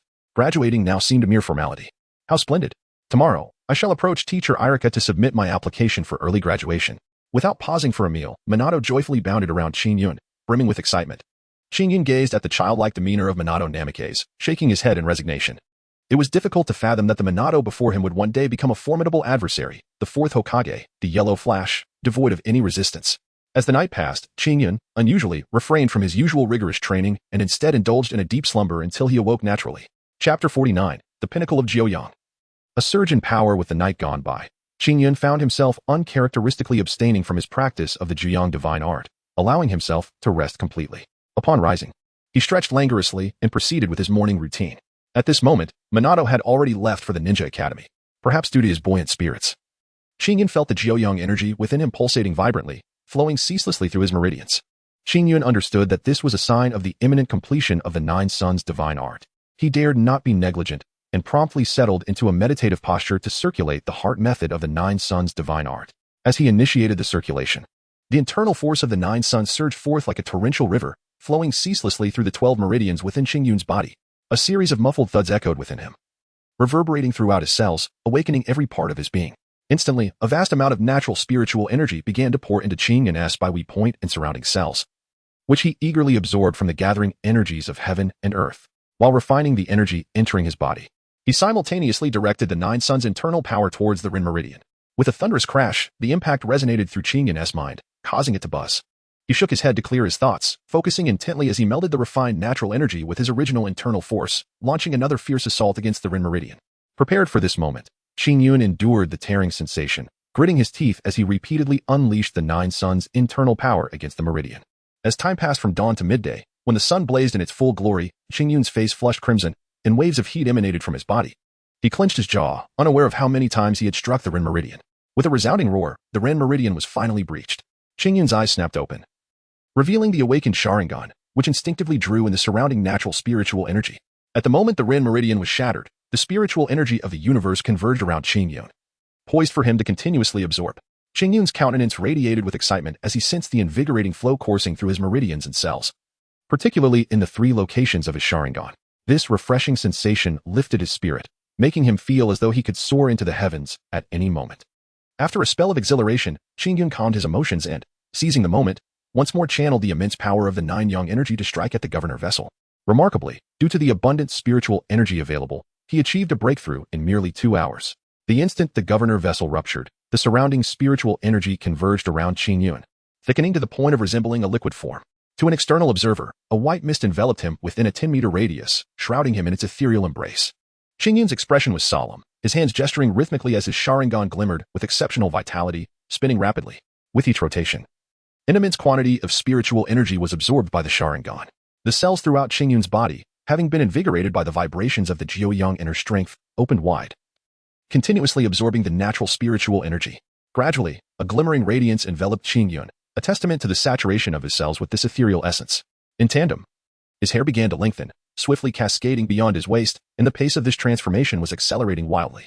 Moreover, the surrounding trees, nourished by the impending liquid form of the natural spiritual energy, grew increasingly robust and tall, their leaves rustling in a jubilant symphony, as if celebrating this newfound vitality. Qing Yun, seated in solemn dignity, repeatedly practiced the Jiuyang divine art, refining the natural spiritual energy and consolidating his inner strength, then compressing it in a continuous cycle. He had lost count of how many times he had performed this exercise. All he felt was that his inner strength had become as solid as iron, devoid of any impurities. The meridians throughout his body were fortified by this pure Jiuyang inner strength, rendering them incredibly resilient. Instinctively, Qing Yun directed his inner power towards the 8 extraordinary meridians surrounding him. The pure Jiuyang inner strength surged forth like a crashing thunder, breaking through the 8 extraordinary meridians, marking Qing Yun's official breakthrough. In the parlance of martial arts, he had now entered the realm of the innate. Furthermore, the distance to mastery was no longer far. At this moment, Qing Yun activated every cell in his body and, with his Sharingan fully engaged, inhaled deeply, drawing all the natural spiritual energy surrounding him into his body, some entering his cells, while others were absorbed by the Sharingan. He felt an overwhelming sense of comfort enveloping him, and his eyes felt refreshingly cool, as if the burdens previously imposed by his 3 Tomo Sharingan had vanished entirely. The 3 Tomos spun rapidly, and a mysterious power began to coalesce slowly. However, this mysterious energy gathered at a languid pace. When the Sharingan returned to tranquility, Qing Yun touched his eyes and subsequently closed the Sharingan to assess his condition. To his astonishment, his height, which had been a mere 1.45 meters, had suddenly surged to 1.55 meters. Qing Yun gazed in astonishment at the shortened length of his garments, which now clung tightly to his form, creating a puffed appearance. Scratching his head in confusion, he suddenly sensed something amiss. Drawing his hair forward, he discovered that it too had swelled dramatically, cascading down like a glossy, raven-black river, resembling a dark cloak draped over his shoulders. Qing Yun felt a sudden heaviness on his forehead as he concentrated his internal energy. With a decisive snap, a cascade of long hair fell, severed to a length that now barely reached his waist. After completing this act, Qing Yun turned his focus inward. At that moment, he experienced a transformation of monumental proportions within his body. His bones glistened with a jade-like luster, while his meridians had become extraordinarily resilient. Now wider than they had ever been, twice their previous breadth. All of his meridians were fully opened. The 9 Yang internal energy had also refined to an exceptional degree, allowing him to achieve the effects of 3 portions of energy with merely 1. Furthermore, his Dantian had expanded considerably, capable of harboring a greater reserve of internal energy. His entire being was suffused with an abundance of spiritual essence, amplifying Qing Yun's potential to unimaginable heights. Moreover, he sensed that his body was akin to the Sharingan, with a mysterious power gradually coalescing within him, albeit at a slower pace than that of the Sharingan itself. It remained uncertain how much spiritual essence would be required to successfully manifest this burgeoning power. Qing Yun secretly clicked his tongue, wondering if he would truly become Tang Xing in the future. Big brother, is that you? Where is our home? Where has it gone? Just as Qing Yun was lost in his thoughts, a stuttering voice startled him back to reality. Qing Yun was taken aback upon hearing this. Isn't our home right here? A bead of cold sweat trickled down Qing Yun's forehead as he surveyed his surroundings. The trees were astonishingly robust, their massive trunks having breached the walls of his home, which once stood in harmony with the gentle waves of the water gate. All around him, weeds flourished exuberantly, thriving in their unchecked growth. Goodness, how long have I been in training? How has my environment transformed into this? After a moment of murmuring to himself, Qing Yun's expression suddenly shifted. Minato, Kushina, let us set aside our concerns for now and first restore our surroundings to their former state. If anyone discovers the changes here, it will be difficult to explain. The drastic alterations in their environment were undeniably linked to them. Even a fool could discern that. At such a moment, should he inform Sarutobi Hiruzen or remain silent? Qing Yun maintained strict control over his internal power, allowing only Namikaze Minato to cultivate it, as it was the very foundation of his being, not to be easily shared with others unless he deemed it necessary for self-preservation. Currently, in light of the significant transformations around them, Qing Yun surmised that the results stemmed from the natural spiritual energy he had yet to absorb, necessitating immediate restoration. If word of this spread, Wuden T. Jiraiya and Orochimaru frantically seek him out for answers. After all, they were familiar with sage techniques, which comprised the enigmatic energy formed by the confluence of natural energy and chakra in precise proportions.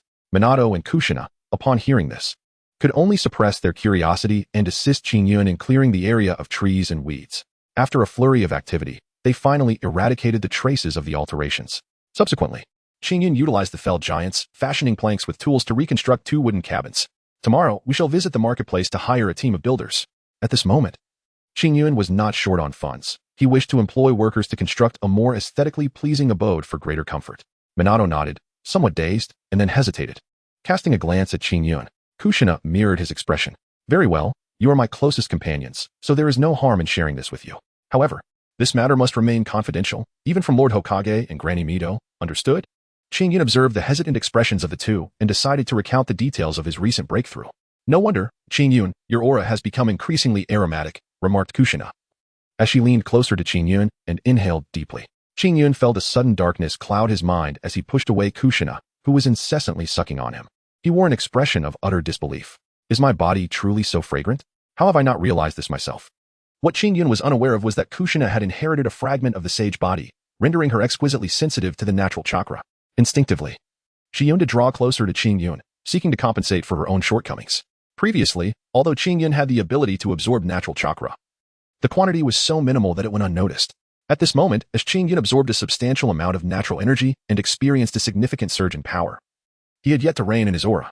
Consequently, Kushina could effortlessly perceive the essence emanating from Qing Yun's body, which explained her unabashed posture of reclining against him. Chapter 50. The Battle Resumes Against the Vortex of Water. Qing Yun found it amusing to see Kushina pouting after he playfully ruffled her hair. He gently tousled her locks and inquired, "What brings you here all of a sudden? Where is Shinjutsu? I heard from Minato that you were planning to graduate." Kushina, with her lips still pursed, replied, her nose twitching as she inhaled the pleasant scent emanating from Qing Yun. "Yes, what is the matter?" Upon hearing Kushina's words, Qing Yun was not taken aback. During this tumultuous period, the Ninja Academy imposed rigorous assessments for graduation, in stark contrast to Naruto's generation, where merely mastering one of the basic transformation techniques sufficed. "You have graduated, but what about me?" Kushina cast a displeased glance at Qing Yun in response to his statement. Upon hearing this, Qing Yun was momentarily taken aback, subsequently falling into a contemplative silence. Kushina's identity was indeed extraordinary, although she successfully graduated in the original narrative. It was after enduring 6 years at the Ninja Academy. Moreover, even after her graduation, Kushina had never set foot on the battlefield, as she was destined to become the future host of the Nine Tails. Thus, it would not be a trivial matter for her to be placed in the same class as the others. "Qing Yun, can you truly bear to abandon me?"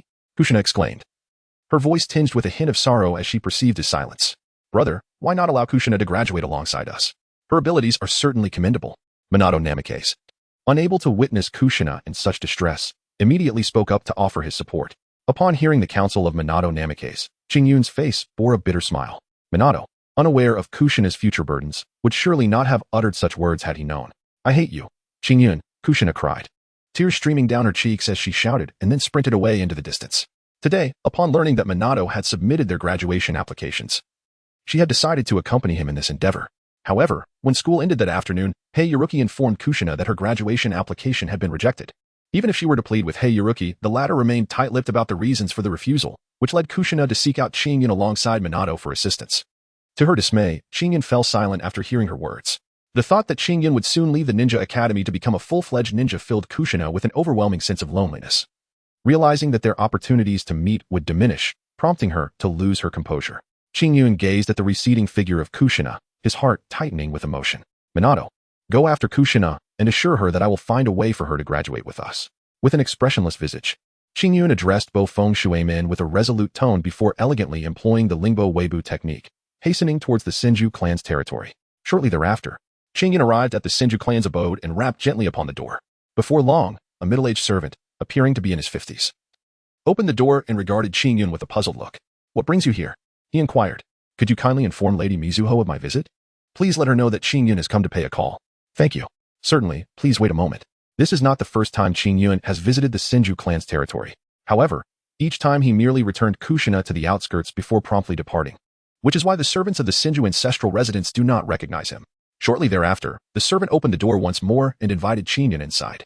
Qingyun followed the servant into the grand hall, where he encountered Shitian, Sunade, and Uzumaki Kushina engaged in their meal. Qingyun, is there something amiss? Where is Kushina? She has not returned at this late hour. Did she not go to seek you? Uzumaki Minato inquired, casting a puzzled glance at Qingyun as he sought information about Kushina's whereabouts. Qingyun had never visited the Senju ancestral home before, and now his unexpected arrival piqued the curiosity of Vortex Mizuhito, who sensed that Qingyun sought her for a matter of significance. Moreover, the absence of Kushina alongside him raised concerns. Had something occurred? Mizuhito, please do not fret. Kushina is safe. I have sent Minato to pursue her. I have come today with a request for your assistance. Qingyun and Uzumaki Mizuho exchanged worried glances, prompting her to immediately explain. What is it? Speak freely. I shall assist you in any way within my capabilities. Over the course of the past year, Uzumaki Mizuho had gradually come to acknowledge Qingyun. She no longer held any reservations regarding his Uchiha lineage. Upon hearing that Qingyun sought her assistance, she readily acquiesced. Although she had retired, there were few matters in Konoha that she could not resolve. To speak frankly, given her stature, even if she were to topple Sarutobi Hiruzen, most clan leaders would likely acquiesce. When Sarutobi Hiruzen first assumed the role of Hokage, Konoha was rife with undercurrents. It was her unwavering support that solidified his position as Hokage. Upon hearing the words of Uzumaki Sueho, Qingyun cast a grateful glance in his direction before revealing that Kushina wished to graduate alongside them. Eldest brother, Shengshu, appeared visibly excited upon hearing Qingyun's words. Just as he was about to speak, however, Uzumaki Sueho silenced him with a sealing technique, leaving Shengshu with a look of indignation directed at Sueho. Yet, Sueho paid no heed to Shengshu's pleading gaze. Instead, his weathered eyes remained fixed intently upon Qingyun. You are aware of Kushina's future identity. Why do you still act thus? After a prolonged silence, Uzumaki Sueho spoke softly. Because Kushina is my closest friend, and I wish for her happiness. Moreover, I can assure you that I would stake my life on it.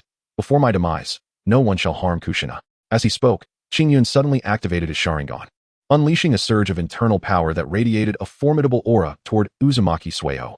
This marked the first time Qingyun fully unveiled his strength. The aura was impressive, yet still insufficient.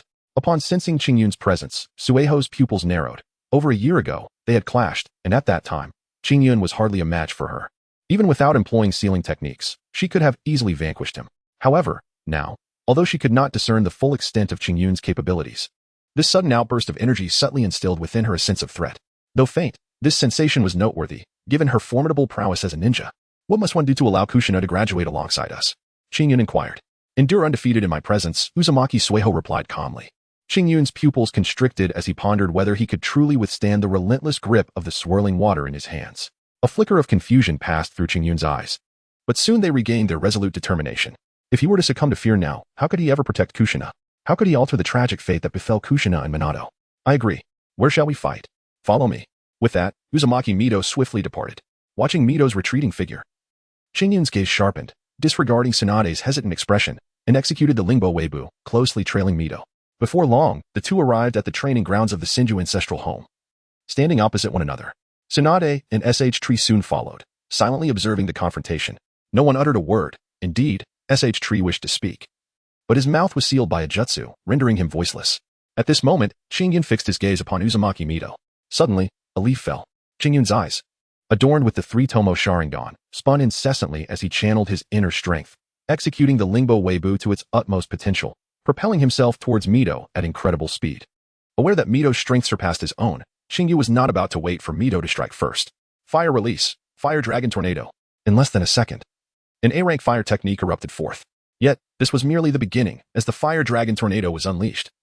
Qingyun simultaneously formed seals with his left hand while condensing the Shaoshang sword. As Mito observed Qingyun's mastery of the Lingbo Weibu, the arena was filled with the afterimages of Qingyun, some leaping, some running, some brandishing swords, and others forming seals, making it momentarily impossible for Mito to discern which was the true Qingyun. A glimmer of admiration flashed in Mito's eyes as he drew his katana, his chakra surging explosively. Boom! The fiery dragon vortex of Qingyun was swiftly extinguished by a single strike from the swirling water entity, its sharp blade energy hurtling toward Qingyun at an alarming speed. Thunder release, thunder strike tornado. The Shaoshang sword. A streak of silver lightning surged forth to meet the blade energy, closely followed by the Shaoshang sword, imbued with the transformative essence of fire. The silver lightning spiraled through the air, and in an instant, a series of tornadoes composed of electricity obliterated the blade energy, advancing directly toward the swirling water entity. Vajra ceiling. Thick, golden chains materialized within the arena. Upon glimpsing the golden chains, Qingyun's pupils constricted, and without pausing to consider the repercussions of the Shaoshang sword, he dared not maintain his connection with it. He executed the Lingbo Weibu to its utmost limit, even integrating a fragment of the Shunshin technique, evading the golden chains with relentless agility. Chapter 51. Thousand birds flow, ingesting blood Bodhi. Suddenly, a tremendous explosion reverberated, creating a deep crater around the Vortex Watermaster. The air filled with swirling smoke, obscuring the figure of the Vortex Watermaster, while white flames incessantly consumed all combustible materials in the vicinity.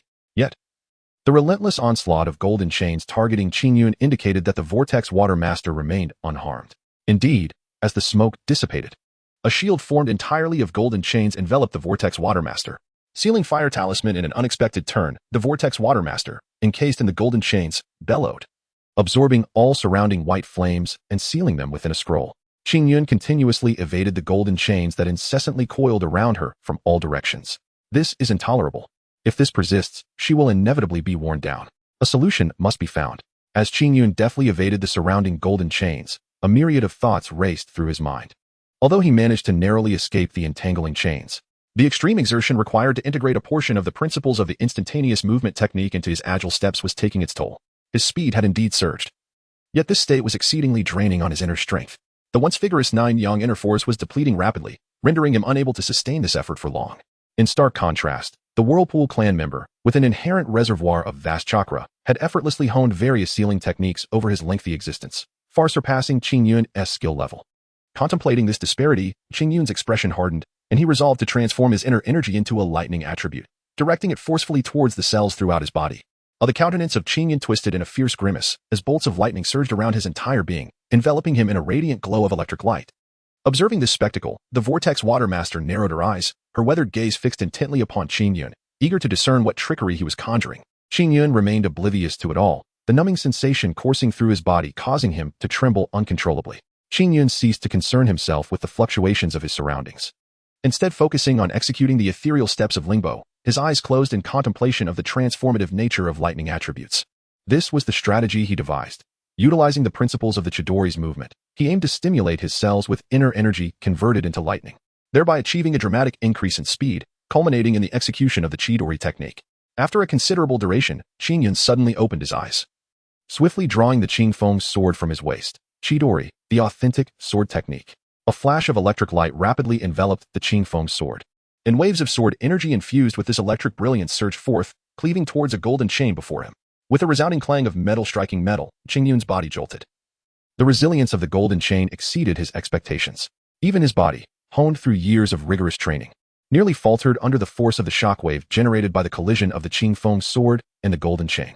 Realizing this, Qingyun's gaze sharpened. He resolved not to engage directly. The golden chain was not a tangible link, but rather a manifestation of swirling water chakra.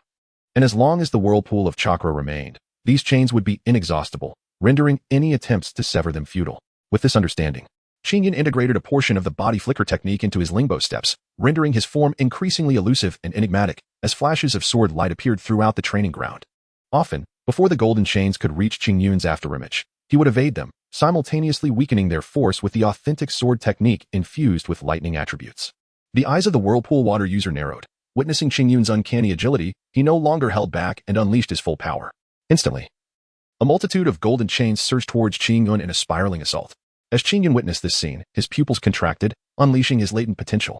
The energy of the Nine Suns surged to its zenith, and he recklessly employed the less familiar properties of lightning, disregarding the toll it exacted, fervently stimulating every cell within his body. Soon, he was drenched in blood, electrified by the power of lightning. Yet, despite this, Qingyun could not entirely evade the onslaught of the golden chains, which ensnared him with an unyielding grip. The moment the golden chains bound him, Qingyun felt a sudden weakness envelop him, as the flow of Nine Suns' energy within him became exceedingly arduous. No matter how he attempted to summon it, the Nine Suns' energy remained dormant in his dantian, as if he had entirely lost the ability to wield it. Furthermore, due to his earlier reckless expenditure of energy to stimulate his cells with lightning, he had not felt the repercussions during the battle, as the Nine Suns' energy possessed healing properties. However, with the Nine Suns' energy now lying still in his dantian, his cells and meridians, deprived of its nurturing essence, were assailed by waves of excruciating pain that echoed in his mind, causing his visage to contort in agony. "You have lost," spoke Vortex Mizuho, observing Qingyun's grim expression with a detached tone. "Qingyun, big brother, Mizuho, release him." Suddenly, Namikaze Minato arrived with Kushina, gasping at the sight of Qingyun's dire state, while Kushina furiously shouted at Vortex Mizuho. Upon hearing the voices of Kushina and Minato, Qingyun struggled to turn his head, gazing at their concerned expressions. He managed a faint smile before directing his attention towards Uzumaki Mido. "I have promised to graduate alongside Kushina. A man's word must hold weight. I have not yet fallen, nor have I conceded defeat. However, at this moment, your chakra is entirely sealed, and judging by your current state, it seems you have employed an unfamiliar jutsu, resulting in a backlash that has left you gravely injured. How can you possibly resist now?" Upon hearing Qingyun's words, Mido's eyes flickered with emotion. Yet her expression remained stoic as she continued to regard him. "Qingyun, please, I no longer wish to graduate. Concede defeat." "Grandmother, spare Qingyun," Kushina implored, her voice thick with emotion as she witnessed Qingyun's willingness to endure suffering for her sake. Cough. "I have vowed that, even at the cost of my life, I shall not allow any harm to come to Kushina. If I cannot earn your acknowledgement now, how shall I protect her in the future?" With that, Qingyun retrieved the blood bodhi from the system space, laboriously raising his hand to place it in his mouth. This was a moment Mido had allowed, eager to discern Qingyun's hidden strengths. In truth, she had already come to recognize Qingyun's potential. Her curiosity merely stemmed from a desire to witness the extent of his capabilities. Given the prowess he had displayed, even a typical elite Jainin would find it challenging to contend with him. And she felt an unwavering trust in leaving Kushina in his care. As Qingyun struggled to ingest the blood bodhi, the moment it entered his mouth, it transformed into a potent medicinal force that permeated his every limb and sinew. The wounds of Qingyun heal at a visibly rapid pace, as a surge of blood red, searing internal energy erupts within. Qingyun clenched his fists tightly, his expression twisted in rage as he bellowed. The potent medicinal power of the blood bodhi was so abundant that Qingyun found himself unable to refine it momentarily. He continued to roar in frustration as the nine-yang inner energy within him began to mobilize with great difficulty, a crimson aura swirling around Qingyun's form.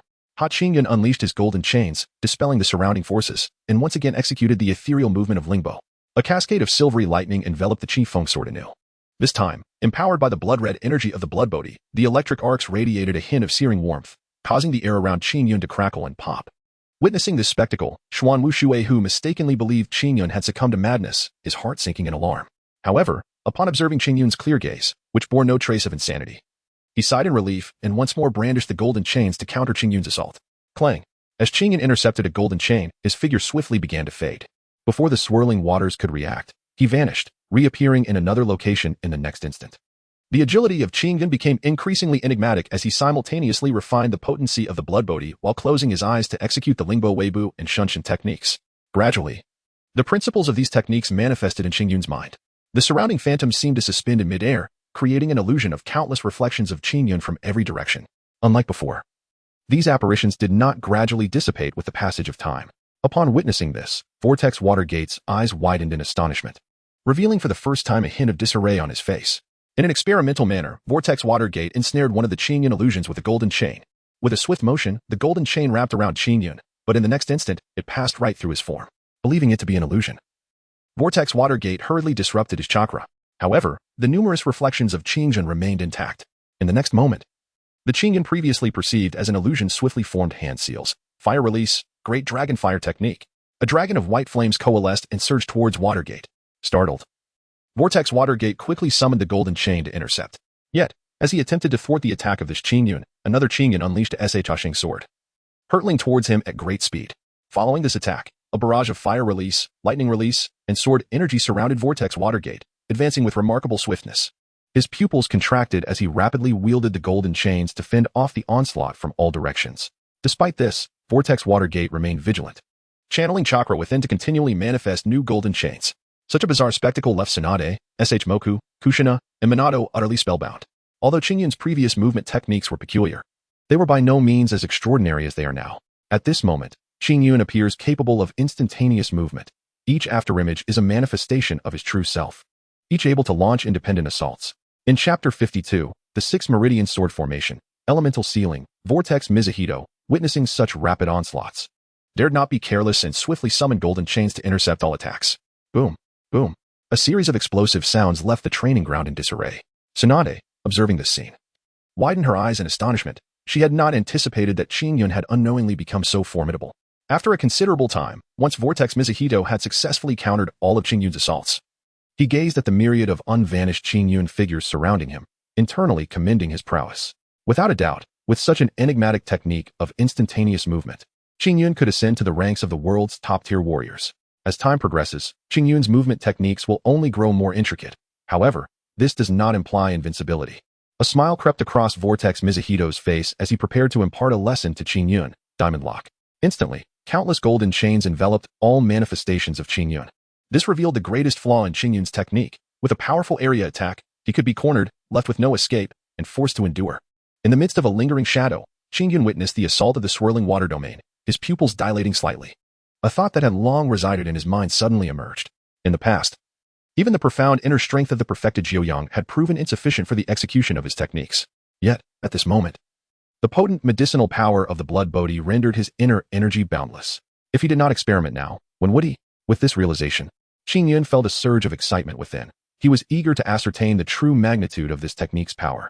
Shaoshang Sword, Shangyang Sword, Zhongqiong Sword, Guanqiong Sword, Xiaoqiong Sword, Xiaozi Sword.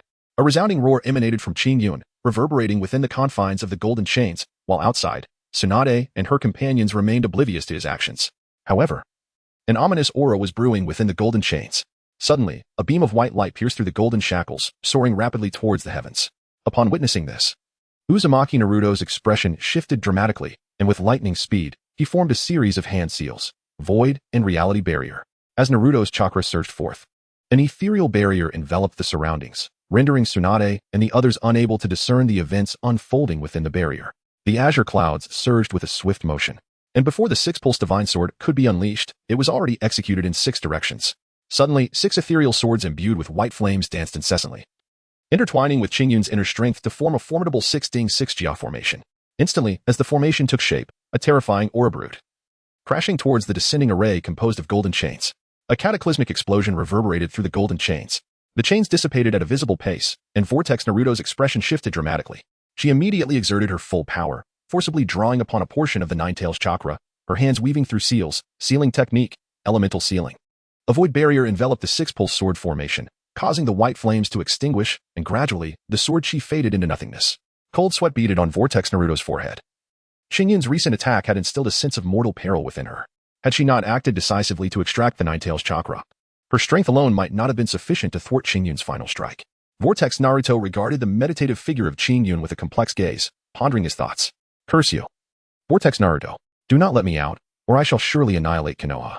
The Nine-Tails sensed an overwhelming presence descending upon it, before it could react in fear. It felt Vortex Naruto forcibly siphoning its chakra, igniting its fury. However, ensnared by the golden chains, it was rendered powerless to resist. Silence. Vortex Naruto furiously lashed out with several golden chains, striking the Nine-Tails fiercely. The Nine-Tails gasped in indignation, muttering in discontent. Then, as if recalling something, it hastily inquired about the events that had just transpired. After a moment of contemplation, Vortex Naruto released a portion of the seal, allowing the Nine-Tails to perceive the situation outside through her perspective. Curiously, the Nine-Tails glimpsed the meditative figure of Qingyun. Hiss, Vortex Naruto, who is this person? I sense a fearsome aura emanating from within him. It feels as though, should I offend him, I would truly perish, never to be reconstituted, but utterly dissipated from this world, with no hope of resurrection.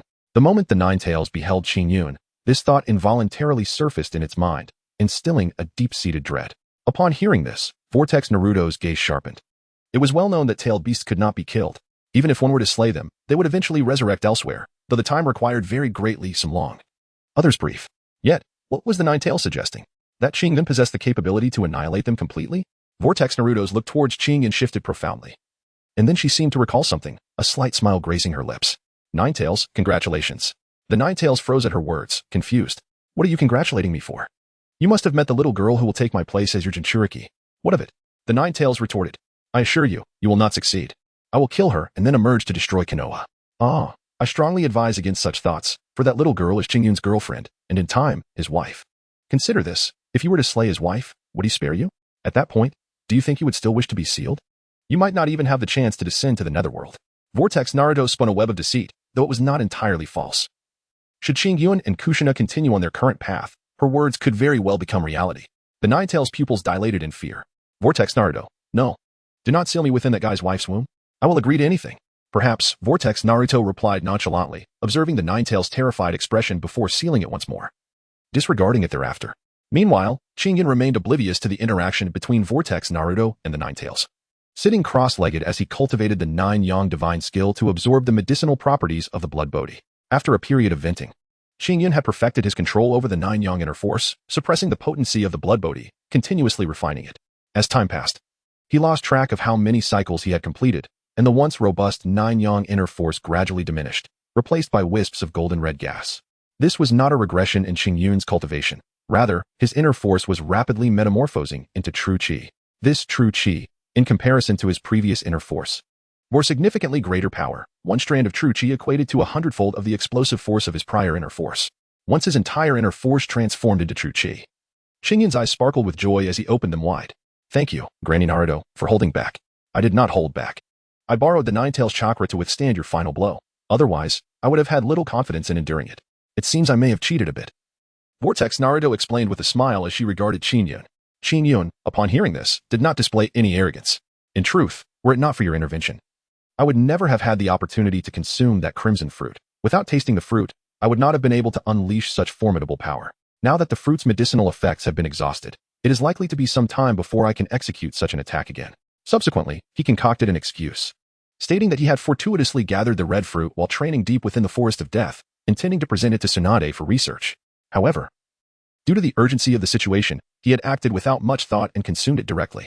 Vortex Mito, upon hearing this, refrained from comment, her thoughts drifting to the words of the Ninetales.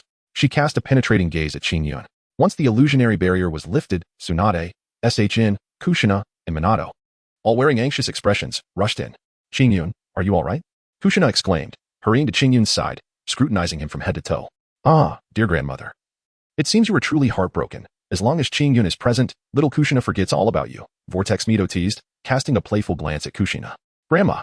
Upon hearing Mito's words, a blush swiftly spread across Kushina's cheeks. She bashfully stepped away from Qingyun and approached Mito, fidgeting with the hem of her clothing and adopting a coy demeanor. Seeing Kushina's embarrassment, Mito chuckled softly, choosing to say nothing more. Grandmother, what exactly transpired just now? Sunade inquired with a serious expression, her gaze firmly fixed on Qingyun. Moments ago, they had sensed a terrifying aura erupting from beyond the barrier. Yet the barrier's obstruction had rendered it impossible for them to discern the events within. When will Qingyun possess such formidable strength? Just now, the power that Qingyun unleashed was not something she dared to underestimate. With a single misstep, only the invocation of forbidden techniques could ensure her survival. Chapter 53, Graduation Assessment. Class 9. Qingyun felt the unwavering gaze of Sunade upon him, and with a resigned shrug, he spread his hands and reiterated his explanation regarding the vortex of Sook. So, you were saying that the terrifying technique you just executed was solely due to the potency of that fruit? What kind of fruit possesses such formidable chakra? And furthermore, what grants it the ability to heal injuries? Describe the appearance of this fruit to me. I wish to see if I recognize it. Upon hearing Qingyun's words, Sunade's eyes sparkled with intrigue. She had witnessed the extent of Qingyun's injuries firsthand. Even for her, while treating external wounds was a relatively simple task, addressing internal injuries posed a significant challenge. With her exceptional medical ninjutsu, it would require at least half a month to facilitate healing. Yet, that diminutive fruit had not only completely restored Qingyun's injuries but also contained an exceptionally formidable chakra. As a master healer, her curiosity was piqued beyond measure. Qingyun gazed at Sunade, whose eyes sparkled with excitement, and helplessly recounted the appearance of the blood bodhi once more. After listening to Qingyun's description, Sunade furrowed her brows tightly. However, no matter how hard she pondered, she could not identify a single herb related to the blood bodhi. Qingyun observed the distress etched upon Sunade's features, a flicker of remorse glimmering in her eyes. The matter concerning the blood bodhi was intrinsically linked to the system, compelling Qingyun to maintain a veil of secrecy. Very well. Sunade, instruct the servants to tidy up this place. Furthermore, tonight's events must remain confidential. None shall speak of it, especially you. Shengshu, do you understand? Shengshu opened his mouth. Yet no sound emerged, his frustration prompting him to gesture towards his lips, silently imploring Uzumaki Suhu to the sealing technique. Upon witnessing Shengshu's predicament, Uzumaki Suehu chuckled softly, releasing the seal that bound Shinkshi's mouth. Ah, I was suffocating. Grandmother, you are insufferable. Why? Oh, never mind. I understand. The moment the sealing technique was lifted, Shinkshu erupted into a torrent of words, chattering incessantly until Uzumaki Suehu raised his right hand to form a hand seal, at which point Shinkshu promptly fell silent. Nodding in compliance, Qingyun, Bufing, and Kushina exchanged amused glances at the amusing antics of Shinshu, truly a case of one thing overcoming another. As for Sunade, she remained deep in thought about the blood bodhi. Fortunately, Sunade was also a rather carefree individual. After a brief moment of contemplation, she regained her composure and temporarily set aside her previous concerns. Tomorrow, I shall discuss Kushina's graduation with the little monkey, so rest assured. At the dining table, Kushina gazed at Uzumaki Mito, her words caught in her throat. Mito, having noticed Kushina's expression, turned to Qingyun and offered her reassurance. Thank you, Mito Grandma. Upon hearing this, Kushina joyfully approached Uzumaki Mito and bestowed a kiss upon her cheek. I appreciate your help, Mito Grandma. Upon witnessing Kushina's joyful demeanor, Qingyun smiled and gracefully rose to bow to Uzumaki Mito.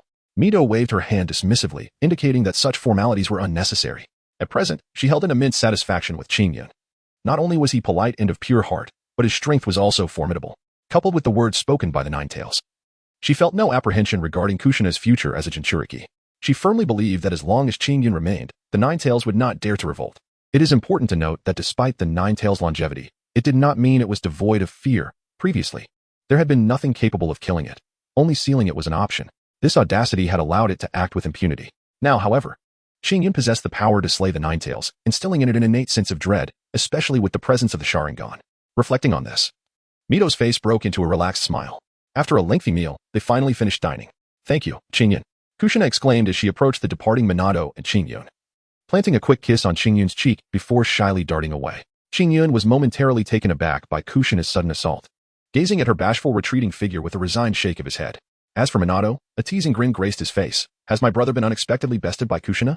Upon hearing this, Qingyun rolled his eyes and said, Oh, go away. You're everywhere. It seems you've recently acquired a wealth of knowledge from Jiraiya-sensei. You even speak of reverse analysis now? Come clean. When training with Jiraiya, did you sneak peeks at those women bathing? Absolutely not. Please, don't tarnish my reputation. Wolfgang Watergate's teasing expression turned crimson upon hearing Qingyun's words, and in a fit of embarrassment and anger, he shouted back at Qingyun. The two playfully bickered as they made their way toward the forest of death. In the following days, Qingyun immersed himself in mastering the Chidori flow and the Lingbo Weibo technique. When integrated with the body flicker technique, Lingbo Weibo became even more elusive. As Qingyun executed Lingbo Weibo, after completing a Bagua cycle, his afterimage within that cycle remained intact, allowing him to effortlessly shift his form within the afterimage, leaving his adversaries bewildered. Furthermore, these afterimages were impervious to destruction. They could only be enveloped by large-scale attacks, forcing Qingyun to endure. It can be said that within this Bagua space, as long as Qingyun's inner strength was not depleted, he would remain invincible. Even when faced with broad-range perception techniques from his opponents, Qingyun could exploit vulnerabilities and unleash the Six Meridian Sword to counter their assaults, wearing down his foes. Despite the severe injuries sustained from the violent onslaught of Chidori flow, Qingyun gained invaluable insight after employing it once. Now, by continuously refining its shortcomings, he could avoid self-harm while engaging the enemy. Moreover, he had begun to grasp the essence of lightning attributes. He awaited the moment when he could transform this understanding into a distinctive quality akin to white flames. Days passed in relentless training for Qingyun, while Kushina, after that fleeting kiss, seemed overly shy and did not seek him out again. It was not until Watergate informed him that the graduation examination was commencing that Qingyun concluded this phase of his training, tidied himself up, and followed Wolfgang Watergate into the Ninja Academy. Today marked the day of graduation from the Ninja Academy, with theoretical examinations in the morning and practical assessments in the afternoon. Upon encountering Kushina, Qingyun approached her alongside Minato, offering a greeting. Qingyun, Kushina's cheeks flushed as she acknowledged him softly, completely disregarding Minato's presence beside her. Minato rolled his eyes but chose to remain silent. Having interacted with Kushina for quite some time, he understood her nature well enough. Whenever she was in Qingyun's company, she instinctively overlooked those around her, and he could hardly fault her for it. Are you confident about the theoretical exam this morning? He inquired. Well, I've been diligently reviewing the material over the past few days, so I should be able to pass, Kushina responded, clenching her fist in determination as she assured Qingyun. Upon observing the delightful demeanor of Goxin Nai, Qingyun smiled softly but refrained from uttering a word, as the trio walked side by side towards the examination hall. Each of them possessed unwavering confidence regarding their graduation assessment. The theoretical examination of the morning swiftly passed, and in the afternoon, the practical assessment required them to withstand 10 strikes from a CH Nin without faltering or to defeat the CH Nin outright. This challenge posed no difficulty for the three. Even SHJ managed to effortlessly vanquish his opponent. Following the completion of the practical examination, the four gathered for a celebratory meal, eagerly awaiting the results of the next day. Unsurprisingly, all four graduated simultaneously. The following day, they entered a classroom where Qingyun noticed Uchiha Fugaku among the attendees. Upon receiving a nod of acknowledgement from Uchiha Fugaku, Qingyun, maintaining a stoic expression, subtly inclined his head in response, thus exchanging pleasantries. In addition to Uchiha Fugaku, the classroom also housed this generation's Ino Shikacho, Akimichi CHC, Yamanaka Kaiai, and Nara Shikaku. After a brief glance at the three individuals, Qingyun shifted his attention towards a ninja accompanied by a dog and a rather portly figure. These two were none other than the companions of Minato Namikaze in the original narrative, namely Akimichi CHG and Inazuka Kiba. However, it was certain that Minato was assigned to Qingyun's group, as this formation had already been predetermined. Indeed, as the ninja instructor began to announce the roster, the following was revealed. Team 9 consisted of Qingyun, Minato Namikaze, and Uzumaki Kushina. Team 10 comprised Uchiha Fugaku, Akimichi CHG, and Inazuka Kiba. Upon hearing his name, Qingyun ceased to pay heed to others and glanced at the despondent SHJ, patting him on the shoulder. Your teammates are formidable. Strive not to be the underachiever among them. SHJ's companions were Yamanaka Ino and Tsukuyami Shya, one excelling in swordsmanship and close combat, while the other specialized in various insects, far surpassing in support and reconnaissance. Together with SHJ, who was akin to a mobile artillery unit, they formed a perfect ensemble. Not at all. Rest assured, brother, I aspire to be the Hokage one day. How could I allow them to surpass me? SHJ exclaimed, invigorated by Qingyun's motivating words. Upon hearing this, Qingyun smiled, for it was the same familiar recipe. The ropes of trees had remained unchanged. Just as Qingyun was about to speak, a white-haired ninja at the door, with a stern expression, declared, Team 9, follow me. Without waiting for a response from the three, he turned and departed. Qingyun, woofing, and Kushina exchanged glances before uttering a phrase to Shishu, subsequently employing their respective techniques to pursue the silver-haired ninja. Chapter 54. Hatake Tsukumo 2. The trio closely trailed behind the silver-haired ninja. However, no matter how fervently they invoked their techniques, the distance between them and the silver-haired ninja remained unwaveringly fixed at 10 meters, neither more nor less. Qingyun gazed at the white-haired ninja sprinting ahead, silently admiring his prowess. Truly, he is the Leaf's white fang. Setting aside all else, such mastery is not something an ordinary ninja could possess. Before long, the white-haired ninja halted above Hokage Rock, quietly observing the three young ones before him, as an aura of intensity gradually coalesced. A surge of violent killing intent bearing down upon Qingyun and his companions. The three individuals from Qingyun, having never experienced the brutal trials of life and death, found themselves utterly unprepared for such an intimidating display. Although they had faced the swirling waters of combat twice before, they were powerless against the ferocious aura emanating from Kakashi Hatake. Trembling with fear and unable to meet his indifferent gaze, they appeared thoroughly overwhelmed. Is this truly all you are capable of? Kakashi observed with a hint of disdain as he watched the trio quiver under the weight of his murderous intent, devoid of any will to resist. Initially, the Hokage had informed me of three exceptionally gifted youths seeking guidance. Reluctant to oblige, I ultimately had no choice but to heed the Hokage's command, prompting my visit today. However, I must admit my profound disappointment. In your current state, you could scarcely manage even the simplest C-rank missions, let alone step onto the battlefield. The mere pressure of my aura has rendered you motionless, devoid of the courage to even meet my gaze. Very well, I shall return to the Hokage and suggest he seek more capable candidates. Wait. Qingyun is indeed a fusion of the souls of adults from his previous life, possessing an immense mental strength. Previously, he had never experienced such a violent surge of murderous intent.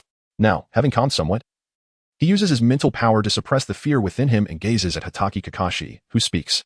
Oh, do you have anything else to say? Kakashi looks at Qingyun with great interest, recalling the words Sunade had spoken to him earlier. He had accepted the title of Hokage bestowed by the daimyo, initially believing there would be no significant issues.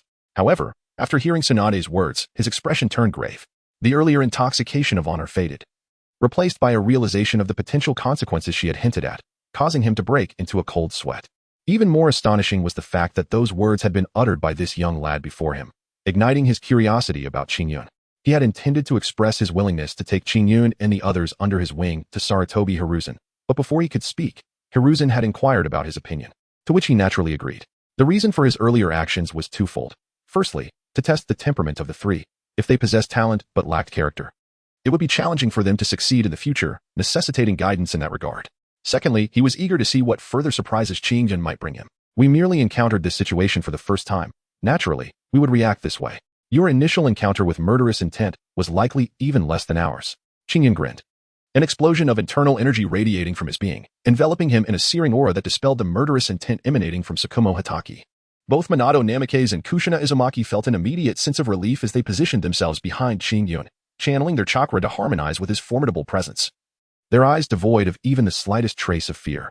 Upon witnessing Qingyun's aura, a flicker of admiration flashed in Tsukumo's gaze as his own murderous intent surged forth, unrestrained, causing the air around them to chill perceptibly.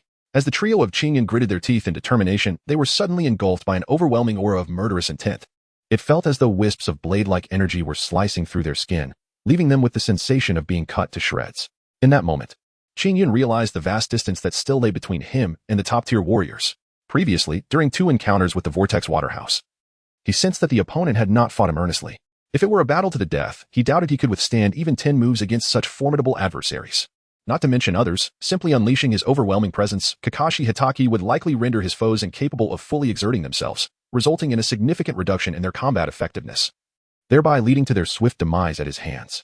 The three were drenched in sweat, trembling with exertion, yet despite this, they harbored no thoughts of surrender. Their gazes remained resolutely fixed upon Kakashi Hatake. Observing the trio in their exhausted state, Kakashi couldn't help but smile. Just as they were on the brink of collapse, he retracted his imposing aura. Seeing them slump to the ground, a faint smile graced his lips as he remarked, "Congratulations, you have successfully passed this simple assessment." Kakashi chose not to engage them in the traditional game of snatching bells, deeming it unnecessary. The reason Konoha employed such tactics with newly graduated students was to impart the significance of teamwork. However, he had already learned from Sunade that these three had previously participated in mock training sessions with her and had grasped the essence of collaboration. Thus, there was no need for a bell-snatching test to evaluate their understanding.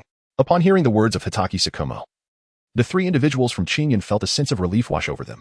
Had Tsukumo's imposing aura intensified even slightly, they might have succumbed to its overwhelming pressure. Now, having heard his words, they wiped the perspiration from their brows and stood upright, bowing respectfully to Tsukumo. "Greetings, Teacher Tsukumo," they uttered in unison. Tsukumo responded with a gentle smile, producing 3 headbands and presenting them to the trio. Thus, Team 9 is officially established. From this moment forth, you shall be my subordinates. To celebrate the formation of Team 9, I have decided we shall indulge in a feast of grilled meat and ramen. Qingyun and Kushina gazed at Hatake Tsukumo in unison. As for Minato Namikaze, he scratched his head and chuckled foolishly while holding his forehead protector. Upon hearing Qingyun and Kushina's words, Hatake Tsukumo smiled inwardly and declared, "Therefore, I have decided to prepare my own meals." Qingyun and Kushina looked at Hatake Tsukumo with great disappointment. Previously, Qingyun had spent all his earnings from the ninja hospital on building a house, leaving him financially strained. Recently, due to his dedication to training and with Sunade present in the village, Qingyun had not attended to the injured at the hospital. With no income, he could hardly afford to dine at the barbecue restaurant. Ever since that last delightful meal, he had been longing for the taste of a kimchi barbecue. He had hoped for an opportunity today, only to find Tsukumo so miserly. Alas, his child was still young and he hadn't seen him in a long while. Naturally, he wished to spend more time together, so he would have to return and prepare a meal himself.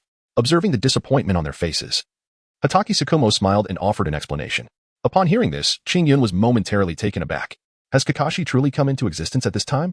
Reflecting on the original storyline, Kakashi was ostracized by the villagers at the tender age of 12, ultimately forming Team Minato with the normally graduated Obito Uchiha and Rin Noara, while Minato himself was merely 19 at that juncture.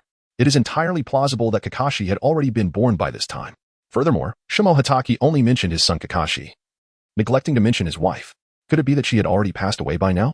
"Teacher Shimo, what about your wife?" Before Kushina could finish her sentence, Qingyun swiftly covered her mouth, fully aware that this rather outspoken girl had a tendency to speak without thinking. Regrettably, he was a step too late. Although Shimo Hatake did not hear the entirety of Kushina's words, he could surmise what she was about to say. Observing Qingyun's apologetic expression, he shook his head gently. "It is of no consequence. It has been many years. My wife tragically succumbed during childbirth with Kakashi and has since departed to the underworld. I am truly sorry, Teacher Shimo, for bringing up such a painful memory." Upon hearing this, Kushina gazed at Shimo with a look of sincere remorse. Shimo Hatake affectionately ruffled Kushina's hair, offering a slight smile to convey that he was indeed unbothered. "Now then, ensure you wear your forehead protectors. The first mission for Team 9 is to procure ingredients. I must report today's circumstances to Lord Hokage. Once you have acquired the necessary supplies, gather here. I shall take you to my home." Dismissed. With that, Shimo placed a handful of money into Qingyun's hands and instructed the trio accordingly. Upon hearing this, the 3 individuals of Qingyun each adorned their headbands. However, unlike the esteemed Minato Namikaze, who wore his headband upon his forehead, Qingyun casually fastened his around his arm. The moment the headband was secured, a sudden notification from the system reverberated. "Ding. Congratulations, Host, on completing the hidden mission, you have graduated and received rewards. 18 palms of the dragon subduing, melody of the rising tide, and a jade flute. Chapter 55, the Flagwood ancestral residence. As the headband was fastened, the system's voice resonated once more. Ding. Congratulations, host. On completing the hidden mission, you have graduated and received rewards. 18 palms of the dragon subduing, melody of the rising tide, and a jade flute. With a glimmer of excitement in his eyes, Qing Yun reflected on the renowned skill of Xiao Feng. With this mastery, he could challenge opponents beyond his level as effortlessly as one might partake in a meal or sip water, growing ever more formidable with each encounter. Even the seemingly invincible Duanyu and Su Zhu hesitated to claim they could surpass Xiao Feng. Now, having arrived in this realm of ninjas, one could only wonder what extraordinary feats might unfold. Qing Yun found himself filled with anticipation. Moreover, the title melody of the Azure Sea and the Jade Flute were no ordinary artifacts. They were the celebrated techniques of the infamous Huang Yaoshi from the legend of the Condor Heroes and the Return of the Condor Heroes. At first glance, they appeared to mimic the sounds of the ocean's waves, yet concealed within them lay an exceptionally lethal martial prowess. The melodies, imbued with emotion, were ethereal and captivating. Should one listen unguarded, they would find it nearly impossible to resist, leading to symptoms ranging from uncontrollable dancing and frantic scratching of one's head and face to a tumultuous heart, and in severe cases, a chaotic disruption of one's internal energy chakra, resulting in ruptured meridians and death. If one were to weave in some illusions, the power of the tidal melody of the Azure Sea could undoubtedly reach new heights. Not only was this technique immensely potent, but it also exuded an air of elegance, making it the ultimate method for dispatching lesser foes. Xinjun, what has come over you? Why are you suddenly so exhilarated? Kushina inquired. Her brow furrowed as she observed his spirited demeanor after adjusting her forehead protector. Oh, it's nothing, he replied with a smile. I merely had an epiphany while confronting teacher Shuo Mao, and it brings me joy. Let us embark. Awakened by the voice of Kushina, Xingyun hastily conjured an excuse to evade the topic, swiftly steering the conversation in another direction. Both Kushina and Minato, upon hearing this, nodded in understanding.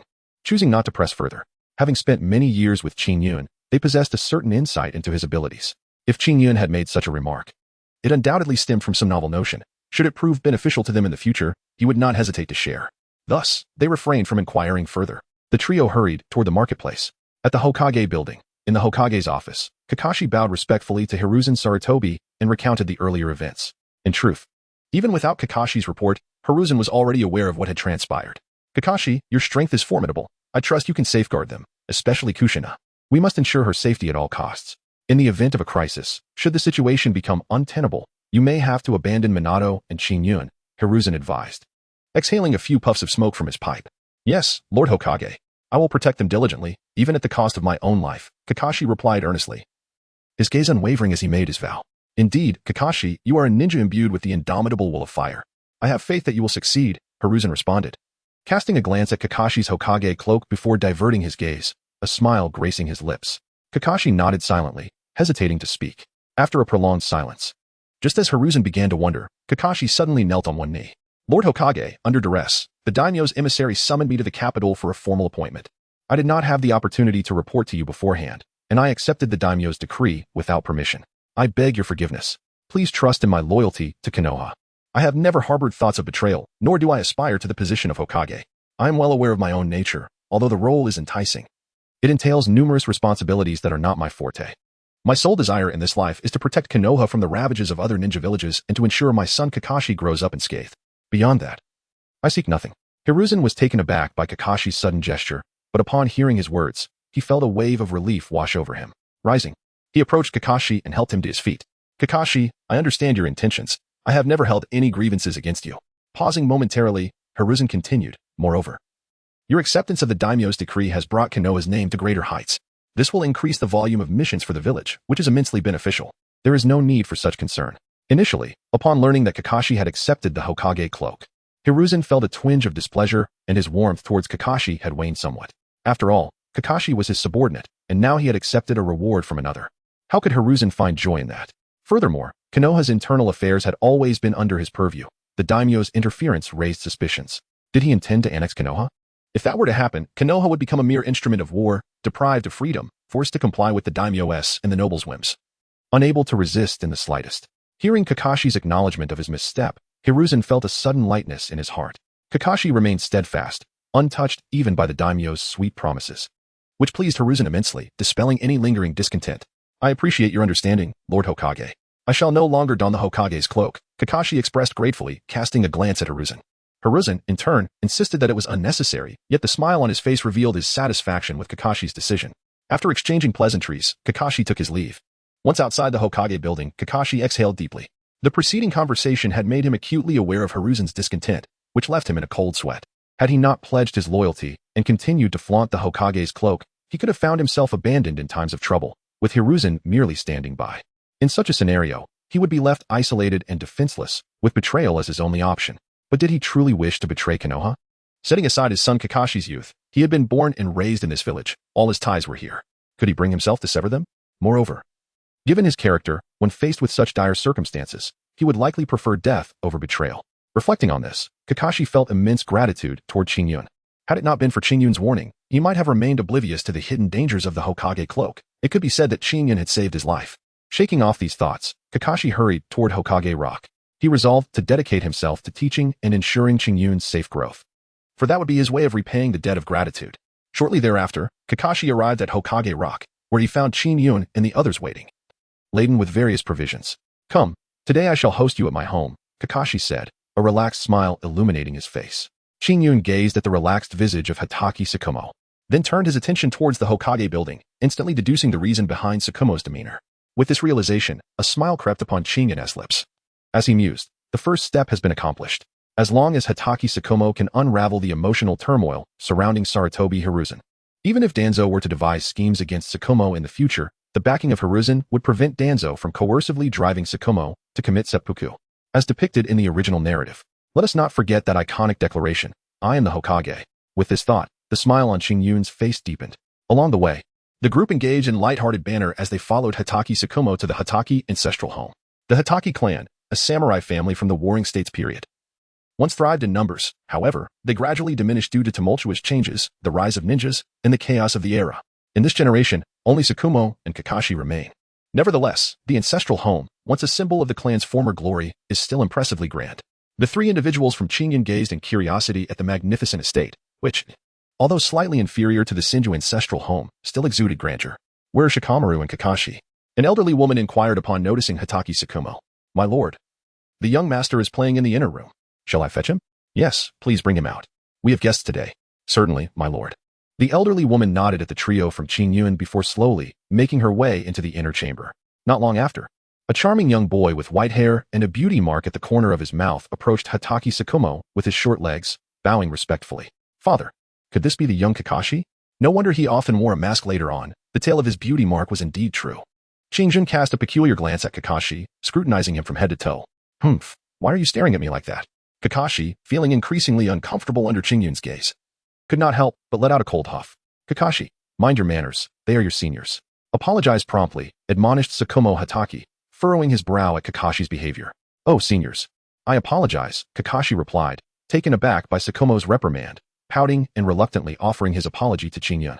Ah, teacher Tsukumo, Kakashi is still young. Please do not be so stern. Such severity may leave him with psychological scars. Upon witnessing the interaction between the father and son, Qingyun promptly interjected, Kakashi, my earlier gaze was indeed inappropriate, and I sincerely apologize. Please do not heed your father's words. Nay, I shall not, Kakashi retorted, his pride in his father unwavering. My esteemed father is my source of pride, and I will diligently heed his counsel, striving to cultivate my abilities and become a formidable ninja like him. Qingyun's words fell upon Kakashi's ears without impact, as he gazed at Hatake Tsukumo with unadulterated admiration.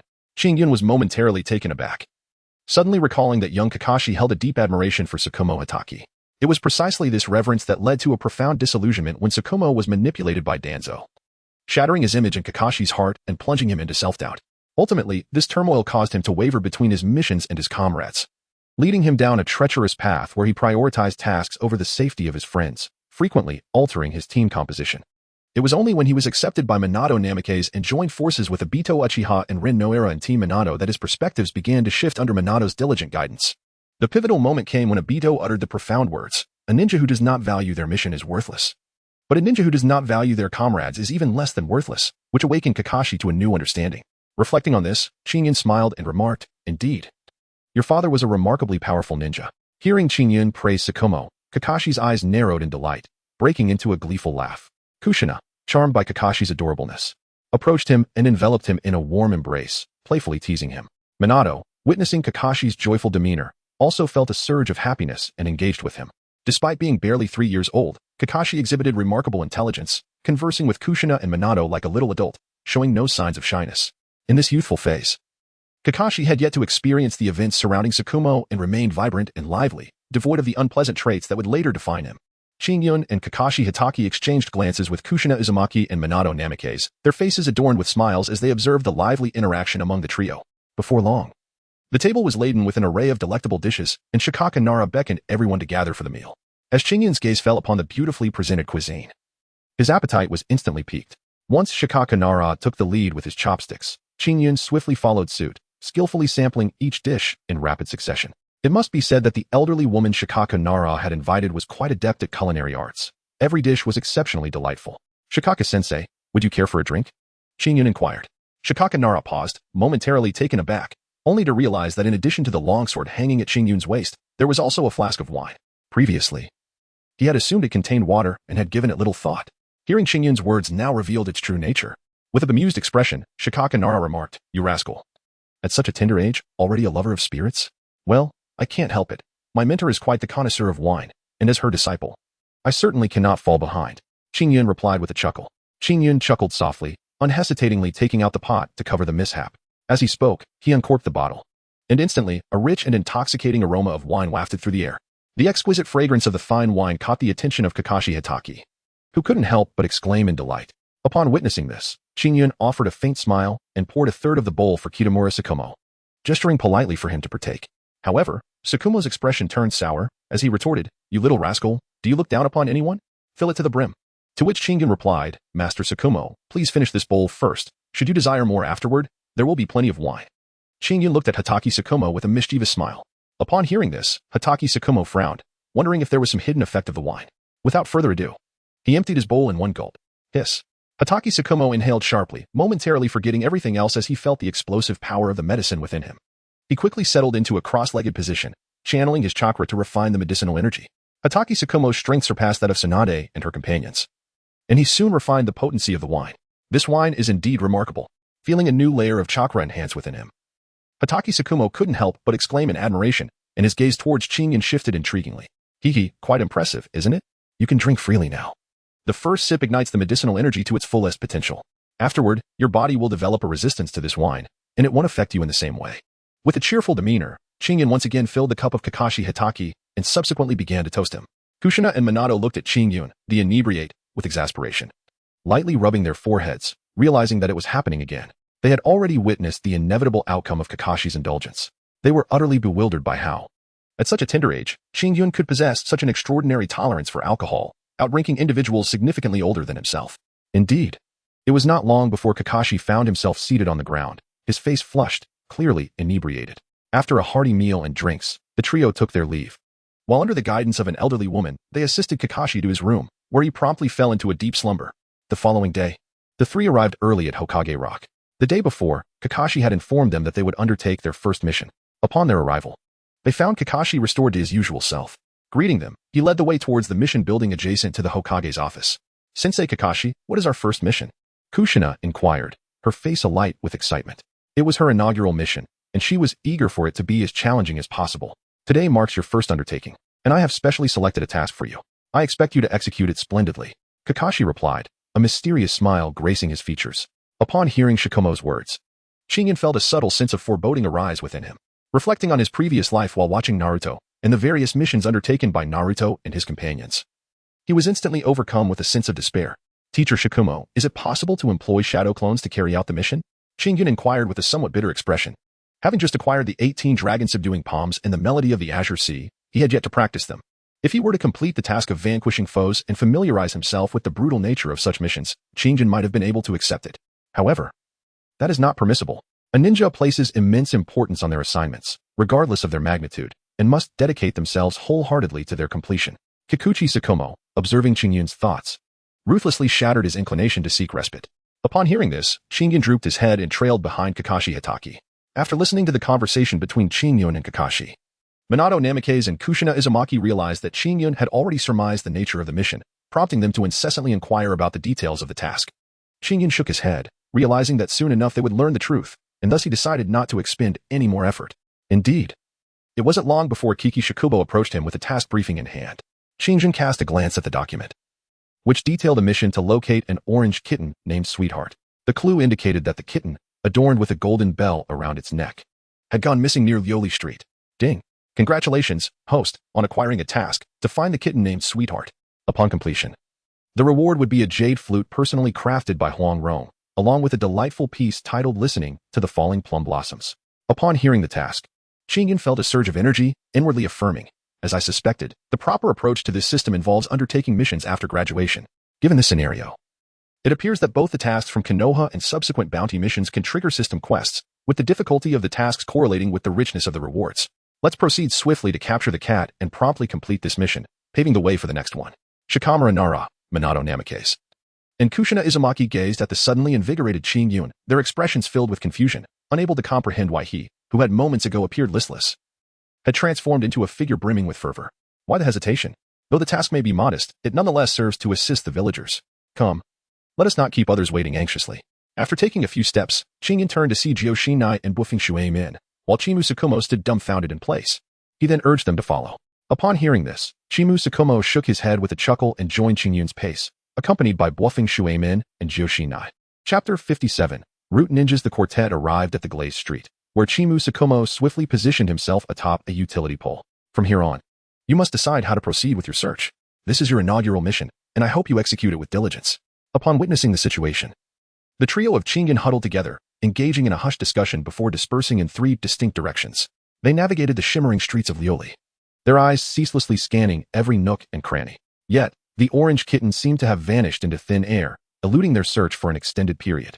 Suddenly, Kushina, her face aglow with excitement, dashed toward Qingyun, cradling a cat in her arms. Qingyun's expression transformed into one of sheer joy. Have you found it? He inquired. Look. Kushina proudly lifted the kitten, her demeanor radiating a sense of accomplishment, as if urging others to shower her with praise. Upon closer inspection, Qingyun's expression darkened. What he perceived as an orange cat was, in fact, a cat of intermingled shades of orange and yellow.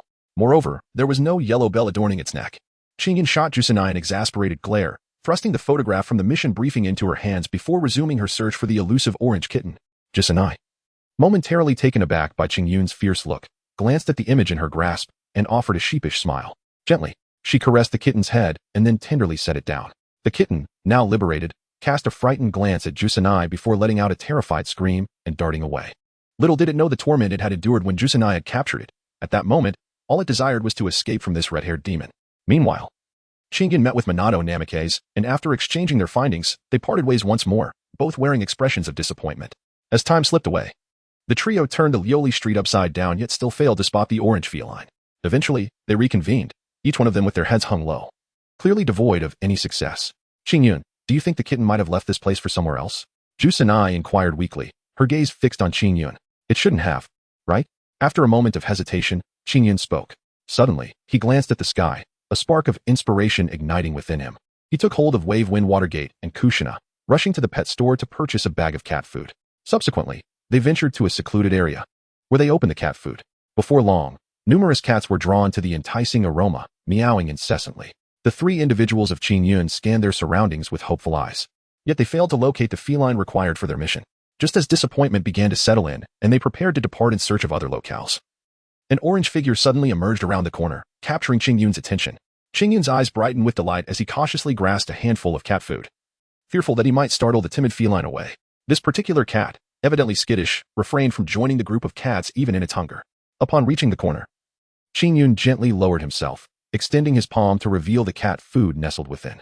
Meow, the orange cat softly called out, glancing at Qingyun. Noticing the kindness reflected in Qingyun's demeanor and sensing no hostility, it gradually approached him and began to nibble on the scattered morsels. Upon noticing the situation, Qingyun smiled gently and, after the cat had finished its meal, carefully cradled the feline in her arms. You little rascal. You've made a search for you and wasted our entire morning. The orange cat licked Qingyun's cheek, seemingly offering consolation. Qingyun, showing a hint of disdain, touched the spot where the cat had licked her before placing it in Kushina's embrace. Subsequently, she led the trio, 2 humans and 1 cat, to seek out Kakashi Hitaki. Upon seeing that the 3 had completed their task, Kakashi said nothing and guided them to the task submission building. Oh, my sweet darling, where have you been? Your mother has been terribly worried. A robust and opulent matron with sturdy legs rushed towards Kushina. startled by the formidable presence of this woman. Kushina stumbled back a few steps. The matron took the cat into her arms, inspecting it thoroughly for any signs of injury. However, despite her concern, she inadvertently gripped the cat too tightly, causing it to yowl in distress. Upon witnessing this scene, Qingyun cast a sympathetic glance at the cat. No wonder it sought to escape. Were it in his position, he too would flee. Alas, he is not a cat. Qingyun shook his head, dismissing the peculiar thought, and observed Hatake Tsukumo dividing the task's reward. Well, the total amounts to 1,200 taels. I shall take 70%, and the remainder is yours to share. Without hesitation, Hatake Tsukumo extracted 700 taels and handed the remaining 300 taels to Qingyun. Qingyun furrowed his brow, lamenting the evils of a capitalist society rife with exploitation. After toiling for an entire morning, the three of them had earned less than the price of 6 bowls of plain ramen, and even that was without any toppings. He had even subsidized a portion of cat food from his own pocket. Observing Qingyun's troubled expression, Kiki Murasakamo chuckled softly and said, "Come, let us go and enjoy some ramen." Upon hearing this, Qingyun felt somewhat relieved. At the very least, Hatake Tsukumo was not so miserly. Subsequently, while waiting for the ramen, Hatake Tsukumo shared with Qingyun and the others some insights regarding their mission, such as how to locate their targets and so forth. The three members of Qingyun diligently took notes, for they would soon face a series of menial tasks, and naturally wished to avoid wasting time in search of targets. In the afternoon, Hatake Tsukumo guided the trio in practicing various fundamentals, refraining from imparting overly advanced techniques. Although the strength of the three members of Qingyun is formidable, their foundational skills are somewhat lacking. Upon realizing this, Hatake Tsukumo began to address their deficiencies. It must be said that Hatake Tsukumo is a ninja who excels in teaching, surpassing even Orochimaru in his pedagogical approach. His instruction progresses from the simple to the complex, enabling even someone like Kushina, who is reluctant to engage her intellect, to swiftly absorb the knowledge imparted by him. Hastening to complete their task of mowing grass, they anticipated that once this was done, they could proceed to their next assignment of tilling the land and subsequently embark on their training. Time flew by, and in the blink of an eye, 6 months had elapsed. During this half-year, various minor tasks emerged continuously. While these tasks triggered numerous system rewards, they were often filled with inconsequential items, be it Huang Rong's culinary creations, various potions, aphrodisiacs, or other such trivialities. The most beneficial reward was a pill for healing internal injuries. Qingyun studied its composition, but, after extensive analysis, he was unable to discern anything of significance. Although he had learned much about medical techniques by following Sunade, the depth of traditional Chinese medicine far exceeds that of the medical practices in his world. Despite the remarkable medical ninjutsu present in the Naruto universe, they pale in comparison to the vastness of Chinese healing arts. After spending several days on this matter with little progress, Qingyun decided to set it aside and await future opportunities for medical rewards. Just as the three were engrossed in their work, Hatake Tsukumo suddenly opened his eyes, a glimmer of brilliance flashing within them as his hands slowly rested upon the hilt of his short blade. Qingyun soon noticed the unusual presence and halted his actions. His gaze fixed on the empty expanse ahead, his demeanor shifting to one of alertness. Previously, he had sensed a chilling aura gradually approaching, faint yet palpable. Had it not been for his immense mental fortitude, he might have remained oblivious to it. In a short while, 2 figures clad in black, adorned with ghostly masks and white suspenders, brandishing weapons at their waists, emerged before the gathering. "Qingyun, Lord Danzo wishes to see you. Come with us." The 2 ninjas stated coldly, disregarding Kakashi Hatake, standing nearby. "What business does Lord Danzo have with Qingyun? As Qingyun's instructor, I have a right to know, otherwise I cannot permit him to accompany you." Before Qingyun could respond, Hatake Tsukumo furrowed his brow and positioned himself between Qingyun and the 2 root shinobi. Since the establishment of the root, Danzo's character had grown increasingly extreme. Frequently, while executing missions, he would not only ignore the plight of those in danger, but would sometimes even add to their misfortune.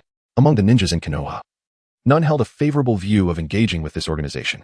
Regrettably, Danzo, having grown up alongside Sarutobi Hiruzen, would receive only token rebuke from him whenever complaints arose. This led many to believe that Sarutobi Hiruzen and Danzo were allies, and over time, the inclination to report Danzo's misdeeds faded. "We are merely here to convey Lord Danzo's orders, the contents of which you are not permitted to know," stated one of the root shinobi coldly. "Since that is the case," Hatake Tsukumo began, but Qingyun interrupted him. "Teacher Tsukumo, allow me to meet this Lord Danzo. Rest assured, I shall be fine. After all, this is Konoha, and the Hokage holds the ultimate authority." With that, Qingyun exchanged a knowing glance with Hatake Tsukumo. Upon hearing Qingyun's words, Tsukumo's eyes flickered with understanding, and he nodded slightly, permitting Qingyun to accompany them. Chapter 58, The First Encounter with Danzo. Qingyun understood the intent of Chimu Shua, smiling lightly, unperturbed as he followed closely behind the 2 root ninjas, sprinting with great speed. Before long, they led Qingyun to a shadowy realm. "Enter on your own. Should you dare to flee, the consequences shall remain unknown to you." Qingyun shrugged, remaining silent as he ventured alone into the dark passageway. The pitch-black corridor held no sway over him. He strode forward without hesitation. Before long, a figure seated in the shadows materialized before Qingyun. I pay my respects to Lord Danzo. May I inquire what business you have summoned me for, young one? In the distance, Qingyun discerned a figure whose right side of the face was shrouded in white cloth, revealing a cross-shaped scar at the chin, while the exposed left eye glimmered with a sinister expression. However, upon observing Toanzo's two arms, Qingyun was momentarily taken aback. Only then recalling that Toanzo had yet to undergo the transplantation of artificial arms cultivated from Hashirama's cells, nor had he yet acquired the Sharingan in one of his arms. Overall, he appeared as a somewhat malevolent middle-aged man. Are you Qingyun? Toanzo inquired, his voice resonating upon catching sight of Qingyun. Hearing the voice of Danzo, Qingyun furrowed his brows. Danzo's voice was hoarse, reminiscent of the unpleasant sound of sand rubbing against itself. Indeed. May I inquire what brings you here, Lord Danzo? If there is no particular matter at hand, I must attend to my tasks. After all, for a ninja, an impressive record of missions can significantly enhance future earnings. Qingyun spoke with a serious demeanor, yet his words were nonsensical. Previously, he remained vigilant against Danzo, fearing that Danzo might uncover his secrets, pluck out his eyes, and drag him into an operating room, where he would be subjected to a myriad of medical instruments probing his being, scrutinizing his hidden abilities, and even using him as a guinea pig for various forbidden techniques.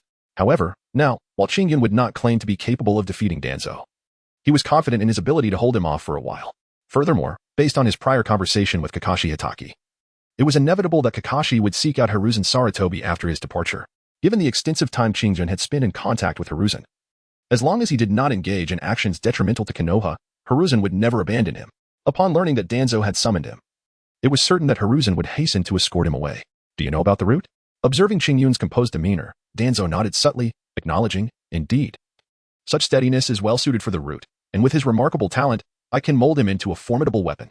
Qingyun remains oblivious to the scheming of Danzo, who is secretly nurturing his own ambitions. He envisions a future where, after joining Root, his efforts will transform him into the most formidable weapon, aiding Danzo in seizing the title of Hokage. Is Root not a part of the Umbu? Qingyun was acutely aware of the nature of the organization known as Root, a realm shrouded in darkness even more profound than that of the Umbu. The Umbu, tasked with a myriad of covert operations, ranging from carrying out assassinations, extracting intelligence from adversaries, infiltrating enemy territories as spies, to safeguarding the Hokage, exists as a clandestine organization operating in the shadows. However, Root, which undertakes similar functions, surpasses the Umbu in its malevolence. The primary prerequisite for joining Root is to undergo the cursed tongue sealing imposed by Danzo, ensuring that every matter pertaining to Root remains utterly confidential. Should one utter any information regarding Root, they would be rendered paralyzed. In contrast to the Umbu, which employs a variety of seals within the minds of its members, the seals used in Root are far more severe. While Umbu members may find their seals lifted upon departure, those who enter Root face a relentless and inhumane regimen of training orchestrated by Danzo's ruthless disposition, transforming them into emotionless killing machines. Even when confronted with their own kin, a command from Danzo would compel these Root ninjas to act without hesitation, except for a handful of individuals with pure hearts who have managed to resist Danzo's indoctrination. The majority of ninjas within Root exhibit unwavering loyalty to him, their focus solely on his orders, devoid of any other sentiments. In Qingyun's mind, thoughts whirled endlessly. Yet reality was but a fleeting moment. Upon hearing Qingyun's words, Danzo exhibited no sign of surprise. Root, an organization independent of the Umbu, lay buried beneath the surface, silently contributing to Konoha in ways unknown to the world.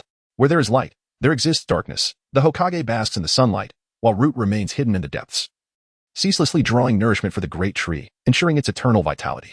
As Danzo uttered these words, his face reflected a complex array of emotions: excitement, longing, pride, demonstrating that the pinnacle of acting lies in the ability to recognize the absurdity of one's own fabrications while still managing to deceive oneself. This was the mastery that Danzo exhibited in that moment. Upon witnessing the performance of Danzo, Qingyun could not help but feel a sense of admiration. Such acting prowess, if transported to the modern era, would surely secure an Academy Award for Best Actor with ease, with a little refinement. He might even find himself in the company of luminaries like Andy Lau. Ah, I see now. It implies that the Roots are shrouded in darkness while the Hokage embodies the light. Am I correct? Qingyun stifled a smile, feigning innocence as he spoke.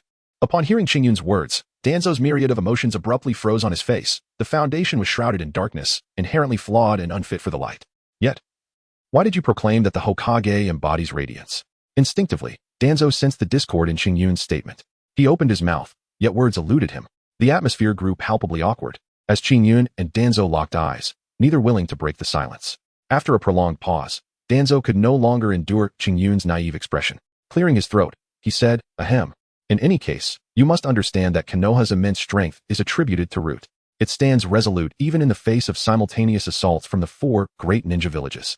The purpose of my summoning you today is to invite you to join Root, to become a great ninja who silently contributes to Konoha. Are you willing? Shingyun rolled his eyes, internally criticizing, "Brother, your brainwashing skills are less convincing than even Snake Lady, and certainly not as effective as your good buddy." Just as Shingyun was contemplating how to tactfully decline, the voice of Sarutobi Konohamaru suddenly echoed, and the content of his words nearly made Shingyun burst into laughter. "Danzo, are you trying to deceive the little ones again? You've just returned. Have the intelligence reports from the other ninja villages been organized yet?" Shingyun, whom I have watched grow, possesses an unwavering will of fire. He is not suited for your roots. Upon hearing Sarutobi Hizashi's words, Shingyun's lips curled slightly, and he pinched his thigh sharply with his right hand to stifle a laugh. "What on earth? Are you trying to bamboozle the young ones again? Is this not the usual trickery of Danzo? Hizashi, how fortunate to see you here." Danzo furrowed his brow at Hizashi's remarks, his expression sour as he regarded Hizashi's arrival. He had been on the verge of successfully coaxing Shingyun into the roots, but now, interrupted by Hizashi, he felt an overwhelming irritation. "Oh, today I found myself with some leisure time. Upon hearing from the Umbu that you had returned, and given the tumultuous undercurrents within the ninja world, I was eager to learn what intelligence you had gathered, only to arrive and witness you attempting to deceive Shingyun," Hizashi explained, his demeanor calm, before turning to Shingyun. "Little Shingyun, should you not be engaged in a mission? What brings you here?" Shingyun regarded Sarutobi Hizashi's earnest demeanor, nearly convinced that he had indeed come of his own accord. However, upon noticing the sly wink from Sarutobi, he couldn't help but smile inwardly. With an honest expression, he replied, "Oh, it was Lord Danzo who summoned me here, and then he spoke some words I couldn't quite comprehend. I remain uncertain of their meaning." Shingyun scratched his head, as if he truly could not comprehend the meaning of Danzo's earlier words. "So that's how it is. Haha, sometimes he can be rather absent-minded, often resorting to peculiar expressions when conversing with young ones like you. Do not take offense. Now, you should return to your tasks. In the future, if any unusual individuals seek you out, be sure to inform me before you follow them, understood? Otherwise, it may pose a danger." Sarutobi Hizashi chuckled lightly, then proceeded to advise Shingyun. Shingyun smiled faintly, feigning a deeply moved demeanor as he remarked, "Thank you for your concern, Lord Hokage. Lord Danzo, I shall return to my mission now. Farewell." He waved goodbye to Danzo and Sarutobi Hiruzen before making his way towards the shadowy passage. Chapter 59. The Tides of the Azure Sea, Sharingan Danzo. Hiruzen, he is better suited to remain in the roots. Leave him to me. Sarutobi Hiruzen, absolutely not. Shingyun is someone I hold in high regard, and he has already become Sunade's disciple. He is not fit for your roots. Do not harbor such delusions. Danzo, Hiruzen. Shingyun possesses exceptional talent. Only under my guidance can he be forged into a formidable weapon, illuminating the village of Konoha. Sarutobi Hiruzen, enough, Danzo. Do not forget that I am the Hokage. Danzo, Hiruzen, you will come to regret this. Upon hearing Hiruzen's last remark, Danzo trembled with fury, attempting to storm out. Turning around, his expression darkened. Damn it, I've lost my composure. This is my domain, not the Hokage's office. As Shingyun traversed the shadowy corridor, he was captivated by the faint murmurs emanating from within, his expression turning peculiar before he hastily employed his agility to dash outside. After a considerable time, Shingyun emerged onto a tranquil street, observing the desolate surroundings, and could no longer contain his mirth, bursting into hearty laughter. The exchange between Danzo and Hiruzen Sarutobi was simply too amusing, particularly Sarutobi's iconic declaration of being the Hokage and Danzo's irate retort of "you will regret this." These two lines were enough to provoke uncontrollable laughter from Shingyun. In the corridor, he nearly pinched his thigh to restrain himself, managing not to laugh out loud. Had he succumbed to laughter in that lengthy passage, both Danzo and Sarutobi would surely have heard him, while Sarutobi might have reacted mildly. Danzo would undoubtedly harbor resentment towards him. After laughing for an extended while, Shingyun composed himself, restoring an air of calmness. He pondered inwardly, has that old rascal Danzo taken notice of me? From Sarutobi's words, it seemed that Danzo had been gathering intelligence outside for quite some time, rarely returning to Konoha, allowing Shingyun to live a few years in relative peace. Now that this pesky rat has become aware of him, it could herald a series of troubles ahead. As he sprinted towards his mission destination, he contemplated his next steps. Presently, Shingyun felt he had reached a bottleneck in his abilities. He had mastered the 18 dragon subduing palms. Yet he was still uncertain about how to incorporate the nature transformation of ninjutsu into it. The Ocean Tide melody, however, still held room for improvement, though it proved to be even more vexing than the 18 dragon subduing palms. His experience with Genjutsu was minimal, and with Sunade and others upset. And given that Kakashi was not proficient in Genjutsu either, it seemed that his attempts to integrate Genjutsu into the Ocean Tide melody would be indefinitely postponed. Moreover, his utilization of the Sharingan remained rudimentary, merely employing its dynamic vision, a mere fundamental aspect of its capabilities. The Sharingan is categorized into three types. The inside eye. A one-tomo Sharingan that grants exceptional dynamic vision and the ability to see through Jinjutsu, which amplifies as more tomo are acquired. The hypnosis eye. A two-tomo Sharingan that enhances the power of Jinjutsu, and the copy eye, capable of mimicking any ninjutsu except bloodline techniques and forbidden jutsu. At present, Qingyun was unfamiliar with any of these three types, and he needed to devise a way to learn how to utilize the Sharingan. As this thought crossed his mind, Qingyun's eyes sparkled with intrigue. Should I engage in a trade with the Uchiha clan? Recently, due to the early graduation of Qingyun and his companions, Makoto Uchiha had not attended the Ninja Academy. However, owing to Kushina's influence, Qingyun still frequently encountered Makoto. If he were to propose a trade with the Uchihas, it would likely be met with enthusiasm. Yet, should Sarutobi become aware of this endeavor, the implications were uncertain. Moreover, Qingyun was reluctant to reveal the existence of his Sharingan, especially now that the troublesome Danzo had emerged from the shadows. Though he had never battled Kakashi, merely being under his imposing presence left him feeling dwarfed, underscoring the vast gap between him and the top-tier warriors. Despite Danzo's long-standing concealment in the shadows, his prowess had undoubtedly not diminished in his twilight years. He could still contend with an eye-activated Sasuke, albeit much of that capability stemmed from Izanagi. However, this did not imply that Danzo was weak. Even if he fell short of Kakashi, he was likely at least at the initial level of a Kage. Should Qingyun reveal his three-tomo Sharingan, would Danzo, unable to recruit him, resort to scheming against those close to him in an attempt to force Qingyun into activating his Manjiki, thereby seizing it for himself? This scenario was quite plausible. Upon noticing the bandages wrapped around Danzo's right eye, Qingyun deduced that Danzo had replaced it with a Sharingan, and he speculated about the source of this eye. Aside from himself, he could not fathom whose Sharingan could have been transplanted into Danzo. The Uchiha clan remained formidable. Even Sarutobi dared not act recklessly. Unlike Uchiha Fugaku's tenure as clan leader, where he often retreated, the current Uchiha patriarch was considerably more assertive, coupled with the elder faction. Should the Uchiha discover Danzo's transplantation of a Sharingan, they would undoubtedly be furious and seek retribution. Whether the Sharingan within the Uchiha clan was a Manjiki or a three-tomo remained uncertain. However, Qingyun suspected it to be a Manjiki, possibly belonging to Uchiha Kagami, who might have activated it during a dire battle against the Cloud Village, only to sustain severe injuries and entrust the Sharingan to Danzo for safekeeping. Having witnessed the power of the Manjiki, Danzo's covetousness would have been ignited. Yet, ordinary Manjiki users face the risk of blindness with repeated use. After returning to Konoha, Danzo had likely endured numerous life-threatening encounters, which could have depleted the Manjiki's usage or limited it to a few activations. This would explain Danzo's later machinations against Shursui to acquire his eyes, ultimately forcing the Uchiha to annihilate their own clan and gaining access to the forbidden technique Izanagi, thereby rationalizing Danzo's subsequent actions. If it were a three-tomo, Danzo would likely have dismissed it as unworthy. What's the matter, Qingyun? Kakashi inquired with concern upon Qingyun's return. Noticing his silence and assuming something troubling had occurred, Qingyun was roused from his reverie by the presence of Kiki Matsushige. Shaking his head, he replied, "It's nothing. I was merely contemplating my future cultivation." After a casual remark from Qingyun, he set aside the matter of trading with the Uchiha clan, intending to inquire about it later with Uzumaki Mido.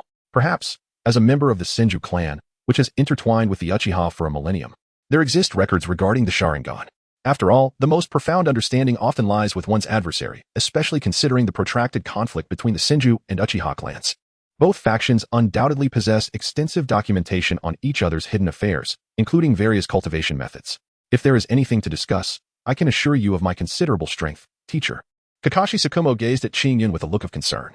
Thank you, teacher Tsukumo, but truly, there is no cause for alarm. Lord Danzo wishes for me to join the route, but Lord Hokage has already intervened on my behalf.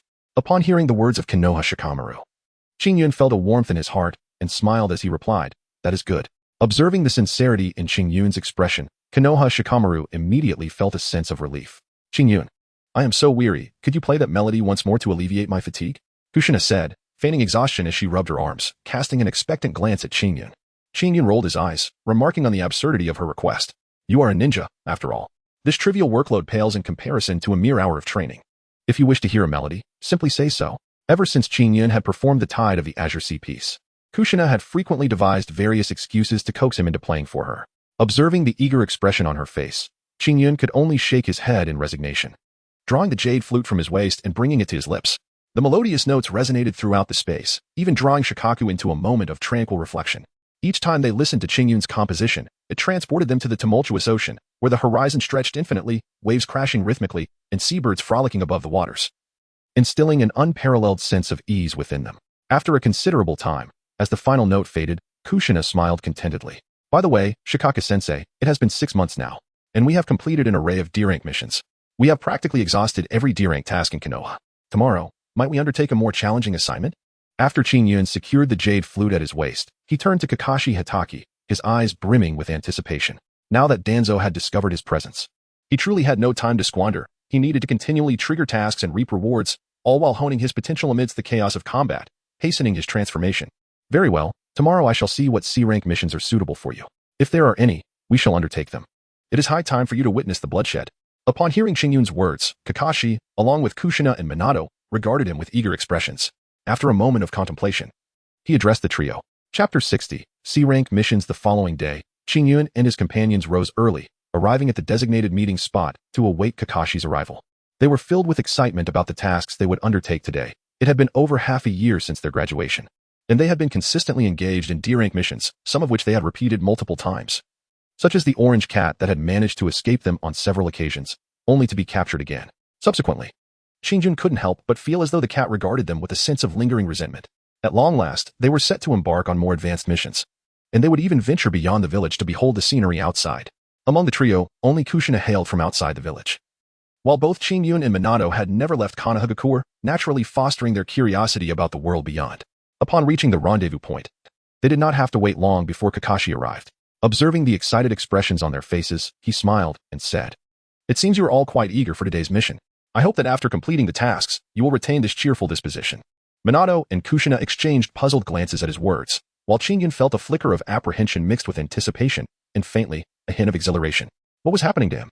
In his previous life, he had been merely a reclusive man, one who had never even slaughtered a chicken. All the ingredients he used had been procured from others who had done the killing.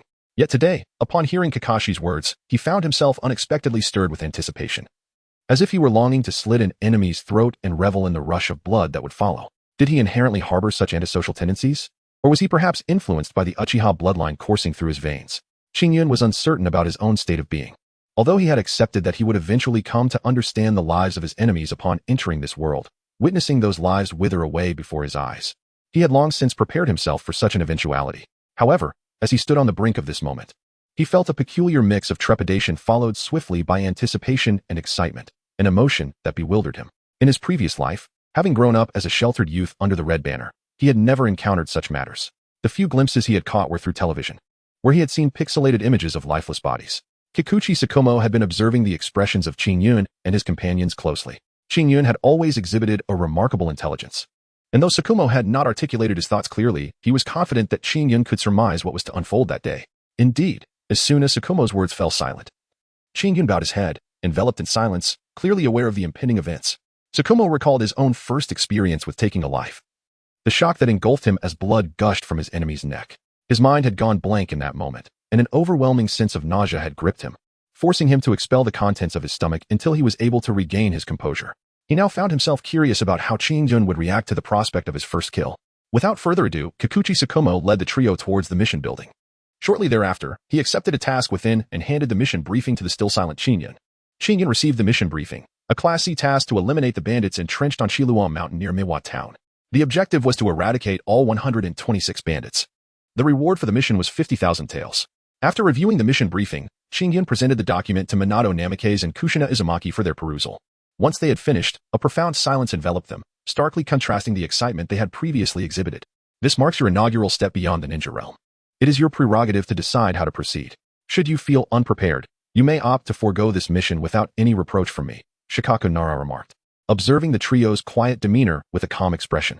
Upon hearing these words, the three of them felt a flicker of understanding in their eyes, yet none uttered a sound. Qin, attuned to the system's mission prompt, remained contemplative. After a considerable pause, he extended his right hand and spoke. Isn't this an inevitability? From the moment we chose to graduate early, we ought to have anticipated that our journey would be fraught with bloodshed and violence. Our only recourse is to continually strengthen ourselves, safeguarding both our own lives and those we cherish. Minato, Kushina, I am prepared. What about you? Upon hearing Qin's words, Minato and Kushina exchanged glances, their eyes shimmering with resolve as they regarded Qin's gentle smile. They each placed their right hand atop his. Brother, you are my elder brother. How could I ever allow you to distance yourself from me? Qin, the moment you saved me, I vowed that wherever you go, I shall stand resolutely behind you, unless you choose to cast me aside. Upon hearing the words of the two individuals, Qin dispelled the complexities of his thoughts, firmly grasping their hands. He then turned to Tsukumo Hatake and declared, Master Tsukumo, we have made our decision. If we wish to attain unparalleled strength, we must be prepared to pay the price. Let this mission serve as our inaugural step into the world of ninjas. Perhaps this is the sacrifice that growth demands of us. Tsukumo, upon hearing this, nodded with a sense of satisfaction. Qingyun is indeed correct. The path of a ninja is inextricably linked to bloodshed and violence. However, remember that our acts of killing are for the purpose of protection. Do not allow the brutality and bloodshed to cloud your vision. When you find yourselves in doubt, take a moment to reflect on your original intentions. Now, you have half an hour to prepare. We shall convene at the village entrance in 30 minutes. Dismissed. Understood. Upon hearing this, the three individuals from Qingyun swiftly executed their respective movements towards the shop that sold blades. Though each possessed a blade, they were all unsharpened, necessitating a complete replacement for their lethal intent. Fortunately, over the past 6 months of undertaking various missions, they had amassed a modest sum of money. And since they had shared meals with Hatake Tsukumo, there were no expenses to bear. After acquiring the blades they required, Qingyun contemplated for a moment before purchasing 2 explosive tags to place in his weapon pouch. As for the military rations, Qingyun chose not to buy any. He had a system space wherein various dishes, recently rewarded, were stored and could be retrieved hot, requiring only some rice to be prepared. Regarding any suspicions that Hatake Tsukumo and the others might harbor towards him, Qingyun was unperturbed. Previously, Sunade had gifted him a sealing scroll, which he could easily use to conceal the existence of his system space. Having arranged everything, the three made their way towards the village entrance. Upon arrival, they observed Hatake Tsukumo engaged in casual conversation with 2 gate-guarding ninjas. Very well, maintain your posts. We shall take our leave. Hatake Tsukumo declared upon noticing Qingyun and the others. Yes, Lord Tsukumo, travel safely, and may your mission be successful, the 2 ninjas responded, greeting Hatake Tsukumo before offering friendly smiles to Qingyun and his companions. They formed hand seals to open a gap in the barrier, allowing the 4 to pass through. After Qingyun and the 3 companions followed Kiki Shma out of the village, they curiously surveyed their surroundings. Now, focus on the task at hand. Once we have accomplished our mission, we shall return at our leisure, and then you may gaze upon the scenery around us. Kiki Shma remarked with a faint smile, observing their inquisitive expressions. But I fear that by then, you may encounter sights that you would rather not witness. Upon hearing the words, the 3 members of Qingyun exchanged glances, then swiftly employed their agility to trail closely behind Kiki Murasame, hastening towards the designated location. As they traversed the terrain, the 4 of them dashed through the treetops with fervor. After an indeterminate duration, they finally emerged from the enigmatic forest. Upon exiting, a dilapidated little town unfolded before the trio of Qingyun. The 3 members of Qingyun gazed in disbelief at the scene before them. Refugees clad in tattered garments appeared emaciated, their faces gaunt and their eyes devoid of vitality, resembling mere shadows of the living. Some children wailed pitifully from hunger, while their parents looked on helplessly, utterly bereft of food to offer their offspring. The 3 individuals from Qingyun had never witnessed such a scene and were momentarily rendered speechless. Was this the state of affairs outside, as exemplified by Teacher Tsukumo? After a prolonged silence, Minato Namikaze, his voice gravelly, inquired, are such occurrences merely isolated incidents? Indeed. There was once a great ninja war here. When the conflict erupted, we endeavored to protect the villagers, yet their crops were devastated. Subsequently, some robust individuals congregated in the Falling Leaves Mountain, engaging in plunder, further exacerbating the hardships faced by the villagers. This situation is not unique to our locale. Similar tragedies unfold throughout the ninja world, with some even more harrowing than what we witness now. They are so pitiable. Does the daimyo not care for them? Kushina remarked with empathy, her gaze fixed on the distressing tableau before her. Chapter 61. Task completed. An unfathomable sense of surveillance upon hearing this. Tsukumo looked at the Navi girl and shook his head. To be precise, the villagers of this small town are not natives of the Land of Fire. They hail from the surrounding minor nations, and in their struggle for survival, they have congregated on the fringes of the Land of Fire. Gradually, their numbers swelled, giving rise to this small town. Then, Teacher Tsukumo, is there anything we can do to assist them? Kushina asked, her heart aching at the sight of the devastation below, eager to extend a helping hand. Tsukumo, what are your thoughts?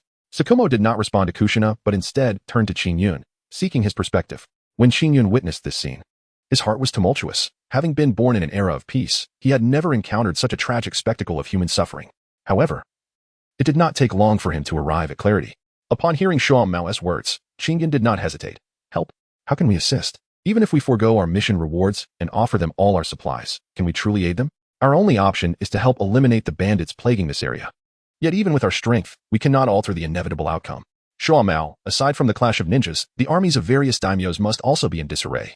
For it is inconceivable that so many refugees would arise without the daimyos being overwhelmed. In his past life, while watching Naruto, he had only seen the battles of ninjas and the passionate growth of Naruto, the fervent brotherhood that pulled the radical Sasuke from the abyss. He had witnessed numerous stories tinged with darkness, yet ultimately illuminated by hope. But now, what was before him was a stark reality. The avarice of humanity was laid bare in this world. As long as the world remained divided, such greed would never cease. The common folk yearning for a better life could only rely on themselves. No one could assist them. Kushina, I acknowledge that my words may seem harsh.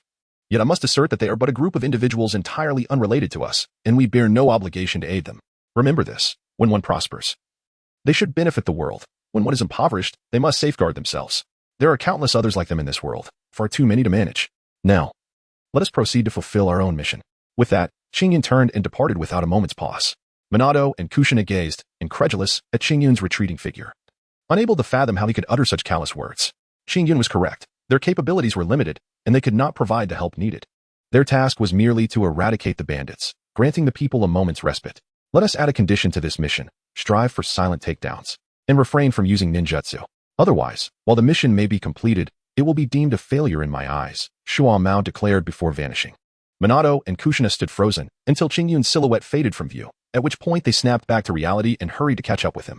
Shortly thereafter, the trio arrived at the foot of Shilu Mountain, pausing as they stood there, each lost in their thoughts, still haunted by the horrors they had witnessed.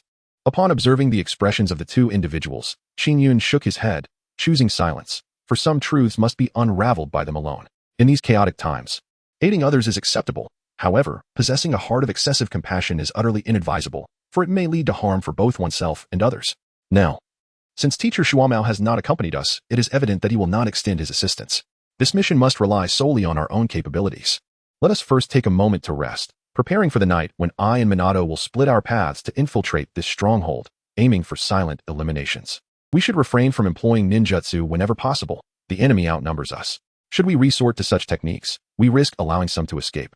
And once they vanish into the mountains, it would consume a considerable amount of our time in pursuit. Kushina, you are tasked with the perimeter.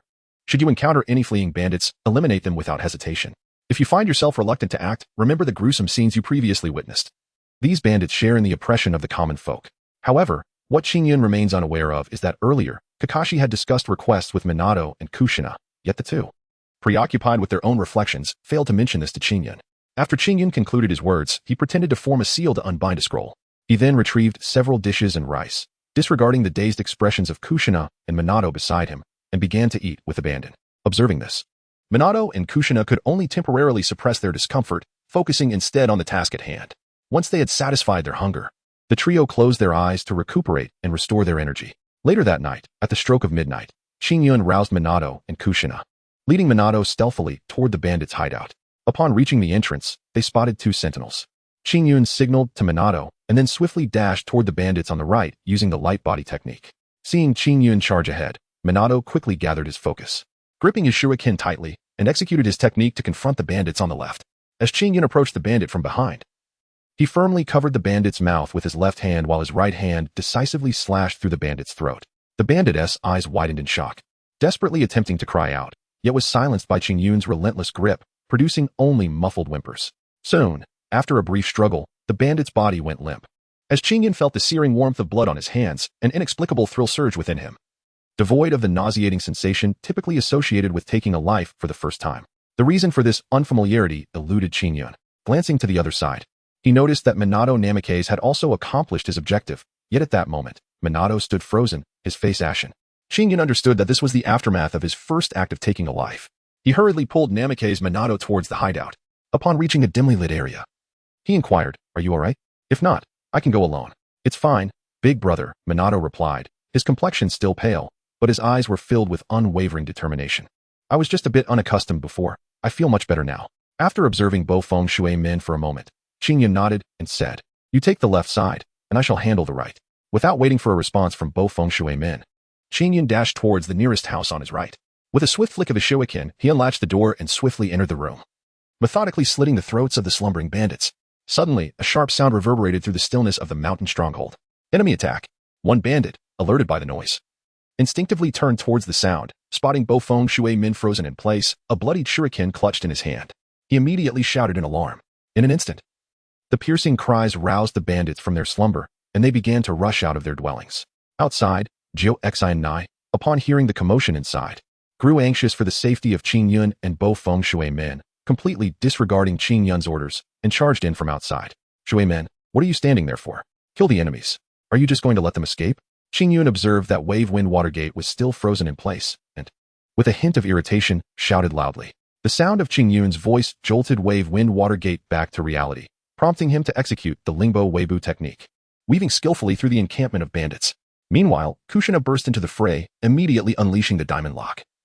A series of golden chains ensnaring the mountain bandits high in the air, before mercilessly slamming them down to the ground, reducing them to mere pulp. Lightning Release, Lightning Tornado. The mountain bandits, startled by the onslaught of Minato Namikaze and Kushina Izumaki, scattered in disarray. Frowning, Qingyun swiftly formed hand seals, unleashing an A-rank lightning release technique. A silvery beam coalesced before him, spinning ever faster until it drew the bandits into the vortex's center, where they were brutally torn apart. Before long, after the trio had cleared the hideout, they began to tally their numbers, only to discover one was missing. Just as Qingyun prepared to pursue, Kakashi Hatake appeared, dragging someone before them, his expression impassive as he stated, "Are you aware of the shortcomings in your mission?" Qingyun's original strategy had been sound: infiltrate under the cover of night and eliminate without a trace. However, Minato inadvertently clashed with a bandit's weapon, creating a sound that roused the thieves. Kushina, disregarding Qingyun's plan, charged in from outside, sowing chaos among the bandits, who fled in panic. Had I not intervened, that bandit would have escaped into the mountains. Do you possess the means to search for enemies? If not, you would be left to comb this western slope inch by inch, squandering precious time. Upon hearing Kakashi's admonition, the three lowered their heads, observing their demeanor. Kakashi shook his head. Nevertheless, for your first execution of a killing mission, you performed admirably. Do not be disheartened. Now, sever their heads and seal them within this scroll. Let us proceed to report our mission. The trio nodded, suppressing their nausea as they decapitated the bandits and placed the severed heads into the sealing scroll. Suddenly, Qingyun paused. His brow furrowed as he glanced at Kakashi, only to find him unresponsive. Could it be that I misperceived? Just moments ago, he had sensed an unsettling gaze lurking around them, distinct from the scrutiny of Sarutobi Hiruzen. This sensation felt as though it emanated from all directions, leaving Qingyun in uncertainty as to the source's location. Chapter 62. The gaze in the darkness. Qingyun furrowed his brows, pondering the fact that Kikishoma, possessing significantly greater strength than himself, had failed to perceive his earlier surveillance. Could it be that he had misjudged the situation? Shaking his head in contemplation, Qingyun resumed his task, methodically severing the heads of the mountain thieves and subsequently placing them into a sealing scroll. Before long, over 100 severed heads lay collected, and the three of them gathered the bodies together. Upon completing this grim task, Qingyun swiftly formed hand seals, invoking the technique, Fire Release, Great Dragonfire Technique. As he completed the seals, a dragon of white flames surged forth towards the corpses. Upon contact, the Great Dragonfire created a deep crater, the white flames consuming the bodies with fervent intensity. Having accomplished this, Qingyun turned to leave, accompanied by Minato Namikaze and Kushina Uzumaki. Qingyun, in his mind, received the reward for this task, a serpent's gall from the Puzik snake, capable of enhancing both vigor and internal energy. Kishimoto Tsukumo observed Qingyun's adept maneuvers and nodded in approval, recognizing a heart filled with compassion that refrains from the misuse of benevolence. At such a tender age, he possesses the ability to see through the essence of matters. In the act of vanquishing foes, he displays a chilling ruthlessness and employs ruthless tactics, executing actions with remarkable orderliness. Coupled with his extraordinary talent, he is destined to become a renowned ninja, celebrated far and wide in the future.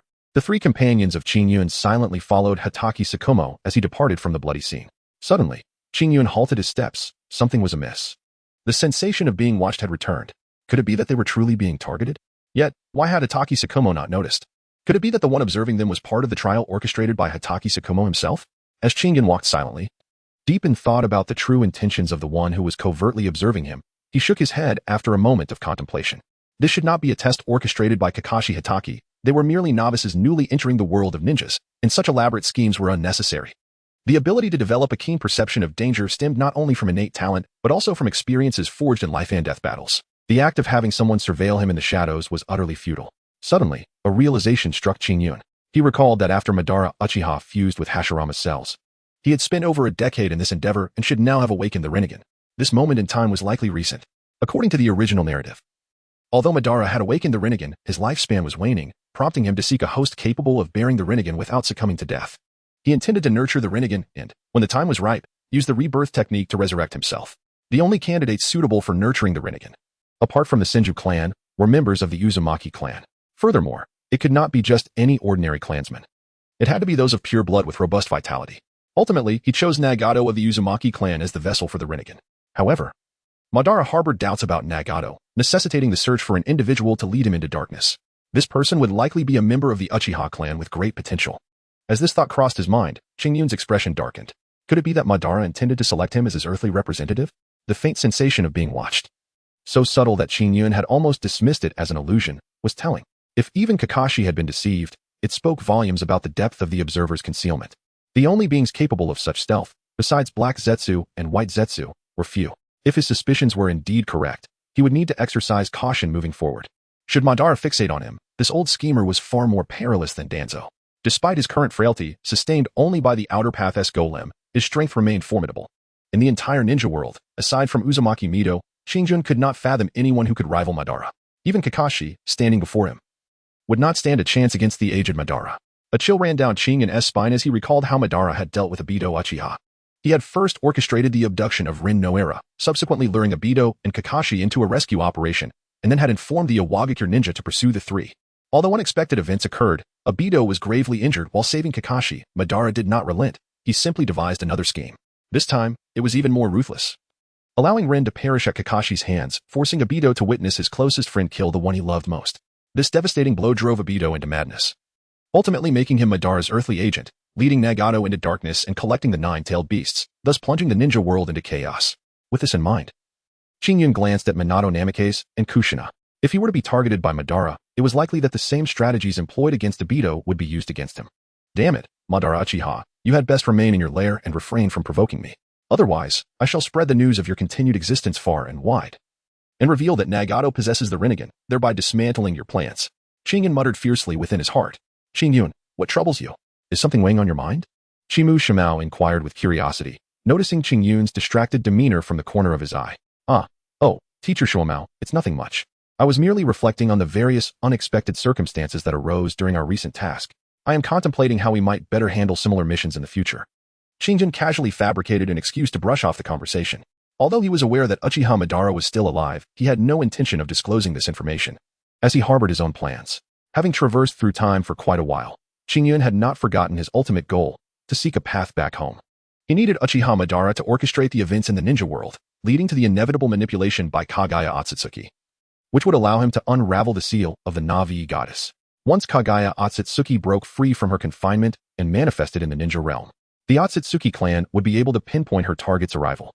At that moment, as long as Qingyun had amassed sufficient strength, he could utilize the coordinates of the Otsutsuki who descended into the world of Naruto to trace back to the planet where they originated. Were they not scouring the cosmos in search of worlds to cultivate the divine tree? Therefore, the Otsutsuki clan must possess information about numerous planets. With meticulous searching, he was confident he could find the way back to Blue Star. As for his lifespan, Qingyun felt no concern. The essence of dragons and phoenixes alone could grant him several thousand years of life, not to mention the myriad of extraordinary items he could acquire, ensuring that longevity would not impede his journey home. I'm reassured by your thoughts on this. Watergate and Kushina, you both must learn from Qingyun. After each mission, reflect upon the pros and cons. Only then will your experiences grow richer, Hatake Tsukumo advised as they traversed the landscape. Understood, Tsukumo-sensei, Watergate and Kushina replied, nodding in agreement. Their expressions now resolute after the harrowing ordeal they had previously endured. Tsukumo was gratified to witness the growth of the trio. Before long, under his guidance, they arrived at the town of Plum Blossom, where they presented the severed head from the sealing scroll to the town's mayor. After a thorough examination, the mayor stamped the mission report, his face lighting up with gratitude as he repeatedly thanked the four. They waved goodbye and departed Plum Blossom, heading towards Konoha. As Tsukumo had mentioned, the trio, who had initially looked forward to the scenery around them, found no inclination to linger on their return journey. Their previous fantasies of the outside world had dimmed, and the grim state of Plum Blossom had extinguished their desire to admire the landscape. In contrast, the tranquility of Konoha called to them even more fervently. Upon returning to Konoha, Tsukumo proceeded to submit the mission report, while Qingyun and the others prepared for a picnic. There, Zhihui, Fangya, you two flank from either side. We mustn't let it escape. Shengshu, you fool. It was clearly running towards you. Why are you directing us to encircle it? I wasn't paying attention. Never mind that for now. Let us catch it first. Shengshu scratched his head, feeling somewhat embarrassed. What are you doing? Watergate inquired curiously upon spotting Shushu and his teammates. Oh, big brother Watergate, Kushina, what are you doing here? Are you on a mission? Shushu exclaimed cheerfully upon recognizing Qingyun and the others. We just completed a C-rank mission, and Tsukumo-sensei granted us 3 days off. So we're off for a picnic now, Kushina boasted, looking at Shushu with a proud expression. Chapter 63, The Flowing Sword Technique of Konoha. Upon hearing Kushina's words, Shinshu's previously excited demeanor suddenly froze. Upon witnessing this, Qingyun hastily covered his ears. As anticipated, Shinshu suddenly leaped up, exclaiming, why is it so? Teachers in Zenai, I refuse. Jusanai and the others have all embarked on sea-level missions. Why must we still undertake D-level tasks? We also wish to engage in sea-level missions. Upon hearing the words of Shitai, Qingyun was momentarily taken aback. Who was the Shino-sensei that he spoke of? Could it be the eldest son of Sarutobi Azashi? The father of Sarutobi Kanomaru? Suddenly, a handsome youth, with a gentle demeanor and likely around 17 or 18 years of age, gracefully entered the scene. With narrowed eyes, Qingyun remarked, such remarkable speed. The youth's swift entrance into the arena caught him off guard, a testament to the individual's extraordinary agility. Upon entering, the newcomer approached Shinshu, who, after receiving a sharp blow to the head, yelped in pain and glared at the intruder. Why is it that none of you have mastered the fundamentals? You can't even complete a simple cat-catching task without mishaps. How can I trust you to accompany me on a C-rank mission? It is crucial to understand that even C-rank missions may encounter enemy ninjas from rival nations and rogue ninjas. Moreover, given the current wartime circumstances, the Wagakure and Sunagakure frequently dispatch operatives into the land of fire to disrupt our Kano's rear. If we were to encounter such individuals, I would lack the confidence to ensure your safety. Then why were Kushina and the others allowed to undertake C-rank missions? Shinshu pouted, clutching his forehead, angrily directing his question at Shinsuke. It's because Senior Shikomo possesses formidable strength, and Kushina's team as a whole is significantly more capable than yours, Shinsuke replied. In the past 6 months, they have executed 389 D-rank missions with a success rate exceeding 99%. And what about you? Each time you embark on a mission, it's either a case of mistaking the target or inadvertently eliminating the objective, leading to an 80% failure rate. At this rate, I wonder if our 5th squad will face dissolution due to the old man's frustration. Shinsuke lamented, his forehead adorned with a frown. Upon hearing this, Shinshu's face flushed crimson. He opened his mouth to retort but found himself at a loss for words. When Kushina heard Shinsuke's remarks, she erupted in a fit of laughter, unable to contain herself any longer. The sound of her melodious laughter caused Shinshu, Yamanaka Shikihiro, and Tsukuyumi Fuya to bow their heads in embarrassment. Even Qingyun and Namikaze Minato struggled to suppress their amusement. In truth, Shinshu's squad was not weak. They ranked among the top 5 in this year's graduating class, with only Qingyun's group and Uchiha Fugaku's group able to decisively outperform them. The Inuzuka, Nara, and Akimichi squad was evenly matched with Shinshu's team, and in battle, victory hinged on who revealed their vulnerabilities first. The one who seized the initiative would prevail. You must be members of the strongest squad led by Senior Shikomo this year. Greetings, I am Sarutobi Shinsuke, but you may refer to me as Brother Shinsuke.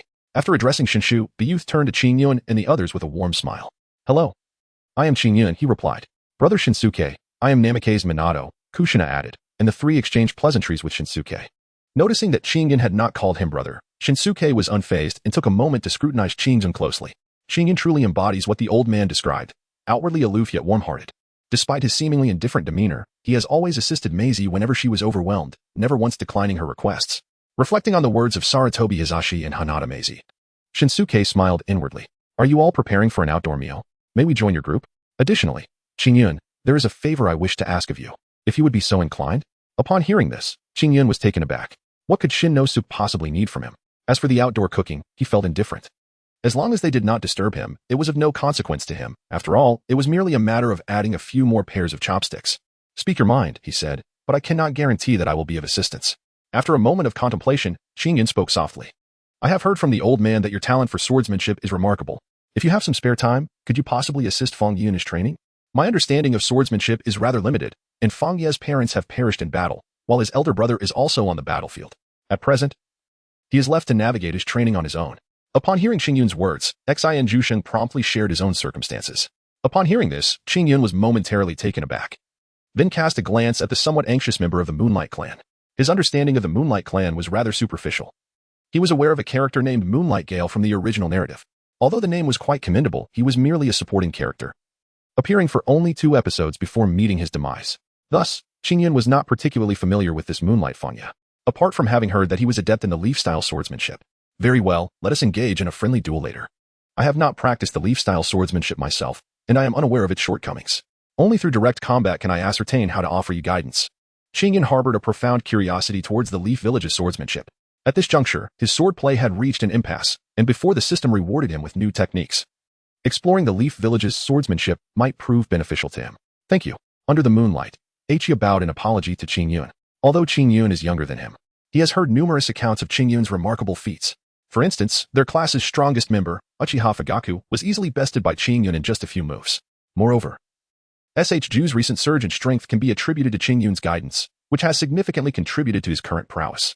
Coupled with Ju's frequent praises of Qingyun's extraordinary talents and the creation of various rank ninjutsu, these tales have ignited a deep admiration within him. Now, upon encountering Qingyun's willingness to mentor him, he naturally feels an overwhelming sense of joy. Qingyun paid no heed to the grateful expression of Moonlight Fangye as he led Bofeng Shuimin and Jiushinai towards the Death Forest. You may come to the Death Forest once you have finished your tasks. The rope tree is aware of our whereabouts. Zinshaoshu and the others watched the retreating figures of Qingyun and his companions, exchanging faint smiles, pondering how difficult it was to approach Qingyun. Teacher Zinshaoshu, please do not take offense. My elder brother is simply like that. In truth, he possesses a kind heart. Once you spend more time with him, you will come to understand his true nature. Observing their expressions, Rope Tree immediately sprang to Qingyun's defense. Let us hope so. Now, let us proceed to submit our tasks. I have long heard from the old man that Qingyun's cooking is exquisite, and today I finally have a chance to taste it. After hearing Rope Tree's words, Zinshaoshu smiled wryly and urged everyone to hasten towards the task submission. When Zinshaoshu and the others arrived at the residence in the Death Forest, they found Qingyun and his companions already busy preparing a large wild boar over the fire. Upon seeing their arrival, Qingyun swiftly made his way to an open space, holding the scabbard of his Qifeng sword at an angle that pointed towards the moonlight. Come forth, unleash your full strength and strike at me. Moonlight Fangye, slightly apprehensive at Qingyun's straightforwardness, cast a glance at Zinzinai. Zinzinai, taken aback by Qingyun's confidence, managed a faint smile. Proceed. I am curious to witness the prowess of the so-called genius spoken of by the old man. With Zinzinai's approval, Moonlight Fangye nodded. Drawing his katana and channeling chakra over its blade, he gripped the katana with both hands and approached Qingyun with measured steps. Konoha-style swordsmanship. Linking slash. Moonlight Fangye shouted, closing the distance to Qingyun, the katana emanating a sharp aura as he deftly maneuvered it, creating an illusory arc in the air as he launched his attack towards Qingyun.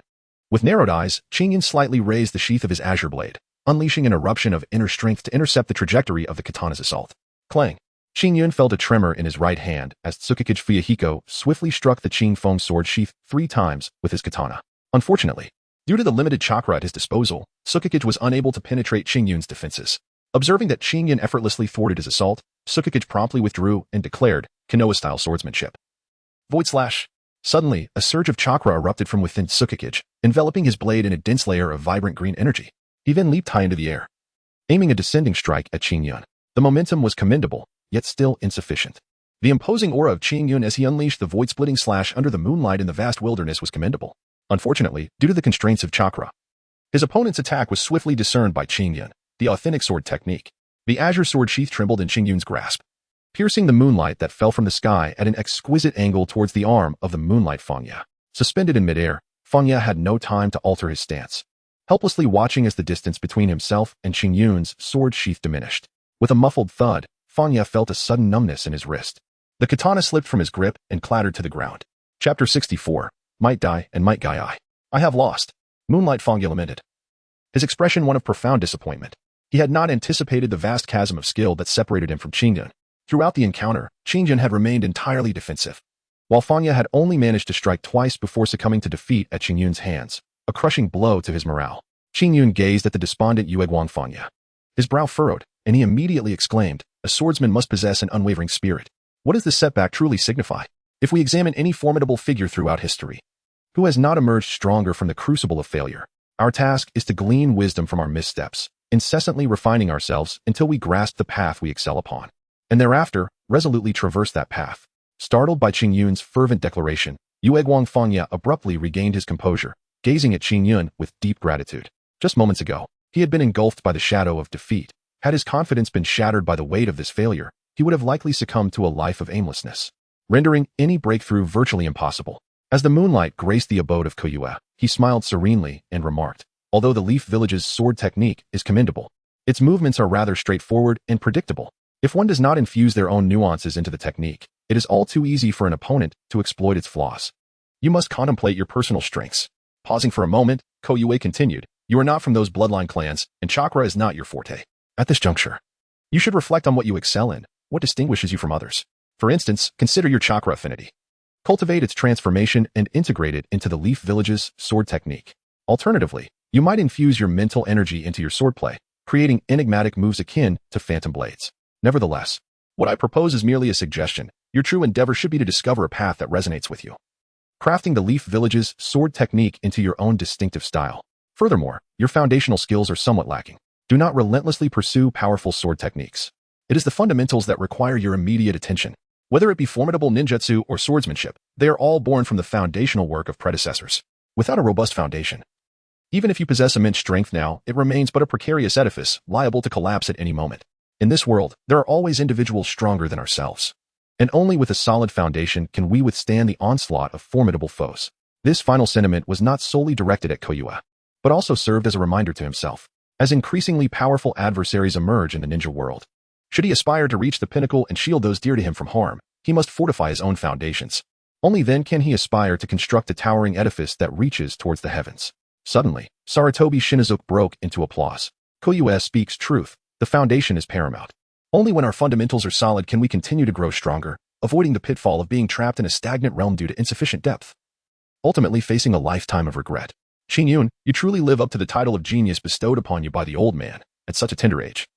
You possess an astonishing depth of life insights, remarked Sarutobi Shinobu with a gentle smile as he gazed at Qingyun. Qingyun regarded the newly introduced Sarutobi Shinobu with a tranquil smile, casting a glance at the pensive Tsukikage Fiano, before choosing to ignore him. He approached the side of Bufeng Shuimin to assist in roasting the wild boar. As the meat sizzled over the fire, he reminisced about the information concerning Sarutobi Shinobu. The latter, the eldest son of Sarutobi Hiruzen, was a formidable earth-style ninja, though he had not appeared in the original narrative. Rumors suggested that he later became a member of the Umbu, aiding Sarutobi Hiruzen in various matters with his considerable strength. In a battle against the Hidden Stone Village, he heroically held the rear alone, ultimately succumbing to the overwhelming numbers of the enemy. At this moment, Qingyun felt a tinge of curiosity upon encountering a character absent from the original storyline, not to mention other aspects. The striking appearance of Sarutobi Shinobu bore little resemblance to Sarutobi Hiruzen. His handsome visage, coupled with a gentle demeanor, easily endeared him to others. In contrast, Sarutobi Hiruzen, perhaps due to his long association with monkeys, bore a striking resemblance to them, earning him the nickname Little Monkey. Qingyun, your current prowess seems to rival that of several elite jonin, mused Sarutobi Shinobu, though he had not witnessed the entirety of Qingyun's abilities. The fleeting display of his two recent attacks exuded an air of superiority, prompting this line of inquiry. If you are willing, how about we engage in a friendly spar after our meal? Upon hearing this, Qingyun raised an eyebrow and cast a glance at Sarutobi Shinji, a spark of battle intent igniting in his eyes. Truth be told, Qingyun had yet to engage in combat with an elite jonin, leaving him uncertain of his true capabilities at this moment. In his two previous encounters with Vortex Mizuhito, the latter had deliberately held back, although in their final clash, Qingyun had unleashed the six-path sword formation to shatter Mizuhito's indomitable defense. It was merely a manifestation of the potent effects of Blood Bodhi. At present, Qingyun was unable to invoke such formidable techniques. Well, I must admit, I am quite intrigued by your strength, Qingyun, Sarutobi Shinji remarked, momentarily taken aback by Qingyun's unusual demeanor. Adorned with a fierce expression, before breaking into a slight smile, genuinely curious about Qingyun's prowess. Qingyun was filled with excitement as he accepted the challenge from Sarutobi Shinji. Finding an elite jonin to spar with in Konoha was no easy feat, although Kakashi Hitaki had some free time. The disparity in their strengths made Qingyun hesitant to seek a match with him. Aware of his own limitations, he had refrained from approaching Kakashi for practice. At this moment, Sarutobi Shinji, though still young, had been chosen by Sarutobi Hizashi to lead a class, suggesting that even if he did not possess the strength of a Kaguya, he certainly held the prowess of an elite jonin. How could one not feel exhilarated at the prospect of battling such an opponent? As Qingyun gradually became stronger, the warrior spirit within him surged ever more fervently. He was uncertain whether this was a result of his Uchiha lineage or simply his intrinsic love for combat, a trait he had not recognized in his previous life due to a lack of opportunity. In any case, he felt a rush of blood, his chakra circulating energetically as he prepared himself for the impending duel, striving to reach his optimal state. After completing 1,000 squats and 1,000 kicks, he would resort to 1,000 push-ups if necessary. Suddenly, a voice caught the attention of the onlookers, who turned with mild curiosity to locate its source. They beheld a comical ninja clad in green attire, sporting a watermelon-shaped haircut, thick black eyebrows, and a prominent nose, gently placing a small child, also dressed in green, onto the ground before he began kicking against a massive tree. "Daddy, go for it," the green-clad child exclaimed, waving his tiny hands in encouragement. "Oh, Kai, thank you for your support. Daddy will work even harder." The ninja, known as Might Guy, replied, tears streaming down his face, further igniting his fervor. Kushina found the interactions between the duo amusing, letting out a chuckle. Even Qingyun couldn't help but smile. Wasn't this the renowned Might Guy and his son, Might Kai? However, at this moment, the one bearing the title was merely a small child. "Daddy, it smells so good," I'm hungry. Suddenly, Mike Kai, engrossed in watching his father train, twitched his nose and remarked, blissfully enamored. Mike Kai paused, taken aback by his son's comment, then squatted down and embraced Mike Kai, weeping. Oh, so this is what roasted meat smells like? It's delightful. Kai, take a deep breath. Yes, Daddy. Mike Kai eagerly inhaled deeply at his father's encouragement. Kushina, witnessing the humorous exchange between the father and son, doubled over in laughter, clutching her stomach, her shoulders shaking as she nearly lost her breath from mirth. Qing with an air of exasperation, lightly tapped Gio Xin's head and then skillfully severed a leg from a wild boar. He approached Mike Due and Mike Guy, presenting the succulent meat. Here, for you both, enjoy. Despite Mike Guy's often whimsical demeanor, Xinjin held a genuine fondness for him. In times of crisis in Konoha, he would unhesitatingly unleash the 8 gates, willing to risk his own life to uphold his ninja way, almost delivering a climactic blow that left the legendary Madara questioning his existence. Is this for us?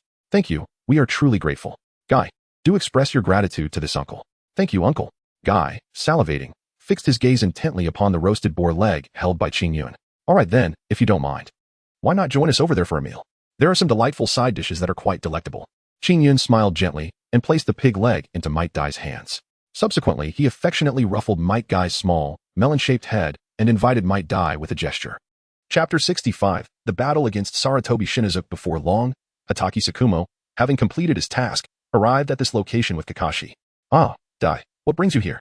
Hatake Tsukumo expressed astonishment upon seeing Might Dai, perplexed by his presence in this place. Feeling somewhat embarrassed, Might Dai scratched his head and replied, lately, I've had fewer missions. And with various training equipment, my funds have become somewhat insufficient. Thus, I thought to come here to train and hunt for my own meals. Tsukumo, upon hearing this, could only shake his head in exasperation. Dai, you possess formidable strength. Why not inform the third Hokage? Once he learns of your abilities, he will surely promote you. And you need not remain a genin, relegated to mere D-rank missions. Dai, you know that I cannot unleash my taijutsu unless absolutely necessary. This technique can only be executed when I am fully committed to my ninja way. Otherwise, I risk losing myself, Might Dai stated resolutely, gazing intently at Hatake Tsukumo. Tsukumo felt a pang of frustration. Although the 8 gates technique has its drawbacks, once mastered, the 3rd gate equates to a chunin, the 5th to a jonin, the 6th to an elite jonin, and the 7th to a Kaga-level ninja. The 8th gate remains a mystery, never having been opened, leaving its true potential unknown.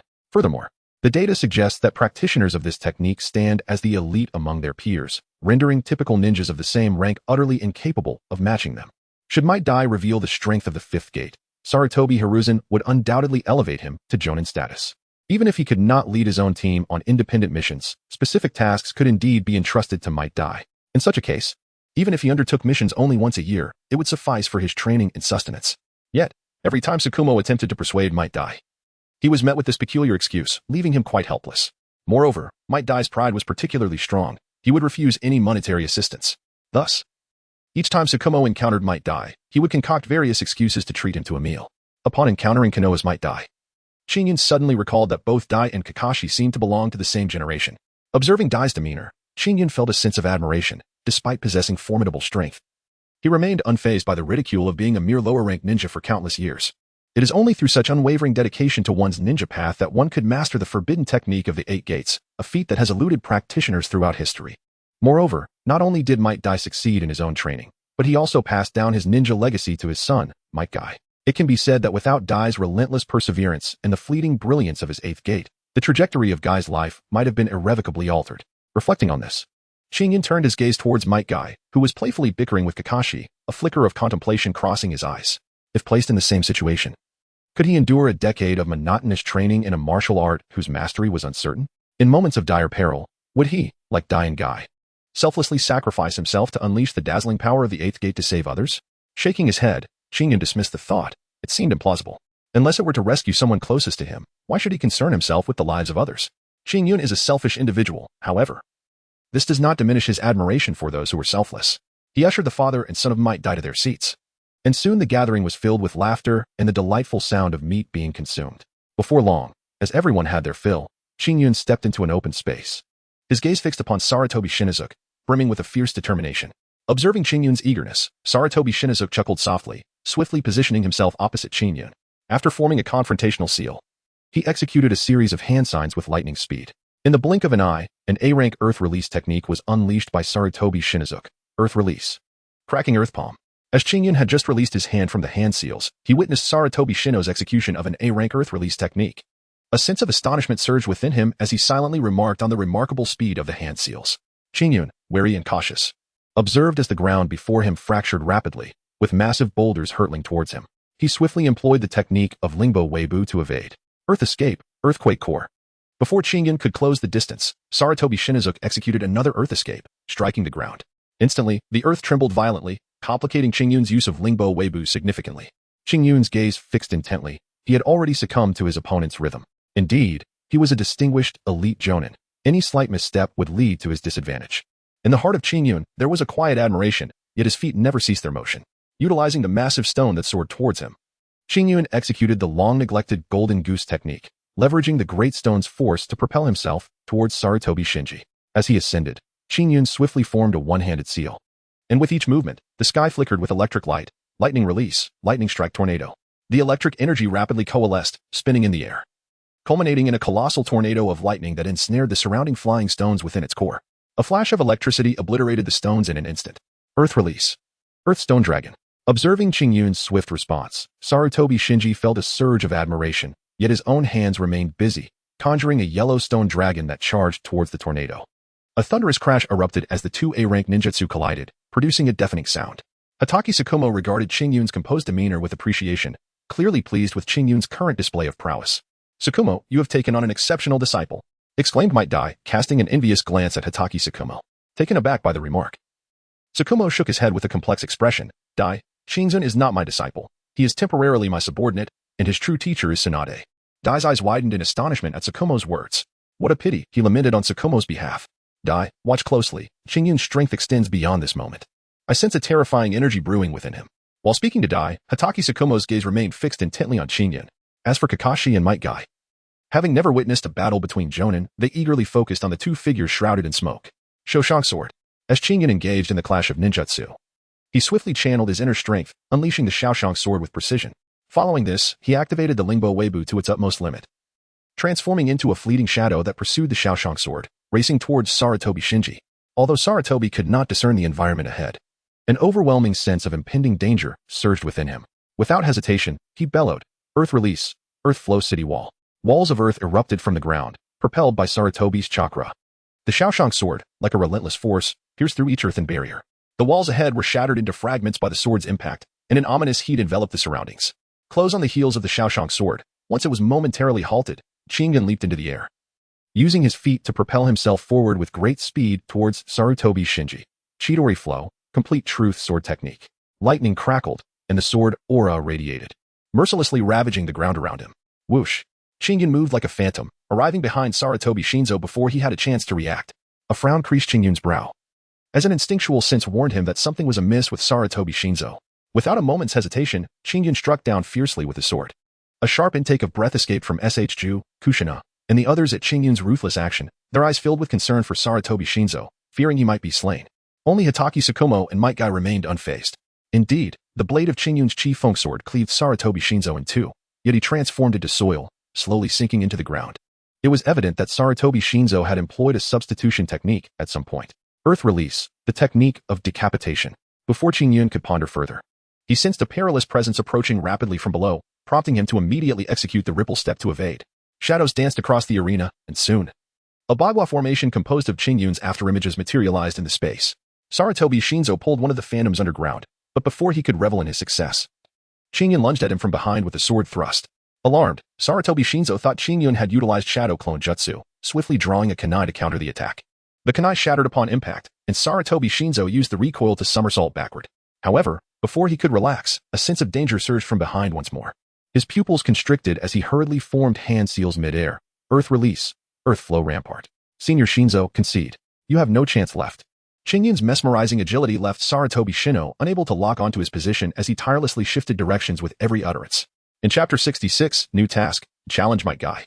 After Sarutobi Shino employed the earth flow wall to thwart Qingyun's assault, he noticed Qingyun had ceased his attacks.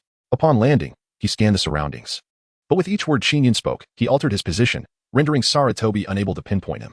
Furthermore, Qingyun's movements were entirely random and executed with remarkable speed, leaving Sarutobi incapable of making any predictions.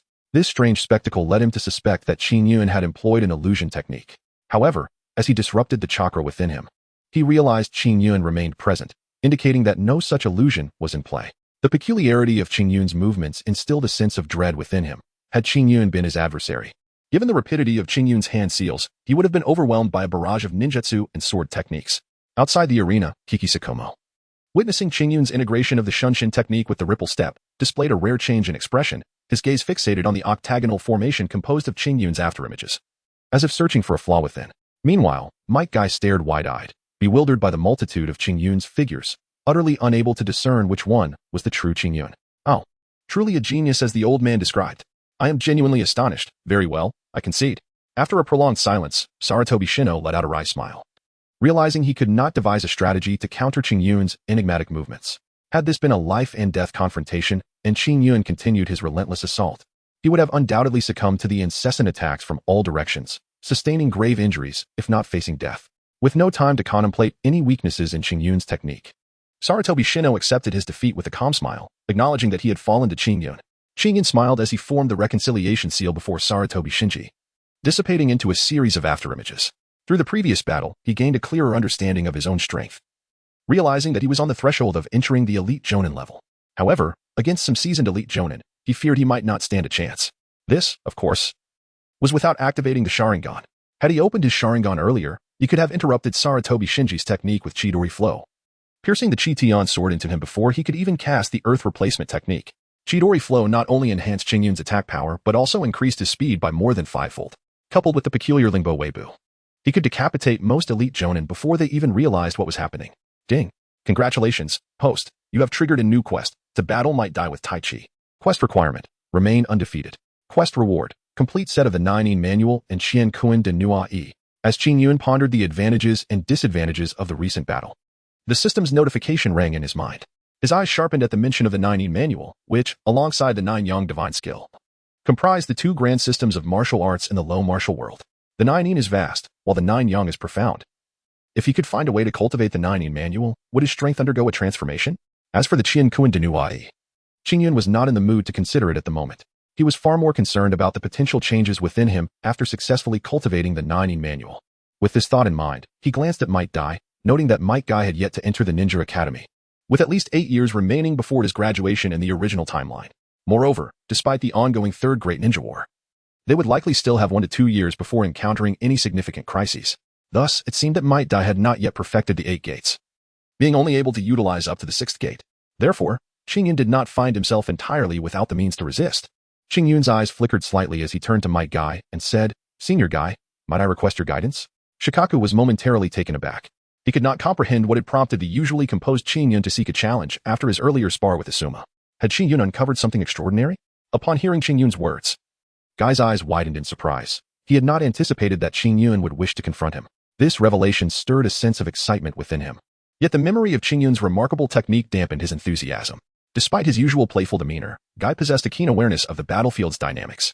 When Qingyun executed the lunar step to create a Bagua space, Guy instinctively placed himself in Asuma's position, pondering how one might counter such an enigmatic maneuver. After much contemplation, Guy concluded that only by unlocking the 7th gate and utilizing a speed that transcended human limits could he hope to strike Qingyun's afterimages before he could react. He was confident that a single blow from his unlocked 7th gate would be more than enough to incapacitate Qingyun, even if it did not result in an outright defeat. It would surely leave him gravely injured. However, Guy realized that he still required time to access the 7th gate, and with only the 6th gate at his disposal, he was not a match for Qingyun in that moment. With this thought in mind, Guy hesitated, contemplating a gracious refusal. Qingyun was momentarily taken aback by the hesitant demeanor of Maidadai. However, upon reflection, he quickly discerned the source of Maidadai's apprehension. Before Maidadai could voice his concerns, Qingyun spoke directly. "Rest assured, Senior Dai, in our battle, I shall solely employ physical techniques and refrain from utilizing any other methods." After a brief pause, he continued, "I can perceive the traces of your physical training. I find myself at an impasse with my own techniques and hope to transcend this limitation through our confrontation. Would you be amenable to such an arrangement?"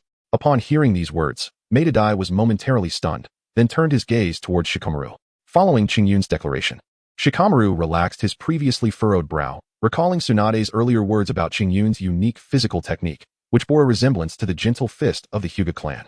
Qingyun relied on this physical technique to mend his frail body, subsequently harnessing his innate talent to grow increasingly formidable. Upon noticing Maidadai's gaze upon him, Shikaka nodded. "Indeed, Qingyun has developed an impressive set of physical techniques. However, I have yet to witness them myself. if you find yourself with leisure. It may prove beneficial for you to engage in a spar with him. Perhaps his techniques could inspire you. Upon hearing this, Madadai's eyes glimmered with excitement. No longer resistant to the idea. To battle a genius like Qin Yun was a long-held aspiration of his. In that case, I shall not hold back. Qin Yun, please wait a moment. With that, he began to shed his weights. Having witnessed Qin Yun's prowess firsthand, he understood the necessity of not underestimating him or holding back. As Madadai discarded his weights onto the ground, a cloud of dust and a muffled thud resonated in the ears of those present. Aside from Qin Yun and Shikaku, all others, including Sarutobi Shinosuke, were left in astonishment, with only Might Guy maintaining his composure. Shikaku was already aware of the rigorous training his classmate had endured over the years. Moreover, Might Guy did not need elaboration. Since his earliest memories, his father had continually increased the weights he bore, only removing them during bathing, otherwise never relinquishing them.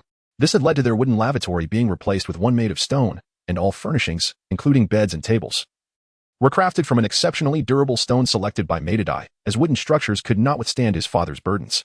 Yet, this was merely the beginning. After removing the weights from his hands and feet, Madadai finally paused. My heavens, just how heavy are the weights this watermelon-headed uncle has bound to himself? However, he bore no signs of fatigue, his expression unchanged, as though he were a common man. Shinaru's mouth gaped in astonishment, and after a prolonged silence, he stammered, indeed. Do you recall what Madadai said before encountering us? Upon hearing Shinaru's words, Minato regained his composure, swallowing hard as he recollected Madadai's earlier proclamation. After completing 10,000 squats, one must perform another 10,000 leg kicks. Failure to do so results in 1,000 push-ups. Kushina hesitated for a moment before reflecting on Madadai's words. Goodness, couldn't he have completed those tasks while donning such heavy weights, could he?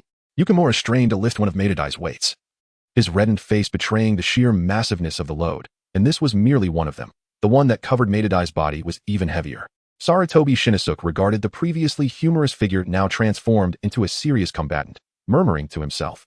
Qin Yun's earlier statement rings true. There are always greater talents beyond our own. This Madadai, merely a chunin, is incomparable to ordinary jonin, especially given that he carries such burdens with apparent ease. Furthermore, it seems he is trained in something extraordinary. Otherwise, Shikaku would not have made that remark. Chapter 67. Battle with Madadai. Neither Madadai nor Qin Yun paid heed to the spectators' thoughts. After forming the hand seals, they fixed their gazes intently upon one another. A gentle breeze rustled through the air as Madadai suddenly sprang into action. Canoa Hurricane. With astonishing speed, Madadai surged toward Qin Yun, who, witnessing his velocity, silently praised him. Truly, he is the master of physical techniques in Konoha. Even without the 8 gates, his speed is remarkable, rivaling that of any ordinary jonin. Having worn weights that surpassed human limits for years, the sudden removal of them rendered his movements extraordinarily swift, his body seemingly light enough to soar. Qin Yun was not one to underestimate the situation, standing before a master of martial arts such as Might Guy. Any misstep could lead to being ensnared in an unending barrage of attacks. In his mind, the profound principles of Tai Chi flowed ceaselessly, and Qin Yun began to assume the stances of Tai Chi as seemingly slow yet swift strikes perfectly intercepted Might Guy's oncoming assaults. As Qin Yun grasped Might Guy's right foot, an immense force surged through Dai's limb and transmitted itself to Qin Yun. Qin Yun remained vigilant, his right hand trembling as the essence of Tai Chi suddenly erupted, neutralizing Might Guy's immense force. He then seized Might Guy's right foot and pulled it backward, subsequently retaliating with an even greater strength. Might Guy, realizing that Qin Yun not only thwarted his attack, but also countered with his own momentum, widened his pupils in surprise. He performed several somersaults in midair to dissipate Qin Yun's onslaught. Crouched on the ground, Might Guy fixed his gaze on Qin Yun, perplexed by how such seemingly gentle, fluid movements could unleash such formidable power, greater than the might of his years of training in the steel fist technique. Observing Qin Yun's calm demeanor, Might Guy dismissed further contemplation. Believing that vulnerabilities could only be exposed through combat, he refused to accept that Qin Yun's martial prowess had no limits. With a swift motion, he unleashed the leaf scale of might and surged towards Qin Yun with increased speed, as if the very air around him had been torn asunder. A violent gust preceding his approach. Upon witnessing the scene, Qin Yun remained utterly unfazed. In a fleeting moment, the Taijiquan diagram emerged, effectively blocking the oncoming tempest. Almost immediately, a tremendous force surged through Qin Yun's being, nearly causing him to lose his footing and propel backward. He hastily channeled more internal energy, barely managing to stabilize himself. The Taijiquan diagram enveloped Might Guy, dissipating the entirety of his strength before forcefully casting him away. When Might Guy had launched his attack towards Qin Yun, he felt as though his feet had collided with solid steel, sending sharp pain coursing through them. Before he could react, that strange pulling force assailed him once more. He dared not underestimate it, and quickly summoned his physical strength to resist the gravitational pull. Yet, no matter his efforts, he found himself unable to escape its grasp. A flicker of confusion crossed Might Guy's eyes. How could Qingyun's seemingly slow punches so precisely counter his rapid strikes? Moreover, the pulling force felt as if it could not be resisted, regardless of the might he exerted. Observing Qingyun's increasingly refined Taiji technique and the growing clarity of the yin-yang diagram, Might Guy realized that unless he breached that diagram, he would likely be unable to harm Qingyun's true form. With this thought in mind, he ceased his probing, understanding that if he exhausted his strength, retaliating would become an arduous task. Qingyun, be cautious, he declared. The essence of body techniques, 8 gates of Duanxia, opening the first gate, open. Rest gate, open. Life gate, open. As Might Guy opened the third gate, a torrent of verdant chakra surged forth, swirling around him as if it were a tangible force. With an impassive expression, he felt an immense power coursing through his body. Konoha whirlwind, he exclaimed, transforming into a blur as he raced toward Qingyun with unparalleled speed.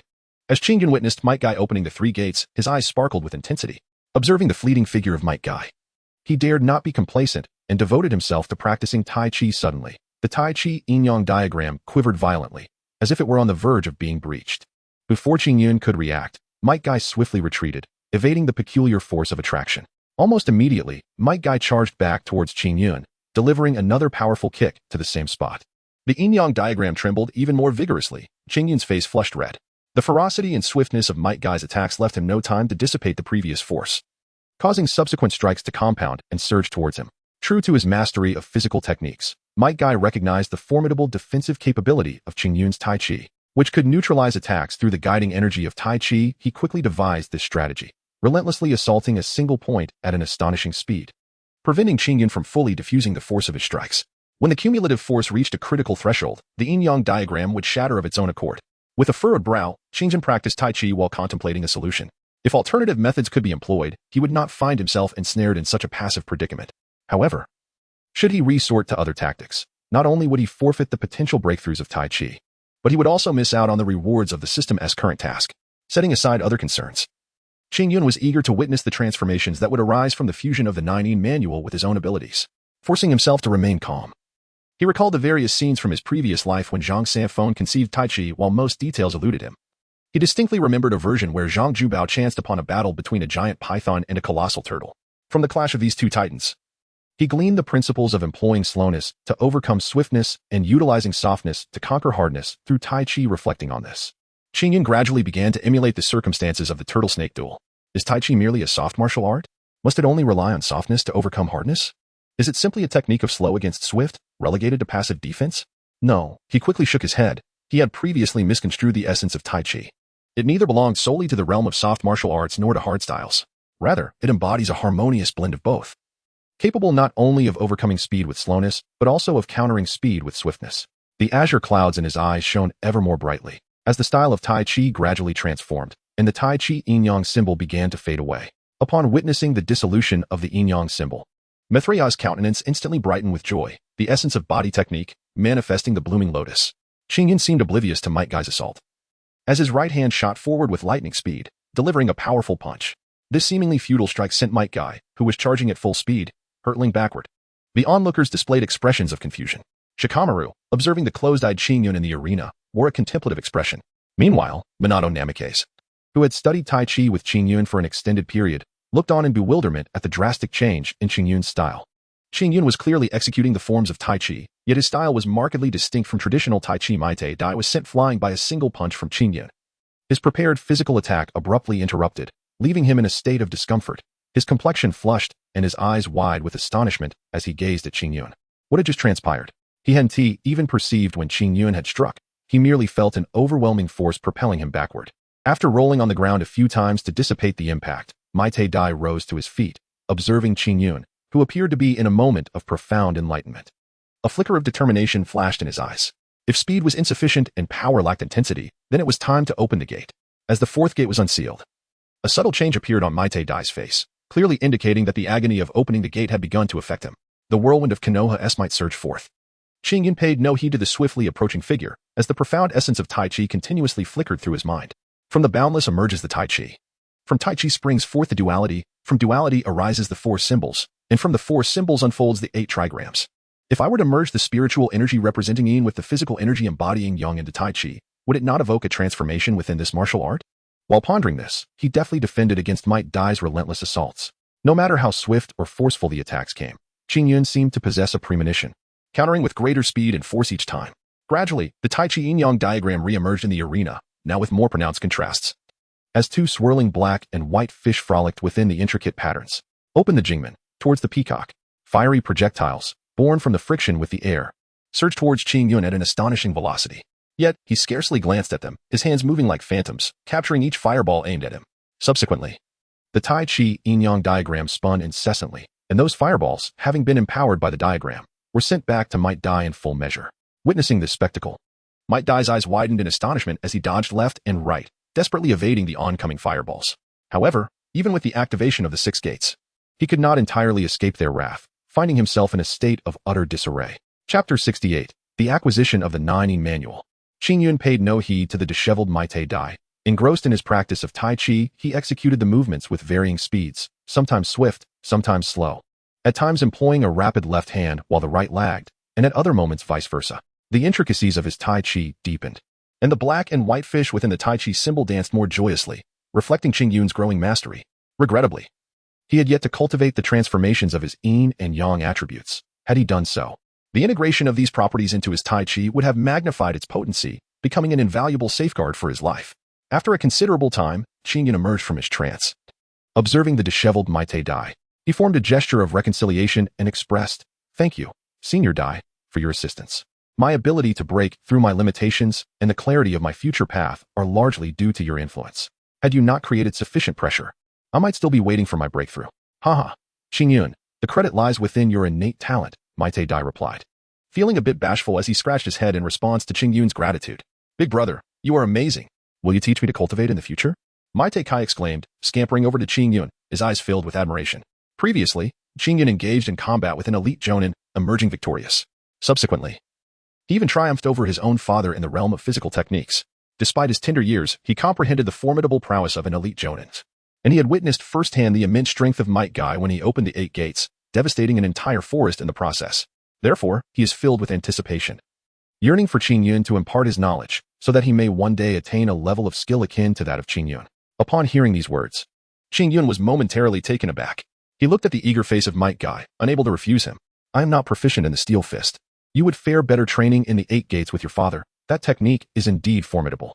However, when you grow a little older, I can lay a solid foundation for you, which will undoubtedly make your future path smoother." "Thank you, Qing Yun," Might Guy said, his eyes filled with gratitude as he gazed at Qing Yun after hearing his words. Upon hearing this, Qing Yun smiled softly and remained silent. "In that case, Qing Yun, I shall entrust my Kakashi to you in the future," said Hataki Sakomo, stepping forward promptly, pleased that Qing Yun was willing to assist Might Guy in laying the groundwork. The foundation of Qing Yun is remarkably robust, a fact he observes keenly. It appears that Qing Yun possesses a unique technique specifically designed for establishing a solid groundwork. And his chakra is abundant, distinctly indicating that he does not belong to the Uzumaki or Senju clans.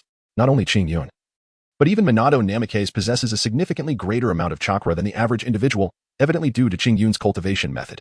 Now that Qing Yun is willing to assist Might Guy in laying a strong foundation, it would be a missed opportunity to not arrange for Kakashi to be by Qing Yun's side, thereby allowing Kakashi to seize a chance for growth. Hearing this, Qing Yun was momentarily taken aback, then could only respond with a wry smile and a nod. "Heh, Qing Yun, you mustn't show favoritism. My child will be entrusted to you in the future as well," said Sarutobi Shinjiro, promptly scurrying over to Qing Yun's side. Upon hearing this, Qing Yun cast a suspicious glance at Sarutobi Shinizuke. "Wait a moment, isn't this fellow's son Sarutobi Kanomaru? He seems to be 6 or 7 years younger than Naruto. Is it possible he has already been born? Who exactly is your son?" "Hiki, my son has yet to be born. We shall discuss it when he arrives. For now, I shall take it that you have agreed." Sarutobi Shinizuke chuckled. Upon hearing this, Qing Yun rolled his eyes, dismissing the fool's antics. His mind was immersed in the profound teachings of the Nine Manual and the art of the Great Shift. The Nine Manual truly lives up to its illustrious reputation, encompassing various forms of internal power, techniques, lightness skills, and spiritual secrets. This singular tome possesses the potential to cultivate a master of unparalleled prowess within the realm of martial arts. However, it is worth noting that this mastery applies to a low martial arts world. Otherwise, in the realm of Naruto, without incorporating the nature transformations of ninjutsu, its potency would be somewhat lacking.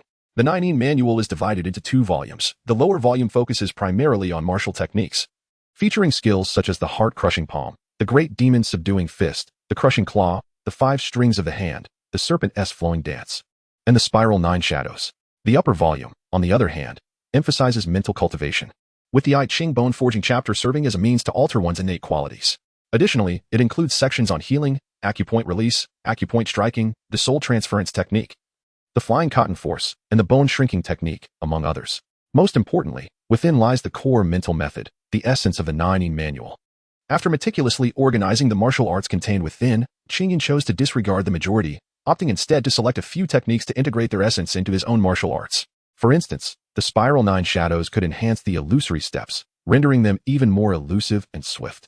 Moreover, the flying cotton force could impart insights into the release of power, greatly aiding his comprehension of the profundities of Tai Chi. Additionally, he was eager to discover the potential of combining the soul transference technique with the enhanced illusion capabilities of the Sharingan.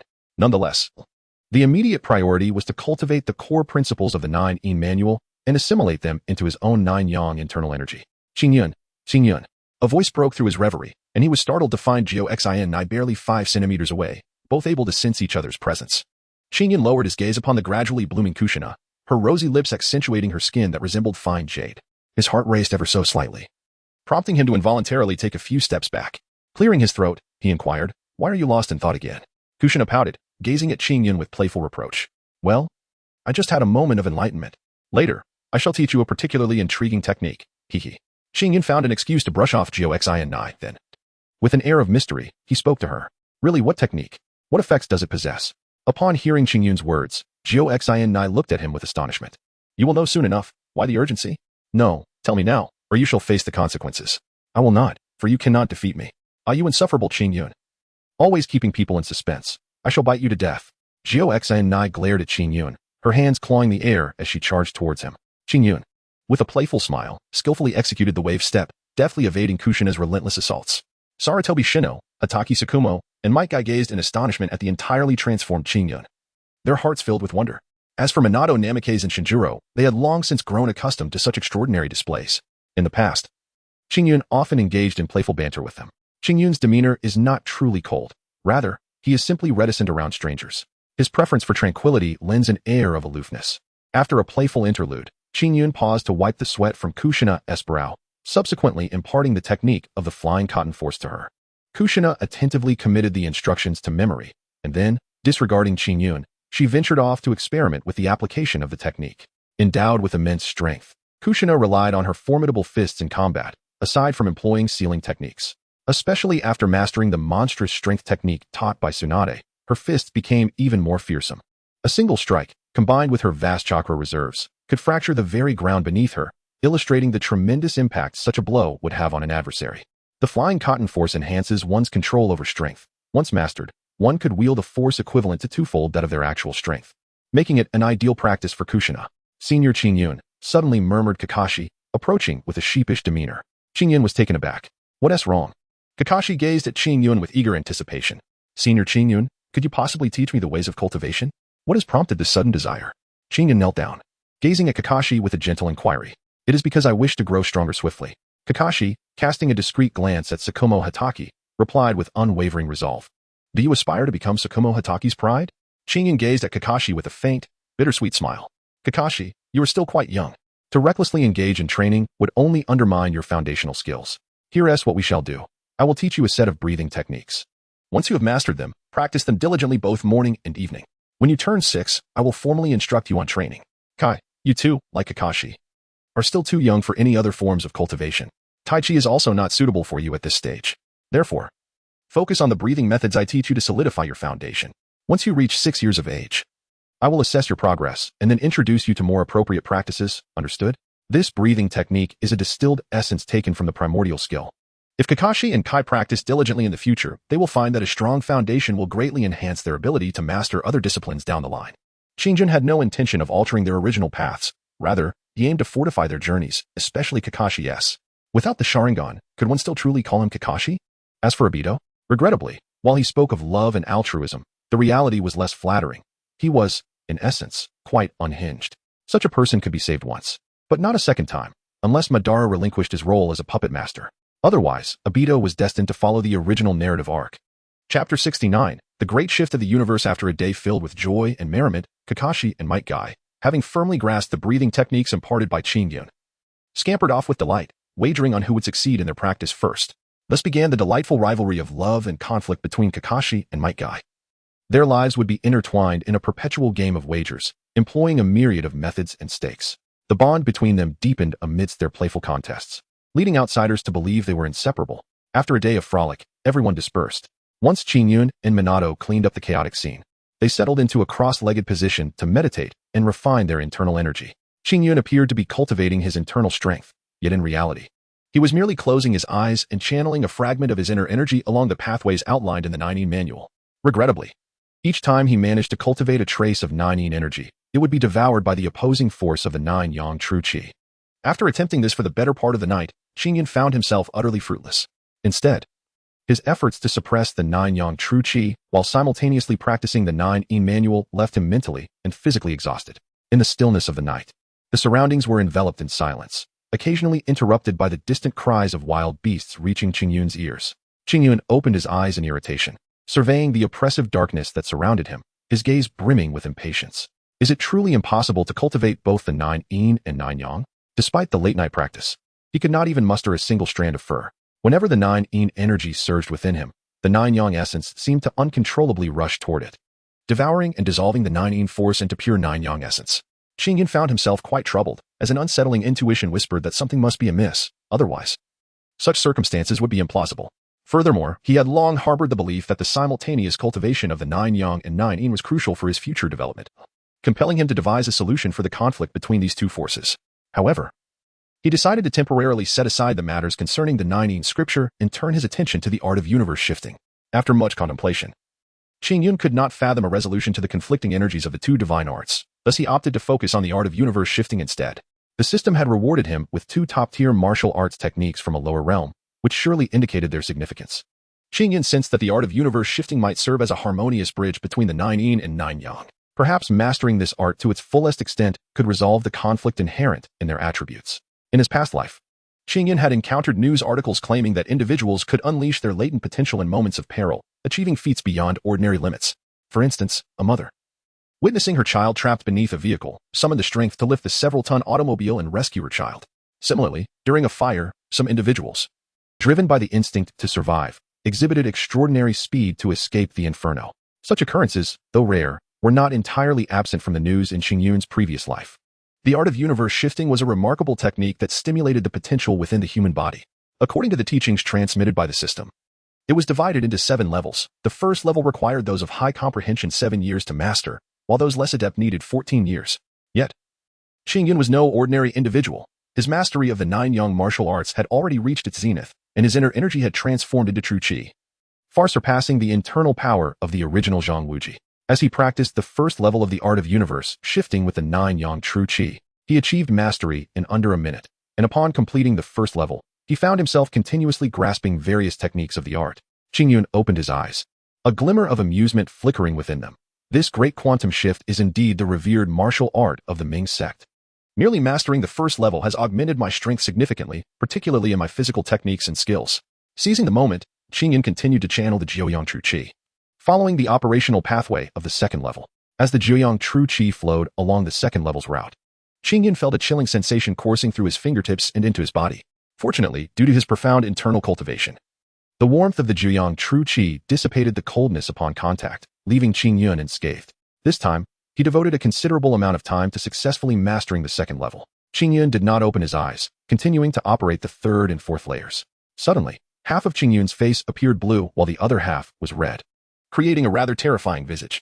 To an unknowing observer, this scene might lead them to believe that Qingyun had succumbed to the perils of cultivation. However, despite the unsettling appearance, Qingyun's internal sensations were filled with exultation. He felt an overwhelming comfort coursing through his entire being. The refreshing sensation emanating from countless cells made him feel as though he were floating in a state of bliss. This grand cosmic displacement is truly remarkable.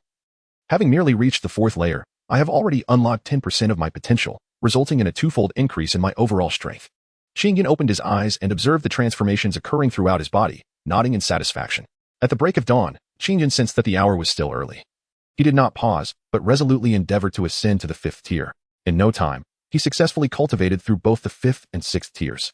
At this moment, Qingyun felt that his mastery over his own body had reached its zenith, with the ability to unleash and retract his energy at will, exerting precisely the right amount of force without excess or deficiency.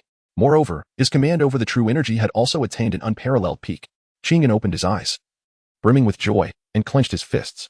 After cultivating the great shift of the universe to the 6th level, Qingyun's latent potential surged forth explosively. The natural spiritual energy previously stored within his cells surged out all at once, merging gradually with the 9-yang true qi. Qingyun felt that if this continued, he would likely comprehend his own celestial techniques during his next breakthrough. He paid no heed to the gentle surge of natural spiritual energy within him. As it posed no threat to his meridians, it merely flowed in harmony with his 9-yang true qi. Even if the 9-yang true qi could not absorb all of it, the natural spiritual energy would be absorbed by his cells, requiring no concern from Qingyun. Qingyun gazed upon the 7th level of the great shift of heaven and earth, his eyes shimmering with contemplation. This level, a figment of the creator's imagination, comprised 19 cryptic phrases that seemed elusive. To attempt its cultivation forcibly might lead one astray into madness. Yet, as Qingyun recalled a vivid memory, he was struck by the image of Zhang Wuji, grievously wounded on the bright summit, who, in a moment of dire peril, had unleashed the 7th level, transforming the formless into the tangible and repelling Song Qishu with a single stroke. However, Zhang Wuji had also been severely injured, collapsing in a pool of his own blood. Pondering this, Qingyun's gaze flickered with determination. Why not give it a try? Although the 7th level was conjured from the creator's imagination, it did not inherently signify its fallibility. Hadn't Zhang Wuji employed it in his moment of crisis? Moreover, with the abundant spiritual energy in this realm and his 9-yang divine skill having evolved into true energy, its various attributes amplified severalfold, coupled with the 9-yin healing technique, he should be able to recover swiftly even from grievous injuries. With this resolve, Qingyun closed his eyes, attuning himself to his peak state. Once prepared, his gaze sharpened as he channeled the 9-yang true energy to commence the 7th level. As he initiated this process, he felt a constriction in his chest, nearly bringing him to the brink of expelling blood. He forcefully quelled this sensation and pressed on, striving to breach the 7th level. Time became indistinct as sweat poured from him, his body quaking, complexion shifting to hues of red and blue. His visage contorted as if he were teetering on the edge of madness. The essence of heaven, represented by the yang, and the earth, embodying the yin, intertwined through the great shift of heaven and earth, reversing the duality of yin and yang, facilitating a reckless transformation. The vast potential stored within the myriad cells and acupoints of his body erupted under this tremendous force of inversion. Though Qingyun felt utterly wretched, his spirit remained surprisingly composed, continuously delving into the profound mysteries of the great shift of heaven and earth.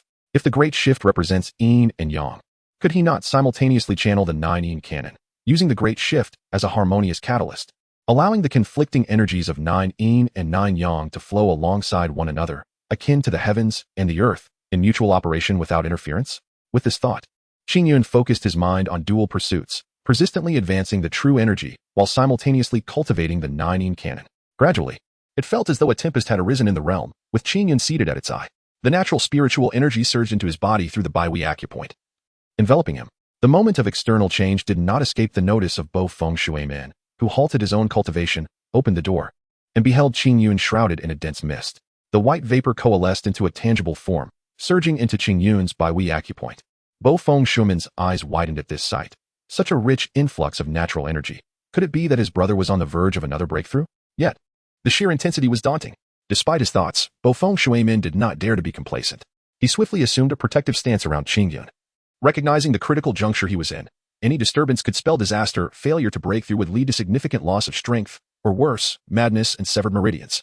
As time flowed, Qingyun's breakthrough took an unusually lengthy duration, stretching into the midday sun, yet he remained unyielding. Kushina, awakening in the morning, ventured into the death forest to seek out Qingyun and Bo Feng Shui-man. Upon nearing the vicinity, she sensed the lively natural energy surrounding her and immediately deduced it to be the work of Qingyun. She hurried toward their abode. As she approached, she was about to call out when Bo Feng Shui-man, with a grave expression, restrained her, sharing his suspicions. Kushina, sensing the gravity of the situation, joined Bo Feng Shui-man in safeguarding Qingyun.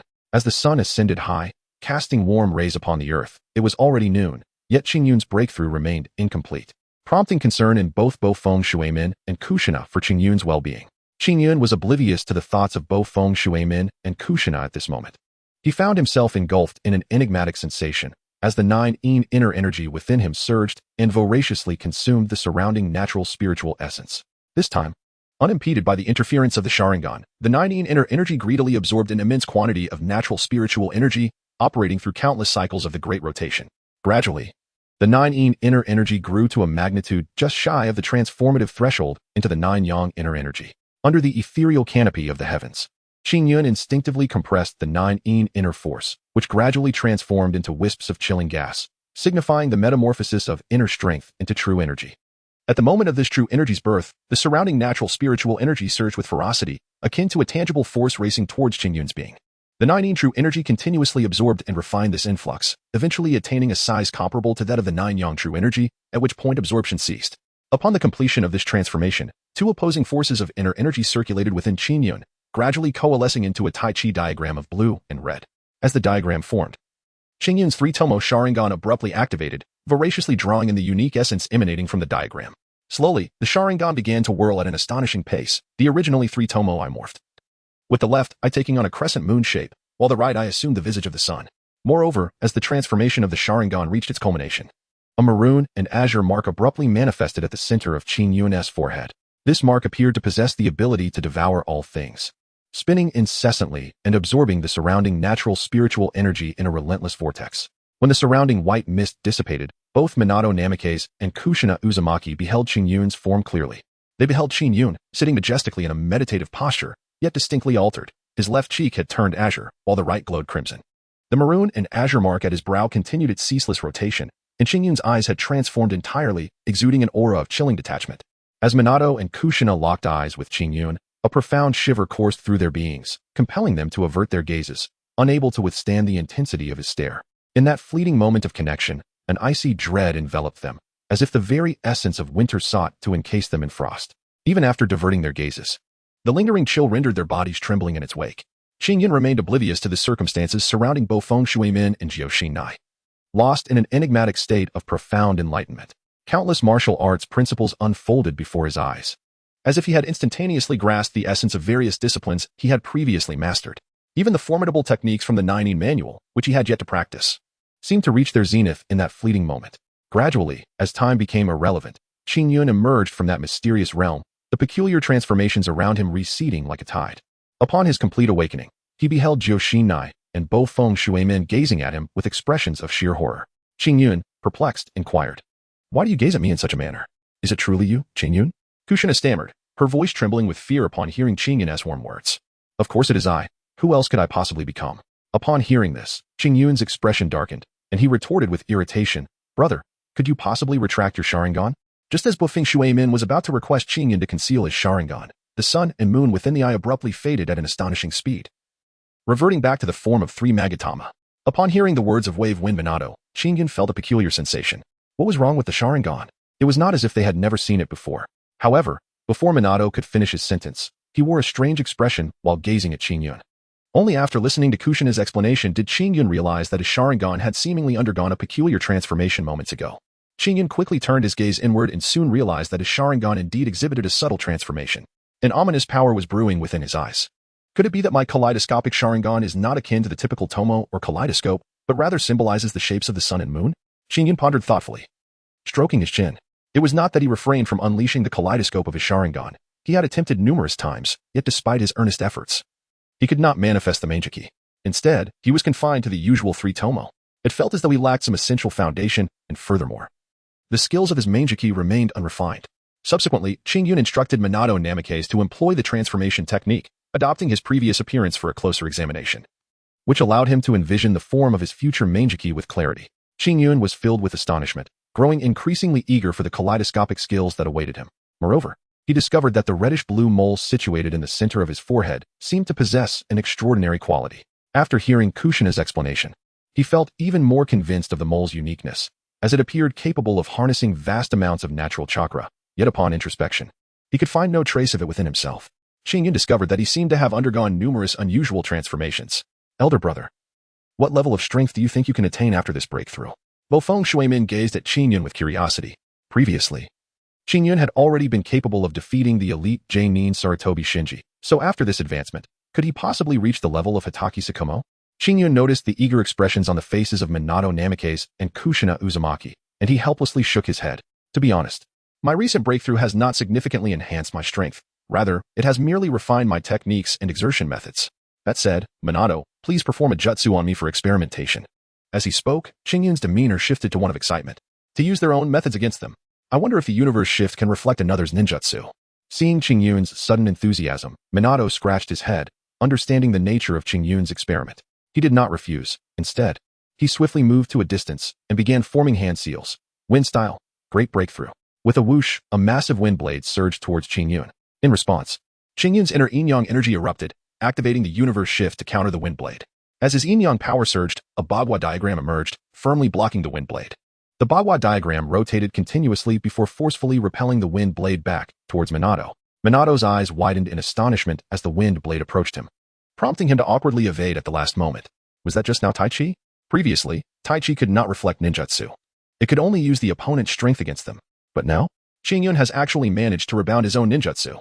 Qingyun smiled faintly, inwardly acknowledging the truth of the matter. No, this is a new technique I have devised, called the Great Transposition of Heaven and Earth. Qingyun paused for a moment, gazing at Minato Namikaze. And after a brief contemplation, he spoke. Later, I shall teach you the technique of the Great Shift of Heaven and Earth. This skill consists of 7 levels, and you must proceed according to your capabilities. Once you successfully master a level, I will impart the next to you. In my estimation, you should be able to advance through 4 levels. In the future, I will endeavor to provide you with a technique suited for refining chakra. At that time, as your chakra increases, you will naturally be able to fully master the great shift of heaven and earth. Thank you, elder brother, Minato exclaimed, his excitement palpable at the prospect of such a remarkable technique. The ability to rebound others' ninjutsu was certainly far more impressive than merely replicating their skills. Qingyun, I want to learn as well. Kushina chimed in, playfully tugging at Qingyun's hand, her demeanor reminiscent of a child seeking attention. With a sense of helplessness, Qingyun gently brushed the bridge of Kushina's nose and said, All right, I will find a way to acquire some cultivation techniques suitable for your physique. Now I'm starving. Let us go eat. Chapter 71. A-class mission. Calling out to Minato and Kushina, Qingyun led them to a ramen shop. Along the way, he introspected repeatedly. Minato's earlier words held truth. At this moment, Qingyun's internal energy had doubled, now harmonizing the forces of yin and yang. However, in a true sense, Qingyun's strength had not drastically surged. This breakthrough primarily served to enhance Qingyun's foundational capabilities. Once these foundations reached a certain threshold, only then would Qingyun's power experience a significant elevation, enabling him to transcend from an elite J-nin to a formidable Kaga-level ninja. Moreover, once he achieved this breakthrough, Qingyun would stand out among his peers. At that point, even Sarutobi Hiruzen might not pose a challenge for him. As for Kakashi Hitaki, Qingyun remained uncertain. But he knew that even if he fell short in comparison, he would no longer be as defenseless as he was now. Lost in thought, he made his way towards the Irmu ramen shop. Before long, the trio finished their meal and arrived at the Senju ancestral home, where they encountered Uzumaki Mito, who was busy trimming flowers. Ah, little Qingyun, what a rare visit to your grandmother's place. What brings you here today? Surely, there must be a reason? Uzumaki Mito remarked with a teasing tone upon seeing Qingyun. Qingyun felt an overwhelming sense of embarrassment as he realized that he had indeed come here for a purpose. The thought made his cheeks flush with warmth.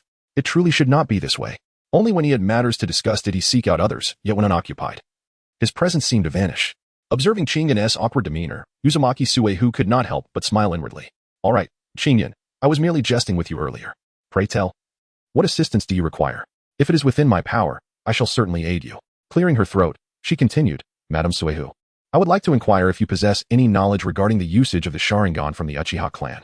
At present, I am only familiar with the fundamental applications of the Sharingan, and should I find myself in a perilous situation, I fear I may not be able to fully harness my abilities.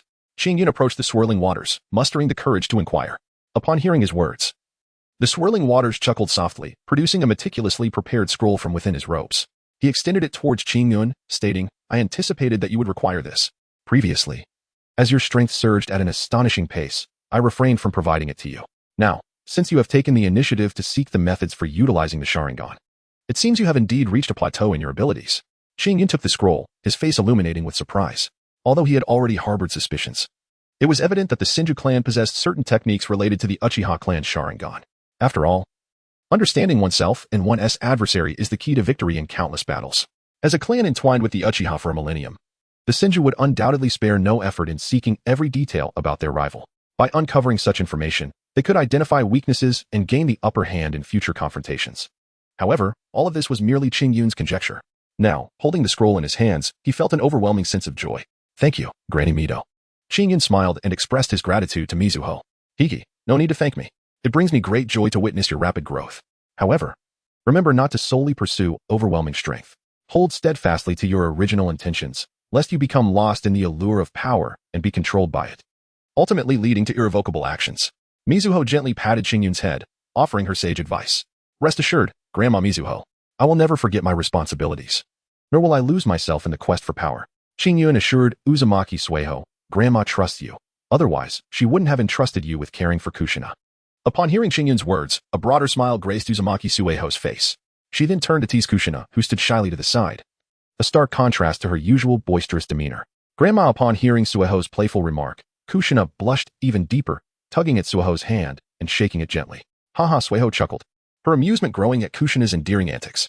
Meanwhile, Qingyun and Minato Namikaze exchanged smiles, silently observing the delightful interaction between Sueho and Kushina. It was only after finishing their dinner that Qingyun and Minato took their leave. Upon returning to their residence, Qingyun unrolled the scroll that Uzumaki Sueho had given him, which contained a comprehensive account of the Uchiha clan's history and various applications of the Sharingan. Compared to his rudimentary methods, the scroll offered far more detailed insights. Furthermore, it documented several Jinjutsu techniques: the C-rank Naraka's Vision, the B-rank Haze's Follower, the A-rank Binding Illusion, and the S-rank Mirror's World Shift. The scroll's immense value surpassed Qingyun's expectations. In that moment, he truly acknowledged the kindness of the elder and silently vowed to prevent Shoshu from suffering the tragic fate depicted in the original narrative. In the ensuing days, Qingyun diligently practiced Jinjutsu and the usage of the Sharingan while executing various missions alongside Kushina and the others. Time flew by, and in the span of 6 months, Qingyun successfully integrated Naraka's Vision and Haze's Follower into the tide of the Azure Sea, creating illusions far more potent than the originals. When unleashed, these illusions would not only reveal to the enemy their greatest fears, but also manifest those terrifying entities as if they were multiplying, enveloping the adversary within a nightmarish scenario. Unbeknownst to them, their chakra would surge uncontrollably through their meridians, ultimately leading to their demise within the illusion. Moreover, Qingyun mastered the application of the Sharingan entirely, and combined with the techniques from the Nine Manual, he devised a sealing technique capable of temporarily altering a person's will. By employing the principles of the soul transfer technique, he could create a seal that would encapsulate an enemy's original memories and subsequently implant a new memory within their mind. However, this effect would diminish over time, preventing prolonged use. Nonetheless, this technique possessed a formidable feature: the ability to view the enemy's memories. Once ensnared by this technique, Qingyun could delve into the entirety of the enemy's life experiences. Additionally, this technique was impervious to counter-sealing, making Qingyun's intelligence-gathering endeavors remarkably straightforward. Of course, this technique was not infallible. A strong-willed adversary could resist the soul transfer technique. Nevertheless, Qingyun felt immense satisfaction with his progress. Throughout the past 6 months, the trio's strength had grown significantly, and their mission records had also expanded. They had completed 168 C-rank missions and 23 B-rank missions, achieving success in every endeavor without exception. Their mission history now rivaled that of established teams, and every time Sarutobi Hiruzen encountered the trio, a smile adorned his face, clearly indicating his satisfaction with their performance. Bark. Bark. While Qingyun, Minato, and Kushina were immersed in their training, the sound of barking interrupted them. They paused, turning to see a blue healer approaching from a distance. Ju-Rui, does Teacher Shimo have any tasks for us? Qingyun gazed at the approaching dog, inquiring with curiosity. This brilliant hound was none other than the spirit beast of Hataki Tsukumo. Moreover, Hataki Tsukumo possessed 7 other canines, who would later become the progenitors of Kakashi's 8 Ninkan. Little Qingyun, Tsukumo has summoned you to the Hokage office immediately. There is a new mission. Ju-Rui stated earnestly, fixing his gaze on Qingyun. Understood. Thank you, Ju-Rui. We shall proceed at once. With that, Qingyun tossed a piece of roasted meat from his system space to Ju-Rui and, alongside Minato Namikaze, set off toward the Hokage building. Ah, Qingyun, your roasted meat is as delectable as ever, Ju-Rui exclaimed, catching the morsel Qingyun had thrown, as he savored the enticing aroma wafting from the meat. A look of bliss crossed his face, and with a soft pop, he transformed into white mist, dissipating into the surrounding space. The trio of Qingyun paid no heed to Ju-Rui's lamentations as they swiftly executed their techniques and dashed forward with great speed. Before long, they arrived at the Hokage's office, where Kakashi Hatake and Hiruzen Sarutobi had long been awaiting their arrival. In addition to the 2 men, there was also a portly merchant present. Qingyun cast a glance at the wealthy merchant before bowing deeply to Sarutobi Hiruzen, saying, Hokage-sama, we have arrived. May I inquire about our mission? Ah, Qingyun, there is no need for such formality. Allow me to introduce you to your employer for this mission, Mr. Fujitachiki. He is the foremost merchant in the Land of Fire. Your task is to escort Mr. Fujitachiki and his caravan to the Land of Fire. This mission is classified as A rank. Upon seeing Qingyun, Sarutobi Hiruzen smiled warmly and, after introducing him to the trio, turned to Fujitachiki, stating, Mr. Fujitachiki, this squad is the most formidable team in Konoha. I am confident that they will execute the task flawlessly. Chapter 72, Escorting the Caravan O. They are merely a group of children. How formidable can they be? My trust lies in Shikamaru, a powerful ninja. The rest are merely additional support. Shikamaru. Please make the necessary preparations. We shall depart this afternoon. Fujitachiiki disdainfully glanced at Qingyun and his companions before addressing Shikamaru. Hearing Fujitachiki's words, Kushina immediately felt compelled to retort but was restrained by Qingyun. With a narrowed gaze, Qingyun shook his head at her. Kushina shot a resentful glare at Fujitachiki. Yet under Qingyun's stern expression, she could only relent for the time being. Before, Qingyun felt a flicker of anger within him. However, in this world, the customer is akin to a deity. They possess the option to decline a task, yet they cannot cast aspersions upon the affluent merchant. Moreover, this merchant is the wealthiest in the Land of Fire, and it is inevitable that he has numerous collaborations with Konohagakure. Otherwise, Sarutobi Hiruzen would not have introduced him with such gravity. Mr. Fujit, they are the most outstanding team I have ever led. Do not be deceived by their youth. Their abilities surpass those of mini J-Nin and elite J-Nin. If you regard them with disdain, I regret to inform you that I must decline your task and suggest you seek someone of greater discernment. Upon hearing Fujit's words, Hataki Tsukumo approached with a calm demeanor. Bowing respectfully, "Oh, since you speak so, I must apologize for my previous underestimation of you." Upon hearing Tsukumo's response, Fujit's pupils momentarily constricted, and his expression transformed instantly. Blooming with a smile as radiant as a chrysanthemum as he approached Qingyun and his companions to offer his apologies. Despite being the wealthiest merchant in the Land of Fire, deserving of respect even from the daimyo, Fujit was keenly aware that his annual shipments to various nations necessitated the hiring of ninjas for protection. As a businessman, although he held a dismissive attitude towards Qingyun and his team, he was willing to swallow his pride to avoid inciting Hataki Tsukumo's displeasure. His willingness to apologize stemmed from the formidable reputation of Tsukumo, which allowed any ninja village to unconditionally abandon their tasks without fear of repercussions upon encountering him. By cultivating a connection with Tsukumo, the security of his future shipments would be significantly enhanced. As Qingyun and his companions beheld the scene at the vine-laden machine, they could only suppress their discontent and nod towards Kiki Sakamoto. This marked their inaugural undertaking of an A-level mission, and they were reluctant to see it conclude before it even commenced. However, in that fleeting moment of acknowledgement, Qingyun's gaze shifted to one of somber gravity. This shift was prompted by the peculiar nature of the system's rewards. Ding! The merchant convoy has safely reached the capital of the Land of Fire. Mission successful. Rewards: Heavenly Sword Technique, Wind God Leg Manual, 3 Blood Bodhi, and a ZY Soft Sword. The bounty of this mission was astonishingly generous. Setting aside the merits of the Wind God Leg, Qingyun had previously acquired a single Blood Bodhi, yet he had squandered its potent effects, absorbing merely a fraction of its power. Even so, he had managed to transform his internal energy into true Qi, which speaks volumes of the Blood Bodhi's immense potency. Furthermore, this Blood Bodhi represented a crucial lifeline for Qingyun. In times of peril, its restorative properties could not only mend his injuries but also allow him to unleash the formidable 6 Meridian Sword Array once more. To receive 3 Blood Bodhi as a reward was already extraordinary. Yet, what of the Wind God Leg? The Wind God Leg was not merely a technique. It encompassed a martial art and a form of agility. Mastery of it would transform one's internal energy into wind attribute power, granting a gracefulness akin to the breeze. While the 6 offensive maneuvers it contained were overwhelmingly powerful, this transcended the realm of martial arts. And both the Heavenly Sword Technique and the ZY Soft Sword were not commonplace items. They epitomized the pinnacle of martial prowess within the lower to mid-tier martial worlds. The system's sudden and lavish rewards left Qingyun feeling somewhat disoriented, accompanied by an ominous premonition. Could it be that this A-level mission would thrust him into peril?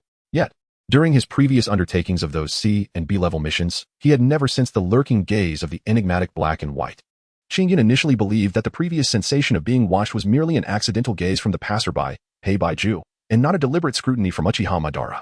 However, if it were not Madara plotting against him, could it be Danzo? Yet, with Kakashi Hatake also involved in this mission, could Danzo truly gather several Kaga-level ninjas to ambush Kakashi, leaving him unable to assist Qingyun and the others?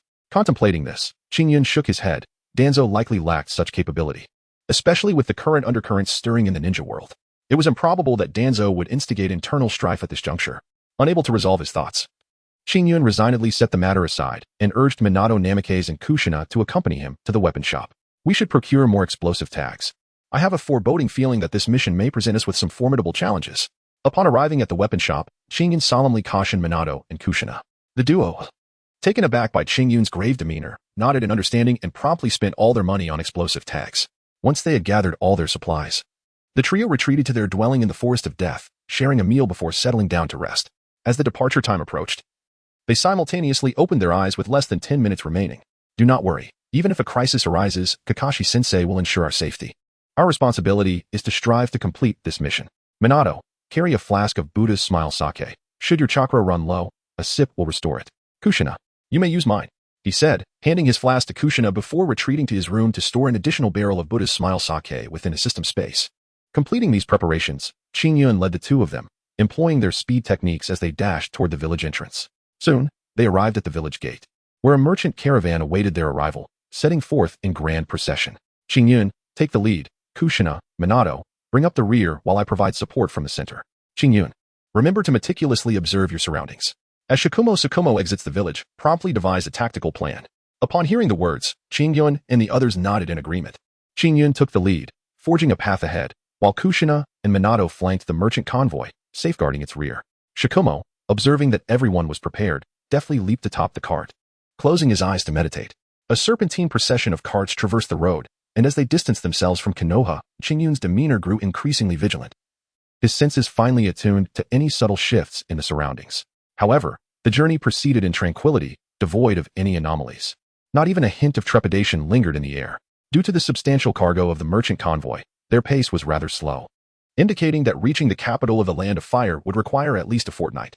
As noon approached, the rotund merchant, Tenzai, announced a halt for lunch. Shikumo, would you care to join us for a meal?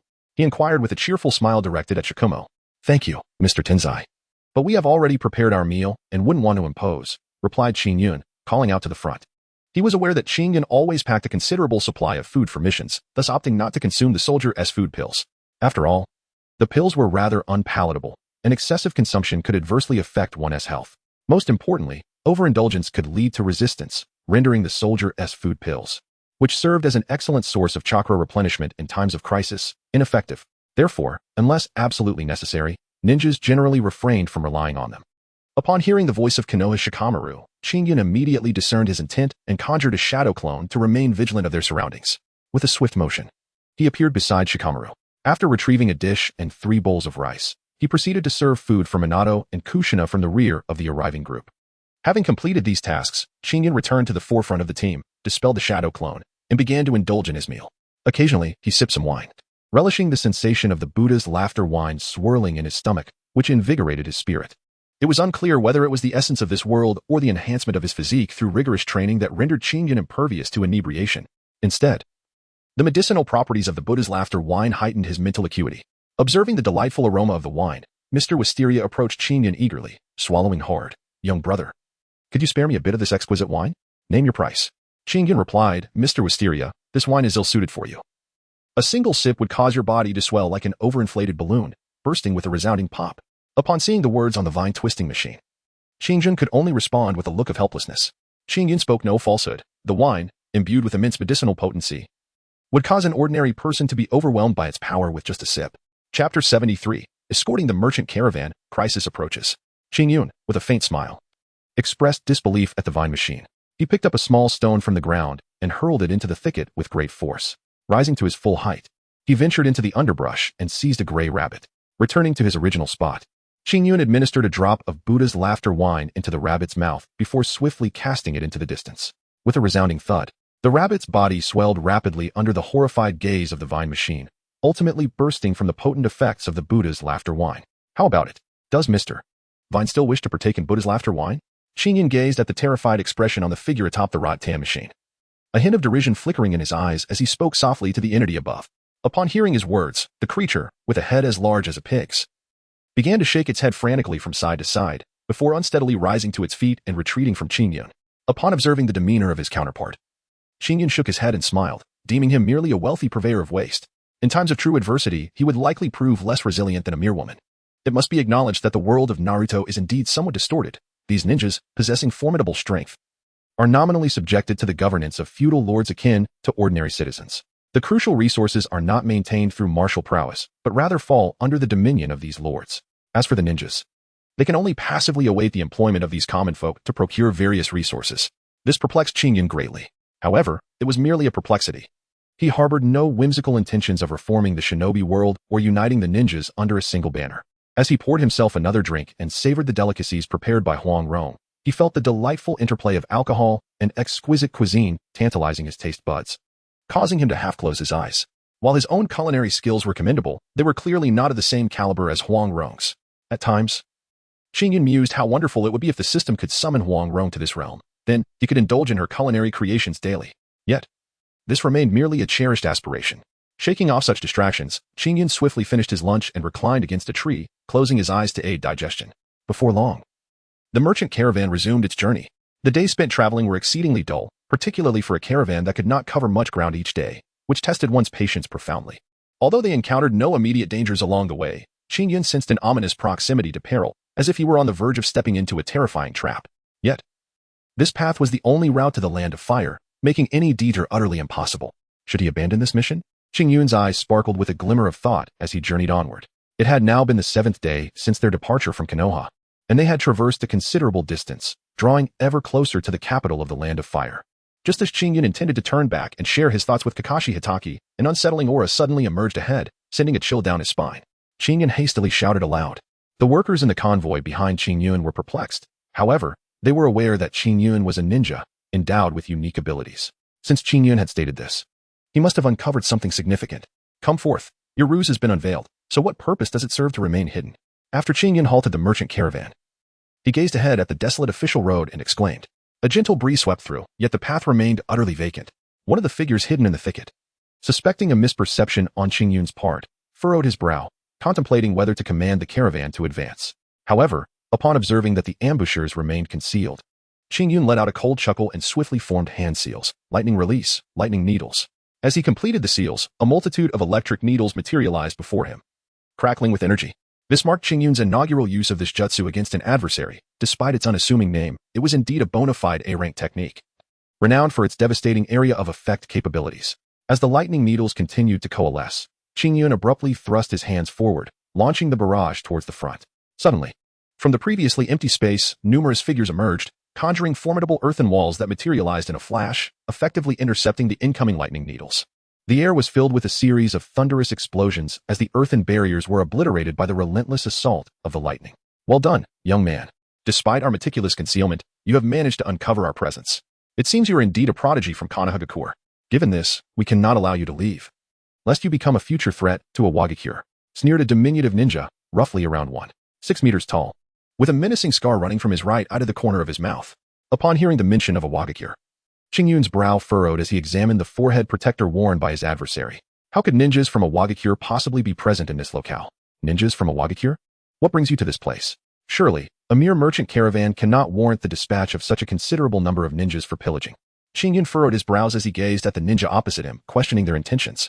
His mind raced with thoughts, trying to decipher the purpose behind their presence. Although a Wagakure was currently engaged in a conflict with Konohagakure, their actions had remained relatively subdued, and this route was not a part of the battlefield. The supply caravans from Konoha would not traverse this path, indicating that their motives did not revolve around sabotaging frontline supplies. If not for the purpose of disrupting resources, what could possibly compel them to venture so boldly into the Land of Fire? Moreover, their numbers were considerable, comprising 5 squads, 1 elite jonin, 5 jonin, 6 chunin, and 8 genin. Additionally, Qingyun sensed the presence of others lurking in the shadows, and their numbers were not insignificant. Heh, we certainly have our own objectives, which need not concern you, brat. Leave the merchant convoy, and I can spare your life, the scarred ninja remarked with a contemptuous smirk, casting a cold stare at Qingyun. Upon hearing this, Qingyun furrowed his brow, pondering whether they were indeed targeting the merchant convoy. It seemed highly improbable. He chuckled softly. As a shinobi from a Wagakure, you must understand that for ninjas, missions take precedence over our very lives. Moreover, I doubt you possess the capability to detain us. Qingyun let out a cold laugh, intentionally mocking. The scarred ninja, unfazed, replied with a faint smile, your reliance lies with Kakashi Hitaki, does it not? Unfortunately, if I were leading this time, I would likely turn and flee upon encountering him, rather than engage in fruitless banter with you. However, before the scarred ninja could finish his words, Qingyun felt a flash before his eyes as a figure swiftly darted past him. Hurricane slash. With a thunderous crash, Qingyun focused his gaze and realized that Kakashi Hitaki, after delivering a powerful strike, did not pursue the attackers, but instead continued onward without a glance back. Qingyun, there are formidable foes ahead. I will hold them off. You must be cautious. With that, Kakashi executed the body flicker technique and vanished in an instant. What? How infuriating.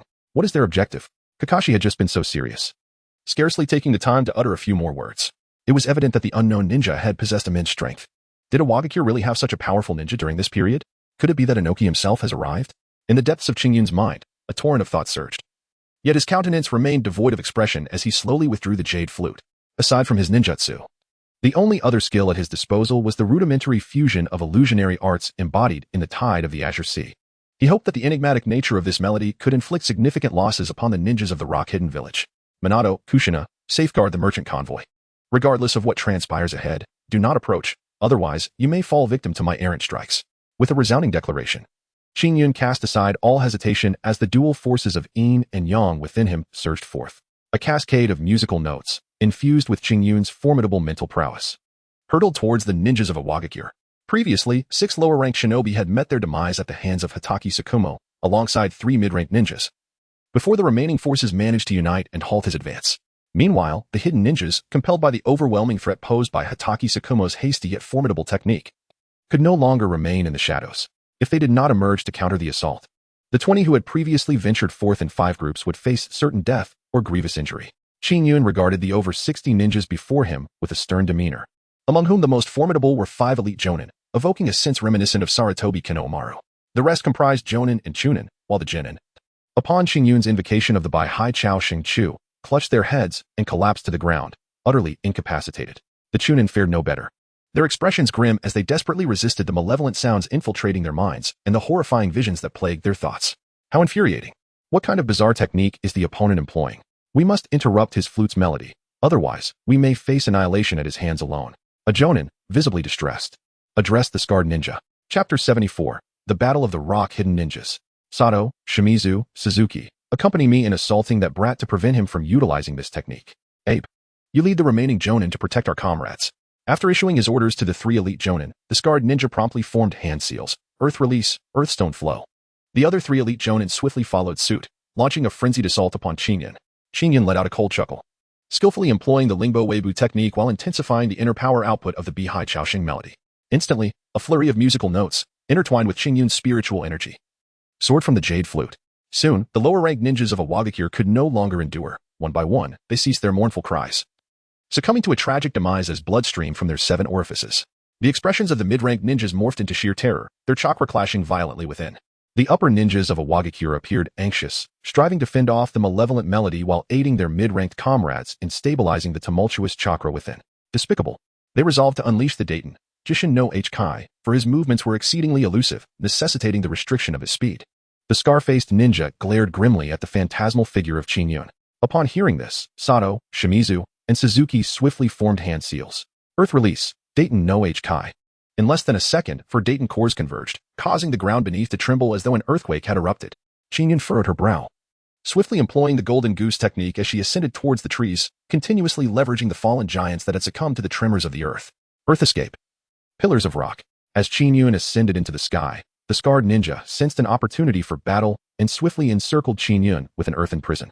Qingyun let out a cold laugh, holding the jade flute in his left hand, momentarily pausing the enchanting melody of the tides of the Azure Sea. In an instant, he unsheathed the Qifeng sword with his right hand. Thousand birds flow, the true essence sword technique. With a swift motion, a blade of sword energy, infused with a flicker of lightning, cleaved the earthen prison in 2. After severing the dungeon, Qingyun resumed playing the tides of the Azure Sea.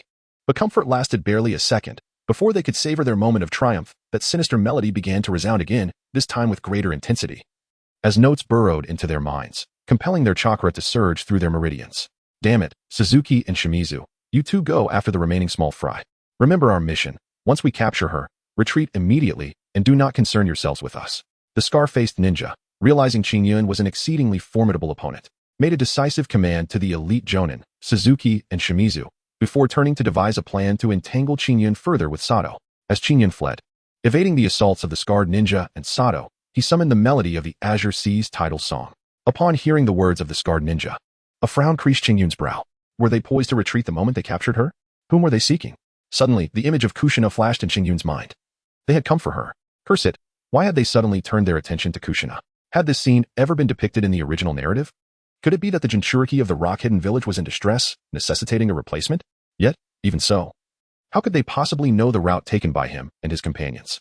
As Qingyun pondered, he disregarded the increasing expenditure of his internal energy in the performance of the Emerald Sea Tide's rise. As Qingyun intensified his internal force, the high-ranking ninjas could no longer withstand it, each one clutching their heads and screaming in madness. Is it Danzo? The first thought that crossed Qingyun's mind was the scapegoat of the ninja world. Aside from Sarutobi Hizashi, the only other person who might be aware of the details of their mission and the route they were to take was Danzo. Could it be that Danzo had betrayed their information to the Hidden Stone Village? After pondering for a moment, Qingyun shook his head. It should not be the case. Danzo had no reason to act in such a manner at this time. If a Wagakure were to capture Kushina, they could easily devise a method to control her and extract various sealing techniques of the Uzumaki clan. At that point, a Wagakure would no longer be troubled by the sealing of the tailed beasts, and it is even possible that they might deploy the tailed beasts onto the battlefield. Although Konoha possesses the most formidable tailed beast, the aging Mito Uzumaki poses a significant risk. Should anything happen to her, Konoha might lose a crucial trump card, rendering their future rather bleak. Without Mito Uzumaki, they would have to rely solely on elite shinobi to counter the enemy's tailed beasts. However, if those elite shinobi are occupied in battling the tailed beasts, who will confront the formidable forces of a Wagakure and Sunade? Furthermore, if Konoha were to lose the Nine Tails, could Kimogakure remain passive? Given Danzo's cunning, even in madness, he would not resort to such reckless actions.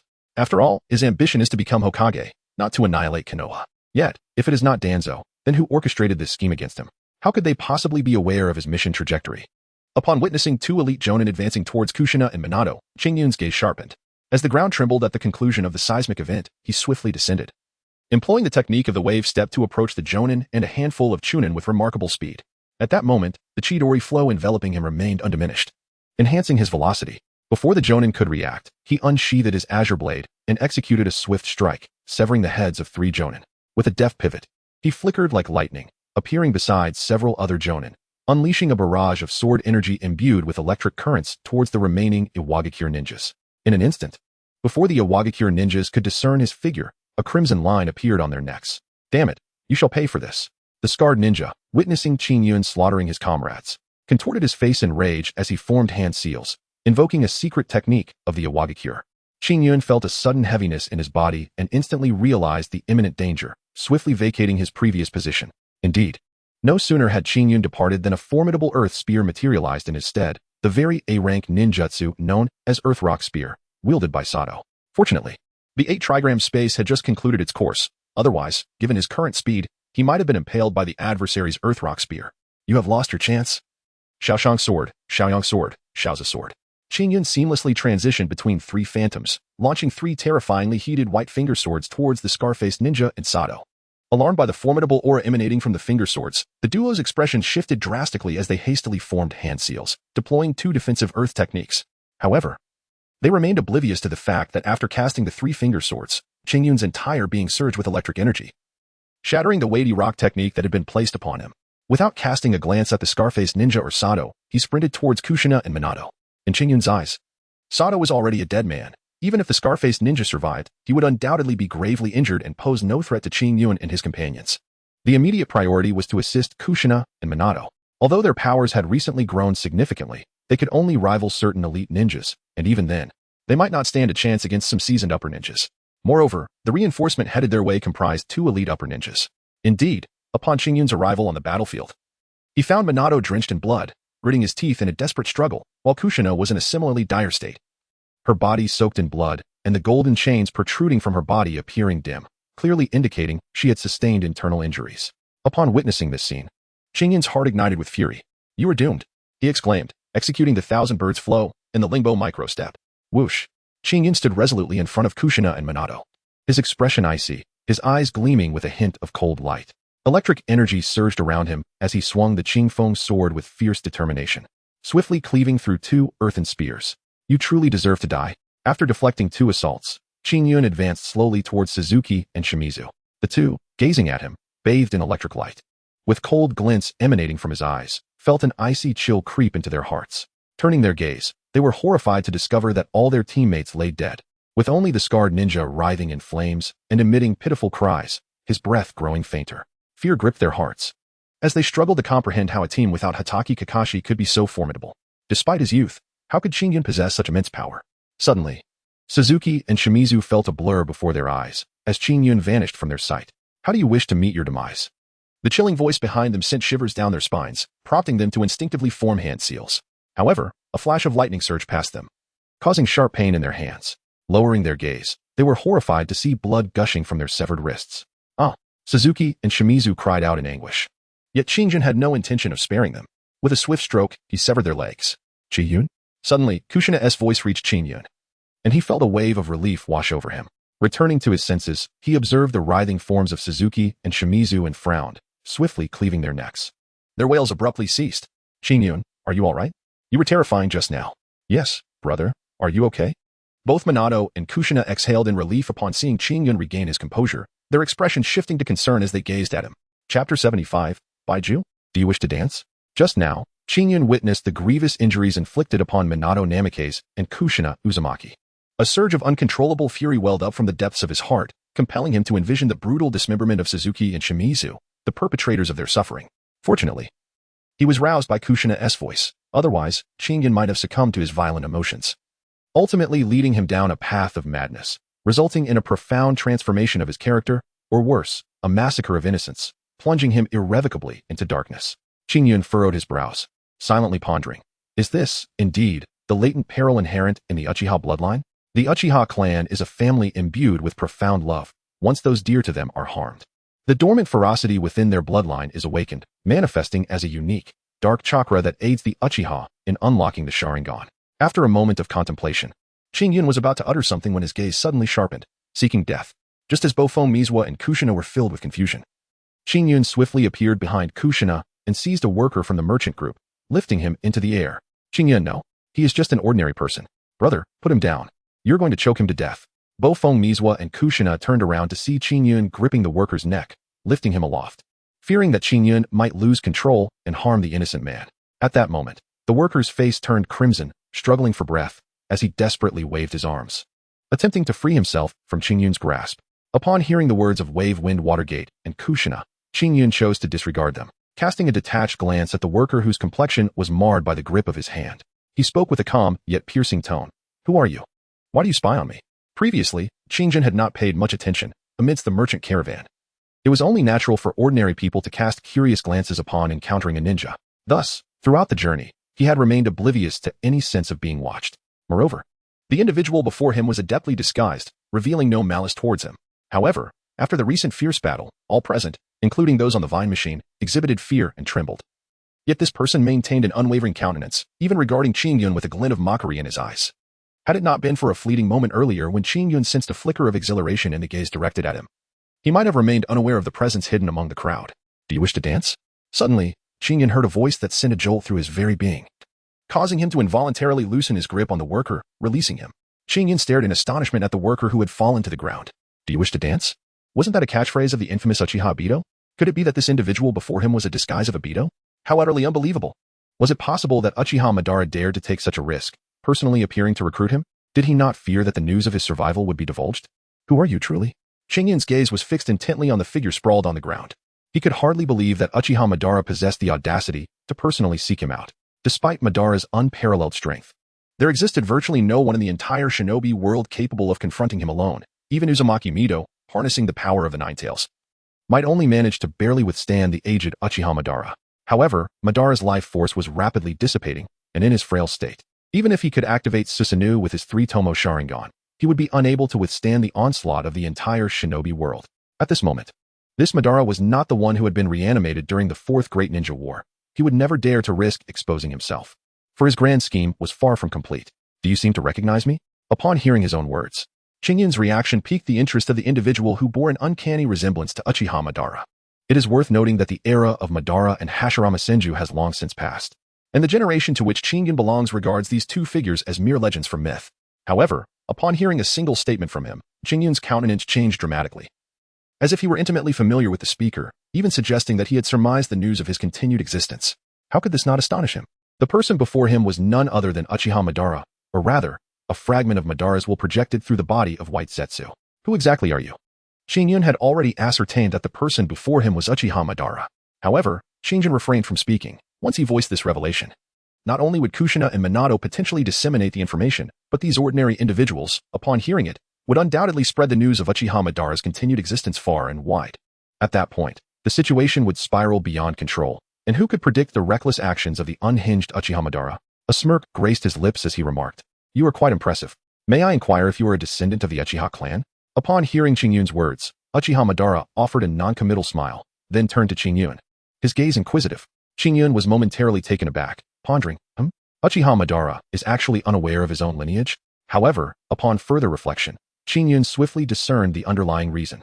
At this juncture, Uzumaki Mido was still alive, and being a member of the Uzumaki clan, She possessed a heightened sensitivity to unfamiliar or hostile presences due to the nine tails, the most formidable tailed beast sealed within her.